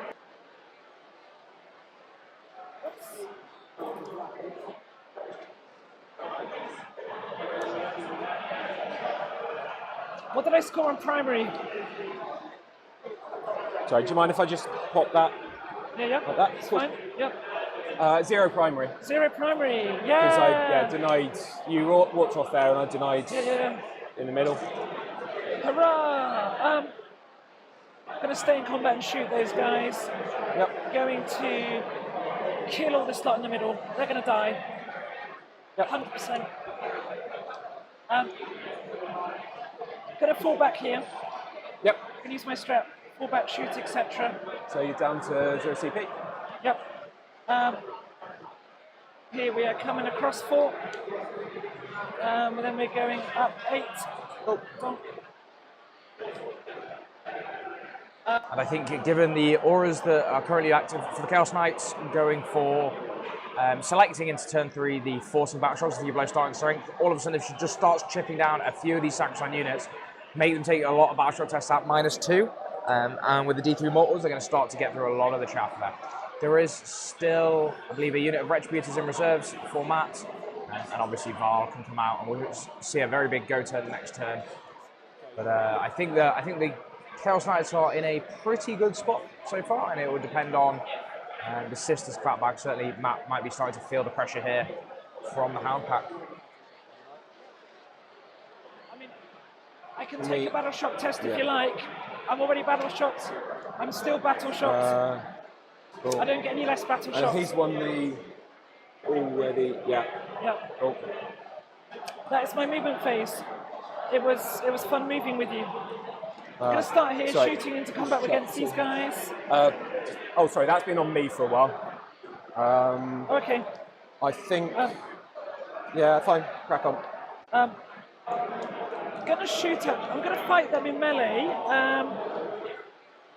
No, I'm gonna shoot them. Cool. Big melter. -1's hit, obviously. It's 1 hit. Yeah. That is a wound. 6 up invul. I won't bother for it. So No dead. pains. One's dead. And the stubber. Yeah. I think he might be in rapid fire range. Probably. Can we just check it with a... Yeah, do you want me to call a judge over? Did you pick a quarry, by the way? It's 1 wound. I did not pick a quarry. It's going to be them in the middle. Yeah, cool. I'm going to take it. Is AP 1 or is it AP 0? No, actually, it's not. It's going to be them. They're my quarry. Yeah, cool. Was it AP 1 or 0, that one? AP 0. I'll take it on the superior. 3 up. 5 up, feel no pain. He dies. Cool. Happy with that. Yeah. Okay, shooting into these guys. Yep. First, the big melter. Obviously, -1 to wound. -1 to wound, so this will be 3s. Yeah, cool. It's 2 wounds and 4 minus ups. a million. Make 1. You're in melter range. I'm not going to bother. Kill 1. Little melter. Hits. Doesn't wound. Doesn't wound because the -1 to wounds. That's annoying. Autocannons. Yep. 1, 2, 3, 4, 5, 6, 7, 8. I'll just pause for a second. I'm just having a little think. You've got a bit of melee knocking around there. 3 ups. I'll go to ground. Get cover. Over cheap. Okay. Those miss. There's 1 sustain in there because you're my quarry. And then 3s. Yes. So that is 4 -1 +1. So 4. Yep. Cool. So 3 ups. That says 1. That Okay, goes they have ground. 3 damage each. Right, 3 damage each. First one, feel no pains. 1 dead. 2 dead. Cool. Like that. Fab. Stub up. Yep. No sustains. And then 4s. That is 4. Cool. 3s. Feel no pains. Just 2 more. Nice. Oh wow. They are not deciding to live through the 3 ups. No. Okay, into these guys here. Yep. Big melter, little melter, big melter, 2 hits. -1 to wound. 2 wounds. 4 ups. 1 dead guy. 1 dies. Little Yeah. melter. Does not hit. Cool. Next guy, rocket pod. Yeah, I'll just fire direct into them. 5 +2 for blast. Yep. 1, 2, 3, 2, 4, 4, 5, 6, 6, 8, 7. 10. 3s. And then 4s. So it's 3 at -0. 3 at AP minus. AP -0. 3 up. Fine. That's Nice. where all my 4s are. On the little stubbers. Rocket pod here, rocket pod there. Yeah, into those. Yep. Yeah. First one, yeah, 2 for blast. Yep, as so that's well. 8. And they've all whiffed again. Winning on 4s because you're -1 Yep. to wins. So just the 1. 3 up. Fine. Rocket pod on there. Yep. This is ridiculous. 3, 4, 5. Okay, there's a couple of hits there. It's just 2 wounds. 3 ups. Fine. Cool, good chap. Okay, over here. Whoops. Yep. Stubbers, point blank range into these. Cool. Autocannons into them. Cool. Yep. Stubbers first.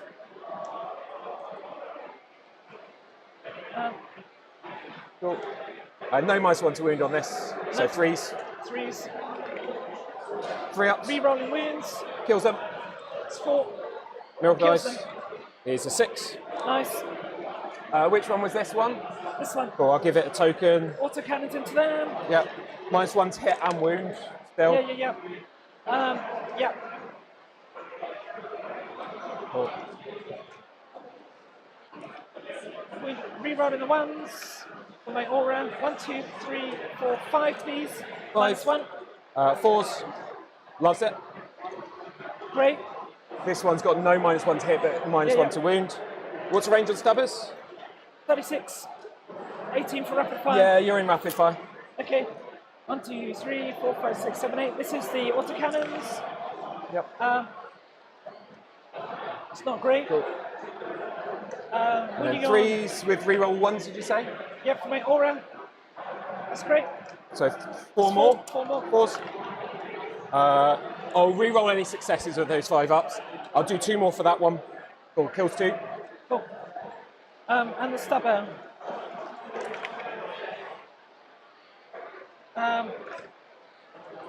Force to wound, re-rolling. Just the one there. AP? No AP. Fine. Cool. Here, going to put the melter into the tank and the Gatling into the sister squad. Yep.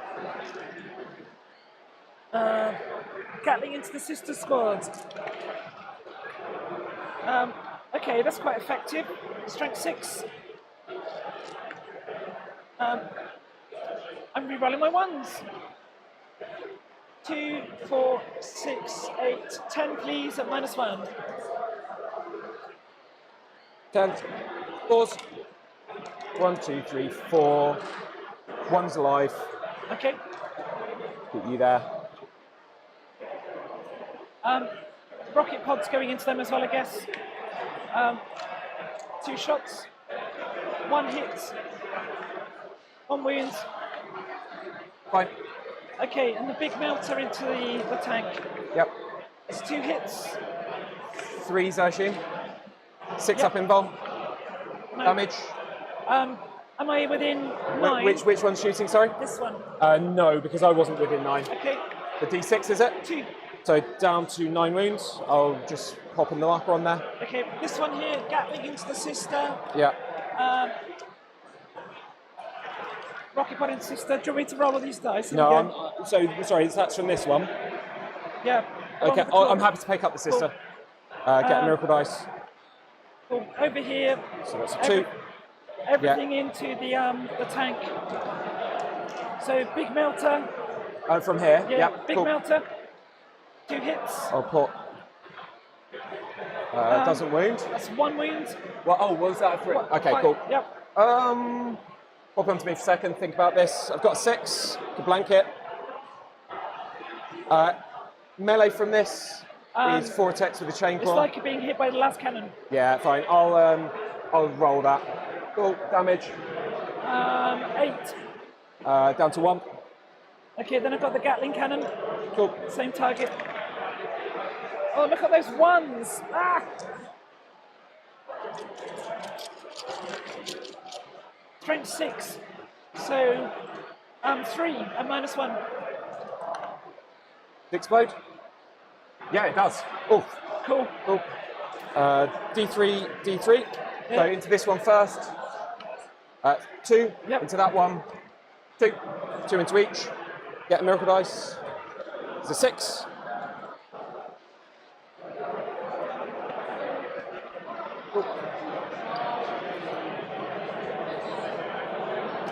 That concludes my shooting phase.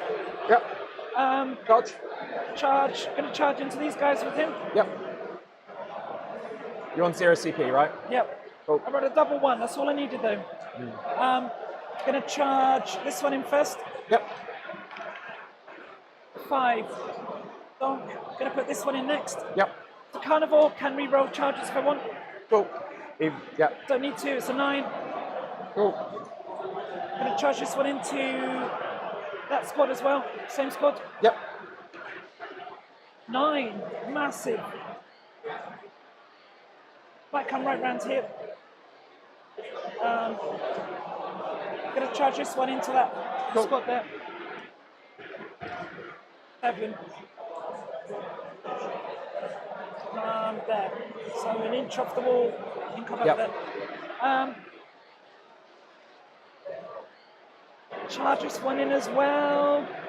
Might stand on someone and squash them. You've got 1 CP, so you can't interrupt. Yeah. I can make both squads -1 to hit. Both squads. Because they're both righteous and within 6 of each other. Okay. Actually, no, this one wasn't. This one's not righteous. This one's not righteous, so No. I can't. May as well chuck this one in as well. May as well. Cool. Sorry, that one. Yeah, may as well. Yeah, cool. 9. I'd like to be able to tank shock you, but I've got no Yeah, I CP. got no CP. Cool. Cool. Cool. Let's start here. Gonna go with the sweep. Gonna kill some sisters. Just give me a second. Think about this. Got CP to do something.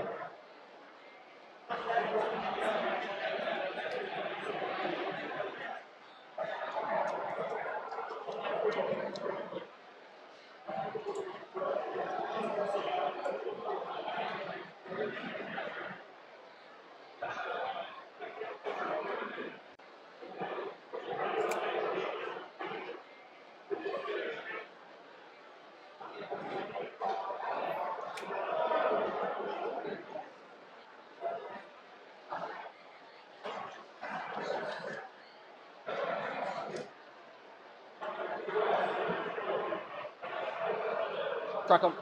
Okay. Let's go first. Big sweep. Yeah. Cool. First one to wound, obviously. Yeah, these guys are still my quarry, so I've got 2 sustains in there. So I'll go back in. When you go on 3s. Okay, I didn't want to see 4 2s in there. Cool. There's 4 saves. 4 saves. I'll hold one back. 4 ups. It's 5 ups.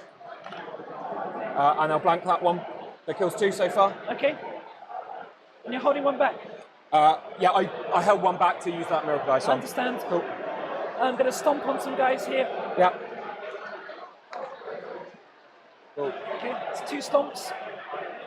3s, I assume, for -1 to wound. AP 0, right, on AP this? 0. So 3s. Both fine. Oh. And then you can regenerate some people back. Yeah. Cool. That's unfortunate. Tank shot would have been nice. Okay, it doesn't really matter what order we go in here, so let's go with the sweep from this guy first. Cool. That's not a hit. Are these -1 to wound as well, so 3s. So that's 4, please. 4s. 5s. That's it. Nothing. Nice. Okay. Gonna go with the sweep here as well. Yep. Or the chain fist. Okay, that's a miss, that's a miss, that's a miss, that's a miss, that's a miss. 2 sustains. Does that innately get sustained? Yeah, yeah, it's a carnivore. Okay, cool. I can't. -1 to wound, obviously. Yeah, so that's 3, 7, 7. 2, 4, 6, 7. 7, cool. Yeah. 3, 4, 5, 6, 7. Hold one back for now. 4s. 5s. Cool. So kill 3 so far. Last one. 4s. Kill 3. Okay. Go 1, 2, 3. Those 3. Cool. This guy here is going to pile in. Pop there. Yep. Same profile. Cool. Going with the sweep again.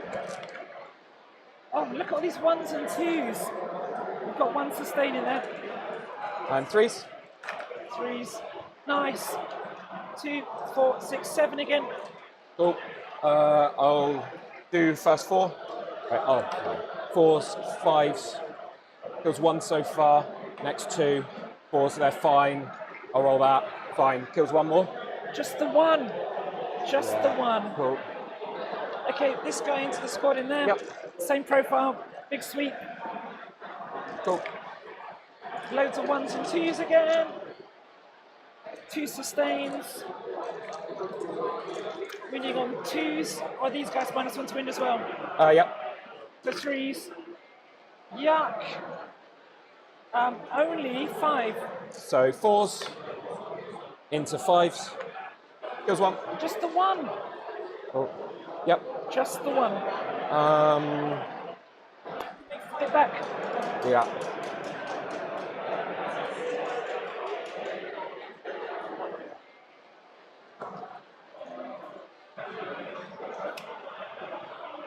Yeah, I'll spend my CP for piling Consolidate 6. Okay. So it's closest model. I'm just going to grab this one to pop 6 round to here. Yeah. It's, yeah, I've got 1 died, so I'm going to res onto there to get the point. Okay. There we go. 6 through to here. I will see whether we can just pop some few wounds onto it while we're there. So I'll just kind of do a little wrap like that. There. She's going to use her big fat base there. I think these will be that side of the wall. So 1, 2, 3, 4, 5, 6, 7. You can't fight me through the wall. Yeah, no. So these 7 will fight. Yeah. She's just maintaining coherency through the wall. That's what I said. Yeah. Sorry. 1, 2, 3, 4, 5, 6, 7. Cool. So we've got 2s. Yep. With lethals.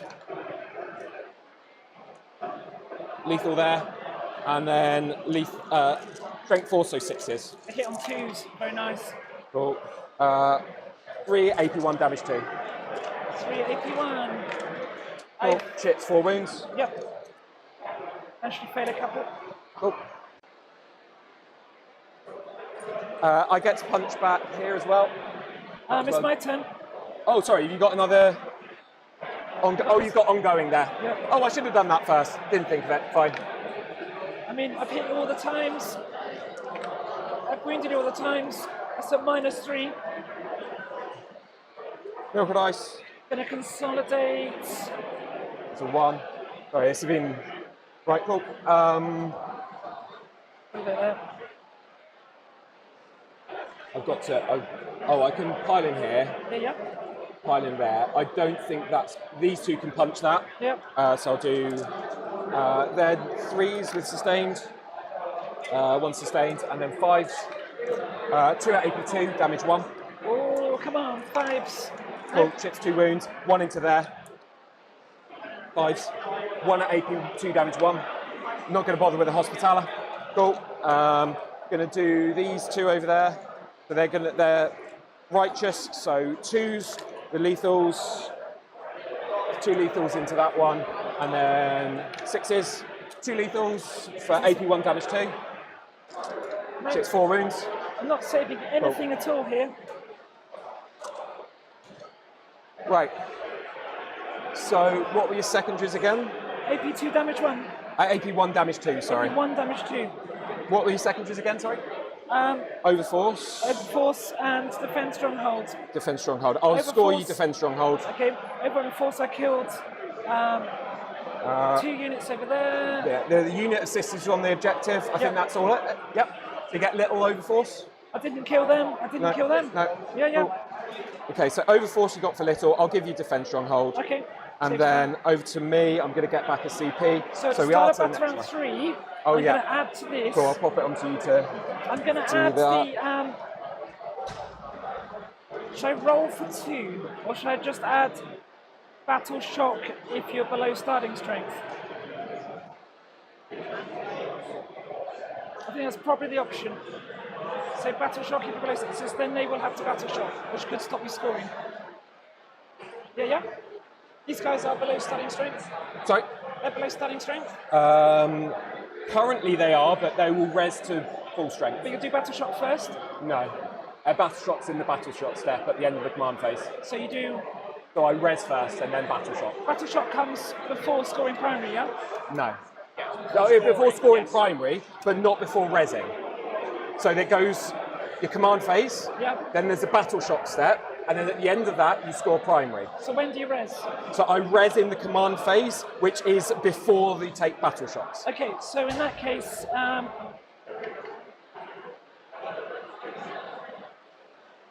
mean, it's a pretty cool thing to put anyway. Yeah. Sorry. Cool. I'm going to give you the -1 to hit if you're battle shocked. Cool. I get a milk and ice to start the battle round, which is a 4. I'll have a command point. Right, let's get going. Right.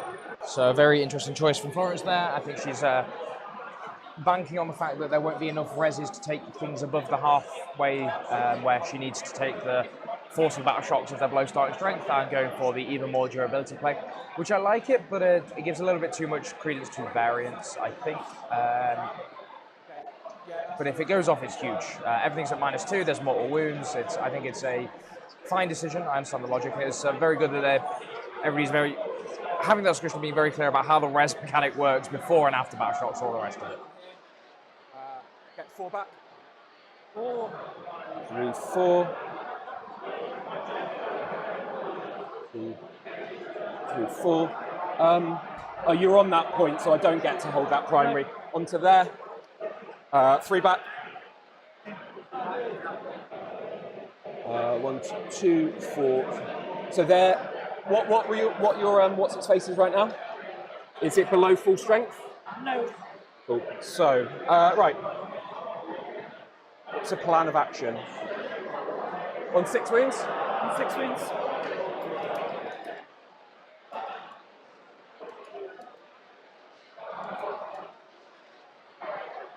Cool. You're tied up. Happy with that. Rhino's doing action. You're gonna come and do, yeah, fine. Okay. Right, these need to be righteous. They are righteous. That's it. I think we've got to a point where Val needs to come and play.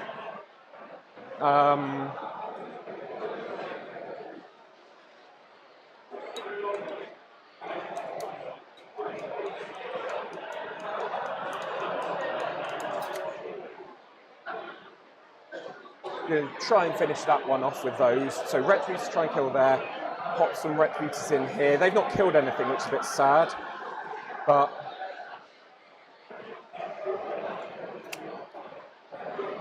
probably make these righteous, Val righteous.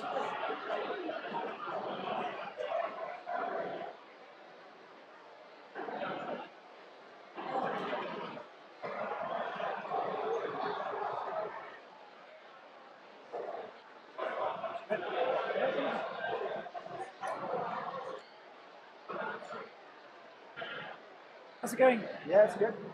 How's it going, Maddie? It's my Not teammate. bad. Don't distract him. He's running low on clock and he's thinking hard. Cool.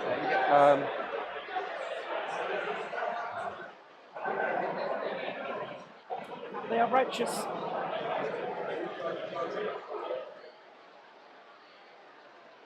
Right. Right. Cool. So we're going to go. Let's start doing some stuff. Cool. Oh, have I need to roll a 4-up miracle dice on my home. Don't get it. Anything else needs doing? Don't think so.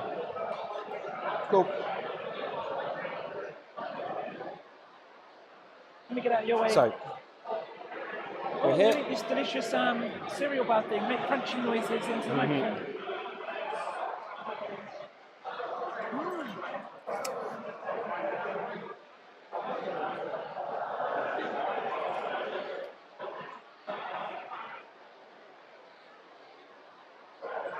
Two.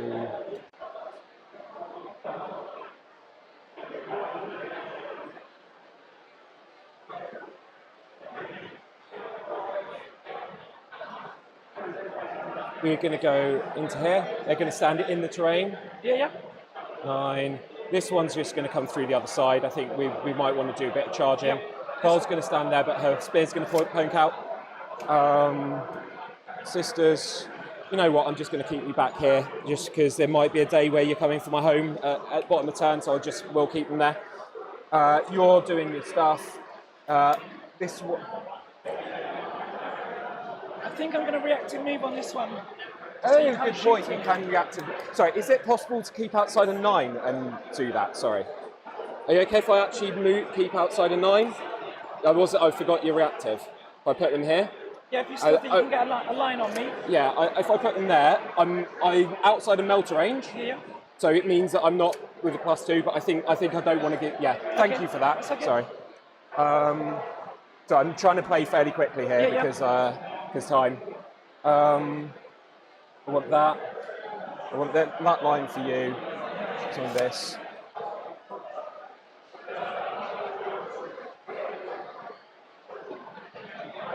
And 13 there.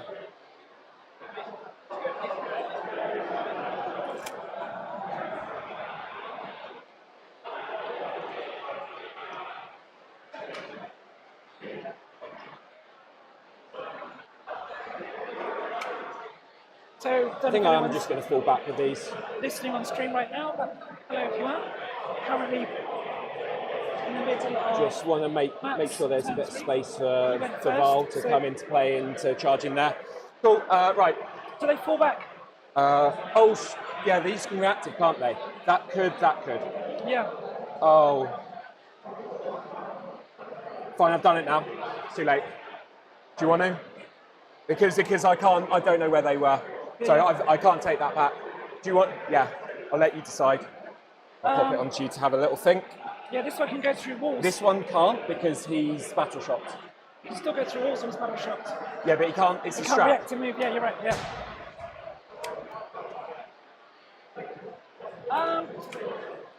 Yeah, and he's the one I'd want to save. So yeah, let's not do it. Cool. Retributors. 1, 2, 3, 4. think I just need to kill this side of the table as well as I can. Yeah, yeah. So you want to just get a line into there. We'll do that. Cool.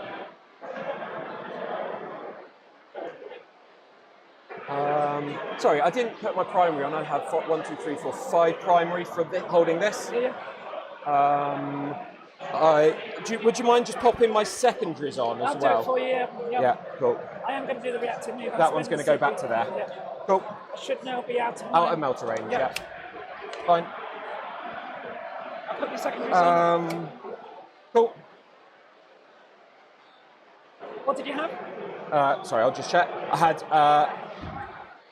Establish locus and bring it down. Yeah. Cool. There we go. Right, so we'll go for shooting those into there. Okay. So 2, 4, 6, 8. Sorry. Okay, sorry. So, no, Yeah, cool. don't worry. So we want to be clear on our expectations, Yep. which is that you finish the game and you finish Yep. all 3 turns. Yep. You need to play in a way that allows you to Yep. do that, so you can pick Yep. and choose. Cool. Not Cool. don't worry, we got to talk. Yeah. So our expectation is that you don't share your time. Our expectation is that you use your time to finish your turns fully. Yep. And you Okay. use your 6 minutes. Okay, cool. So you might not be able to do everything, but you can choose where to go. Yeah, cool. And you don't have to roll everything. Yeah, okay, cool. Crack it. Yep. Okay. Right, I'll crack on.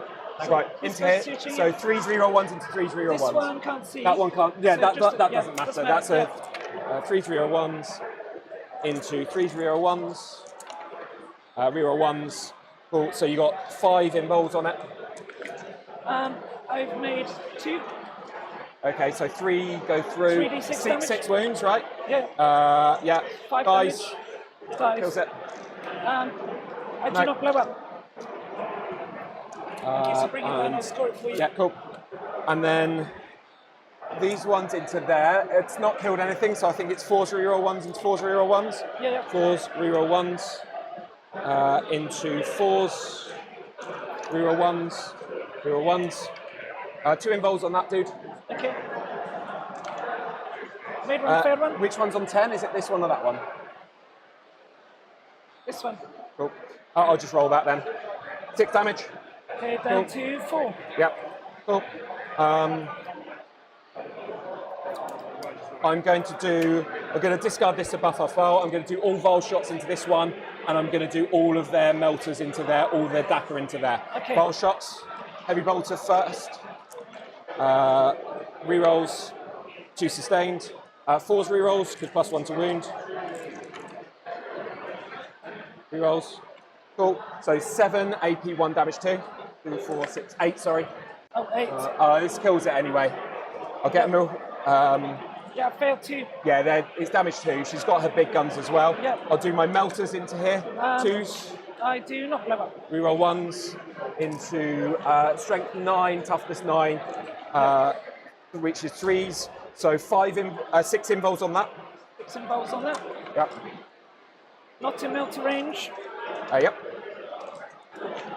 How many go through? I failed 3. Sorry? Failed 3. Fail 3. Roll the first 2. 6. How many wounds on it in total? 14. 14. Cool. So I'll do that one in as well.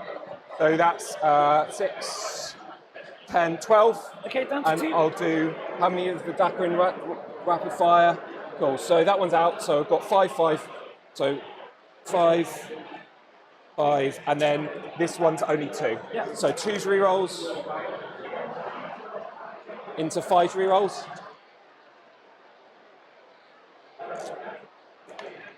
Cool. 2, 4, 6, 7 AP zeros into there. Damage 1. 7 3-ups. I take 1 Down damage. to 1 wound. Oh. Cool. Nothing much I can do about that. Afraid not. Sorry. They're in melee. Yeah. Cool. We'll do what we can. Yep. So we're going to go. We're going to charge in here with Okay. Val. I think that's all the shooting I can really do. Yep. Yeah, I'll charge in here with Val. I'll guarantee it with that 4. It's in 9. Yep. I'm going to go. Boom, boom, boom, boom. Cool. I didn't spend full back in charge, so I'll start here. So how many is it on? 13. 13. Cool. So I'll go strength and AP. Try and make sure that dies. Okay. No, I'll do it on this. Okay. Cool. So 4, 4, 4. So 2's rerolls into 4's rerolls. This is just from the swords. Yep. 2's rerolls into 4's rerolls. 2 so far. Rerolls. Cool. 2, 4, 6, 8, 9. AP2 damage 2. I'll start rolling Val. So 2, 4, 6, 8 damage. 2's rerolls. How many's on? 5. Cool. So I need 2 of these to go through. This is wounding on 4s. So I'll hit that as a 6. So 4 saves and, for AP2 damage 3 and 3 dev wounds. Does it? Because that one's 3 damage and then the 3 from the miracle dice from the dev wound. Yep. To explode. Cool. No. Just. Cool. Over to you to punch me. Okay, yep. Gonna go here first. Yep. Gonna go with the sweep. Yep. 4 and another 4 and another 4. This time. Cool.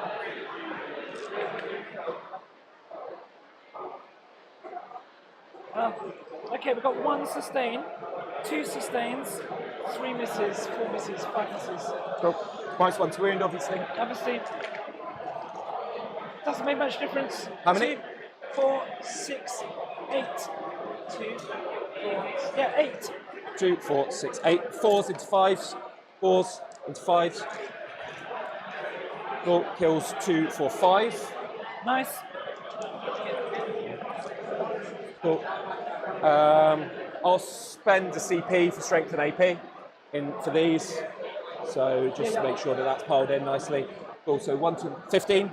Cool. 1, 2, 3, 4, 5. So 2s with lethals and 5s, and these will be AP2 damage 2. 2s with lethals, lethal, and then 5s. Cool. Give me 5 ups. 5 ups. Damage 2 each. So it's down to 2. Yep. It's all getting a bit close, isn't it? Cool. And then you get to punch me here. I do. Well, I'm going to try and stand on you. Stompy time. I've stomped on you 3 times. And I've wounded you once. Just the one. 1 save. Fine. Absolutely fine. Cool. You get to try and punch me. Yeah. Cool. So I'll just pop in here. 3, 4, 5. Cool. So they 1, 2, 3, 4, 5. 2s with lethals.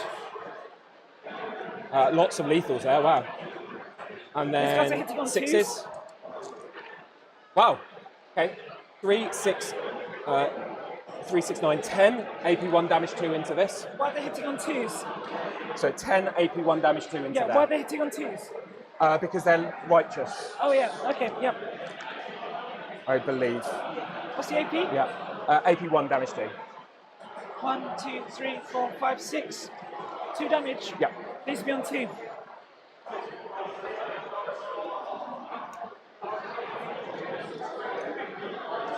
Cool. No further action. Yep. So looking at this, so I'll score up. So established I've got for 2. Yep. Bring it down for 4. Cool. And then, Established locus. sorry, with the rhino back here. Yeah, within 6.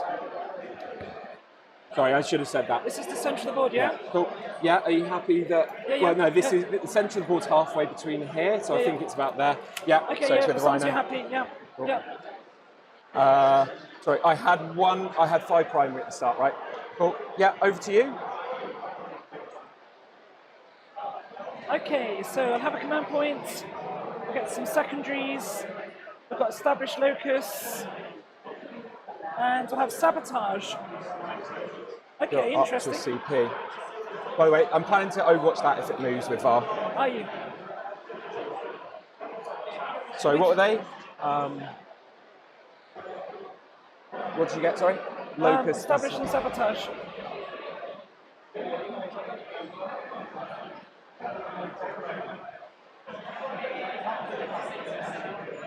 Okay. So I'm going to stay in combat there, I guess. I need to do some battle shocks. Yeah. Battle shock. It's fine. Battle shock. Fine. Battle Oh, shock. into the tray. Oh, yeah. Fine. Battle shock. Yeah. It's fine. So primary, I've got this one, that one. 1, 2, 3. Yeah, I think that gets you a hold more. Yep. So gets me a hold. Oh, sorry. I'm giving you CP. Yep. Got 1 CP. 1, 12, 34, 15. Yep. Oh, that's a good reactive move. And yeah, saved it for you. Just if I move, I'm going to get overwatched. Yeah. Unless they can't overwatch for some reason. So you got 15. Yeah. And sorry, your missions were sabotage. Sabotage and establish locus. Establish locus. Cool.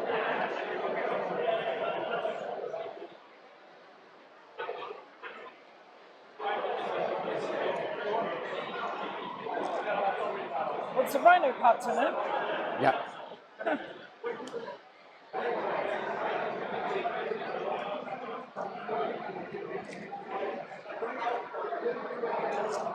So if I come to there, Yep. I should be able to shoot them. Yeah. What's the range on the big gun? On the Gatling 24, on the Belcher 18. 18. Cool. Yep.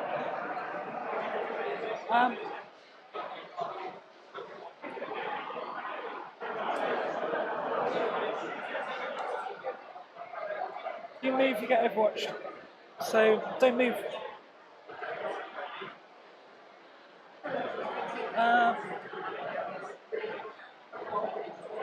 Then we come forward here, Yep. and we come forward here, Cool. and I think that one just needs to nudge back slightly because of the terrain. oh yeah, because the train, yeah. Completely. What are we doing over here?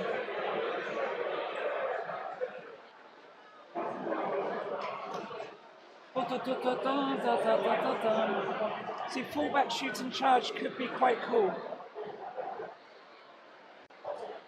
But tank shock's quite cool as well.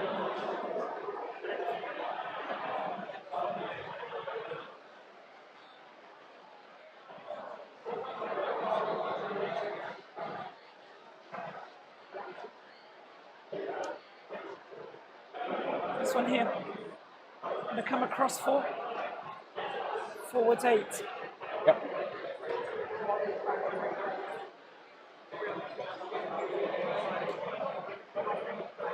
How many is that one? 4? 4. Here. Sorry, just give me a moment. I might overwatch that one in that case. That would free this one up. Yeah, yeah.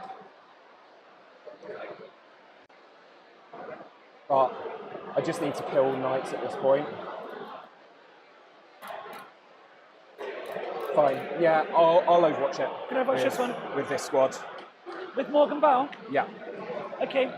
This one can't see me. I mean, you can nudge it back so it can't if Yeah. you want. Cool.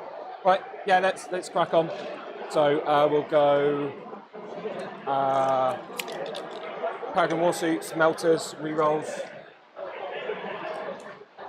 1 hit. 1 invul. Infiltrate. Infiltrate. Cool. Damage D6 plus 2. Kills it. Does it blow up? No. That's you. Okay, that's the Overwatch threat gone. That's good. Right. Yeah, Matt looking to be fighting into a pretty good spot here. We'll see if Florence is able to run over this. I think she did very well with the last turn, setting up for a lot of pressure here. And if this turn goes well, I think she's going to be in a good spot. She needs to answer the Baal brick. But with Miracle Dice and 4 pin buns, that can be very, very difficult. As if she doesn't get the ordering right to minimize the number of Miracle Dice.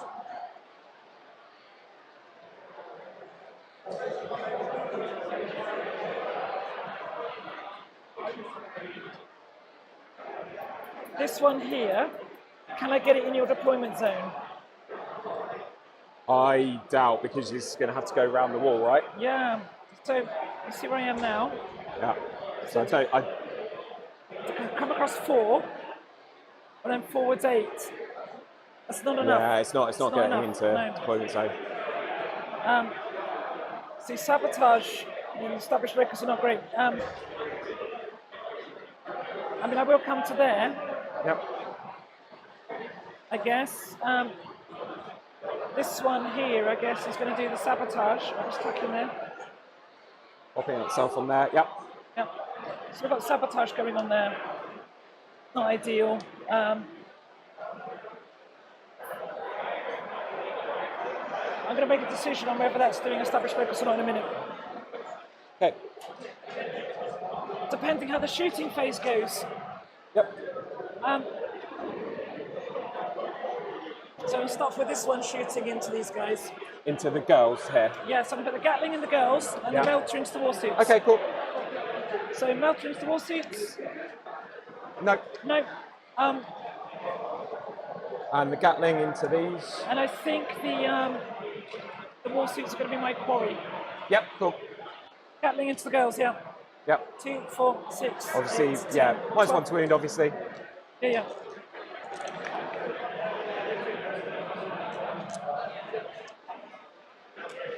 Strength 6, so it would be 2s goes to 3s. Yep. Pro. How many? 1, 2, 3, 4, 5, 6. Ignores cover. Ignores cover. So 6. So brigand, you're on an Yeah, objective. so 4s into 5s. 4s into 5s. Kill 3. Cool. And rocket pods, obviously same target. It's 6 shots. Plus 1 for blast. Cool.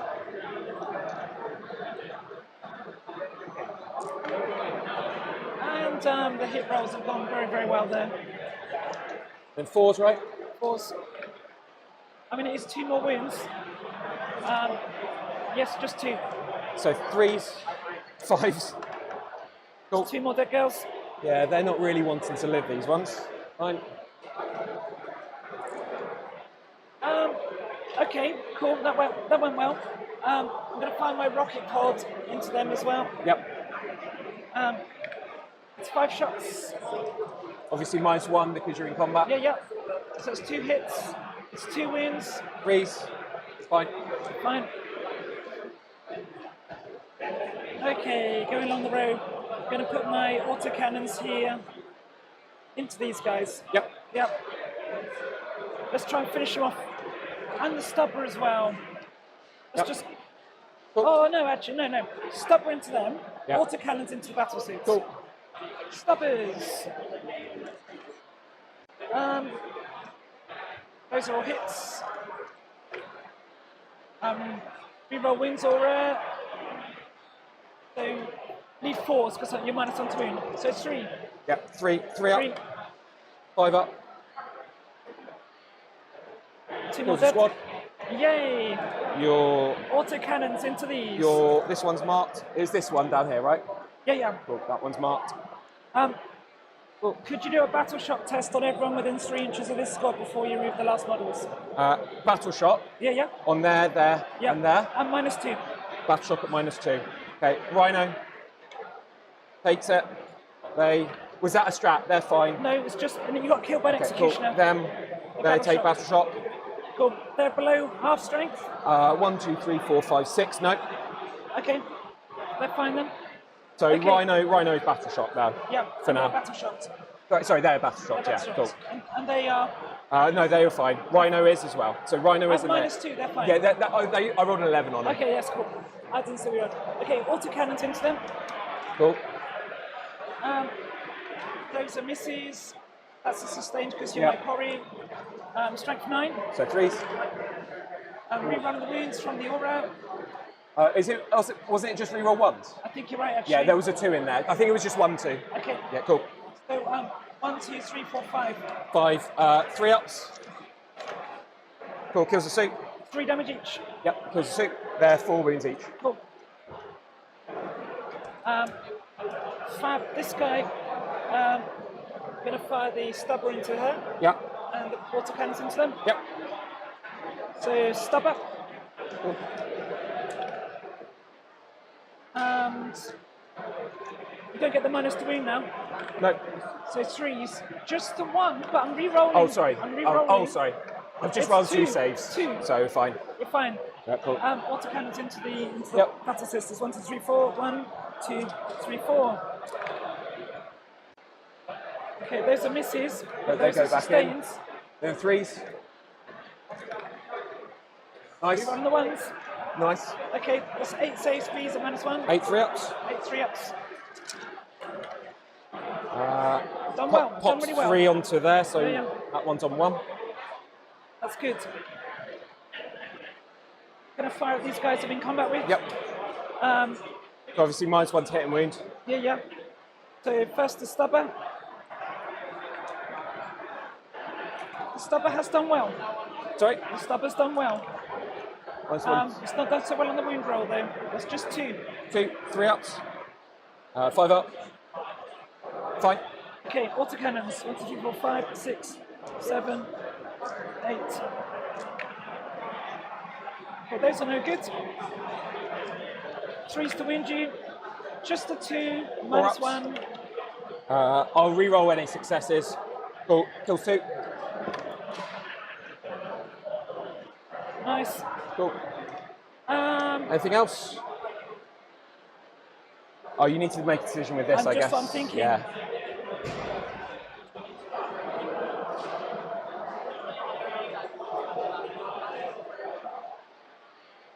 I think I need to charge the war suits.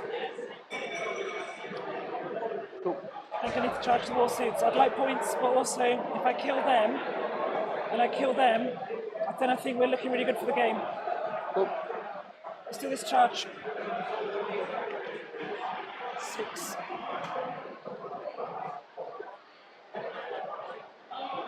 Yep. I'm going to charge my slaughter claw guy into them. Cool.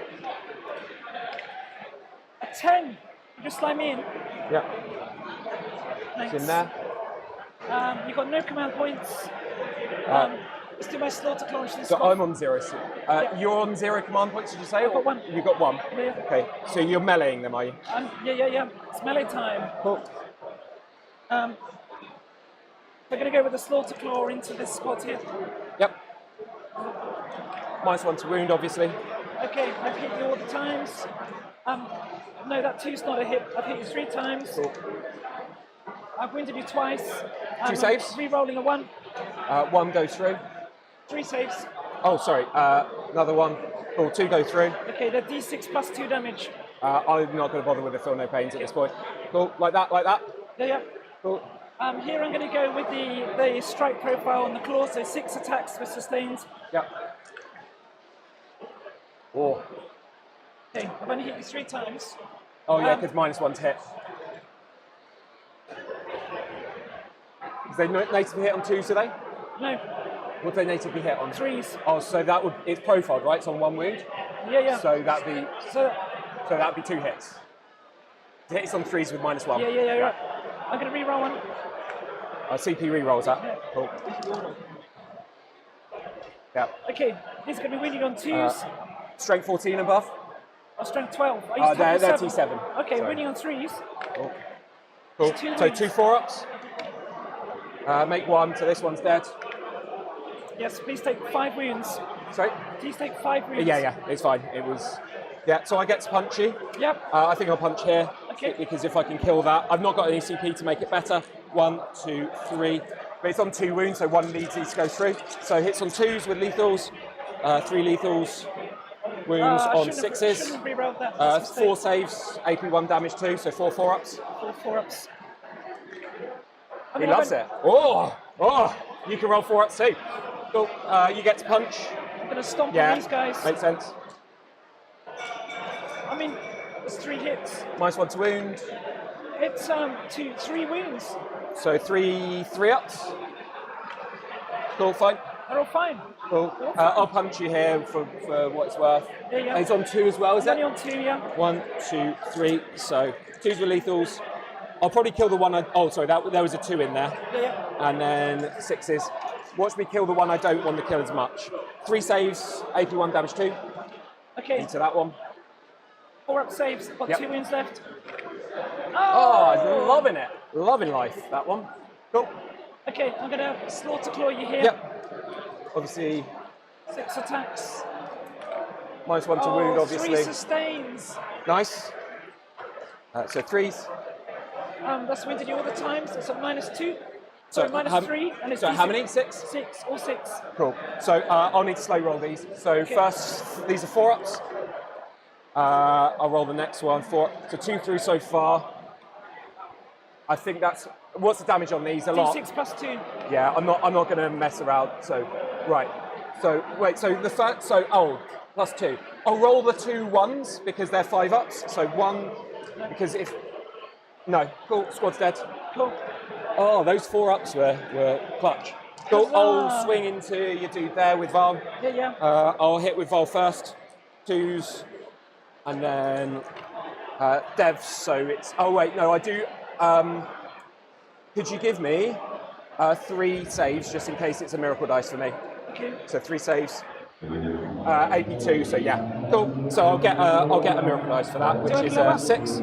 Just because Val got the kill. No, I do not blow up. Okay, cool. Cool. Right.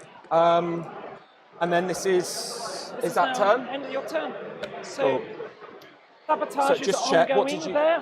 I'll give you the sabotage. I'm not going to stop it. I'm gonna bin So you get for 3. CP. You get 3 for your sabotage. Yeah. What? Oh, established locus. I'll put it on its end. I'm going to ditch establish locus. Okay. Cool. How do we do that again? Cool. So. Yeah. So we want to ditch that one. Ditch that one. Sorry. No, I pop it back onto you. Yeah. Okay. Cool. Next. Are you ditching it? Yeah. Okay. Cool. Next round. The next round. So right. up to 2 CP. I'm up to 1. I'll get a miracle dice, which is a 5. Yeah. I'm going to... Right, Do you I've have any got... battle shocks? I need to discard a miracle dice here, see how many I get through, back, which is a big 4. Oh, just what you needed. Cool. So, I think that's get me 10 primary, right? Okay, well, 10 primary. Cool. Missions. Quite close. Quite close. Good game. We're going to have Good one for the stream. recover Bloody assets sisters. and assassinate. Any characters knocking around? Character. The last character left alive. Cool, so I've got to try and just kill that one. Yeah. Recover assets I could do for these and these, Yeah. so that's fine. Yeah, so. So. I'm going to go righteous here. I'm going to go, sorry, It's okay. real It's okay. code. I'm just looking at stuff. Yeah.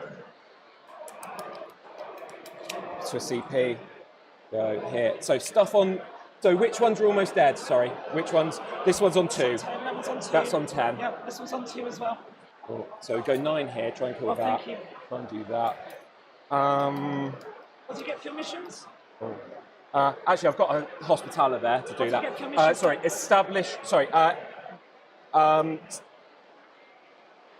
assassinate, and the other one was establish recover assets. Okay. Sorry, I'm just trying to. Yeah. Trying to help What can I out, do trying to here? help you. 18. So these aren't going to do much. These, I think I just advance these onto there. Yeah. So we're going to go right, righteous there, righteous there. I don't think these can do much shooting. I'll stage these for next turn. So I'm going to go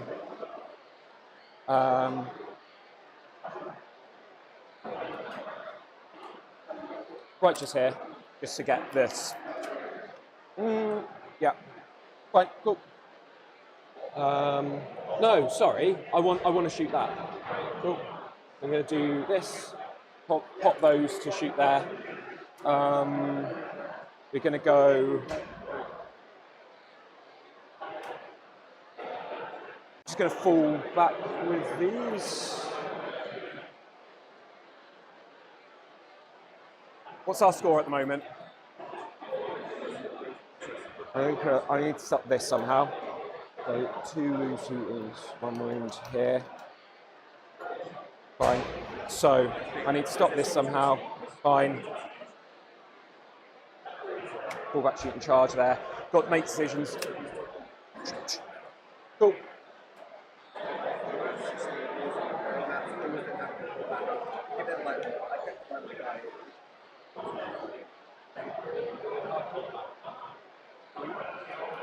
Yeah, I'm going to fall these back here, right up against there. The idea being that they can res onto this point next turn.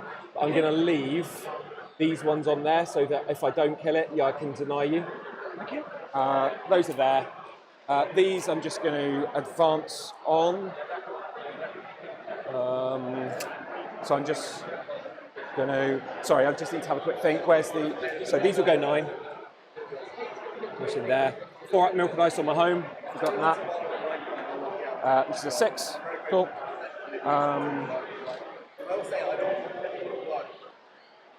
So we'll go. This one's going to go 7 here. Sorry, that might. Okay, fine. I don't know whether that will actually be able to shoot, but I'm just going to try and tag some stuff here with it. Recover assets. We've got a hospitaler here to do it. She'll just pop back here to do it. And recover on my home. Doing that. These, just going to use a 5 to advance them on and get it back into a 1. So they're just going to pop themselves onto there. Cool. Right, shooting. I'm going to go for shooting. Shooting your dude there. Shoot for with the retributors. So 4s reroll 1s into 4s reroll 1s. I don't think that's killed anything. 4s reroll 1s. Go into 4s reroll 1s. I'll hold 1 back. 4s. 4s reroll 1s. Give me 4 involves on that dude. It's going to auto die then. It's going to auto die, so explode. No, cool.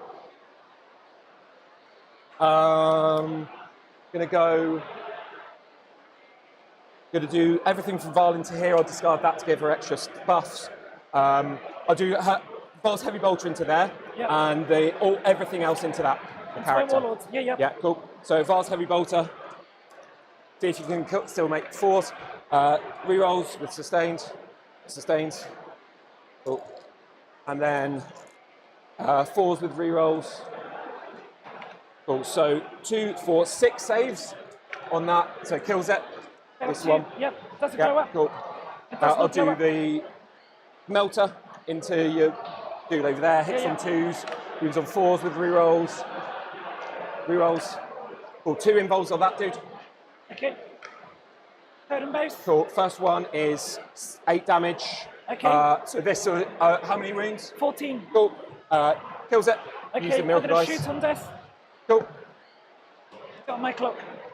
The wire just keeps catching me. Use that option to Oh, sorry. Thanks, Gary. And we can see the lethality here coming out with those miracle dice, and the +1 to hit, +1 to wounds with all the rerolls really can help pull down all of the vehicles here. Okay. So my what's it called? My quarry. So I've got 3 sustains in there. Yep. Gonna wound you on 3s. Yep. So that's 2, 4, 6, 8, 9 at -1, please. 9. Yeah. Cool. So these are 3 ups. I'll hold 1 back. 3 ups. That's 3 damage each. Yeah. So that's going through to Val. 1, 2, 3. Kills that. Kills Val. 3 damage each, Matt. Yeah. I'm deciding whether to milk that. No, I'll roll this. Cool. Sorry, that was not. I'll CP reroll one of those. See if I can keep Val alive. Into 3. So Val is alive on 2. Because I fell 4, kills 1. That's 3 damage each. Yeah. So Val's got 8 wounds, Oh, yeah, so yeah. she's lost 6. Yeah, So okay. she's alive on 2. Cool. Stab her onto Val. Yep. Dropped 1, but it's a sustain. Just 2, 3. 3 at -0. 3, 2 ups. Cool, she's You're fine. Okay. Cool. Back to you. So this one's dead now, right? Yeah. Cool.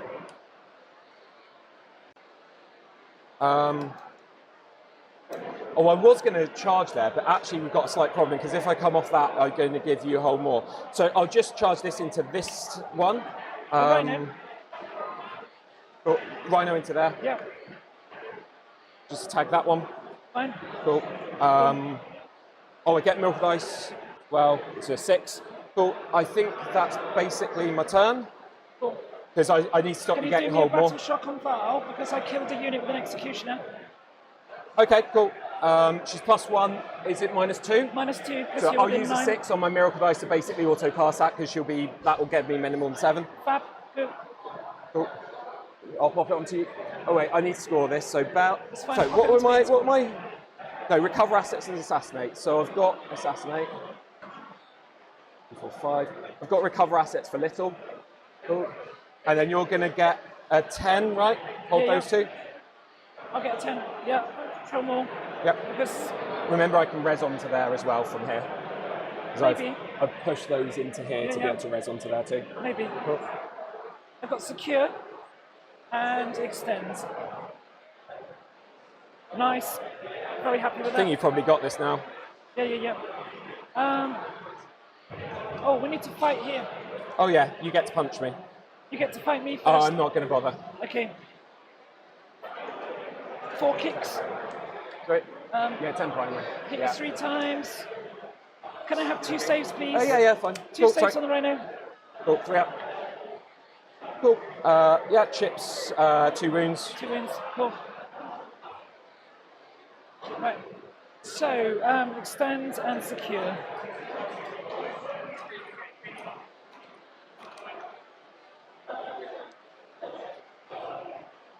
You're somehow 7 points ahead.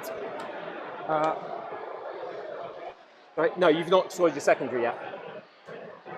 No. This one's going to come across to here. We're going to shoot a Rhino.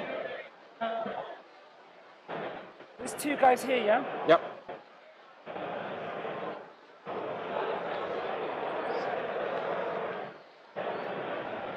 Basically 4-4-4. Yep.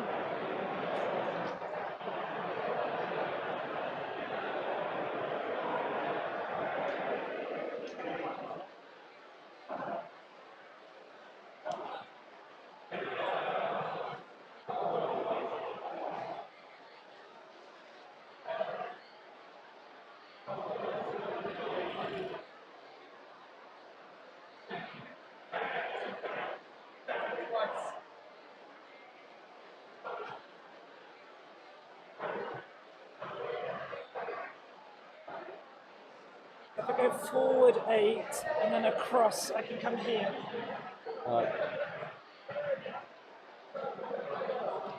And then here, I want to get someone on this object. Actually, I don't need to. I don't need to hold 3 objectives. I just need to hold 3 while you're holding 2. Stop you scoring, hold more. Yeah? Yeah. Um, Yeah. OC is 6. OC is 6. Yeah, I'm probably not resing onto there. Yeah, I don't know if I can res 4 onto there and say coherency. I don't. It's hard to tell. It might be relevant. Might be relevant.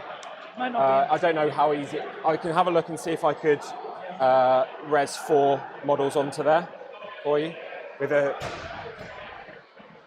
and stay in coherency. These are right up against the wall. So I'll just put that where it should be correctly. I think this one here. Yeah, I think I could get the point because I'm pretty sure these will. If you res 4. Oh, I don't know whether I can be within. I'll check whether they're all 2 within 2 quickly. So it might be relevant having that point. I'm going to fall back, shoot, etc. with this one. Yeah, because there's one here. So I think that can just be with it. Yeah, I think I could get that point potentially. Okay, I'm going to do my fallback shoot, etc. If I come across. If I roll a 5 up, there. 5 or a 6. Come there. I'll come there. Okay, shooting phase. Yep. Everything into there apart from the rocket launcher and direct onto them. Into them. Yeah. Cool. So, big melter. 2 hits, 2 wounds, -4. I'll pick it up. Does it explode? No. Cool. Milk and ice. 4. Rocket onto them for 6, 7 shots with blast. -1. Yeah, -1 to wound, obviously.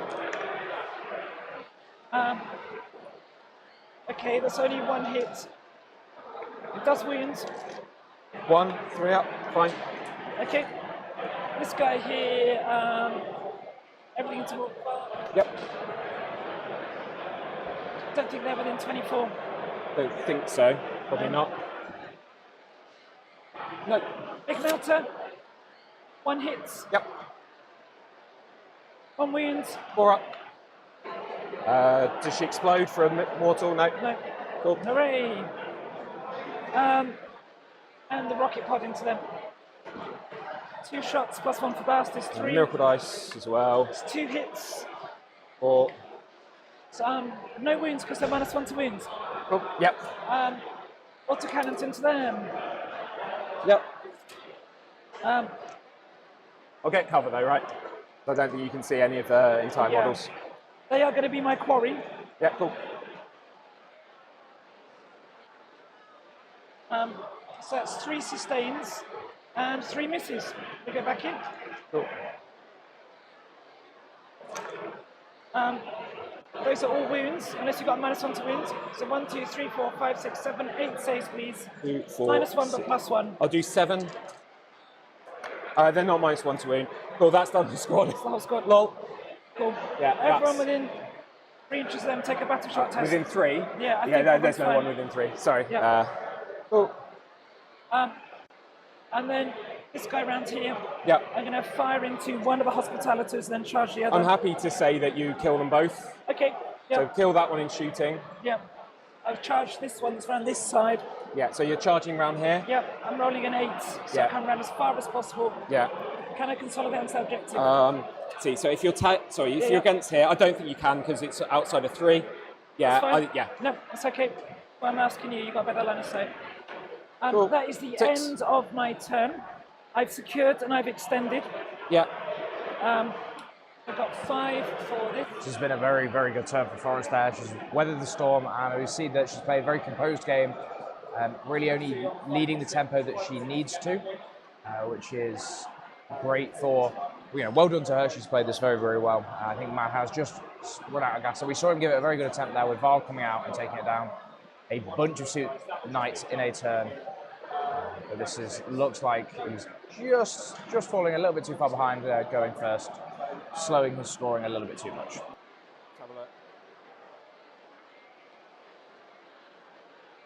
Don't think there's much I can do here. Fine. Grab some secondaries quick before you run out of clock. Yeah, I'll see what. Yeah. Cool. So I'm gonna get behind enemy lines. Lol. Engage. Lol. I'll redraw behind enemy lines for a CP. Tempting target. That one. Yeah. Huh. Target and Engage. Right. Cool, you won this, so I'll just score my score and let you crack on and get a big score, your own stuff. I don't think there's any point in me trying to do any shenanigans here. It's very sporting of you. Well, no, it's in there's no way I can win from here. Right, you're gonna. If I kill that. I mean, what can I do? I could probably. I mean, if it comes to it, I could do that. Wait, what's the score at the moment?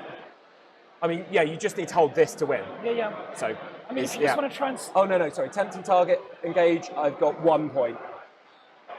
Yeah. Yeah, I mean, you could try and just stop me scoring so many points. No, there's no point. If you want to just reduce I'll my just score. I'll just walk these over here and let you score out your points. Okay. I'm not in the game of doing that. Cool. Okay. I'll shake your hand. Well played. Thanks really good so much, game. Matt. Well Thank played. you. Let's see what happens in turn 5. Yeah. Cool. Cleanse and tempting. Which one would you tempt me? I mean, I'd do it there, but Okay. just for the. I mean, it makes sense. Can I get someone onto it? You're going to get 50. You're going to get 15 bottom. Yeah. I'm going to burn tempting target. I've just got a CP. I'll just get rid of it. Yeah.